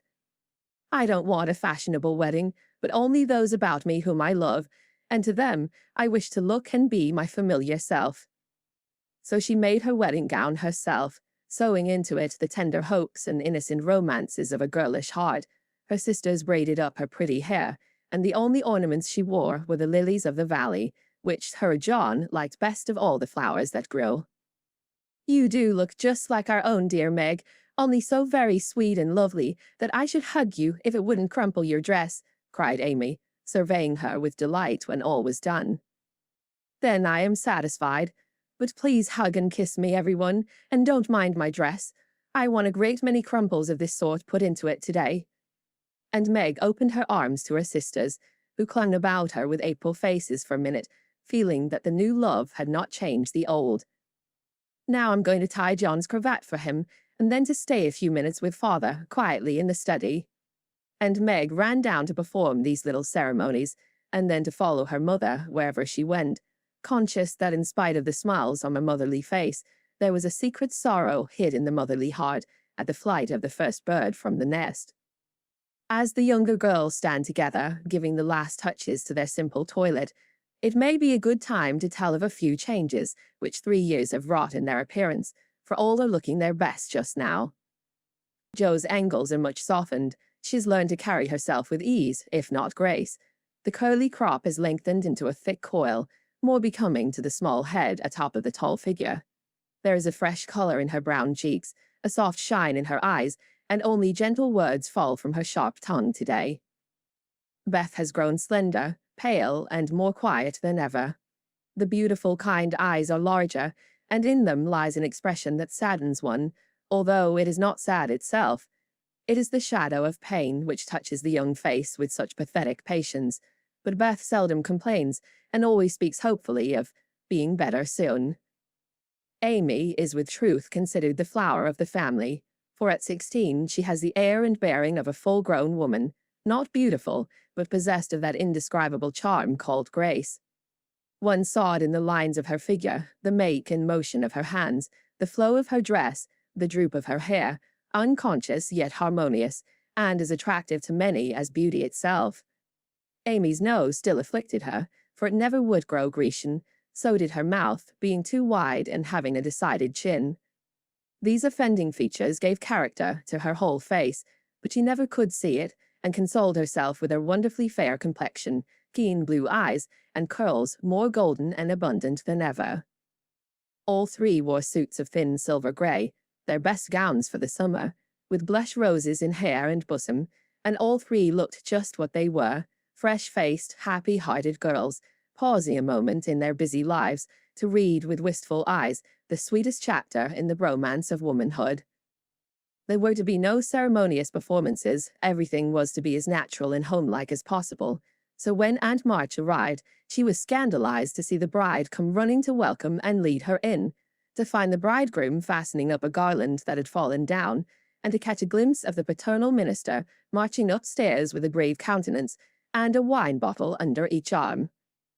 "Upon my word, here's a state of things," cried the old lady, taking the seat of honor prepared for her, and settling the folds of her lavender moiré with a great rustle. "You oughtn't to be seen till the last minute, child." "I'm not a show, Auntie, and no one is coming to stare at me, to criticize my dress or count the cost of my luncheon. I'm too happy to care what anyone says or thinks, and I'm going to have my little wedding just as I like it. John, dear, here's your hammer." And away went Meg to help that man in his highly improper employment. Mr. Brooke didn't even say thank you, but as he stooped for the unromantic tool, he kissed his little bride behind the folding door, with a look that made Aunt March whisk out her pocket handkerchief, with a sudden dew in her sharp old eyes. A crash, a cry, and a laugh from Laurie, accompanied by the indecorous exclamation, "Jupiter Ramon, Jo's upset the cake again," caused a momentary flurry, which was hardly over when a flock of cousins arrived, and the party came in, as Beth used to say when a child. "Don't let that young giant come near me. He worries me worse than mosquitoes," whispered the old lady to Amy, as the rooms filled and Laurie's black head towered above the rest. "He has promised to be very good today, and he can be perfectly elegant if he likes," returned Amy, and gliding away to warn Hercules to beware of the dragon, which warning caused him to haunt the old lady with a devotion that nearly distracted her. There was no bridal procession, but a sudden silence fell upon the room, as Mr. March and the young couple took their places under the green arch. Mother and sisters gathered close, as if loath to give Meg up. The fatherly voice broke more than once, which only seemed to make the service more beautiful and solemn. The bridegroom's hand trembled visibly, and no one heard his replies. But Meg looked straight up in her husband's eyes and said, "I will," with such tender trust in her own face and voice that her mother's heart rejoiced, and Aunt March sniffed audibly. Jo did not cry, though she was very near it once, and was only saved from a demonstration by the consciousness that Laurie was staring fixedly at her, with a comical mixture of merriment and emotion in his wicked black eyes. Beth kept her face hidden on her mother's shoulder, but Amy stood like a graceful statue, with a most becoming ray of sunshine touching her white forehead and the flower in her hair. It wasn't at all the thing, I'm afraid, but the minute she was fairly married, Meg cried, "The first kiss for Marmee," and turning, gave it with her heart on her lips. During the next 15 minutes, she looked more like a rose than ever, for everyone availed themselves of their privileges to the fullest extent, from Mr. Lawrence to old Hannah, who, adorned with a headdress fearfully and wonderfully made, fell upon her in the hall, crying with a sob and a chuckle, "Bless you, dearie, 100 times. The cake ain't hurt a mite, and everything looks lovely." Everybody cleared up after that, and said something brilliant, or tried to, which did just as well, for laughter is ready when hearts are light.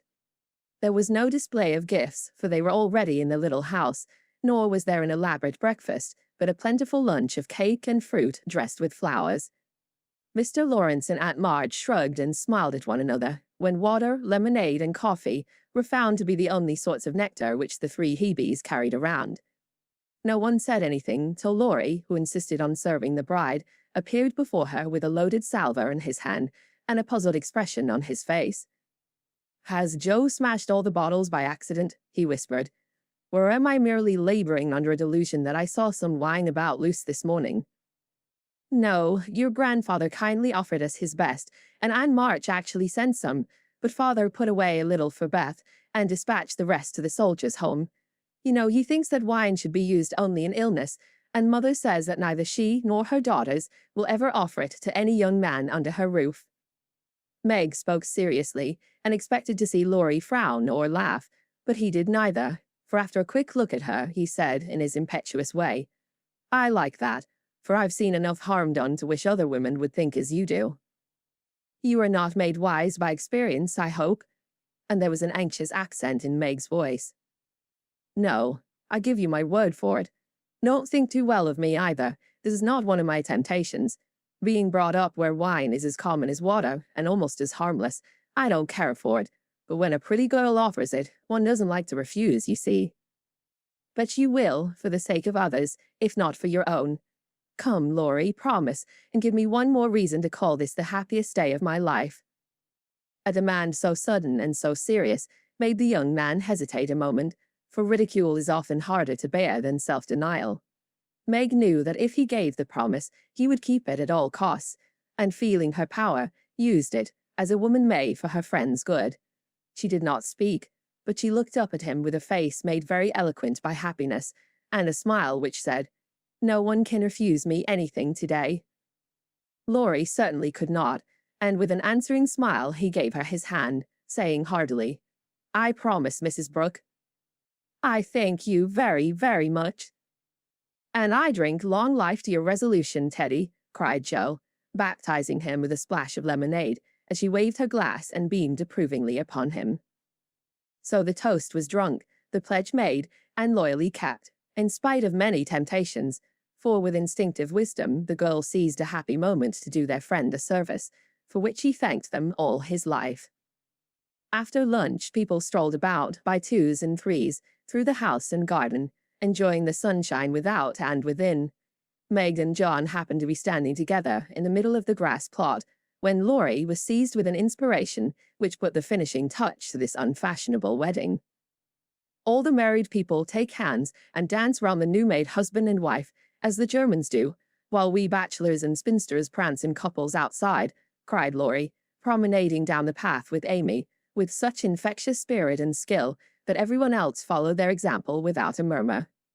Mr. and Mrs. March, Aunt and Uncle Carroll, began it, others rapidly joined in, even Sally Moffat, after a moment's hesitation, threw her train over her arm, and whisked Ned into the ring.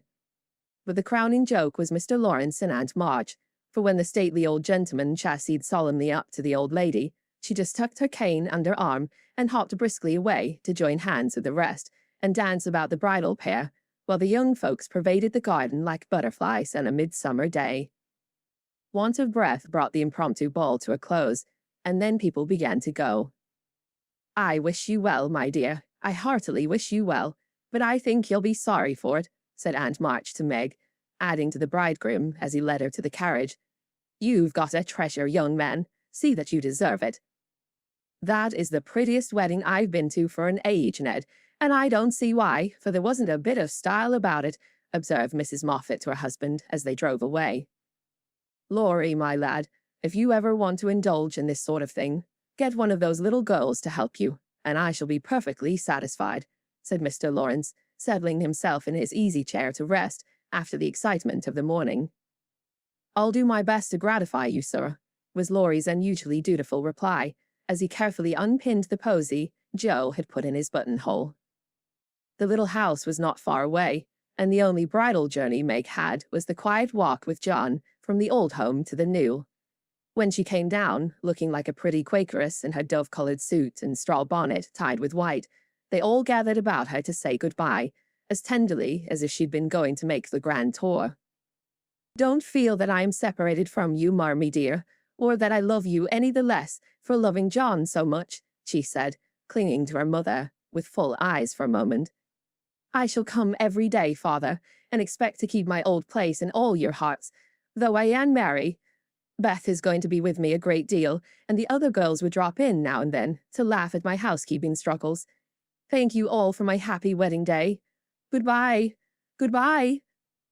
They stood watching her, with faces full of love and hope and tender pride, as she walked away, leaning on her husband's arm, with her hands full of flowers and the June sunshine brightening her happy face. And so Meg's merry life began. Chapter 26. Artistic Attempts. It takes people a long time to learn the difference between talent and genius, especially ambitious young men and women.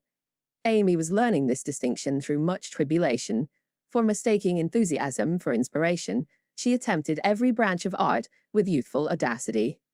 For a long time there was a lull in the mud pie business, and she devoted herself to the finest pen and ink drawing, in which she showed such taste and skill that her graceful handiwork proved both pleasant and profitable.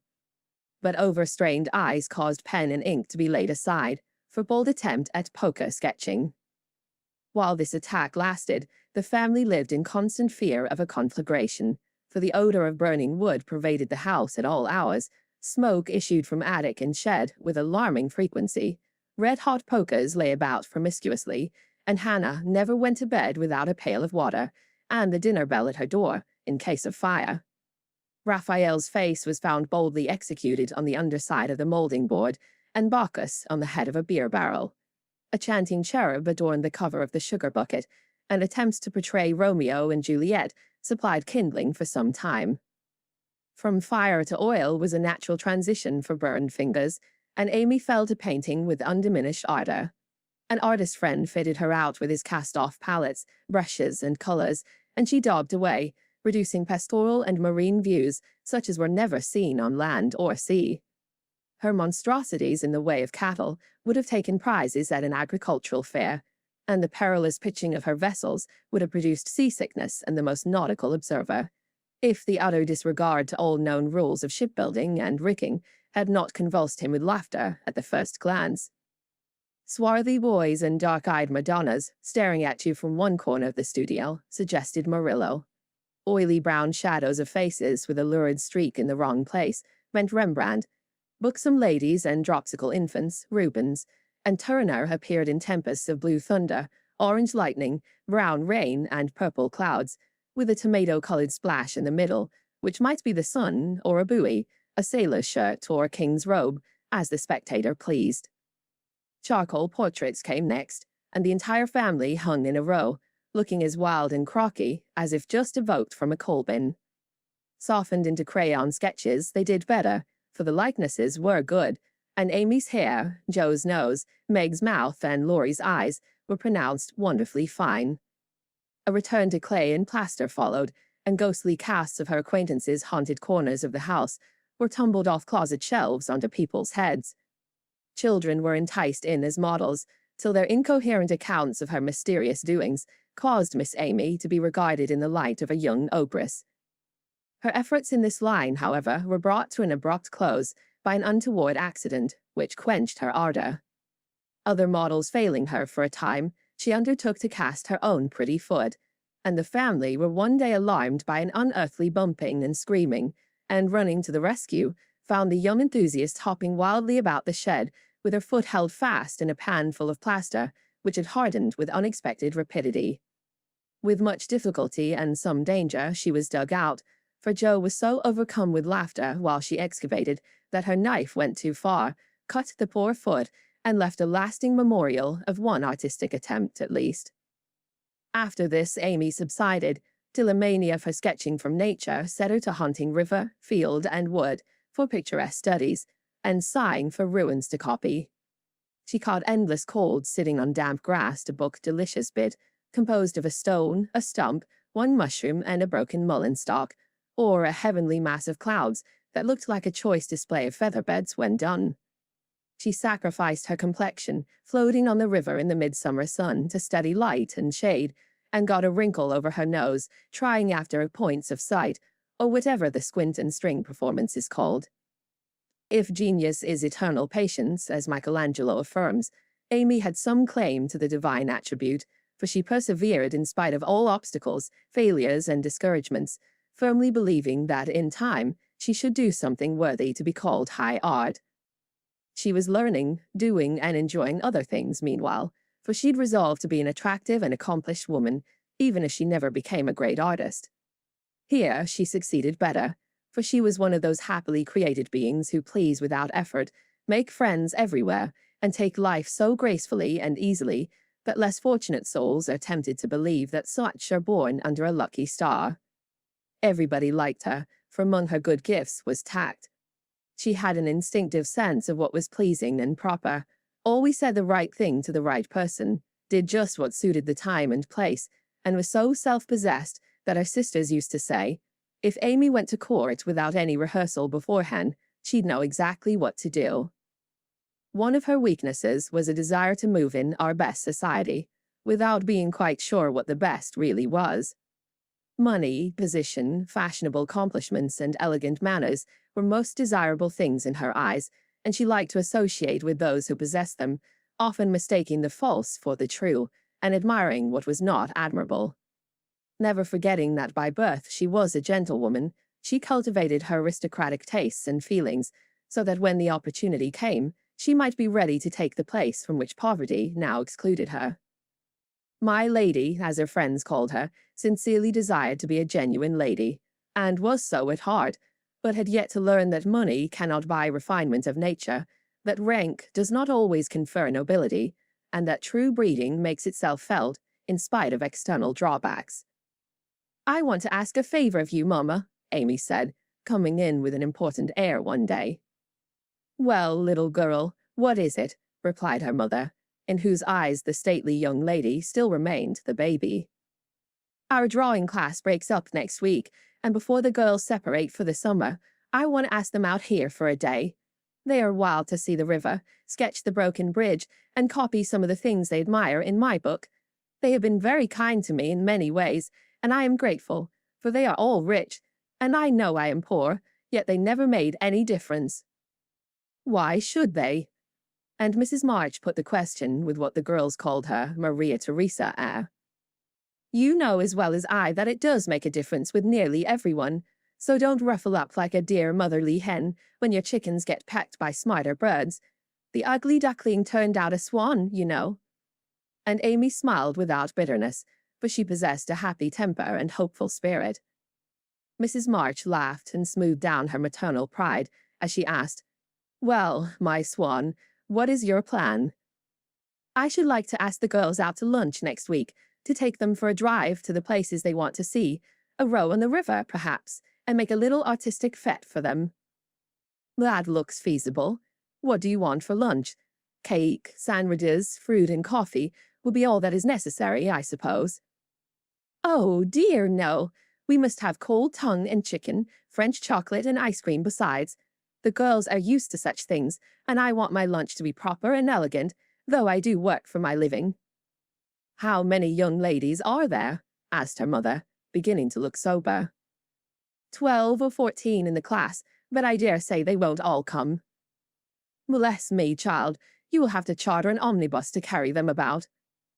Why, mother, how can you think of such a thing? Not more than 6 or 8 will probably come, so I shall hire a beach wagon and borrow Mr. Lawrence's cherry bounce. Hannah's pronunciation of cherubang. All of this will be expensive, Amy. Not very. I've calculated the cost and I'll pay for it myself.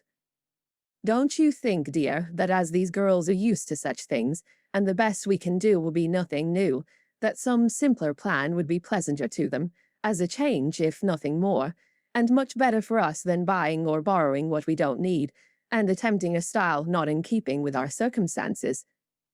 If I can't have it as I like, I don't care to have it at all.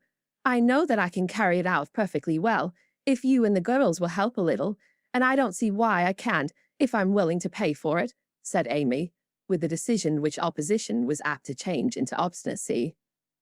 Mrs. March knew that experience was an excellent teacher, and when it was possible, she left her children to learn alone the lessons which she would gladly have made easier, if they had not objected to taking advice as much as they did salts and senna. Very well, Amy, if your heart is set upon it, and you see your way through without too great an outlay of money, time, and temper, I'll say no more. Talk it over with the girls, and whichever way you decide, I'll do my best to help you. Thanks, Mother, you are always so kind. And away went Amy to lay her plan before her sisters. Meg agreed at once, and promised to her aid, gladly offering anything she possessed, from her little house itself to her very best salt spoons.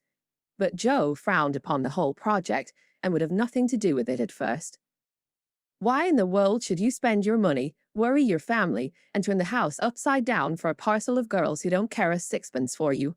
I thought you had too much pride and sense that truckle to any mortal woman just because she wears French boots and rides in a coupe, said Jo, who, being called from the tragic climax of her novel, was not in the best mood for social enterprises. I don't truckle, and I hate being patronized as much as you do, returned Amy indignantly, for the two still jangled when such questions arose. The girls do care for me, and I for them, and there's a great deal of kindness and sense and talent among them, in spite of what you call fashionable nonsense. You don't care to make people like you, to go into good society and cultivate your manners and tastes. I do, and I mean to make the most of every chance that comes. You can go through the world with your elbows out and your nose in the air, and call it independence if you like. That's not my way. When Amy had wetted her tongue and freed her mind, she usually got the best of it, but she seldom failed to have common sense on her side, while Jo carried her love of liberty and hate of conventionalities to such an unlimited extent that she naturally found herself worsted in an argument. Amy's definition of Jo's idea of independence was such a good hit that both burst out laughing, and the discussion took a more amiable turn. Much against her will, Jo at length consented to sacrifice a day to Mrs. Grundy, and help her sister through what she regarded as a nonsensical business.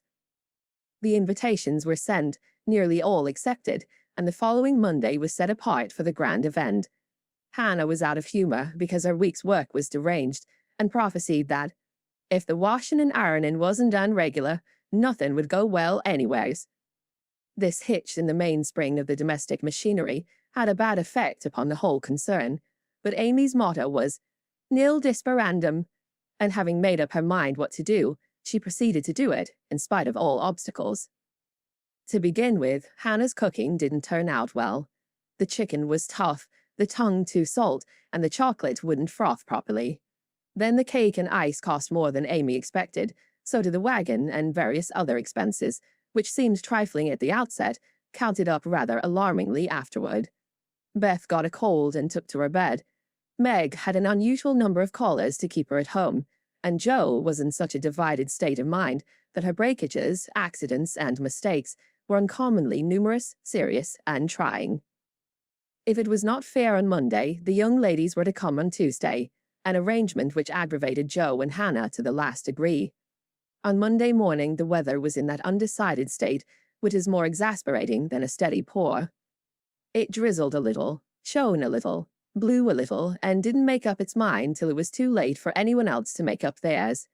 Amy was up at dawn, hustling people out of their beds and through their breakfasts, that the house might be got in order. The parlour struck her as looking uncommonly shabby, but without stopping a sigh for what she had not, she skilfully made the best of what she had, arranging chairs over the worn places in the carpet, covering stains on the walls with homemade statuary, which gave an artistic air to the room, as did the lovely vases of flowers Jo scattered about. The lunch looked charming, and as she surveyed it, she sincerely hoped it would taste well, and that the borrowed glass, china, and silver would get safely home again. The carriages were promised, Meg and Mother were all ready to do the honours, Beth was able to help Hannah behind the scenes, Jo had engaged to be as lively and amiable as an absent mind and aching head, and a very decided disapproval of everybody and everything would allow, and as she wearily dressed, Amy cheered herself with anticipations of the happy moment, when, lunch safely over, she should drive away with her friends for an afternoon of artistic delights, for the cherry bounce and the broken bridge were her strong points. Then came the hours of suspense, during which she vibrated from parlour to porch, while public opinion varied like the weathercock. A smart shower at 11 had evidently quenched the enthusiasm of the young ladies, who were to arrive at 12, for nobody came, and at 2 the exhausted family sat down in a blaze of sunshine to consume the perishable portions of the feast, that nothing might be lost. "No doubt about the weather today, they will certainly come, so we must fly round and be ready for them," said Amy, as the sun woke her next morning.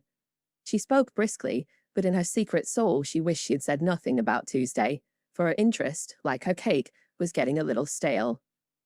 "I can't get any lobsters, so you will have to do without salad today," said Mr. March, coming in half an hour later with an expression of placid despair. "Use the chicken, then. The toughness won't matter in a salad," advised his wife.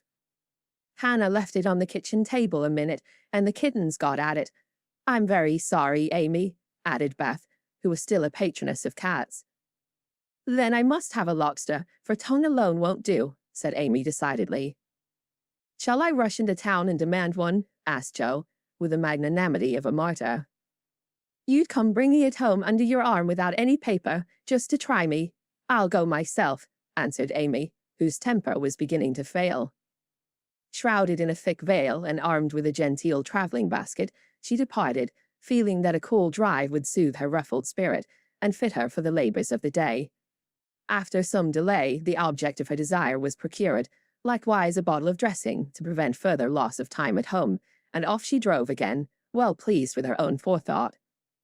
As the omnibus contained only one other passenger, a sleepy old lady, Amy pocketed her veil and beguiled the tedium of the way by trying to find out where all her money had gone to. So busy was she with her card full of refractory figures that she did not observe a newcomer, who entered without stopping the vehicle, till a masculine voice said, "Good morning, Miss March," and looking up, she beheld one of Laurie's most elegant college friends. Fervently hoping that he would get out before she did, Amy utterly ignored the basket at her feet, and, congratulating herself that she had on her new travelling dress, returned the young man's greeting with her usual suavity and spirit. They got on excellently, for Amy's chief care was soon set at rest by learning that the gentleman would leave first, and she was chatting away in a peculiarly lofty strain when the old lady got out. In stumbling to the door, she upset the basket, and, oh horror, the lobster, in all its vulgar size and brilliancy, was revealed to the high-born eyes of a Tudor. "By Jove, she's forgotten her dinner," cried the unconscious youth, poking the scarlet monster into its place with his cane, and preparing to hand out the basket after the old lady. "Please don't, it's mine," murmured Amy, with a face nearly as red as her fish. "Oh, really? I beg pardon. It's an uncommonly fine one, isn't it?" said Tudor, with great presence of mind, and an air of sober interest that did credit to his breeding. Amy recovered herself in a breath, set her basket boldly on the seat, and said, laughing, "Don't you wish you were to have some of the salad he's going to make, and to see the charming young ladies who are to eat it. Now that was tact, for two of the ruling foibles of the masculine mind were touched. The lobster was instantly surrounded by a halo of pleasing reminiscences, and curiosity about the charming young ladies diverted his mind from a comical mishap. I suppose he'll laugh and joke over it with Laurie, but I shan't see them. That's a comfort, thought Amy, as Tudor bowed and departed. She did not mention this meeting at home, though she discovered that, thanks to the upset, her new dress was much damaged by the rivulets of dressing that meandered down the skirt, but went through with the preparations, which now seemed more irksome than before, and at 12 o'clock all was ready again. Feeling that the neighbours were interested in her movements, she wished to efface the memory of yesterday's failure by a grand success today, so she ordered the cherry bounce and drove away in state to meet and escort her guests to the banquet. There's the rumble. They're coming. I'll go onto the porch and meet them. It looks hospitable, and I want the poor child to have a good time after all her trouble, said Mrs. March, suiting the action to the word. But after one glance she retired, with an indescribable expression, for looking quite lost in the big carriage sat Amy and one young lady. Run, Beth, and help Hannah clear half the things off the table. It'll be too absurd to put a luncheon for 12 before a single girl, cried Jo, hurrying away to the lower regions, too excited to stop, even for a laugh. In came Amy, quite calm and delightfully cordial, to the one guest who had kept her promise. The rest of the family, being of a dramatic turn, played their parts equally well, and Miss Elliot found them a most hilarious set, for it was impossible to control entirely the merriment which possessed them. The remodelled lunch being gaily partaken of, the studio and garden visited, and art discussed with enthusiasm, Amy ordered a buggy, alas for the elegant cherry bounce, and drove her friend quietly about the neighbourhood till sunset, when the party went out. As she came walking in, looking very tired, but as composed as ever, she observed that every vestige of the unfortunate fete had disappeared, except a suspicious pucker about the corners of Jo's mouth. "You've had a loverly afternoon for your drive, dear," said her mother, as respectfully as if the whole 12 had come. "Miss Elliot is a very sweet girl, and seemed to enjoy herself, I thought," observed Beth, with unusual warmth. "Could you spare me some of your cake? I really need some. I have so much company, and I can't make such delicious stuff as yours," asked Meg soberly. "Take it all. I'm the only one here who likes sweet things, and it will mold before I can dispose of it," answered Amy, thinking with a sigh of the generous store she'd laid in for such an end as this. "It's a pity Laurie isn't here to help us," began Jo, as they sat down to ice cream and salad for the second time in 2 days. A warning look from her mother checked any further remarks, and the whole family ate in heroic silence, till Mr. March mildly observed, "Salad was one of the favourite dishes of the ancients, and Evelyn—" Here a general explosion of laughter cut short the history of salads, to the great surprise of the learned gentleman. "Bundle everything into a basket and send it to the Hummels. Germans like messes. I'm sick of the sight of this, and there's no reason you should all die of a surfeit because I've been a fool," cried Amy, wiping her eyes. "I thought I should have died when I saw you two girls rattling about what you call it, like two little kernels in a very big nutshell, and Mother waiting in state to receive the throng," sighed Jo, quite spent with laughter. "I'm very sorry you were disappointed, dear, but we all did our best to satisfy you," said Mrs. March, in a tone full of motherly regret. "I am satisfied. I've done what I undertook, and it's not my fault that it failed. I comfort myself with that," said Amy, with a little quiver in her voice.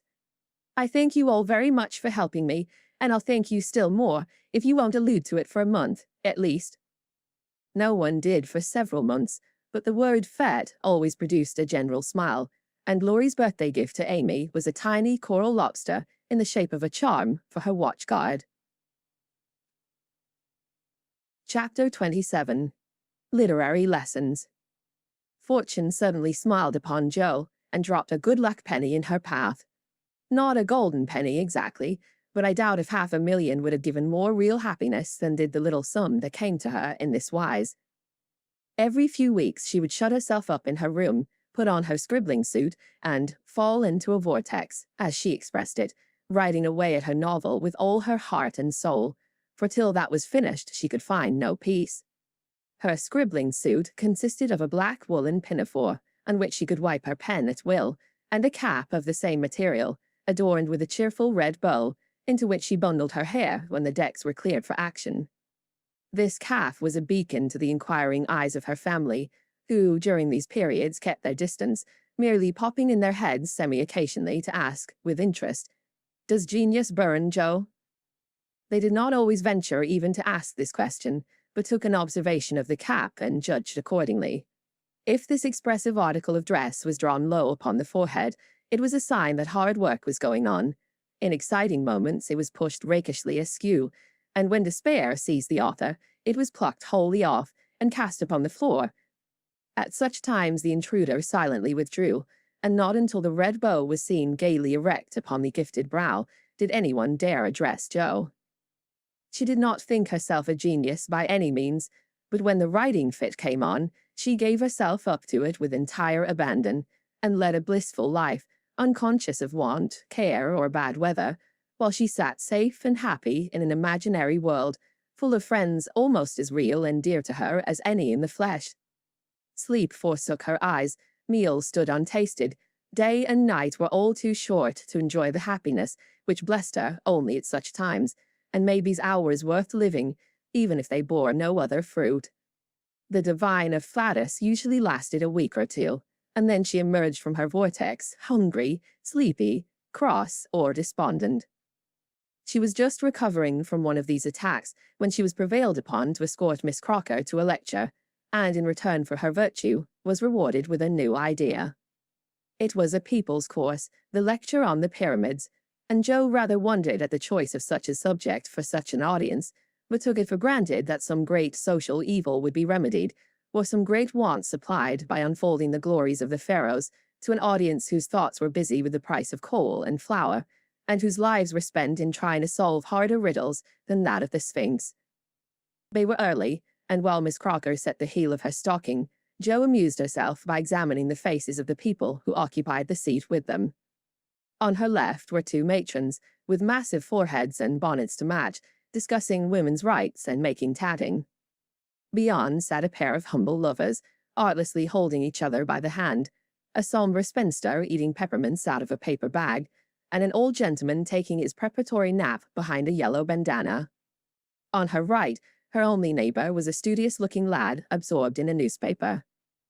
It was a pictorial sheet, and Jo examined the work of art nearest her, idly wondering what fortuitous concatenation of circumstances needed the melodramatic illustration of an Indian in full war costume tumbling over a precipice with a wolf at his throat, while two infuriated young gentlemen, with unnaturally small feet and big eyes, were stabbing each other close by, and a disheveled female was flying away in the background with her mouth wide open. Pausing to turn a page, the lad saw her looking, and, with boyish good nature, offered half his paper, saying bluntly, "Want to read it? That's a first-rate story."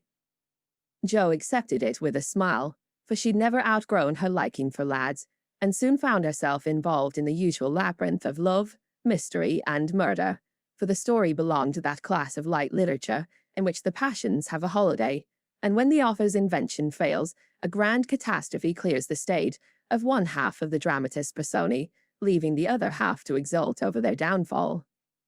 "Prime, isn't it?" asked the boy, as her eye went down the last paragraph of her portion. "I think you and I could do as well as that if we tried," returned Jo, amused at his admiration of the trash. "I should think I was a pretty lucky chap if I could. She makes a good living out of such stories, they say." And he pointed to the name of Mrs. S.L.A.N.G. Northbury under the title of the tale. "Do you know her?" asked Jo, with sudden interest. "No, but I read all her pieces, and I know a fellow works in the office where this paper is printed." "Do you say she makes a good living out of stories like this?" And Jo looked more respectfully at the agitated group and pickily sprinkled exclamation points that adorned the page. "Guess she does. She knows just what folks like and gets paid well for writing it." Here the lecture began, but Jo heard very little of it, for while Professor Sands was prosing away about Belzoni, Cheops, Scarabaei, and hieroglyphics, she was covertly taking down the address of the paper, and boldly resolving to try for the $100 prize offered in his columns for a sensational story. By the time the lecture ended and the audience awoke, she had built up a splendid fortune for herself, not the first founded on paper, and was already deep in the concoction of her story, being unable to decide whether the duel should come before the elopement or after the murder. She said nothing of her plan at home, but fell to work next day, much to the disquiet of her mother, who always looked a little anxious when genius took to burning. Jo had never tried this style before, contenting herself with very mild romances for the spread eagle. Her experience and miscellaneous reading were of service now, for they gave her some idea of dramatic effect, and supplied plot, language, and costumes. Her story was as full of desperation and despair as her limited acquaintance with those uncomfortable emotions enabled her to make it, and having located it in Lisbon, she wound up with an earthquake as a striking and appropriate denouement. The manuscript was privately dispatched, accompanied by a note, modestly saying that if the tale didn't get the prize, which the writer hardly dared expect, she would be very glad to receive any sum it might be considered worth. 6 weeks is a long time to wait, and a still longer time for a girl to keep a secret, but Jo did both, and was just beginning to give up all hope of ever seeing her manuscript again, when a letter arrived which almost took her breath away, for, on opening it, a check for $100 fell into her lap. For a minute she stared at it as if it had been a snake. Then she read her letter and began to cry. If the amiable gentleman who wrote that kindly note could have known what intense happiness he was giving a fellow creature, I think he would devote his leisure hours, if he has any, to that amusement, for Jo valued the letter more than the money, because it was encouraging, and after years of effort, it was so pleasant to find that she'd learned to do something, though it was only to write a sensation story. A prouder young woman was seldom seen than she, when, having composed herself, she electrified the family by appearing before them with the letter in one hand, the check in the other, announcing that she had won the prize. Of course, there was a great jubilee, and when the story came, everyone read and praised it, though after her father had told her that the language was good, the romance fresh and hearty, and the tragedy quite thrilling, he shook his head and said in his unworldly way, "You can do better than this, Jo. Aim at the highest and never mind the money." "I think the money is the best part of it. What will you do with such a fortune?" asked Amy, regarding the magic slip of paper with a reverential eye. "Send Beth and Mother to the seaside for a month or two," answered Jo promptly. To the seaside they went, after much discussion, and though Beth didn't come home as plump and rosy as could be desired, she was much better, while Mrs. March declared she felt 10 years younger. So Jo was satisfied with the investment of her prize money, and fell to work with a cheery spirit, bent on earning more of those delightful checks. She did earn several that year, and began to feel herself a power in the house, for by the magic of a pen, her rubbish turned into comforts for them all. The Duke's daughter paid the butcher's bill, a phantom hand put down a new carpet, and the curse of the Coventrys proved the blessing of the Marches in the way of groceries and gowns. Wealth is certainly a most desirable thing, but poverty has its sunny side, and one of the sweet uses of adversity is the genuine satisfaction which comes from hearty work of head or hand, and to the inspiration of necessity we owe half the wise, beautiful, and useful blessings of the world. Jo enjoyed a taste of this satisfaction, and ceased to envy richer girls, taking great comfort in the knowledge that she could supply her own wants, and need ask no one for a penny. Little notice was taken of her stories, but they found a market, and encouraged by this fact, she resolved to make a bold stroke for fame and fortune. Having copied her novel for the 4th time, read it to all her confidential friends, and submitted it with fear and trembling to 3 publishers, she at last disposed of it, on condition that she would cut it down 1/3, and omit all the parts which she particularly admired. Now I must either bundle it back into my tin kitchen to mold, pay for printing it myself, or chop it up to suit purchasers and get what I can for it.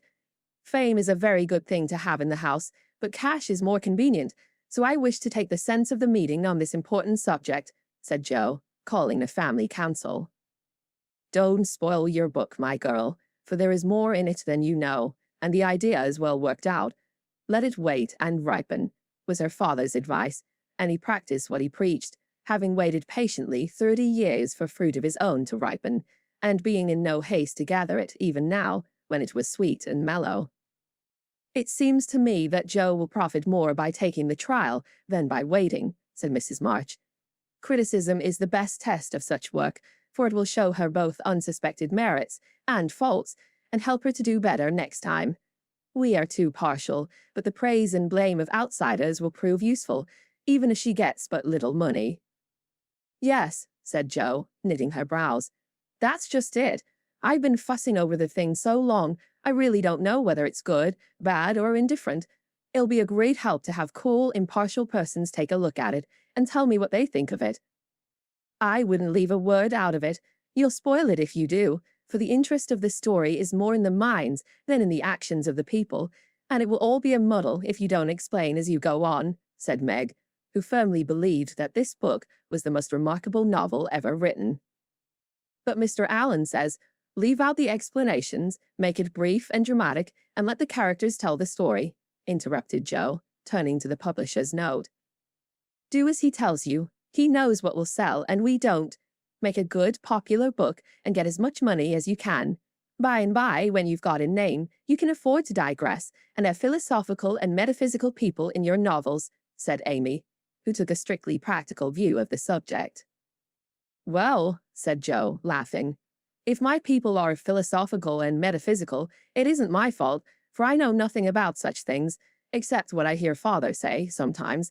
If I've got some of his wise ideas jumbled up with my romance, so much the better for me. Now, Beth, what do you say?"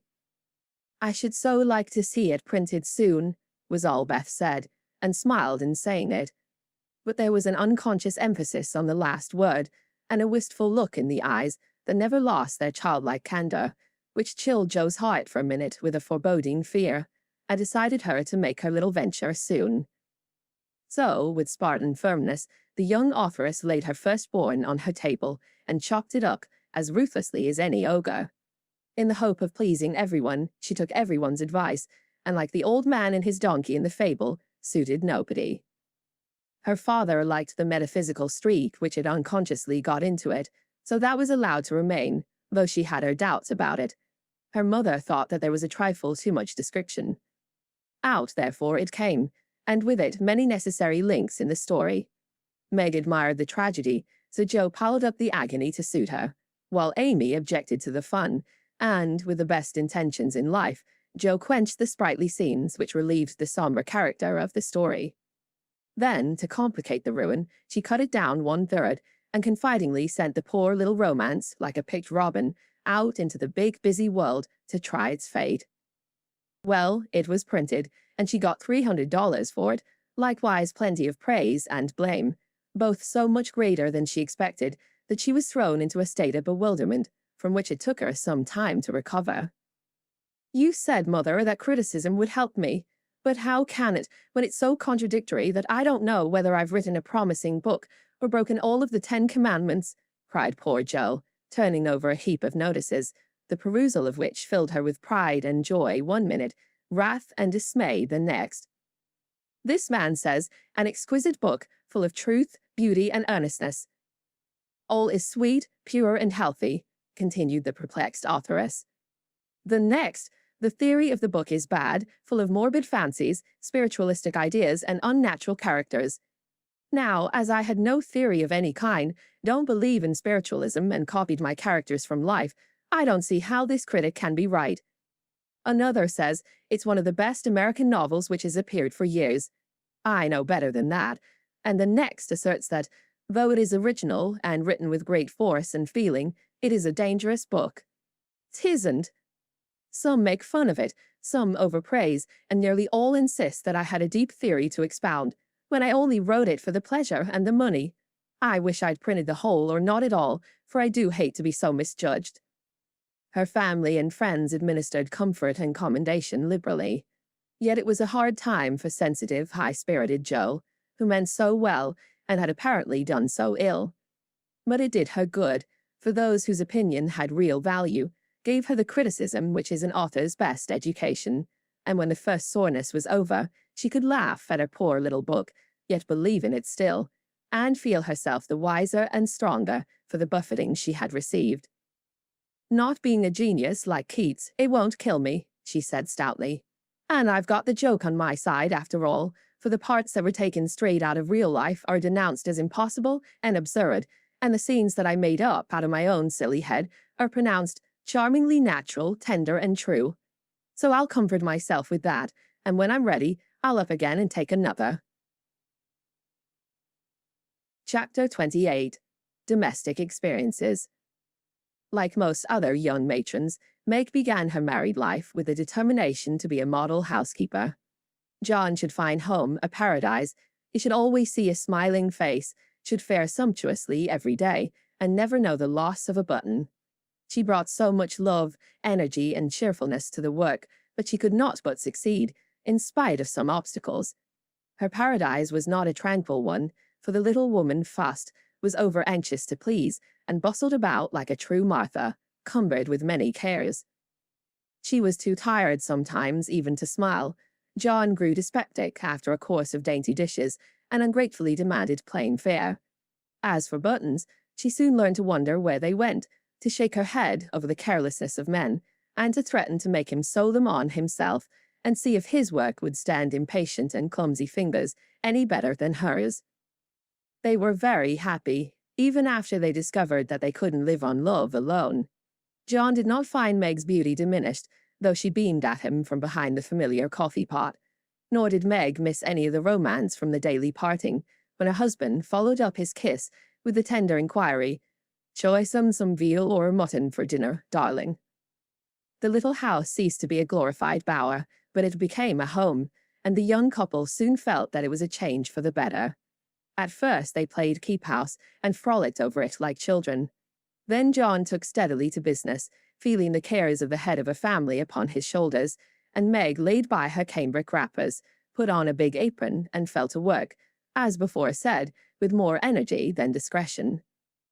While the cooking mania lasted, she went through Mrs. Cornelius's receipt book as if it were a mathematical exercise, working out the problems with patience and care.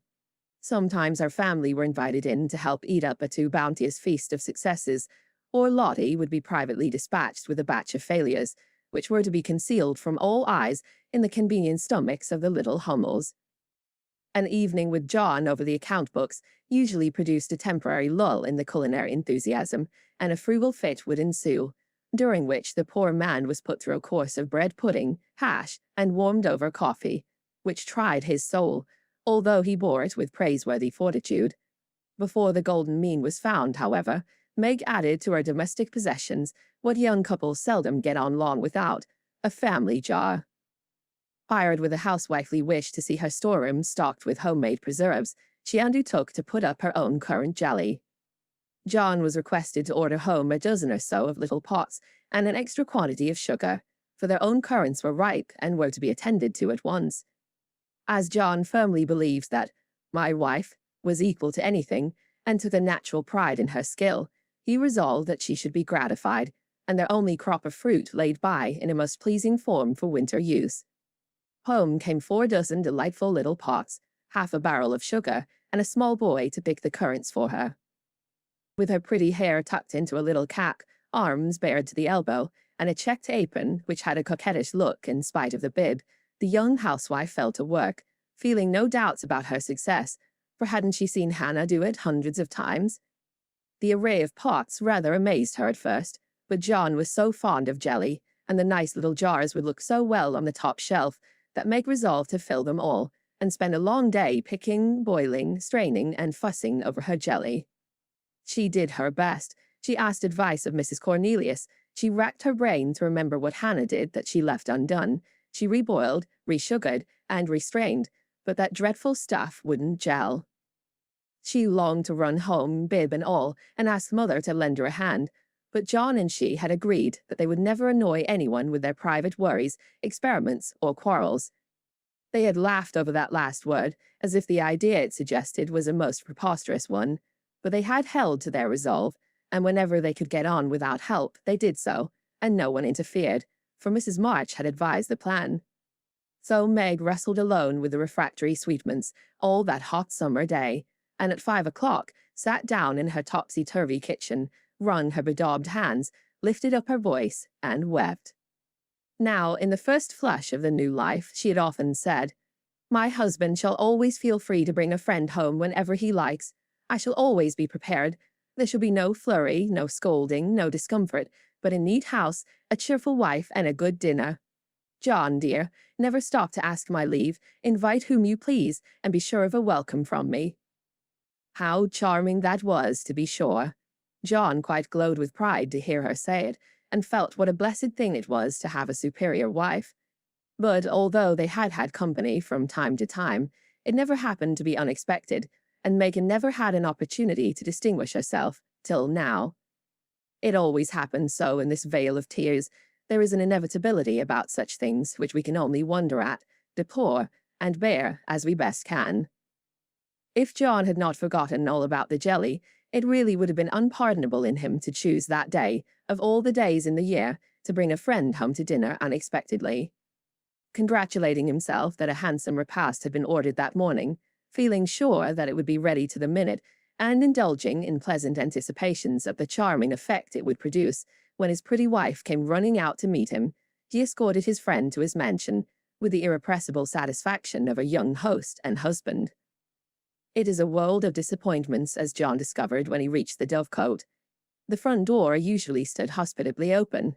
Now it was not only shut, but locked, and yesterday's mud still adorned the steps. The parlor windows were closed and curtained, no picture of the pretty wife sewing on the piazza, in white, with a distracting little bow in her hair, or a bright-eyed hostess smiling a shy welcome as she greeted her guest. Nothing of the sort, for not a soul appeared, but a sanguinary-looking boy, asleep under the currant bushes. "I'm afraid something has happened. Step into the garden, Scott, while I look up Mrs. Brooke," said John, alarmed at the silence and solitude. Round the house he hurried, led by a pungent smell of burned sugar, and Mr. Scott strolled after him, with a queer look on his face.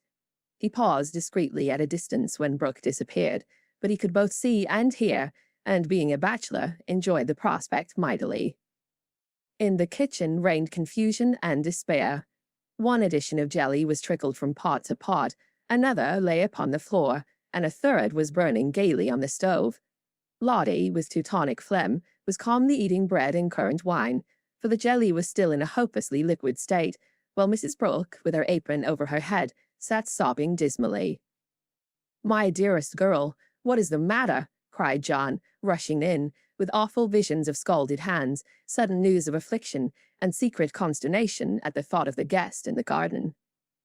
"Oh, John, I am so tired and hot and cross and worried. I've been at it till I'm all worn out. Do come and help me, or I shall die." And the exhausted housewife cast herself upon his breast, giving him a sweet welcome in every sense of the word, for her pinafore had been baptized at the same time as the floor. "What worries you, dear? Has anything dreadful happened?" asked the anxious John, tenderly kissing the crown of the little cap, which was all askew. "Yes," sobbed Meg despairingly. "Tell me quick, then. Don't cry. I can bear anything better than that. Out with it, love."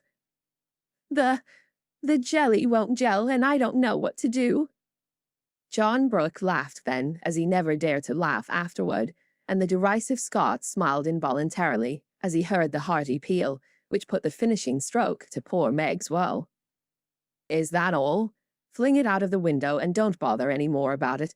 I'll buy you quarts if you want it, but for heaven's sake don't have hysterics, for I've brought Jack Scott home to dinner and—" John got no further, for Meg cast him off and clasped her hands with a tragic gesture as she fell into a chair, exclaiming in a tone of mingled indignation, reproach, and dismay, "A man to dinner and everything in a mess!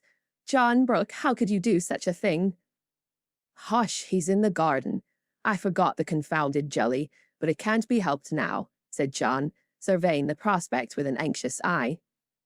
"You ought to have sent word, or told me this morning, and you ought to have remembered how busy I was," continued Meg petulantly, for even turtle doves will peck when ruffled. "I didn't know it this morning, and there was no time to send word, for I met him on the way out. I never thought of asking leave, when you've always told me to do as I liked. I never tried it before, and hang me if I ever do again. added John with an aggrieved air. I should hope not. Take him away at once. I can't see him, and there isn't any dinner. Well, I like that. Where's the beef and vegetables I sent home, and the pudding you've promised? Cried John, rushing to the larder. I hadn't time to cook anything. I meant to dine at Mother's. I'm sorry, but I was so busy. And Meg's tears began again. John was a mild man, but he was human, and after a long day's work to come home tired, hungry, and hopeful, to find a chaotic house, an empty table, and a cross wife, was not exactly conducive to repose of mind or manner. He restrained himself, however, and the little squall would have blown over, but for one unlucky word. It's a scrape, I acknowledge, but if you will lend a hand, we'll pull through and have a good time yet. Don't cry, dear, but just exert yourself a bit and fix us up something to eat. We're both as hungry as hunters, so we shan't mind what it is. Give us the whole meat and bread and cheese. We won't ask for jelly. He meant it to be a good-natured joke, but that one word sealed his fate. Meg thought it was too cruel to hint about her sad failure, and the last atom of patience vanished as he spoke. You must get yourself out of the scrape as you can. I'm too used up to exert myself for anyone. It's like a man to propose a bone and vulgar bread and cheese for company. I won't have anything of the sort in my house. Take that Scot up to Mother's and tell him I'm away, sick, dead, anything. I won't see him, and you two can laugh at me and my jelly as much as you like. You won't have anything else here. And having delivered her defiance all on one breath, Meg cast away her pinafore and precipitately left the field to bemoan herself in her own room. What those two creatures did in her absence she never knew, but Mr. Scott was not taken up to Mother's, and when Meg descended, after they had strolled away together, she found traces of a promiscuous lunch, which filled her with horror. Lottie reported that they had eaten much and greatly laughed, and the master bid us throw away all the sweet stuff and hide the pots. Meg longed to go and tell Mother, but a sense of shame at her own shortcomings, of loyalty to John, who might be cruel but nobody should know it, restrained her, and after a summary cleaning up, she dressed herself prettily and sat down to wait for John to come and be forgiven. Unfortunately, John didn't come, not seeing the matter in that light. He had carried it off as a good joke with Scott, excused his little wife as well as he could, and played the host so hospitably that his friend enjoyed the impromptu dinner and promised to come again. But John was angry. Though he did not show it, he felt that Meg had deserted him in his hour of need. It wasn't fair to tell a man to bring folks home any time, with perfect freedom, and when he took you at your word, to flame up and blame him and leave him in the lurch, to be laughed at or pitied. No, by George, it wasn't, and Meg must know it. He had fumed inwardly during the feast, but when the flurry was over and he strolled home after seeing Scott off, a milder mood came over him. Poor little thing. It was hard upon her when she tried so heartily to please me. She was wrong, of course, but then she was young. I must be patient and teach her. He hoped she had not gone home. He hated gossip and interference. For a minute he was ruffled again at the mere thought of it, and then the fear that Meg would cry herself sick softened his heart and sent him on at a quicker pace, resolving to be calm and kind, but firm, quite firm, and show her where she'd failed in her duty to her spouse. Meg likewise resolved to be calm and kind but firm, and show him his duty. She longed to run to meet him, and beg pardon, and be kissed and comforted, as she was sure of being, but of course she did nothing of the sort, and when she saw John coming, began to hum quite naturally as she rocked and sewed, like a lady of leisure in her best parlour. John was a little disappointed not to find a tender Niobe, but feeling that his dignity demanded the first apology, he made none, only came leisurely in and laid himself upon the sofa, with a singularly relevant remark. "We are going to have a new moon, my dear." "I have no objection," was Meg's equally soothing remark. A few other topics of general interest were introduced by Mr. Brooke, and wet-blanketed by Mrs. Brooke, and conversation languished. John went to one window, unfolded his paper, and wrapped himself in it, figuratively speaking. Meg went to the other window, and sewed, as if new rosettes for slippers were among the necessaries of life. Neither spoke. Both looked quite calm and firm, and both felt desperately uncomfortable. Oh dear, thought Meg. Married life is very trying and does need infinite patience as well as love, as mother says. The word mother suggested other maternal counsels given long ago and received with unbelieving protests. John is a good man, but he has his faults, and you must learn to see and bear with them, remembering your own. He is very decided, but never will be obstinate, if you reason kindly, not oppose impatiently. He is very accurate and particular about the truth, a good trait, though you call him fussy. Never deceive him by look or word, Meg, and he will give you the confidence you deserve, the support you need. He has a temper, not like ours, one flash and then all over, but the white, still anger that is seldom stirred, but once kindled is hard to quench. Be careful, be very careful not to wake his anger against yourself, for peace and happiness depend on keeping his respect.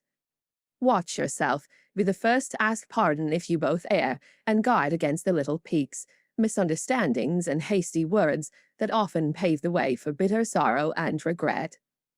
These words came back to Meg as she sat sewing in the sunset, especially the last. This was the first serious disagreement. Her own hasty speeches sounded both silly and unkind, as she recalled them. Her own anger looked childish now, and thoughts of poor John coming home to such a scene quite melted her heart. She glanced at him with tears in her eyes, but he did not see them. She put down her work and got up, thinking, I will be the first to say forgive me, but he did not seem to hear her. She went very slowly across the room, for pride was hard to swallow, and stood by him, but he did not turn his head. For a minute she felt as if she really couldn't do it. Then came the thought, this is the beginning. I'll do my part, and have nothing to reproach myself with. And stooping down, she softly kissed her husband on the forehead. Of course, that settled it. The penitent kiss was better than a world of words, and John had her on his knee in a minute, saying tenderly, It was too bad to laugh at the poor little jollypots. Forgive me, dear. I never will again. But he did. Oh, bless you, yes, hundreds of times, and so did Meg, both declaring that it was the sweetest jelly they ever made, for family peace was preserved in that little family jar. After this, Meg had Mr. Scott to dinner by special invitation, and served him up a pleasant feast, without a cooked wife for the first course, on which occasion she was so gay and gracious, and made everything go off so charmingly, that Mr. Scott told John he was a lucky fellow, and shook his head over the hardships of bachelorhood all the way home. In the autumn, new trials and experiences came to Meg. Sally Moffat renewed her friendship, was always running out for a dish of gossip at the little house, or inviting that poor dear to come in and spend the day at the big house. It was pleasant, for in dull weather Meg often felt lonely. All were busy at home, John absent till night, and nothing to do but sew, or read, or potter about. So it naturally fell out that Meg got into the way of gadding and gossiping with her friend. Seeing Sally's pretty things made her long for such, and pity herself because she had not got them. Sally was very kind and often offered her the coveted trifles, but Meg declined them, knowing that John wouldn't like it, and then this foolish little woman went and did what John disliked, even worse. She knew her husband's income, and she loved to feel that he trusted her, not only with his happiness, but what some men seem to value more, his money. She knew where it was free to take what she liked, and all he asked was that she should keep account of every penny, pay bills once a month, and remember that she was a poor man's wife. Till now she had done well, been prudent and exact, kept her little account books neatly, and showed them to him monthly without fear. But that autumn the serpent got into Meg's paradise, and tempted her, like many a modern Eve, not with apples, but with dress. Meg didn't like to be pitied and made to feel poor. It irritated her, but she was ashamed to confess it, and now and then she tried to console herself by buying something pretty, so that Sally needn't think she had to economize. She always felt wicked after it, for the pretty things were seldom necessaries, but then they cost so little it wasn't worth worrying about, so the trifles increased unconsciously, and in the shopping excursions she was no longer a passive looker-on. But the trifles cost more than one would imagine, and when she cast up her accounts at the end of the month, the sum total rather scared her. John was busy that month and left the bills to her, The next month he was absent, but the third he had a grand quarterly settling up, and Meg never forgot it. A few days before she'd done a dreadful thing, and it weighed upon her conscience. Sally had been buying silks, and Meg longed for a new one, just a handsome light one for parties. Her black silk was so common, and thin things for evening wear were only proper for girls. Aunt March usually gave the sisters a present of $25 apiece at New Year's. That was only a month to wait, and here was a lovely violet silk going at a bargain, and she had the money if she only dared to take it. John always said what was his was hers, but would he think it right to spend not only the prospective 25, but another 25 out of the household fund? That was the question. Sally had urged her to do it, had offered to lend the money, and with the best intentions in life had tempted Meg beyond her strength. In an evil moment, the shopman held up the lovely shimmering folds and said, "A bargain, I assure you, ma'am." She answered, "I'll take it," and it was cut off and paid for, and Sally had exulted, and she had laughed as if it were a thing of no consequence, and driven away, feeling as if she'd stolen something and the police were after her. When she got home, she tried to assuage the pangs of remorse by spreading forth the lovely silk, but it looked less silvery now, didn't become her after all, and the words $50 seemed stamped like a pattern down each breadth. She put it away, but it haunted her, not delightfully as a new dress should, but dreadfully, like the ghost of a folly that was not easily laid. When John got out his books that night, Meg's heart sank, and for the first time in her married life, she was afraid of her husband. The kind brown eyes looked as if they could be stern, and though he was unusually merry, she fancied he'd found her out, but didn't mean to let her know it. The house bills were all paid, the books all in order. John had praised her, and was undoing the old pocketbook which they called the bank, when Meg, knowing that it was quite empty, stopped his hand, saying nervously, "You haven't seen my private expense book yet?" John never asked to see it, but she always insisted on his doing so, and used to enjoy his masculine amazement at the queer things women wanted, and made him guess what piping was, demand fiercely the meaning of a hug me tight, or wonder how a little thing composed of 3 rosebuds, a bit of velvet, and a pair of strings could possibly be a bonnet and cost $6. That night he looked as if he would like the fun of quizzing her figures and pretending to be horrified at her extravagance, as he often did, being particularly proud of his prudent wife. The little book was brought slowly out and laid down before him. Meg got behind his chair, under pretense of smoothing the wrinkles out of his tired forehead, and standing there, she said, with her panic increasing with every word, "John, dear, I'm ashamed to show you my book, for I've really been dreadfully extravagant lately. I go about so much, I must have things, you know, and Sally advised my getting it, so I did, and my New Year's money will partly pay for it, but I was sorry after I had done it, for I knew you'd think it wrong in me." John laughed and drew her round beside him, saying good-humouredly, "Don't go and hide. I won't beat you if you've got a pair of killing boots. I'm rather proud of my wife's feet, and don't mind if she does pay $8 or $9 for her boots, if they are good ones." That had been one of her last trifles, and John's eye had fallen on it as he spoke. "Oh, what will he say when he comes to that awful $50, thought Meg with a shiver. "It's worse than boots. It's a silk dress," she said, with the calmness of desperation, for she wanted the worst over. "Well, dear, what is the demmed total, as Mr. Mentolini says?" That didn't sound like John, and she knew he was looking up at her with a straightforward look that she'd always been ready to meet and answer with one as frank, till now. She turned the page, and her head at the same time, pointing to the sum, which would have been bad enough without the 50, but which was appalling to her with that added. For a minute the room was very still. Then John said slowly, but she could feel it cost him an effort to express no displeasure, "Well, I don't know that 50 is much for a dress, with all the furbelows and notions you have to finish it off these days." "It isn't made, or trimmed," sighed Meg faintly, for a sudden recollection of the cost still to be incurred quite overwhelmed her. 25 yards of silk seems a good deal to cover one small woman, but I've no doubt my wife will look as fine as Ned Moffat's when she gets it on," said John dryly. "I know you are angry, John, but I can't help it. I don't mean to waste your money, and I didn't think those little things would count up so. I can't resist them when I see Sally buying all she wants and pitying me because I don't. I try to be contented, but it is hard, and I'm tired of being poor." The last words were spoken so low she thought he did not hear them, but he did, and they wounded him deeply, for he had denied himself many pleasures for Meg's sake. She could have bitten her tongue out the minute she had said it, for John pushed the books away and got up, saying with a little quiver in his voice, "I was afraid of this. I do my best, Meg." If he had scolded her, or even shaken her, it would not have broken her heart like those few words. She ran to him and held him close, crying with repentant tears, "Oh, John, my dear, kind, hard-working boy. I didn't mean it. It was so wicked, so untrue and ungrateful. How could I say it? Oh, how could I say it?"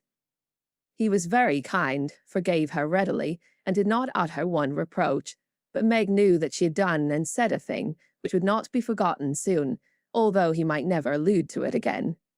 She had promised to love him for better or worse, and then she, his wife, had reproached him with his poverty after spending his earnings recklessly. It was dreadful, and the worst of it was John went on so quietly afterward, just as if nothing had happened, except that he stayed in town later and worked at night when she'd gone to cry herself to sleep. The week of remorse nearly made Meg sick, and the discovery that John had countermanded the order for his new greatcoat reduced her to a state of despair, which was pathetic to behold. He had simply said, in answer to her surprised inquiries as to the change, "I can't afford it, my dear." Meg said no more, but a few minutes after he found her in the hall, with her face buried in the old greatcoat, crying as if her heart would break.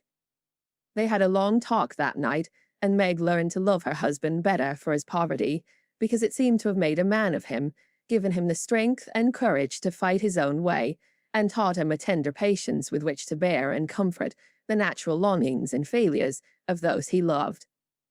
Next day she put her pride in her pocket, went to Sally, told the truth, and asked her to buy the silk as a favour. The good-natured Mrs. Moffat willingly did so, and had the delicacy not to make her a present of it immediately afterward. Then Meg ordered home the greatcoat, and when John arrived she put it on, and asked him how he liked her new silk gown. One can imagine what answer he made, how he received his present, and what a blissful state of things ensued. John came home early, Meg gadded no more, and that greatcoat was put on in the morning by a very happy husband, and taken off at night by a most devoted little wife. So the year rolled round, and at midsummer there came to Meg a new experience, the deepest and tenderest of a woman's life. Laurie came sneaking into the kitchen of the Dovecote one Saturday, with an excited face, and was received with a clash of cymbals, for Hannah clapped her hands with the saucepan in one and the cover in the other. "How's the little Moma? Where is everybody? Why didn't you tell me before I came home?" began Laurie in a loud whisper. "Happy as a queen, the dear. Every soul of him is upstairs a-worshipping. We didn't want no hurricanes round. Now, you go into the parlour, and I'll send him down to you." With which somewhat involved reply, Hannah vanished, chuckling ecstatically. Presently Jo appeared, proudly bearing a flannel bundle laid forth upon a large pillow. Jo's face was very sober, but her eyes twinkled, and there was an odd sound in her voice of repressed emotion of some sort. "Shut your eyes and hold out your arms," she said invitingly. Laurie backed precipitately into a corner and put his hands behind him with an imploring gesture. "No, thank you. I'd rather not. I shall drop it or smash it, as sure as fate." "Then you shan't see your nevy," said Jo decidedly, turning as if to go. I will. Only you must be responsible for damages." And obeying orders, Laurie heroically shut his eyes, while something was put into his arms. A peal of laughter from Jo, Amy, Mrs. March, Hannah, and John caused him to open them the next minute, to find himself invested with 2 babies instead of 1. No wonder they laughed, for the expression of his face was droll enough to convulse a Quaker, as he stood and stared wildly from the unconscious innocents to the hilarious spectators with such dismay that Jo sat down on the floor and screamed. "Twins, by Jupiter," was all he said for a minute. Then, turning to the woman with an appealing look that was comically piteous, he added, "Take 'em quick, somebody. I'm going to laugh, and I shall drop 'em." Joe rescued his babies and marched up and down with one on each arm, as if already initiated into the mysteries of baby tending, while Laurie laughed till the tears ran down his cheeks.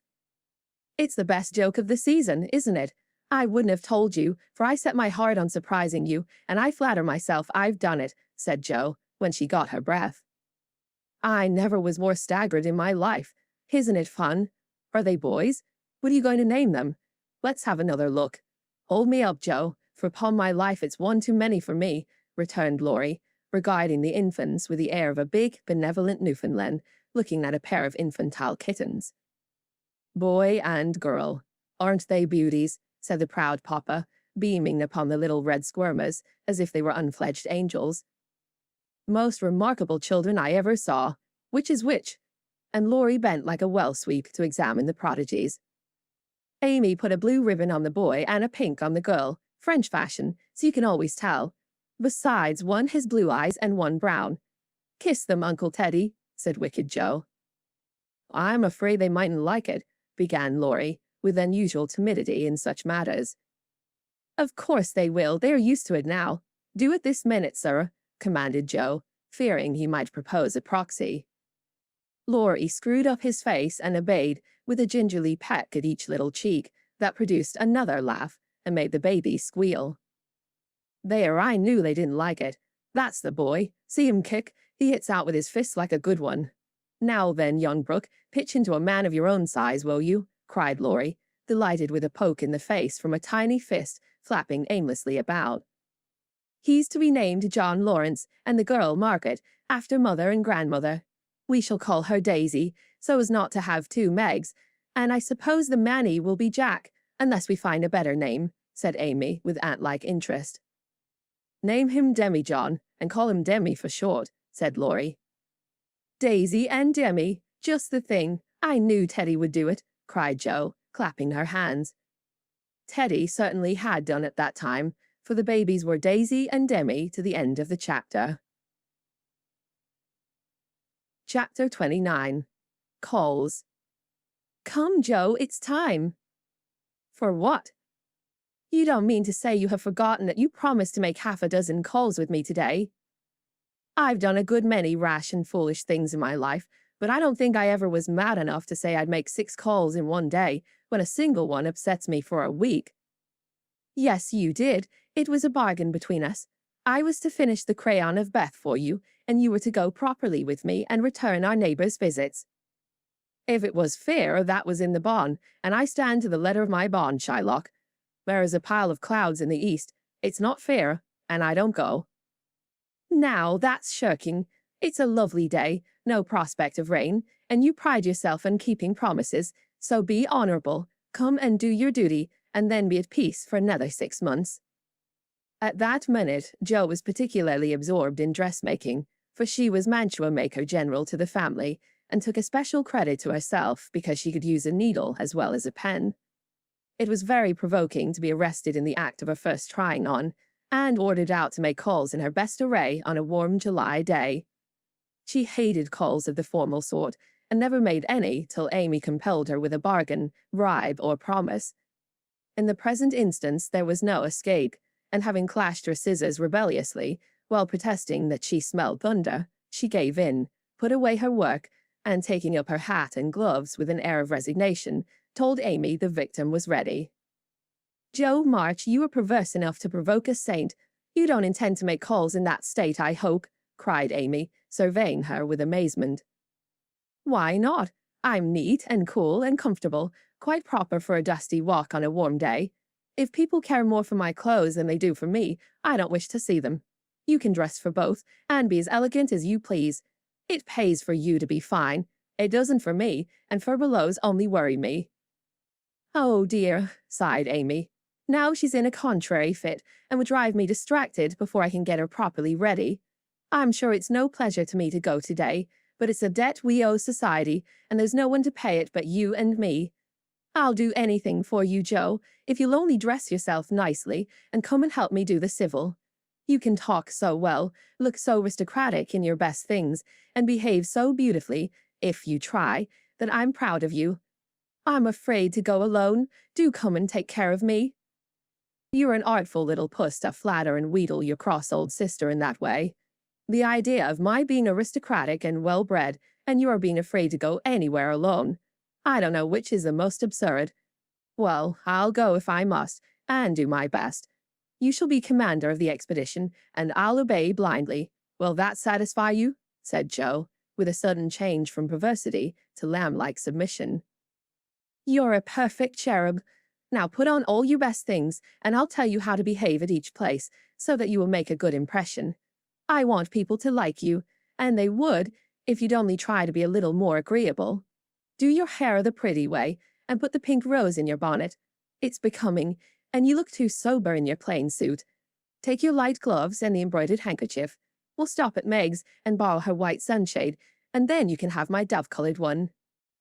While Amy dressed, she issued her orders, and Joe obeyed them, not without entering her protest, however, for she sighed as she rustled into her new organdy, frowned darkly at herself as she tied her bonnet strings in an irreproachable bow, wrestled viciously with pins as she put on her collar, wrinkled up her features generally as she shook out the handkerchief, whose embroidery was as irritating to her nose as the present mission was to her feelings, and when she had squeezed her hands into tight gloves with 3 buttons and a tassel, as the last touch of elegance, she turned to Amy with an imbecile expression of countenance, saying meekly, I'm perfectly miserable, but if you consider me presentable, I die happy. You're highly satisfactory. Turn slowly round and let me get a careful view. Joe revolved, and Amy gave a touch here and there, then fell back with her head on one side, observing graciously, Yes, you'll do. Your head is all I could ask, for that white bonnet with the rose is quite ravishing. Hold back your shoulders and carry your hands easily, no matter if your gloves do pinch. There's one thing you can do well, Joe, that is wear a shawl. I can't, but it's very nice to see you, and I'm so glad Aunt March gave you that lovely one. It's simple but handsome, and those folds over the arm are really artistic. Is the point of my mantle in the middle, and have I looped my dress evenly? I like to show my boots, for my feet are pretty, though my nose isn't. You are a thing of beauty and a joy forever, said Joe, looking through her hand with the air of a connoisseur at the blue feather against the golden hair. Am I to drag my best dress through the dust, or loop it up, please, ma'am? Hold it up when you walk, but drop it in the house. The sweeping style suits you best, and you must learn to trail your skirts gracefully. You haven't half-buttoned one cuff. Do it at once. You'll never look finished if you're not careful about the little details, for they make up the pleasing whole. Joe sighed and proceeded to burst the buttons off her glove in doing up her cuff, but at last both were ready, and sailed away, looking as pretty as pictures, Hannah said, as she hung out of the upper window to watch them. Now, Joe dear, the Chesters consider themselves very elegant people, so I want you to put on your best deportment. Don't make any of your abrupt remarks, or do anything odd, will you? Just be calm, cool, and quiet. That's safe and ladylike, and you can easily do it for 15 minutes, said Amy as they approached the first place, having borrowed the white parasol and been inspected by Meg with a baby on each arm. Let me see. Calm, cool, and quiet. Yes, I think I can promise that. I played the part of a prim young lady on the stage, and I'll try it off. My powers are great, as you shall see, so be easy in your mind, my child. Amy looked relieved, but naughty Joe took her at her word, for during the first call she sat with every limb gracefully composed, every fold correctly draped, calm as a summer sea, cool as a snowbank, and as silent as the Sphinx. In vain Mrs. Chester alluded to her charming novel, and the Mrs. Chester introduced parties, picnics, the opera, and the fashions. Each and all were answered by a smile, a bow, and a demure yes, or no, with a chill on. In vain Amy telegraphed the word talk, tried to draw her out, and administered covert pokes with her foot. Joe sat as if blandly unconscious of it all, with deportment like Maud's face, icily regular, splendidly null. What a haughty, uninteresting creature that oldest Miss March is, was the unfortunately audible remark of one of the ladies, as the door closed upon their guests. Joe laughed noiselessly all through the hall, but Amy looked disgusted at the failure of her instructions, and very naturally laid the blame upon Joe. How could you mistake me so? I merely meant you to be properly dignified and composed, and you made yourself a perfect stock and stone. Try to be sociable at the Lambs. Gossip as other girls do, and be interested in dress and flirtations and whatever nonsense comes up. They move in the best society, are valuable persons for us to know, and I wouldn't fail to make a good impression there for anything. I'll be agreeable. I'll gossip and giggle, and have horrors and raptures over any trifle you like. I rather enjoy this, and now I'll imitate what is called a charming girl. I can do it, for I have May Chester as a model, and I'll improve upon her. See if the Lambs don't say, what a lively, nice creature that Joe March is.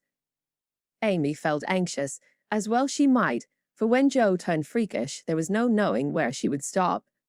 Amy's face was a study when she saw her sister skim into the next drawing-room, kiss all the young ladies with effusion, beam graciously upon the young gentleman, and join in the chat with a spirit which amazed the beholder.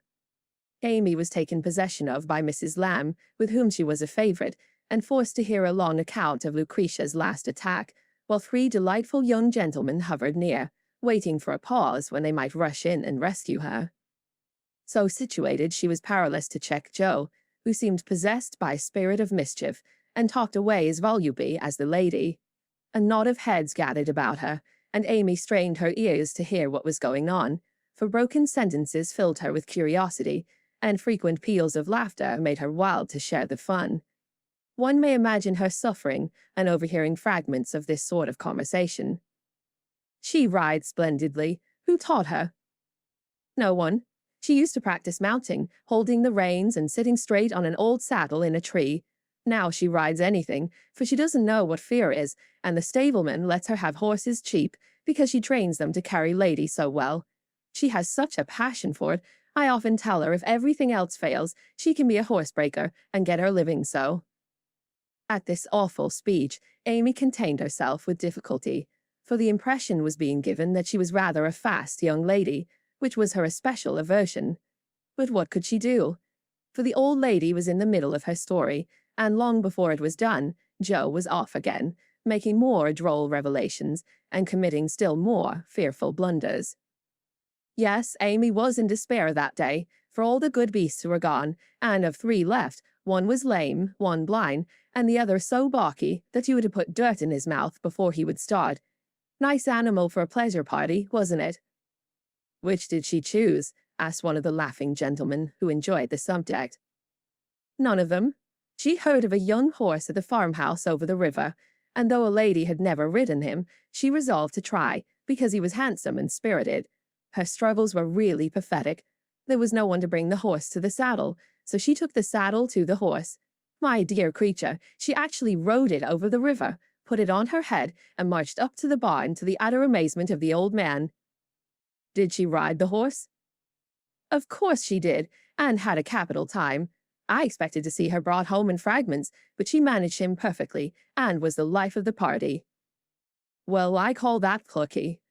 And young Mr. Lamb turned an approving glance upon Amy, wondering what his mother could be saying to make the girl look so red and uncomfortable. She was still redder and more uncomfortable a moment after, when a sudden turn in the conversation introduced the subject of dress. One of the young ladies asked Joe where she got the pretty drab hat she wore to the picnic, and stupid Joe, instead of mentioning the place where it was bought 2 years ago, must needs answer with unnecessary frankness. Oh, Amy painted it. You can't buy those soft shades, so we paint ours any color we like. It's a great comfort to have an artistic sister. Isn't that an original idea? Cried Miss Lamb, who found Joe great fun. That's nothing compared to some of her brilliant performances. There's nothing the child can't do. Why, she wanted a pair of blue boots for Sally's party, so she just painted her soiled white ones the loveliest shade of sky blue you ever saw, and they looked exactly like satin, added Joe, with an air of pride in her sister's accomplishments that exasperated Amy, till she felt that it would be a relief to throw her card case at her. We read a story of yours the other day, and enjoyed it very much, observed the elder Miss Lamb, wishing to compliment the literary lady, who did not look the character just then, it must be confessed. Any mention of her works always had a bad effect upon Jo, who either grew rigid and looked offended, or changed the subject with a brusque remark, as now. Sorry you could find nothing better to read. I write that rubbish because it sells, and ordinary people like it. Are you going to New York this winter? As Miss Lamb had enjoyed the story, this speech was not exactly grateful or complimentary. The minute it was made, Jo saw her mistake, but fearing to make the matter worse, suddenly remembered that it was for her to make the first move toward departure, and did so, with an abruptness that left 3 people with half-finished sentences in their mouths. Amy, we must go. Goodbye, dear. Do come and see us. We are pining for a visit.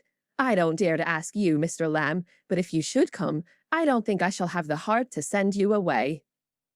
Jo said this with such a droll imitation of Mary Chester's gushing style that Amy got out of the room as rapidly as possible, feeling a strong desire to laugh and cry at the same time.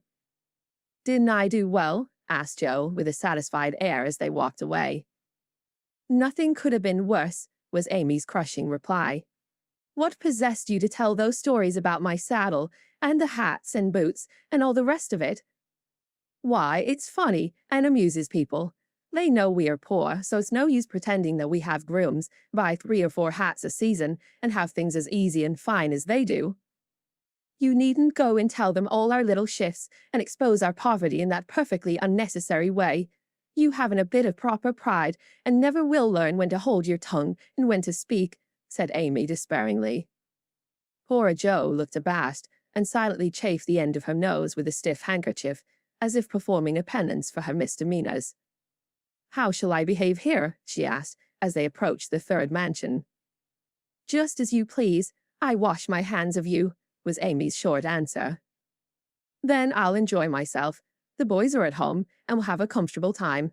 Goodness knows I need a little change, for elegance has a bad effect upon my constitution, returned Jo gruffly, being disturbed by her failure to suit.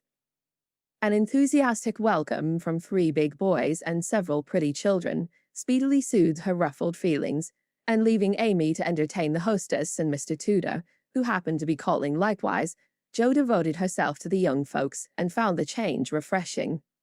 She listened to college stories with deep interest, caressed pointers and poodles without a murmur, agreed heartily that Tom Brown was a brick, regardless of the improper form of praise, and when one lad proposed a visit to his turtle tank, she went with an alacrity which caused Moma to smile upon her, as that motherly lady settled the cap, which was left in a ruinous condition by filial hubs, bear-like but affectionate, and dearer to her than the most faultless coiffure from the hands of an inspired Frenchwoman. Leaving her sister to her own devices, Amy proceeded to enjoy herself to her heart's content.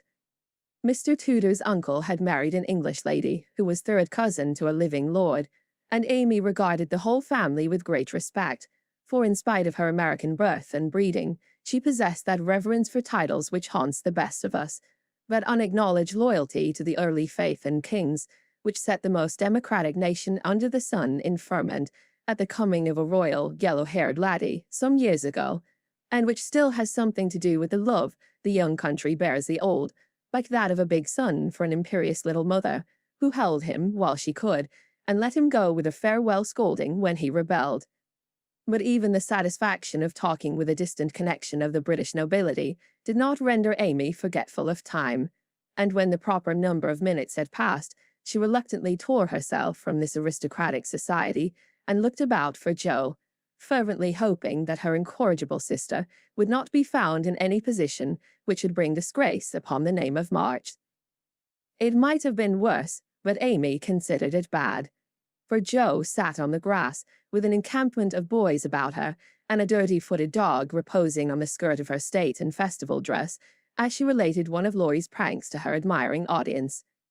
One small child was poking turtles with Amy's cherished parasol, a second was eating gingerbread over Jo's best bonnet, and a third playing ball with her gloves. But all were enjoying themselves, and when Jo collected her damaged property to go, her escort accompanied her, begging her to come again. It was such fun to hear about Laurie's larks. Capital boys, aren't they? I feel quite young and brisk again after that, said Jo, strolling along with her hands behind her, partly from habit, partly to conceal the bespattered parasol. Why do you always avoid Mr. Tudor? asked Amy, wisely refraining from any comment upon Joe's dilapidated appearance. Don't like him. He puts on airs, snubs his sisters, worries his father, and doesn't speak respectfully of his mother. Laurie says he is fast, and I don't consider him a desirable acquaintance, so I let him alone. You might treat him civilly at least. You gave him a cool nod, and just now you bowed and smiled in the politest way to Tommy Chamberlain, whose father keeps a grocery store. If you had just reversed the nod in the bow, it would have been right, said Amy reprovingly. No, it wouldn't, returned Joe. I neither like, respect, nor admire Tudor, though his grandfather's uncle's nephew's niece was a third cousin to a lord. Tommy is poor and bashful and good and very clever. I think well of him, and like to show that I do, for he is a gentleman, in spite of the brown paper parcels. It's no use trying to argue with you, began Amy. Not the least, my dear, interrupted Joe. So let us look amiable and drop a card here, as the Kings are evidently out, for which I'm deeply grateful. The family card case having done its duty, the girls walked on, and Joe uttered another thanksgiving on reaching the 5th house and being told that the young ladies were engaged. Now let us go home and never mind Aunt March today. We can run down there any time, and it's really a pity to trail through the dust in our best bibs and tuckers when we are tired and cross. Speak for yourself, if you please. Aunt March likes to have us pay her the compliment of coming in style and making a formal call. It's a little thing to do, but it gives her pleasure, and I don't believe it will hurt your things half so much as letting dirty dogs and clumping boys spoil them. Stoop down and let me take the crumbs off of your bonnet. What a good girl you are, Amy, said Joe, with a repentant glance from her own damaged costume to that of her sister, which was fresh and spotless still.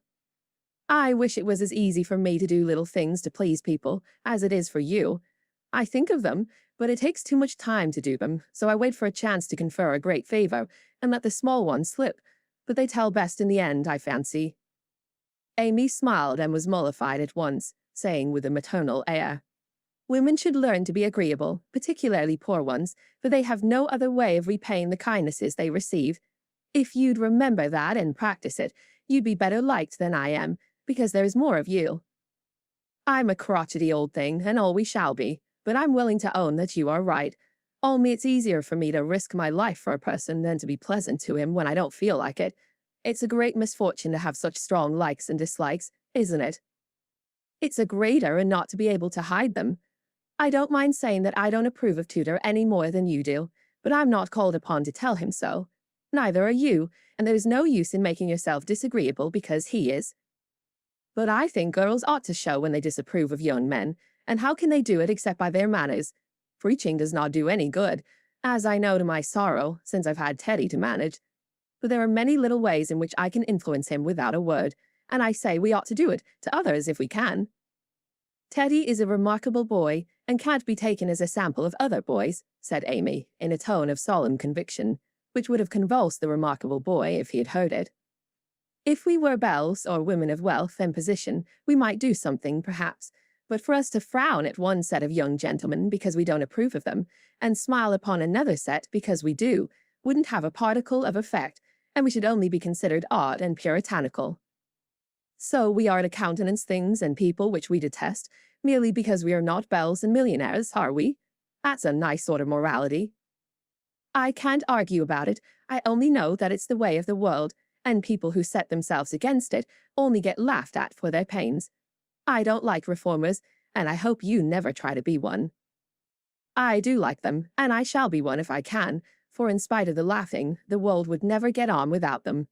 We can agree about that, for you belong to the old set and I to the new.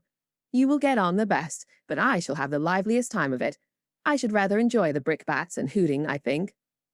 Well, compose yourself now, and don't worry Aunt with your new ideas. I'll try not to, but I'm always possessed to burst out with some particularly blunt speech or revolutionary sentiment before her. It's my doom, and I can't help it.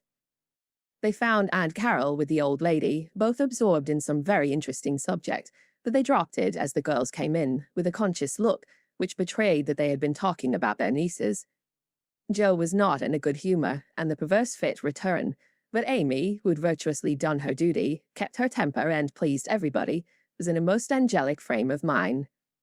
This amiable spirit was felt at once, and both aunts my deared her affectionately, looking what they afterwards said emphatically. That child improves every day. Are you going to help about the fair, dear? Asked Mrs. Carroll, as Amy sat down beside her with a confiding air elderly people like so well in the young. Yes, and Mrs. Chester asked me if I would, and I offered to tend the table, as I've nothing but my time to give. I'm not, put in Joe decidedly. I hate to be patronized, and the Chesters think it's a great favor to allow us to help with their highly connected fair. I wonder you consented, Amy. They only want you to work. I am willing to work. It's for the freedmen as well as the Chesters, and I think it very kind of them to let me share the labor and the fun. Patronage does not trouble me when it is well meant. Quite right and proper. I like your grateful spirit, my dear. It's a pleasure to help people who appreciate our efforts. Some do not, and that is trying, observed Aunt March, looking over her spectacles at Jo, who sat apart, rocking herself with a somewhat morose expression. If Jo had only known what a great happiness was wavering in the balance for one of them, she would have turned dove-like in a minute. But unfortunately, we don't have windows in our breasts, and cannot see what goes on in the minds of our friends. Better for us that we cannot, as a general thing, but now and then it would be such a comfort, such a saving of time and temper. By her next speech, Jo deprived herself of several years of pleasure, and received a timely lesson in the art of holding her tongue. I don't like favors. They oppress and make me feel like a slave. I'd rather do everything for myself and be perfectly independent. Ahem, coughed Aunt Carroll softly, with a look at Aunt March. I told you so, said Aunt March, with a decided nod to Aunt Carroll. Mercifully unconscious of what she had done, Jo sat with her nose in the air, and a revolutionary aspect which was anything but inviting. Do you speak French, dear? Asked Mrs. Carroll, laying a hand on Amy's. Pretty well, thanks to Aunt March, who lets Esther talk to me as often as I like, replied Amy, with a grateful look, which caused the old lady to smile affably. How are you about languages? Asked Mrs. Carroll of Jo. Don't know a word. I'm very stupid about studying anything. Can't bear French. It's such a slippery, silly sort of language, was the brusque reply. Another look passed between the ladies, and Aunt March said to Amy, You are quite strong and well, no, dear, I believe. Eyes don't trouble you any more, do they? Not at all, thank you, ma'am. I'm very well, and mean to do great things next winter, so that I may be ready for Rome, whenever that joyful time arrives. Good girl. You deserve to go, and I'm sure you will some day, said Aunt March, with an approving pat on the head, as Amy picked up her ball for her. Pass, Patch, draw the latch, sit by the fire and spin, squalled Polly, bending down from his perch on the back of her chair to peep into Jo's face, with such a comical air of impertinent inquiry that it was impossible to help laughing. Most observing bird, said the old lady. Come and take a walk, my dear, cried Polly, hopping toward the china closet, with a look suggestive of a lump of sugar. Thank you, I will. Come, Amy. And Jo brought the visit to an end, feeling more strongly than ever that calls did have a bad effect upon her constitution. She shook hands in a gentlemanly manner, but Amy kissed both the aunts, and the girls departed, leaving behind them the impression of shadow and sunshine, which impression caused Aunt March to say, as they vanished, You'd better do it, Mary. I'll supply the money. And Aunt Carroll to reply decidedly, I certainly will, if her father and mother consent. Chapter 30. Consequences. Mrs. Chester's fare was so very elegant and select that it was considered a great honor by the young ladies of the neighborhood to be invited to take a table, and everyone was much interested in the matter. Amy was asked, but Jo was not, which was fortunate for all parties, as her elbows were decidedly akimbo at this period of her life, and it took a good many hard knocks to teach her how to get on easily. The haughty, uninteresting creature was let severely alone, but Amy's talent and taste were duly complimented by the offer of the art table, and she exerted herself to prepare and secure appropriate and valuable contributions to it. Everything went on smoothly, till the day before the fair opened. Then there occurred one of the little skirmishes which it is almost impossible to avoid when some 25 women, old and young, with all their private piques and prejudices, try to work together. May Chester was rather jealous of Amy, because the latter was a greater favorite than herself, and just at this time several trifling circumstances occurred to increase the feeling. Amy's dainty pen and ink work entirely eclipsed May's painted vases. That was one thorn. Then the all-conquering Tudor had danced 4 times with Amy at a late party, and only once with May. That was thorn number 2. But the chief grievance that rankled in her soul and gave an excuse for her unfriendly conduct was a rumor which some obliging gossip had whispered to her, that the March girls had made fun of her at the Lambs. All the blame of this should have fallen upon Jo, for her naughty imitation had been too lifelike to escape detection, and the frolicsome Lambs had permitted the joke to escape. No hint of this had reached the culprits, however, and Amy's dismay can be imagined when, the very evening before the fair, as she was putting the last touches to her pretty table, Mrs. Chester, who of course resented the supposed ridicule of her daughter, said in a bland tone, but with a cold look, "I find, dear, that there is some feeling among the young ladies about my giving this table to anyone but my girls. As this is the most prominent, and some say the most attractive table of all, and they are the chief getters-up of the fair, it is thought best for them to take this place. I'm sorry, but I know you are too sincerely interested in the cause to mind a little personal disappointment, and you shall have another table if you like." Mrs. Chester fancied beforehand that it would be easy to deliver this little speech, but when the time came she found it rather difficult to utter it naturally, with Amy's unsuspicious eyes looking straight at her, full of surprise and trouble. Amy felt that there was something behind this, but would not guess what, and said quietly, feeling hurt, and showing that she did, "Perhaps you had rather I took no table at all." "Now, my dear, don't have any ill feeling, I beg. It's merely a matter of expediency, you see. My girls will naturally take the lead, and this table is considered their proper place. I think it very appropriate to you, and feel very grateful for your efforts to make it so pretty, but we must give up our private wishes, of course, and I will see that you have a good place elsewhere. Wouldn't you like the flower table? The little girls undertook it, but they are discouraged. You could make a charming thing of it, and the flower table is always attractive, you know." "Especially to gentlemen," added May, with a look which enlightened Amy as to one cause of her sudden fall from favor. She colored angrily, but took no other notice of that girlish sarcasm, and answered with unexpected amiability, "It shall be as you please, Mrs. Chester. I'll give up my place here at once, and attend to the flowers, if you like." "You can put your own things on your own table, if you prefer," began May, feeling a little conscience-stricken as she looked at the pretty racks, the painted shells, and quaint illuminations Amy had so carefully made and so gracefully arranged. She meant it kindly, but Amy mistook her meaning, and said quickly, "Oh, certainly, if they are in your way," and sweeping her contributions into her apron pell-mell, she walked off, feeling that herself and her works of art had been insulted past forgiveness. "Now she's mad. Oh, dear, I wish I hadn't asked you to speak, Mamma," said May, looking disconsolately at the empty spaces on her table. "Girls' quarrels are soon over," returned her mother, feeling a trifle ashamed of her own part in this one, as well she might. The little girls hailed Amy and her treasures with delight, which cordial reception somewhat soothed her perturbed spirit, and she fell to work, determined to succeed florally if she could not artistically. But everything seemed against her. It was late, and she was tired. Everyone was too busy with their own affairs to help her, and the little girls were only hindrances, for the dears fussed and chattered like so many magpies, making a great deal of confusion in their artless efforts to preserve the most perfect order.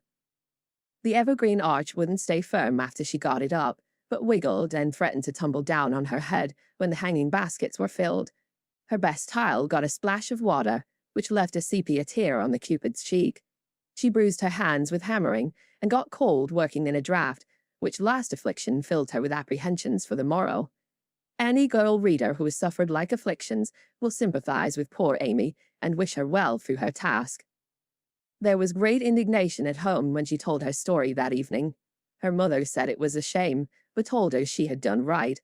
Beth declared she wouldn't go to the fair at all, and Jo demanded why she didn't take all her pretty things and leave those mean people to get on without her. "Because they are mean is no reason why I should be. I hate such things, and though I think I've a right to be hurt, I don't intend to show it. They will feel that more than angry speeches or huffy actions, won't they, Marmee? That's the right spirit, my dear. A kiss for a blow is always best, though it's not very easy to give it sometimes, said her mother, with the air of one who had learned the difference between preaching and practicing. In spite of various very natural temptations to resent and retaliate, Amy adhered to her resolution all the next day, bent on conquering her enemy by kindness. She began well, thanks to a silent reminder that came to her unexpectedly, but most opportunely. As she arranged her table that morning, while the little girls were in the anteroom filling the baskets, she took up her pet production, a little book, the antique cover of which her father had found among his treasures, and in which, on leaves of vellum, she'd beautifully illuminated different texts. As she turned the pages, rich in dainty devices, with very pardonable pride, her eye fell upon one verse that made her stop and think. Framed in a brilliant scrollwork of scarlet, blue, and gold, with little spirits of goodwill helping one another up and down among the thorns and flowers, were the words, "Thou shalt love thy neighbor as thyself." I ought, but I don't, thought Amy, as her eye went from the bright page to May's discontented face behind the big faces that could not hide the vacancies her pretty work had once filled. Amy stood a minute, turning the leaves in her hand, reading on each some sweet rebuke for all heartburnings and uncharitableness of spirit. Many wise and true sermons are preached us every day by unconscious ministers in street, school, office, or home. Even a fair table may become a pulpit if it can offer the good and helpful words which are never out of season. Amy's conscience preached her a little sermon from that text, then and there, and she did what many of us do not always do, took the sermon to heart, and straightway put it in practice. A group of girls were standing about May's table, admiring the pretty things and talking about the change of saleswomen. They dropped their voices, but Amy knew they were speaking of her, hearing one side of the story and judging accordingly. It was not pleasant, but a better spirit had come over her, and presently a chance offered for proving it. She heard May say sorrowfully, "It's too bad, for there is no time to make other things, and I don't want to fill up with odds and ends. The table was just complete, Ben. Now it's spoiled." "I dare say she'd put them back if you asked her," suggested someone. "How could I after all the fuss?" began May, but she did not finish, for Amy's voice came across the hall, saying pleasantly, "You may have them, and welcome, without asking, if you want them. I was just thinking I'd offer to put them back, for they belong to your table rather than mine. Here they are. Please take them, and forgive me if I was hasty in carrying them away last night." As she spoke, Amy returned her contribution with a nod and a smile, and hurried away again, feeling that it was easier to do a friendly thing than it was to stay and be thanked for it. "Now, I call that lovely of her, don't you?" cried one girl. May's answer was inaudible, but another young lady, whose temper was evidently a little soured by making lemonade, added, with a disagreeable laugh, "Very lovely, for she knew she wouldn't sell them at her own table." Now, that was hard. When we make little sacrifices, we like to have them appreciated at least, and for a minute, Amy was sorry she'd done it, feeling that virtue was not always its own reward. But it is, as she presently discovered, for her spirits began to rise, and her table to blossom under her skillful hands. The girls were very kind, and that one little act seemed to have cleared the atmosphere amazingly. It was a very long day, and a hard one for Amy, as she sat behind her table, often quite alone, for the little girls deserted very soon. Few cared to buy flowers in summer, and her bouquets began to droop long before night. The art table was the most attractive in the room. There was a crowd about it all day long, and the tenders were constantly flying to and fro, with important faces and rattling money boxes. Amy often looked wistfully across, longing to be there, where she felt at home and happy, instead of in a corner with nothing to do. It might seem no hardship to some of us, but to a pretty, blithe young girl, it was not only tedious, but very trying, and the thought of Laurie and his friends made it a real martyrdom. She did not go home till night, and then she looked so pale and quiet that they knew the day had been a hard one, but she made no complaint, and did not even tell what she had done. Her mother gave her an extra cordial cup of tea. Beth helped her dress, and made a charming little wreath for her hair, while Jo astonished her family by getting herself up with unusual care, and hinting darkly that the tables were about to be turned. Don't do anything rude, pray, Joe. I won't have any fuss made, so let it all pass and behave yourself, begged Amy, as she departed early, hoping to find a reinforcement of flowers to refresh her poor little table. I merely intend to make myself entrancingly agreeable to everyone I know, and to keep them in your corner as long as possible. Teddy and his boys will lend a hand, and we'll have a good time yet, returned Joe, leaning over the gate to watch for Laurie. Presently, the familiar tramp was heard in the dusk, and she ran out to meet him. Is that my boy? As sure as this is my girl. And Laurie tucked her hand under his arm with the air of a man whose every wish was gratified. Oh, Teddy, such doings! And Joe told Amy's wrongs with sisterly zeal. A flock of our fellows are going to drive over by and by, and I'll be hanged if I don't make them buy every flower she's got, and camp down before her table afterward, said Laurie, espousing her cause with warmth. The flowers are not at all nice, Amy says, and the fresh ones may not arrive in time.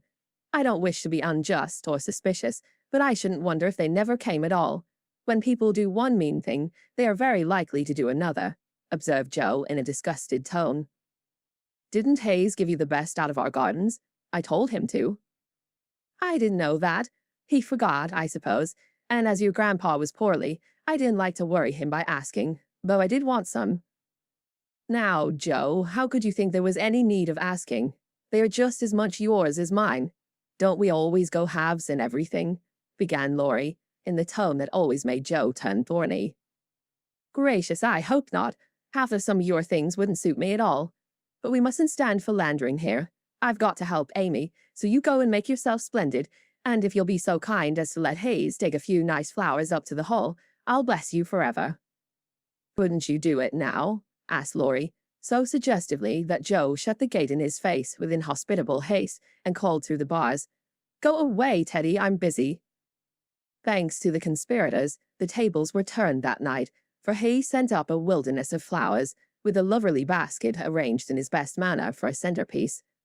Then the March family turned out en masse, and Joe exerted herself to some purpose, for people not only came but stayed, laughing at her nonsense, admiring Amy's taste, and apparently enjoying themselves very much. Laurie and his friends gallantly threw themselves into the breach, bought up the bouquets, encamped before the table, and made that corner the liveliest spot in the room. Amy was in her element now, and out of gratitude, if nothing more, was as sprightly and gracious as possible, coming to the conclusion, about that time, that virtue was its own reward after all. Jo behaved herself with exemplary propriety, and when Amy was happily surrounded by her guard of honor, Jo circulated about the hall, picking up various bits of gossip, which enlightened her upon the subject of the Chester change of base. She reproached herself for her share of the ill feeling, and resolved to exonerate Amy as soon as possible. She also discovered what Amy had done about the things in the morning, and considered her a model of magnanimity. As she passed the art table, she glanced over it for her sister's things, but saw no sign of them. Tucked away out of sight, I dare say, thought Jo, who could forgive her own wrongs, but hotly resented any insult offered her family. Good evening, Miss Jo. How does Amy get on? Asked May with a conciliatory air, for she wanted to show that she also could be generous.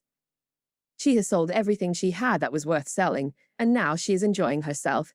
The flower table is always attractive, you know, especially to gentlemen.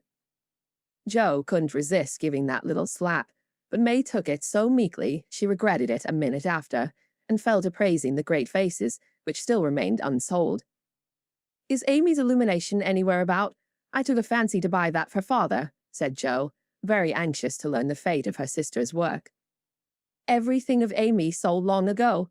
I took care that the right people saw them, and they made a nice little sum of money for us, returned May, who had overcome sundry small temptations, as well as Amy had that day.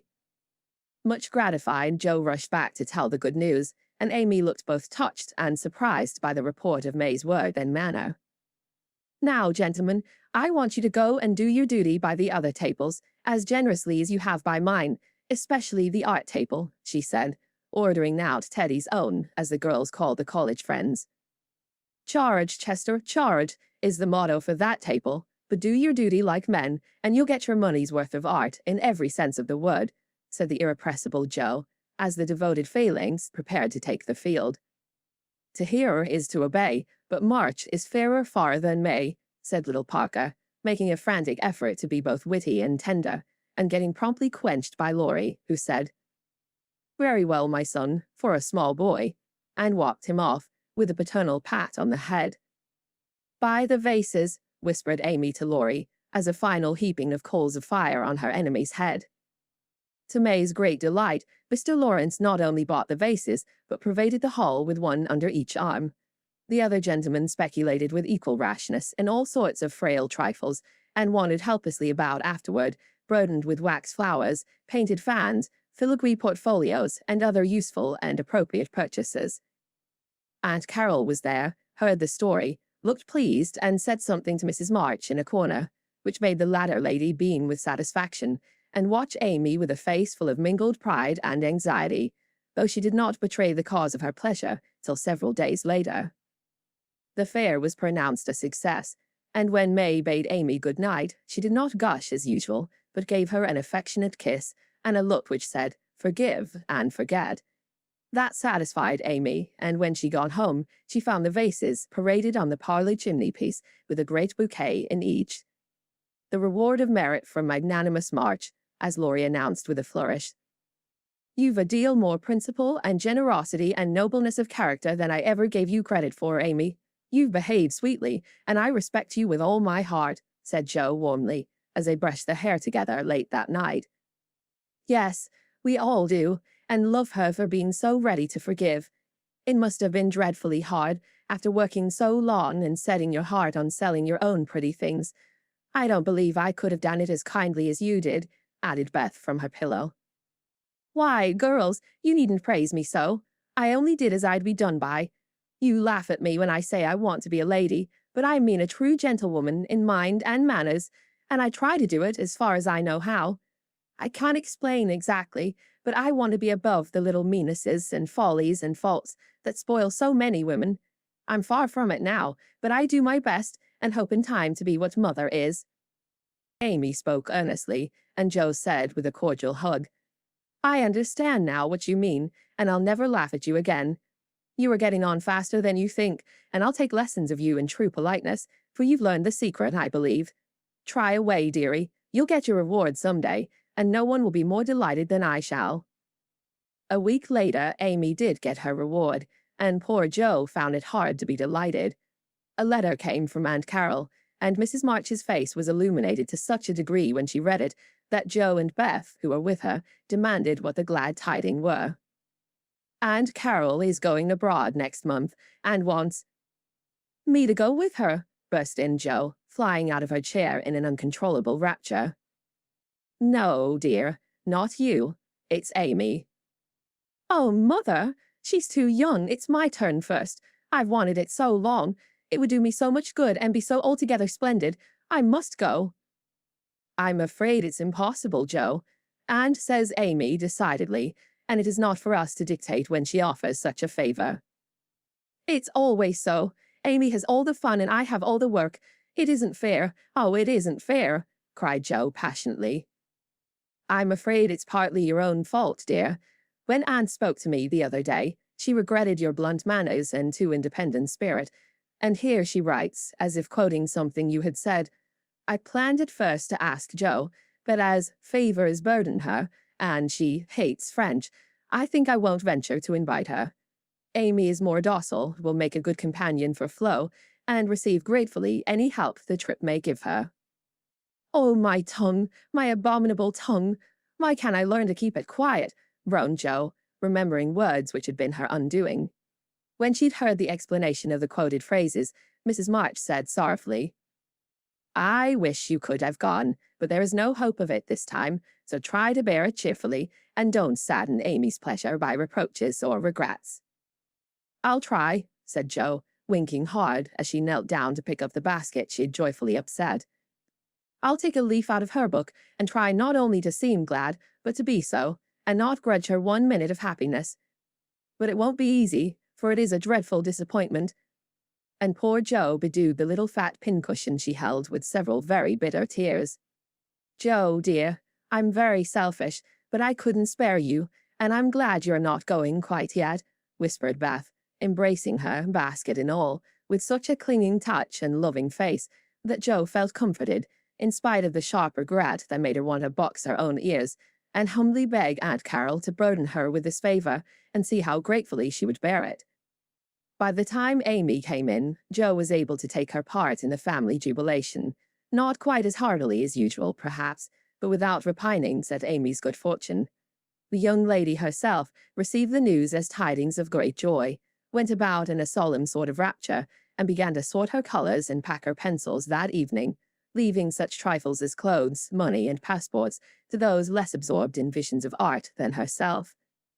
"It isn't a mere pleasure trip to me, girls," she said impressively, as she scraped her best palette. "It will decide my career, for if I have any genius, I shall find it out in Rome, and will do something to prove it." "Suppose you haven't," said Jo, sewing away, with red eyes, at the new collars which were to be handed over to Amy. "Then I shall come home and teach drawing for my living," replied the aspirant for fame, with philosophic composure. But she made a wry face at the prospect and scratched away at her palette as if bent on vigorous measures before she gave up her hopes. "No, you won't. You hate hard work, and you'll marry some rich man and come home to sit in the lap of luxury all your days," said Jo. "Your predictions sometimes come to pass, but I don't believe that one will. I'm sure I wish it would, for if I can't be an artist myself, I should like to be able to help those who are," said Amy, smiling, as if the part of Lady Bountiful would suit her better than that of a poor drawing teacher. Said Jo with a sigh. "If you wish it, you'll have it, for your wishes are always granted. Mine never." "Would you like to go?" asked Amy, thoughtfully patting her nose with her knife. "Rather." "Well, in a year or two I'll send for you, and we'll dig in the Forum for relics, and carry out all the plans we've made so many times." "Thank you. I'll remind you of your promise when that joyful day comes, if it ever does," returned Jo, accepting the vague but magnificent offer as gratefully as she could. There was not much time for preparation, and the house was in a ferment till Amy was off. Jo bore up very well till the last flutter of blue ribbon vanished, when she retired to her refuge, the garret, and cried till she couldn't cry any more. Amy likewise bore up stoutly till the steamer sailed. Then, just as the gangway was about to be withdrawn, it suddenly came over her that a whole ocean was soon to roll between her and those who loved her best, and she clung to Laurie, the last lingerer, saying with a sob, "Oh, take care of them for me, and if anything should happen—" "I will, dear, I will, and if anything happens, I'll come and comfort you," whispered Laurie, little dreaming that he would be called upon to keep his word.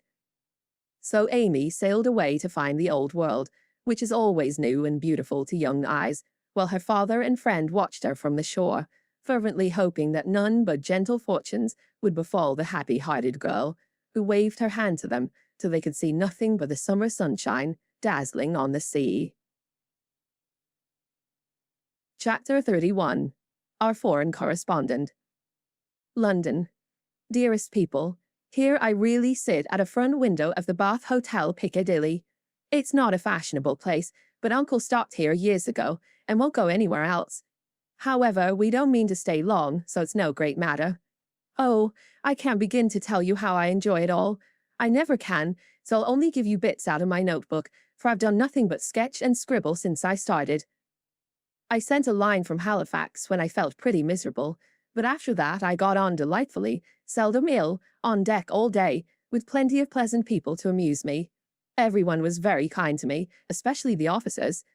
Don't laugh, Jo. Gentlemen really are very necessary aboard ship, to hold on to or to wait upon one, and as they have nothing to do, it's a mercy to make them useful. Otherwise they would smoke themselves to death, I'm afraid. Aunt and Flo were poorly all the way, and liked to be let alone, so when I had done what I could for them, I went and enjoyed myself. Such walks on deck, such sunsets, such splendid air and waves. It was almost as exciting as riding a fast horse when we went rushing on so grandly. I wish Beth could have come. It would have done her so much good. As for Jo, she would have gone up and sat on the main-top jib, or whatever the high thing is called, made friends with the engineers, and tooted on the captain's speaking trumpet. She'd have been in such a state of rapture. It was all heavenly, but I was glad to see the Irish coast, and found it very lovely, so green and sunny, with brown cabins here and there, ruins on some of the hills, and gentlemen's country seats in the valleys, with deer feeding in the parks. It was early in the morning, but I didn't regret getting up to see it, for the bay was full of little boats, the shore so picturesque, and a rosy sky overhead. I never shall forget it. At Queenstown, one of my new acquaintances left us, Mr. Lennox, and when I said something about the lakes of Killarney, he sighed and said, with a look at me, "Oh, have you e'er heard of Kate Kearney? She lives on the banks of Killarney. From a glance of her eye shun danger and fly, for fatal's the glance of Kate Kearney." Wasn't that nonsensical? We only stopped at Liverpool a few hours. It's a dirty, noisy place, and I was glad to leave it. Uncle rushed out and bought a pair of dogskin gloves, some ugly, thick shoes, and an umbrella, and got shaved a la mutton chop, the first thing. Then he flattered himself that he looked like a true Briton, but the first time he had the mud cleaned off his shoes, the little bootblack knew that an American stood in them, and said, with a grin, "There you are, sir. I've given 'em the latest Yankee shine." It amused Uncle immensely. Oh, I must tell you what that absurd Lennox did. He got his friend Ward, who came on with us, to order a bouquet for me, and the first thing I saw in my room was a lovely one, with Robert Lennox's compliments on the card. Wasn't that fun, girls? I like traveling. I never shall get to London if I don't hurry. The trip was like riding through a long picture gallery, full of lovely landscapes. The farmhouses were my delight, with thatched roofs, ivy up to the eaves, latticed windows, and stout women with rosy children at the doors. The very cattle looked more tranquil than ours, as they stood knee-deep in clover, and the hens had a contented cluck, as if they never got nervous, like Yankee biddies. Such perfect color I never saw, the grass so green, sky so blue, grain so yellow, wood so dark. I was in a rapture all the way. So was Flo, and we kept bouncing from one side to the other, trying to see everything while we were whisking along at the rate of 60 miles an hour. Aunt was tired and went to sleep, but Uncle read his guidebook and wouldn't be astonished at anything. This is the way we went on, Amy flying up. "Oh, that must be Kenilworth, that grey place among the trees." Flo darting to my window. "How sweet. We must go there sometime, won't we, Papa?" Uncle calmly admiring his boots. "No, my dear, not unless you want beer. That's the brewery."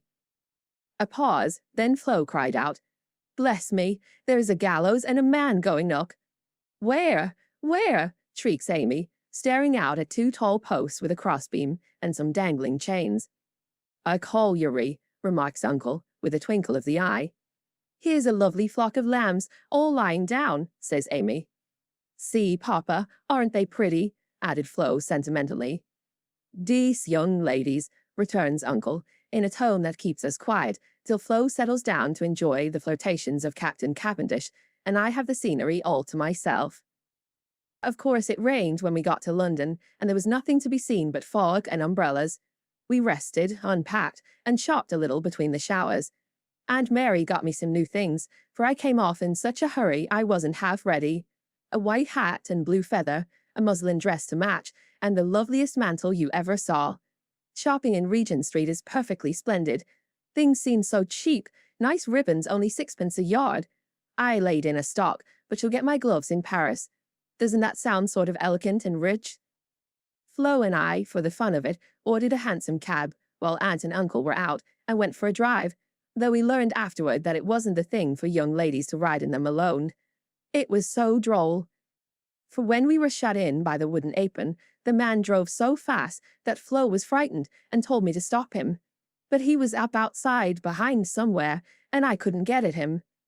He didn't hear me call, nor see me flap my parasol in front, and there we were, quite helpless, rattling away and whirling around corners at a breakneck pace.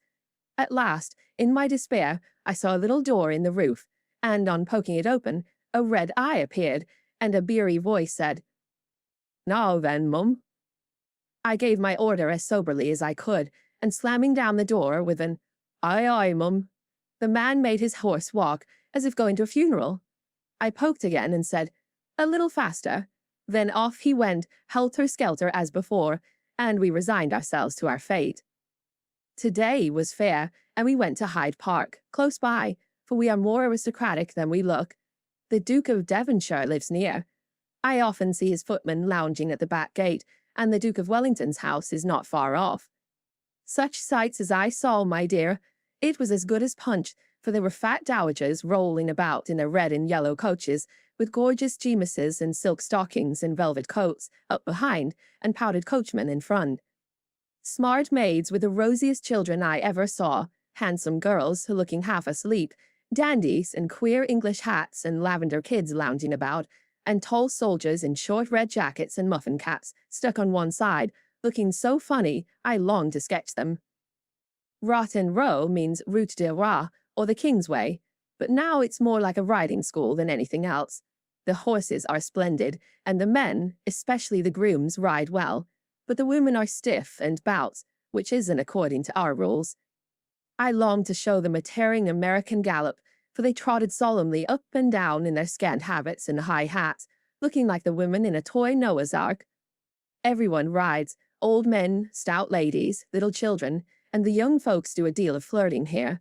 I saw a pair exchange rosebuds, for it's the thing to wear one in the buttonhole, and I thought it rather a nice little idea. In the PM to Westminster Abbey, but don't expect me to describe it, that's impossible, so I'll only say it was sublime. This evening we are going to see Fechta, which will be an appropriate end to the happiest day of my life. It's very late, but I can't let my letter go in the morning without telling you what happened last evening. Who do you think came in as we were at tea? Laurie's English friends, Fred and Frank Vaughan. I was so surprised, for I shouldn't have known them but for the cards. Both are tall fellows with whiskers, Fred handsome in the English style, and Frank much better, for he only limps slightly and uses no crutches. They had heard from Laurie where we were to be, and came to ask us to their house, but Uncle won't go, so we shall return the call and see them as we can. They went to the theatre with us, and we did have such a good time, for Frank devoted himself to Flo, and Fred and I talked over past, present, and future fun, as if we had known each other all our days. Tell Beth Frank asked for her, and was sorry to hear of her ill health. Fred laughed when I spoke of Joe, and sent his respectful compliments to the big hat. Neither of them had forgotten Camp Lawrence, or the fun we had there. What ages ago it seems, doesn't it? Aunt is tapping on the wall for the third time, so I must stop.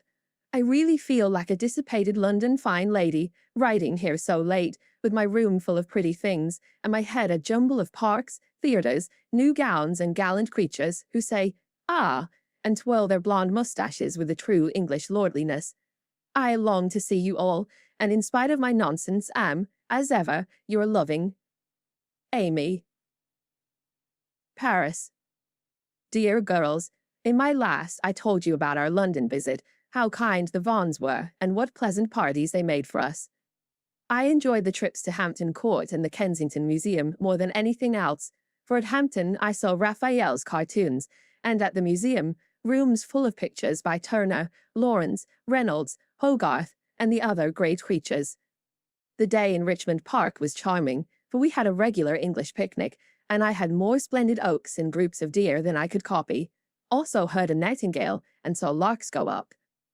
We did London to our heart's content, thanks to Fred and Frank, and were sorry to go away, for though English people are slow to take you in, once they make up their minds to do it, they cannot be outdone in hospitality, I think. The Vaughans hope to meet us in Rome next winter, and I shall be dreadfully disappointed if they don't, for Grace and I are great friends, and the boys very nice fellows, especially Fred.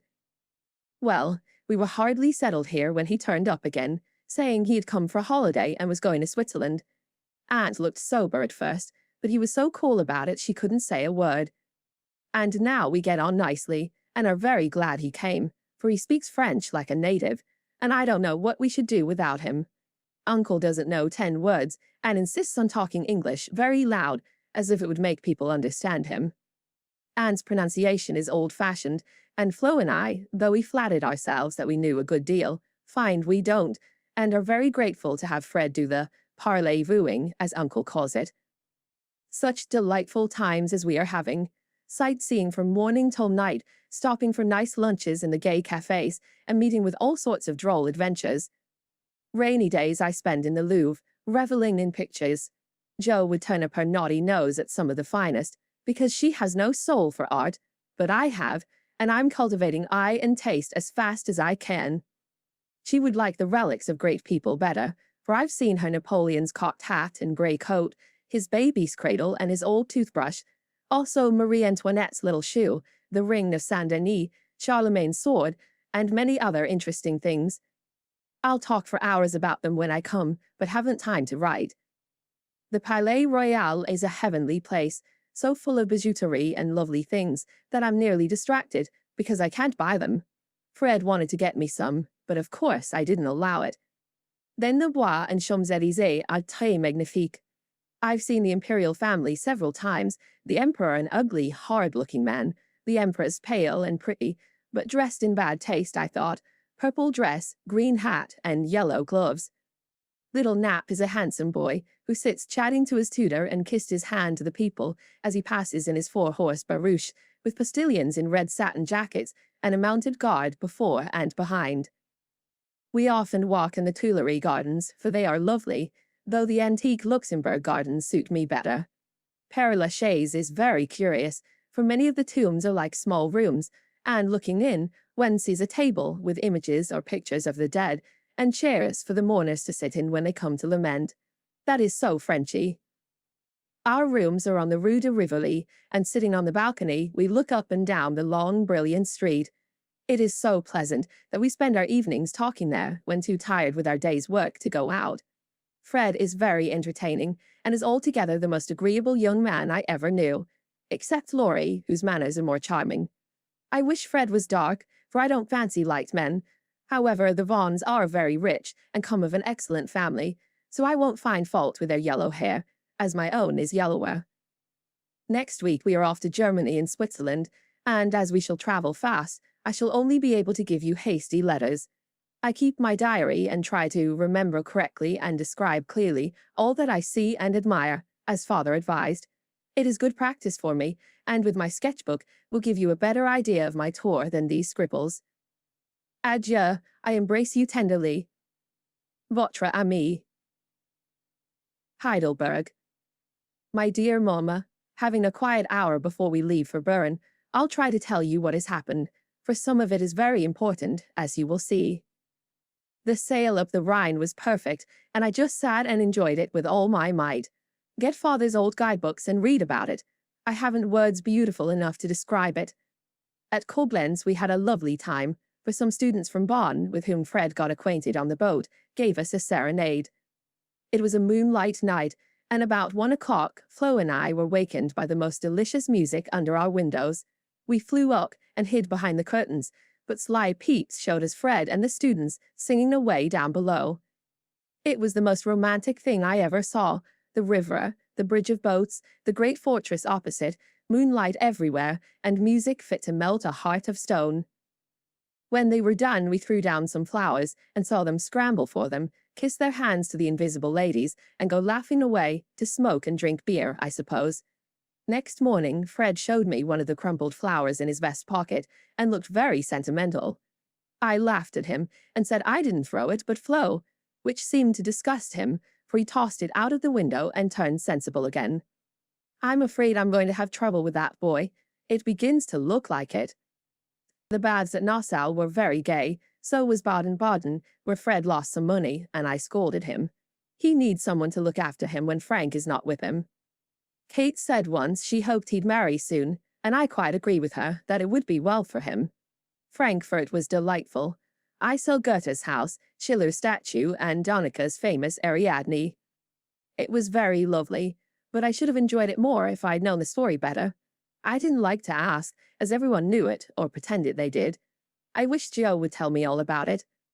I ought to have read more, for I find I don't know anything, and it mortifies me. Now comes the serious part, for it happened here, and Fred is just gone. He's been so kind and jolly that we all got quite fond of him. I never thought of anything but a travelling friendship, till the serenade night. Since then, I've begun to feel that the moonlight walks, balcony talks, and daily adventures were something more to him than fun. I haven't flirted Mother, truly, but remembered what she said to me, and have done my very best. I can't help it if people like me. I don't try to make them, and it worries me if I don't care for them, though Joe says I haven't got any heart. Now I know Mother will shake her head and the girls say, "Oh, the mercenary little wretch." But I've made up my mind, and if Fred asks me, I shall accept him, though I'm not madly in love. I like him, and we get on comfortably together. He is handsome, young, clever enough, and very rich, ever so much richer than the Lawrences. I don't think his family would object, and I should be very happy, for they are all kind, well-bred, generous people, and they like me. Fred, as the eldest twin, will have the estate, I suppose, and such a splendid one it is. A city house in a fashionable street, not so showy as our big houses, but twice as comfortable, and full of solid luxury, such as English people believe in. I like it, for it's genuine. I've seen the plate, the family jewels, the old servants, and pictures of the country place, with its park, great house, lovely grounds, and fine horses.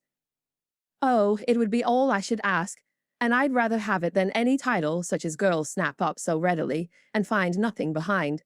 I may be mercenary, but I hate poverty, and don't mean to bear it a minute longer than I can help. One of us must marry well. Meg didn't, Joe won't, Beth can't yet, so I shall, and make everything okay all round. I wouldn't marry a man I hated or despised. You may be sure of that, and though Fred is not my model hero, he does very well, and in time I should get fond enough of him, if he was very fond of me, and let me do just as I liked. So I've been turning the matter over in my mind the last week, for it was impossible to help seeing that Fred liked me. He said nothing, but little things showed it. He never goes with Flo, always gets on my side of the carriage, table, or promenade, looks sentimental when we are alone, and frowns at anyone else who ventures to speak to me.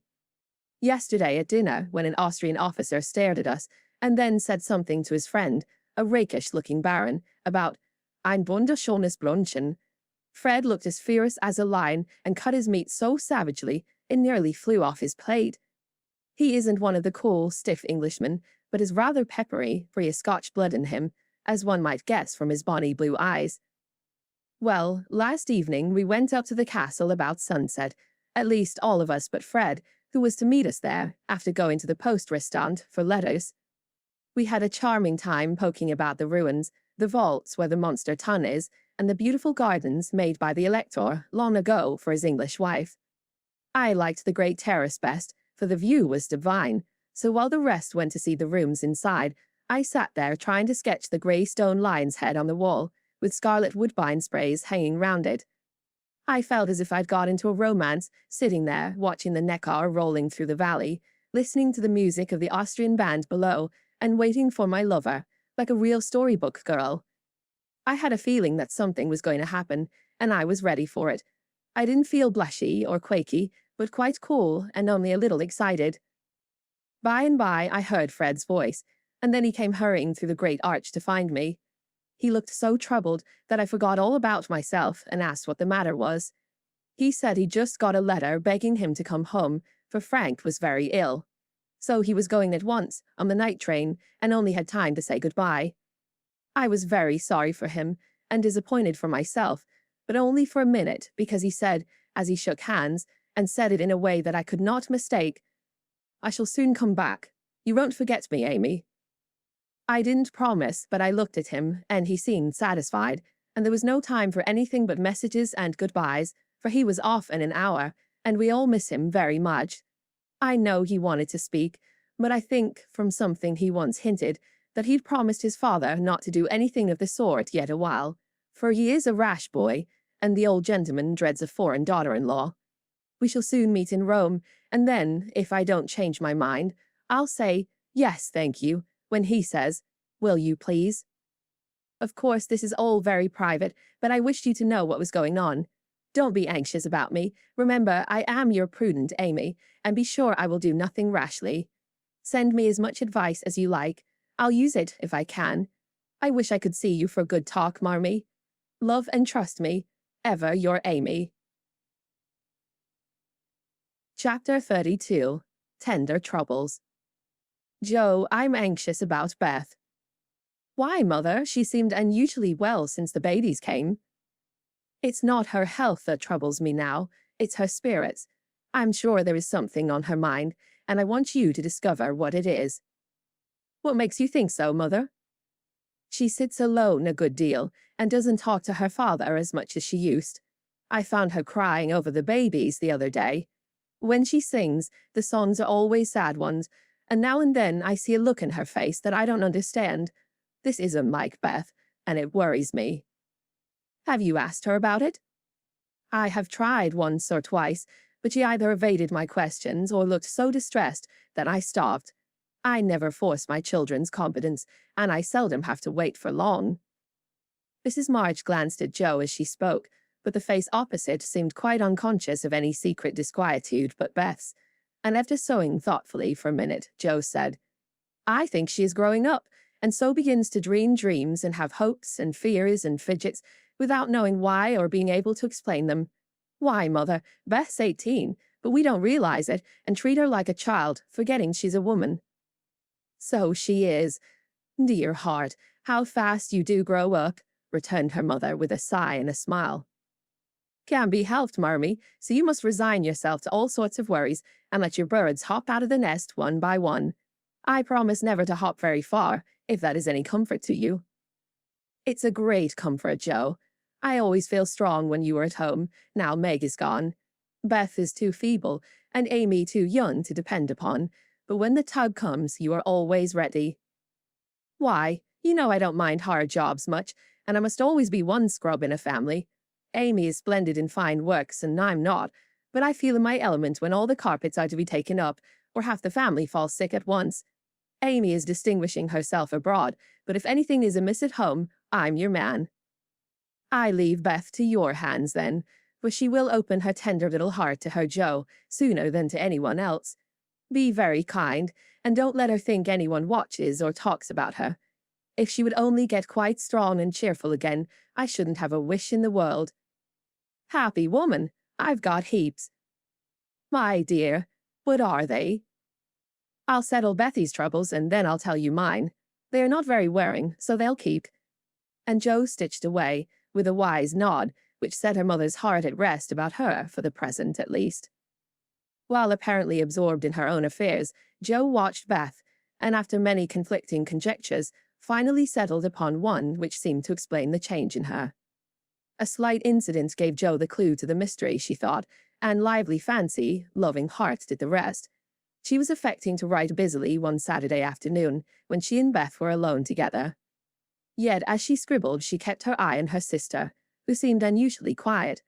Sitting at the window, Beth's work often dropped into her lap, and she leaned her head upon her hand in a dejected attitude, while her eyes rested on the dull autumnal landscape. Suddenly, someone passed below, whistling like an operatic blackbird, and a voice called out, All serene, coming in tonight. Beth started, leaned forward, smiled and nodded, watched the passer-by till his quick tramp died away, then said softly, as if to herself, How strong and well and happy that dear boy looks. Come, said Jo, still intent upon her sister's face, for the bright colour faded as quickly as it came, the smile vanished, and presently a tear lay shining on the window ledge. Beth whisked it off, and in her half-averted face read a tender sorrow that made her own eyes fill. Fearing to betray herself, she slipped away, murmuring something about needing more paper. Mercy on me, Beth loves Laurie, she said, sitting down in her own room, pale with the shock of the discovery, which she believed she'd just made. I never dreamed of such a thing. What will Mother say? I wonder if her— There Jo stopped and turned scarlet with a sudden thought. If he shouldn't love back again, how dreadful it would be. He must. I'll make him. And she shook her head threateningly at the picture of the mischievous-looking boy laughing at her from the wall. Oh dear, we are growing up with a vengeance.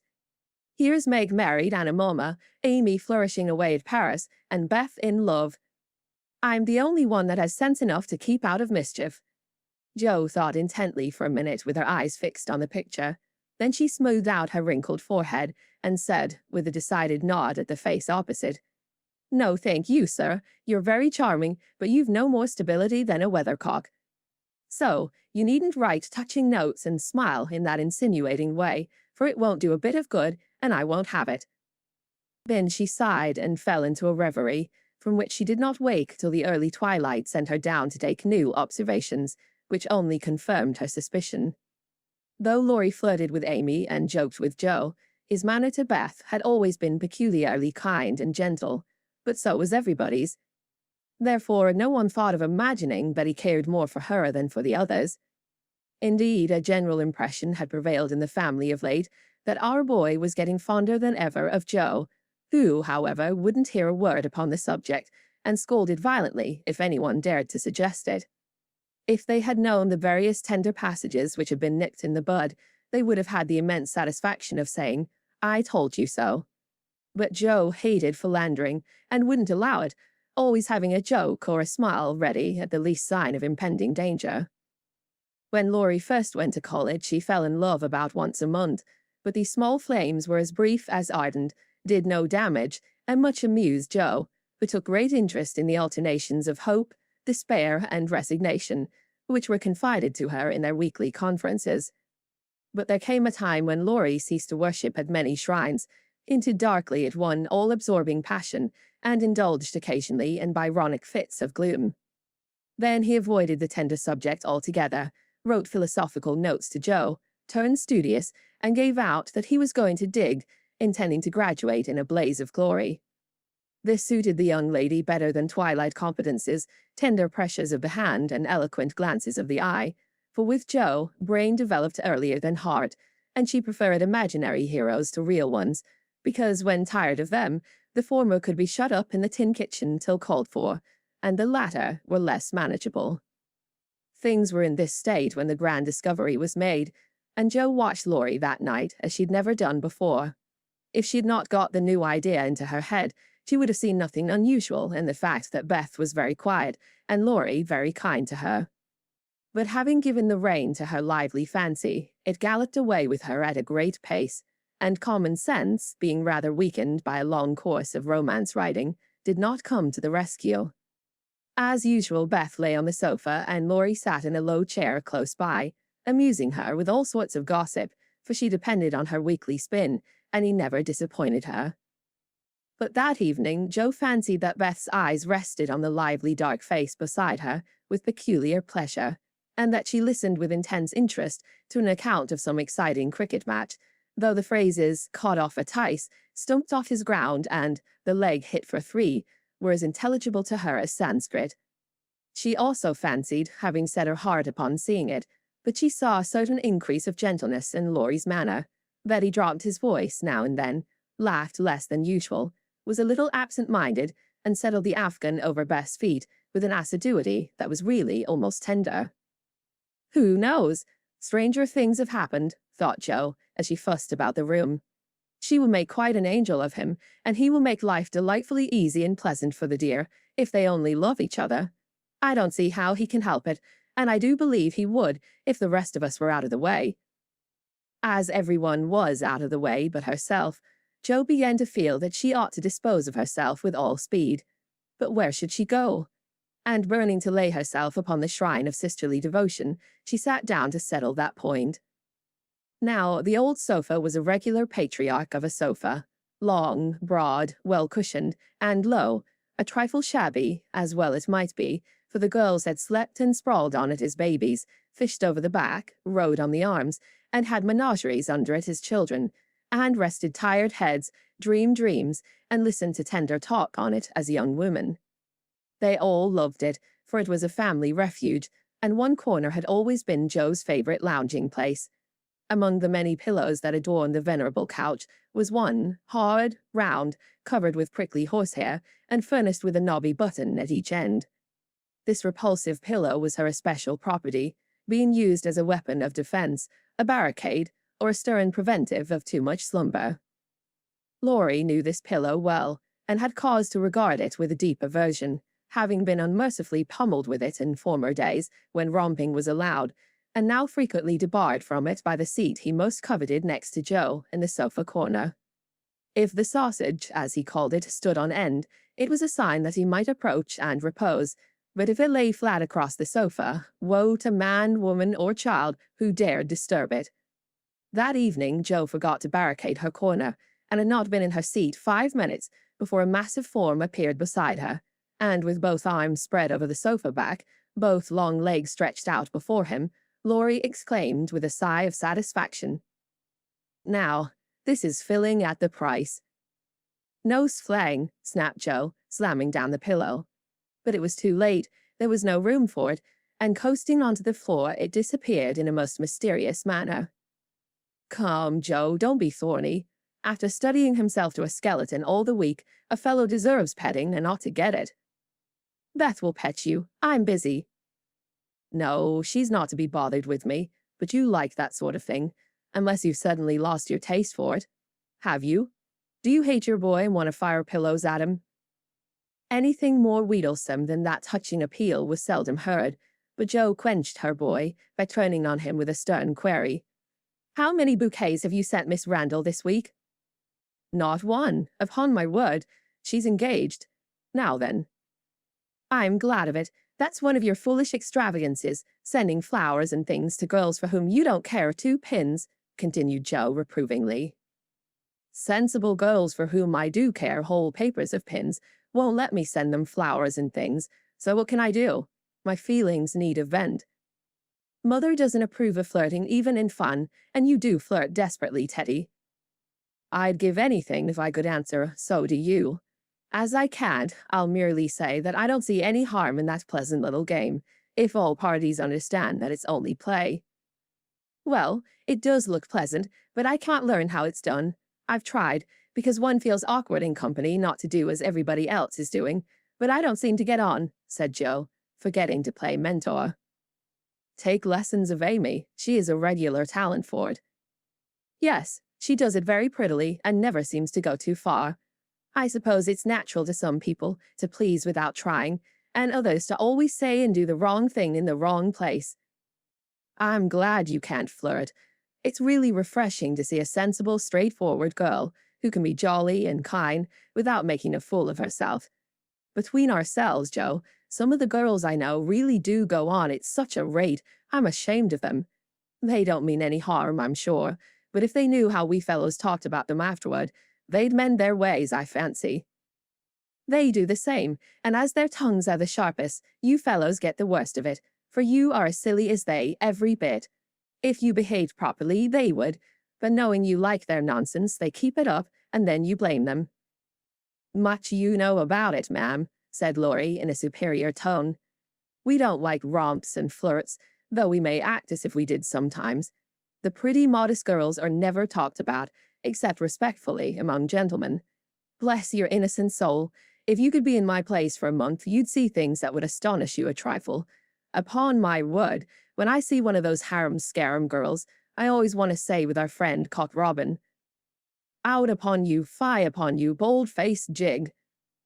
It was impossible to help laughing at the funny conflict between Laurie's chivalrous reluctance to speak ill of womankind and his very natural dislike of the unfeminine folly of which fashionable society showed him many samples.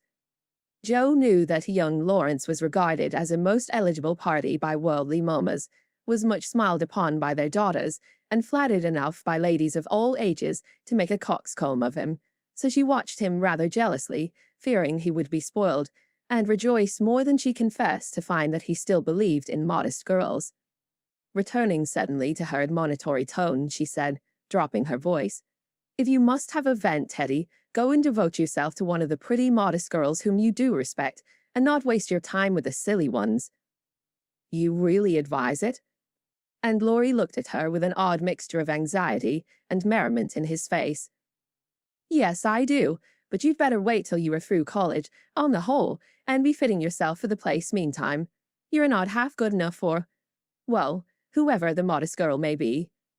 And Joe looked a little queer likewise, for a name had almost escaped her. That I'm not, acquiesced Laurie, with an expression of humility quite new to him, as he dropped his eyes and absently wound Joe's apron tassel round his finger.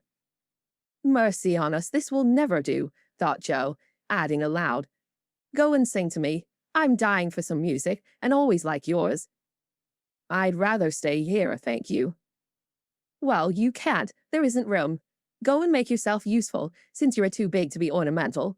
I thought you hated to be tied to a woman's apron string, retorted Joe, quoting certain rebellious words of his own. Ah, that depends on who wears the apron. and Laurie gave an audacious tweak at the tassel. "Are you going?" demanded Joe, diving for the pillow. She fled at once, and the minute it was well, up with the bonnets of Bonnie Dundee, she slipped away to return no more till the young gentleman departed in high dudgeon. Joe lay long awake that night, and was just dropping off when the sound of a stifled sob made her fly to Beth's bedside with the anxious inquiry, "What is it, dear?" "I thought you were asleep," sobbed Beth. "Is it the old pain, my precious?"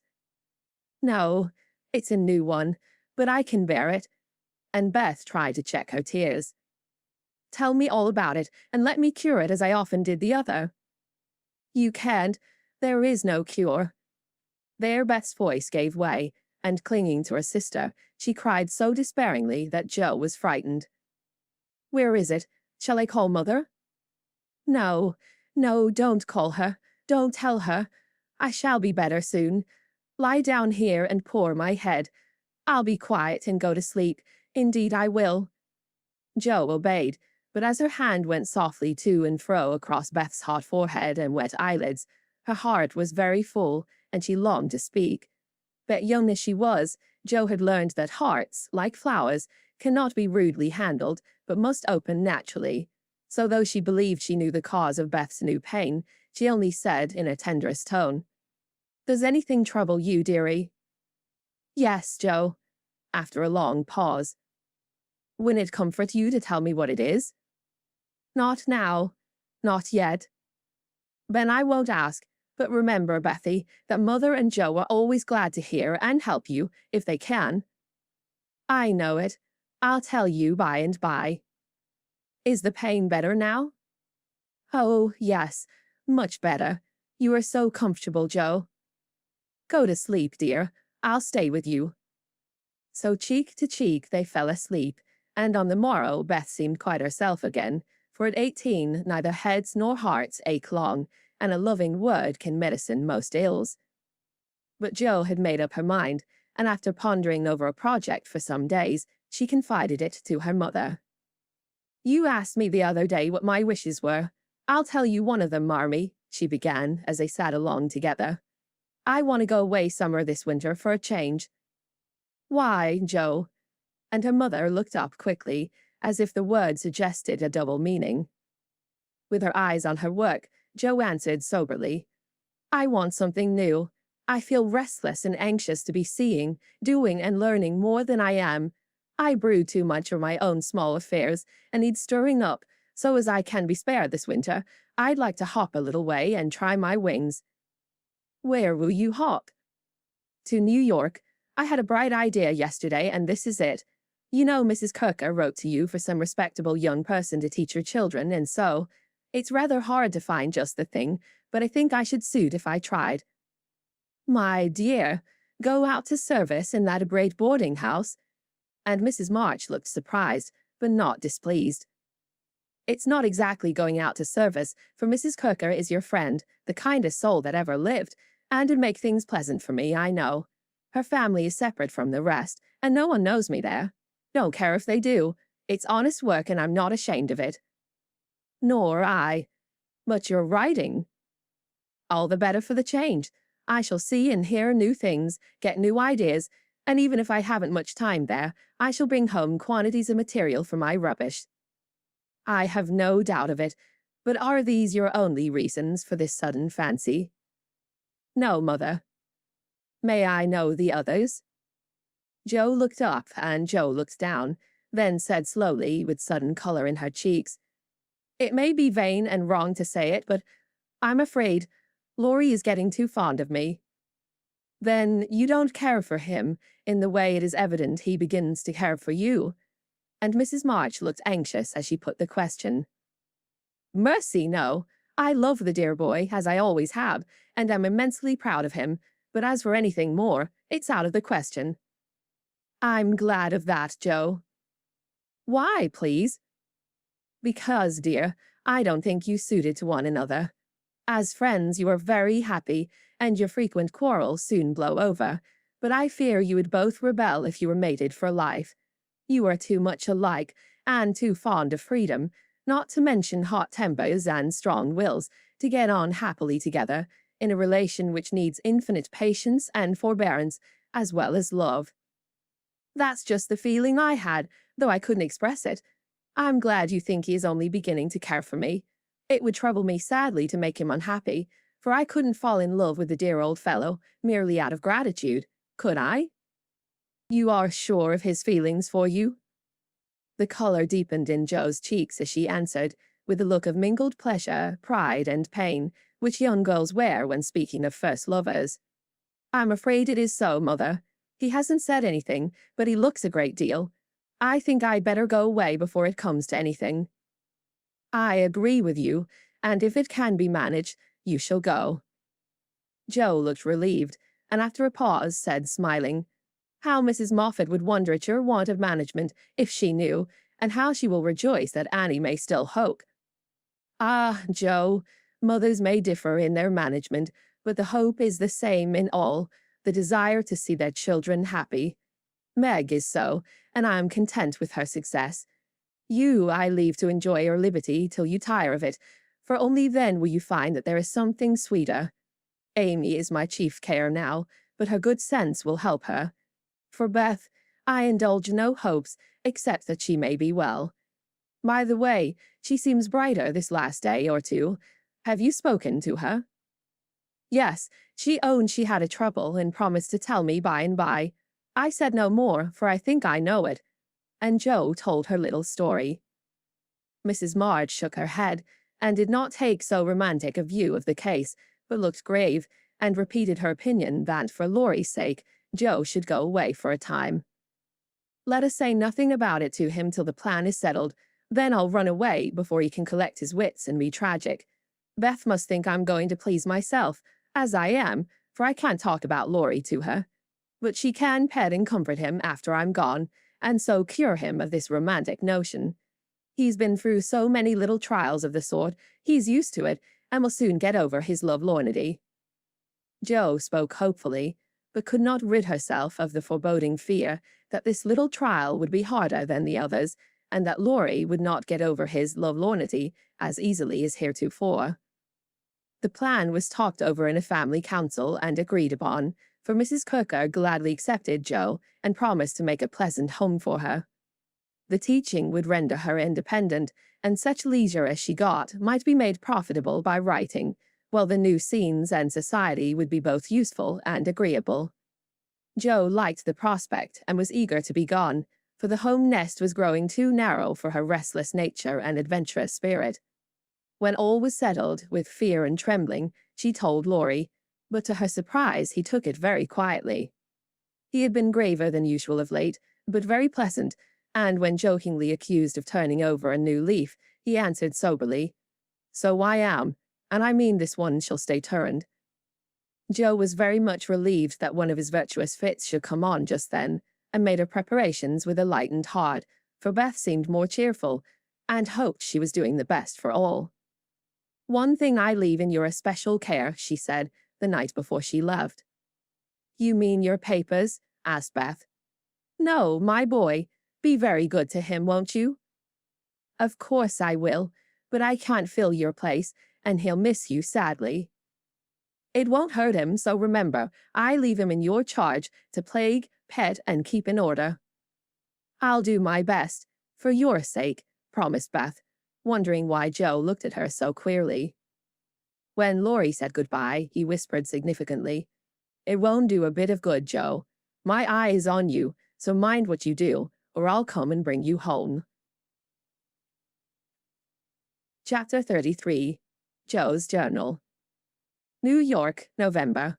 Dear Marmee and Beth, I'm going to write you a regular volume, for I've got heaps to tell, though I'm not a fine young lady traveling on the continent.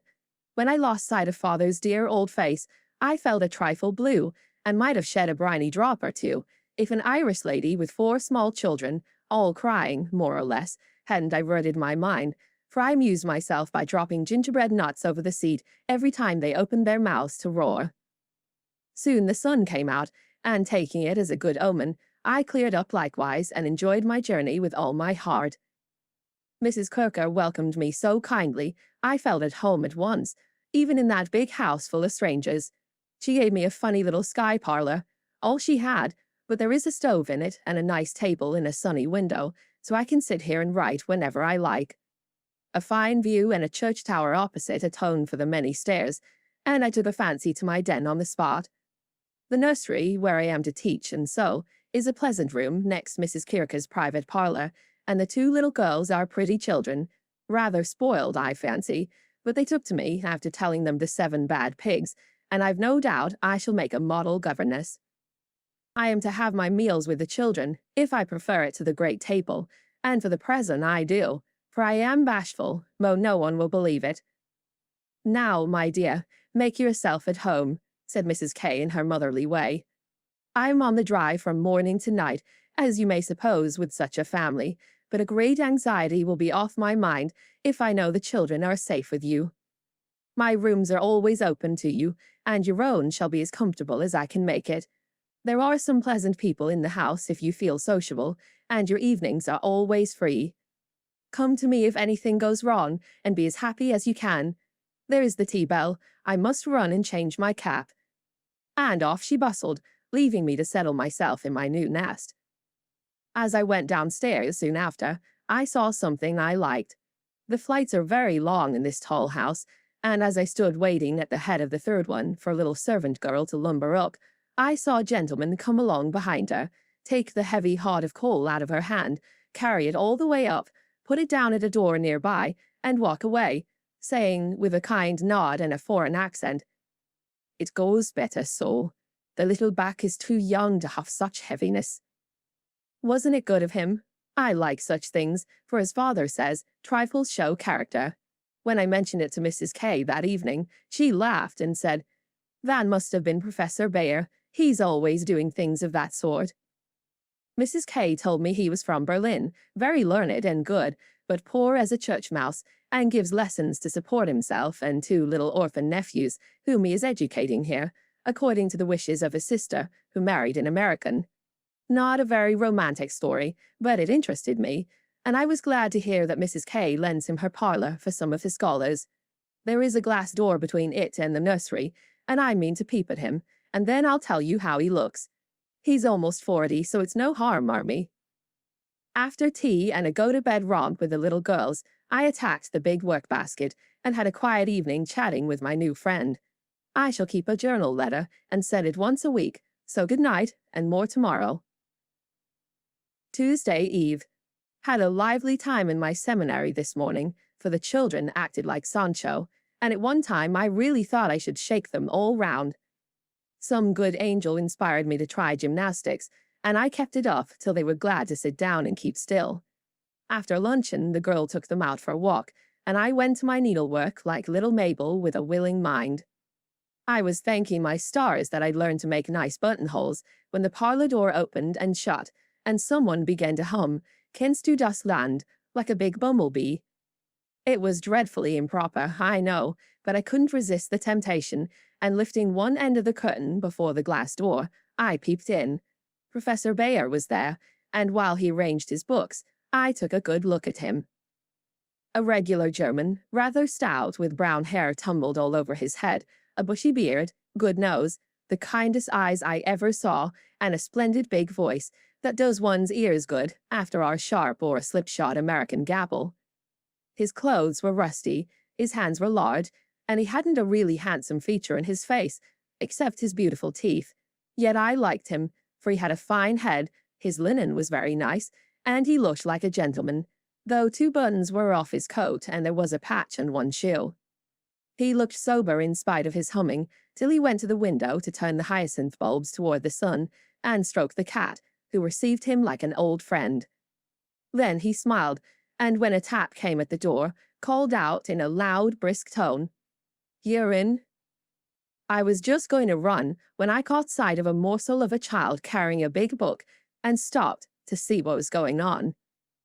"Me wants me Bear," said the mite, slamming down her book and running to meet him. "Thou shalt have thy bear. Come then and take a good hug from him, my Tina," said the professor, catching her up with a laugh and holding her so high over his head that she had to stoop her little face to kiss him. Now me must study my lesson, went on the funny little thing.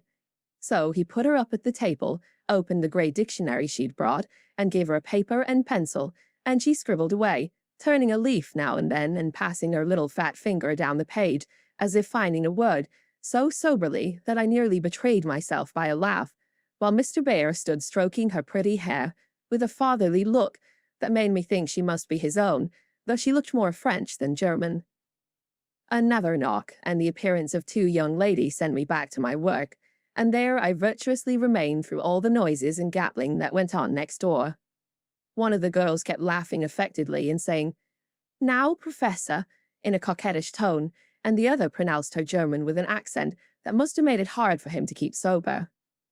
Both seemed to try his patience sorely, for more than once I heard him say emphatically, "No, no, it is not so. You have not attended to what I say." And once there was a loud rap, as if he struck the table with his book, followed by the despairing exclamation, "Put, it all goes bad this day." Poor man, I pitied him, and when the girls were gone, took just one more peep to see if he survived it. He seemed to have thrown himself back in his chair, tired out, and sat there with his eyes shut till the clock struck 2, when he jumped up, put his books in his pocket, as if ready for another lesson, and taking little Tina, who had fallen asleep on the sofa, in his arms, he carried her quietly away. I fancy he has a hard life of it. Mrs. Kirker asked me if I wouldn't go down to the 5 o'clock dinner, and feeling a little bit homesick, I thought I would, just to see what sort of people are under the same roof with me. So I made myself respectable, and tried to slip in behind Mrs. Kirker, but as she is short and I'm tall, my efforts at concealment were rather a failure. She gave me a seat by her, and after my face cooled off, I plucked up courage and looked about me. The long table was full, and everyone intent on getting their dinner, the gentlemen especially, who seemed to be eating on time, for they bolted, in every sense of the word, vanishing as soon as they were done. There was the usual assortment of young men absorbed in themselves, young couples absorbed in each other, married ladies in their babies, and old gentlemen in politics. I don't think I shall care to have much to do with any of them, except one sweet-faced maiden lady who looks as if she had something in her. Cast away at the very bottom of the table was the professor, shouting answers to the questions of a very inquisitive deaf old gentleman on one side and talking philosophy with a Frenchman on the other. If Amy had been here, she'd have turned her back on him forever, because, sad to relate, he had a great appetite and shovelled in his dinner in a manner which would have horrified her ladyship. I didn't mind, for I like to see folks eat with a relish, as Hannah says, and the poor man must have needed a deal of food after teaching idiots all day. As I went upstairs after dinner, 2 of the young men were settling their hats before the hall mirror, and I heard one say low to the other, "Who's the new party?" "Governess, or something of that sort." "What the deuce is she at our table for?" "Friend of the old lady's." "Handsome head, but no style." "Not a bit of it. Give us a light and come on." I felt angry at first, and then I didn't care, for a governess is as good as a clerk, and I've got sense, if I haven't style, which is more than some people have, judging from the remarks of the elegant beings who clattered away, smoking like bad chimneys. I hate ordinary people. Thursday. Yesterday was a quiet day spent in teaching, sewing, and writing in my little room, which is very cozy, with a light and fire. I picked up a few bits of news and was introduced to the professor. It seems that Tina is the child of the Frenchwoman who does the fine ironing in the laundry here. The little thing has lost her heart to Mr. Bear, and follows him about the house like a dog whenever he is at home, which delights him, as he is very fond of children, though a bachelor. Kitty and Minnie Croker likewise regard him with affection, and tell all sorts of stories about the plays he invents, the presents he brings, and the splendid tales he tells. The younger men quiz him, it seems, call him Old Fritz, Lagerbeer, Ursa Major, and make all manner of jokes on his name. But he enjoys it like a boy, Mrs. Kirker says, and takes it so good-naturedly that they all like him, in spite of his foreign ways. The maiden lady is a Miss Norton, rich, cultivated, and kind. She spoke to me at dinner today, for I went to table again. It's such fun to watch people, and asked me to come and see her at her room. She has fine books and pictures, knows interesting persons, and seems friendly, so I shall make myself agreeable, for I do want to get into good society, only it isn't the same sort that Amy likes.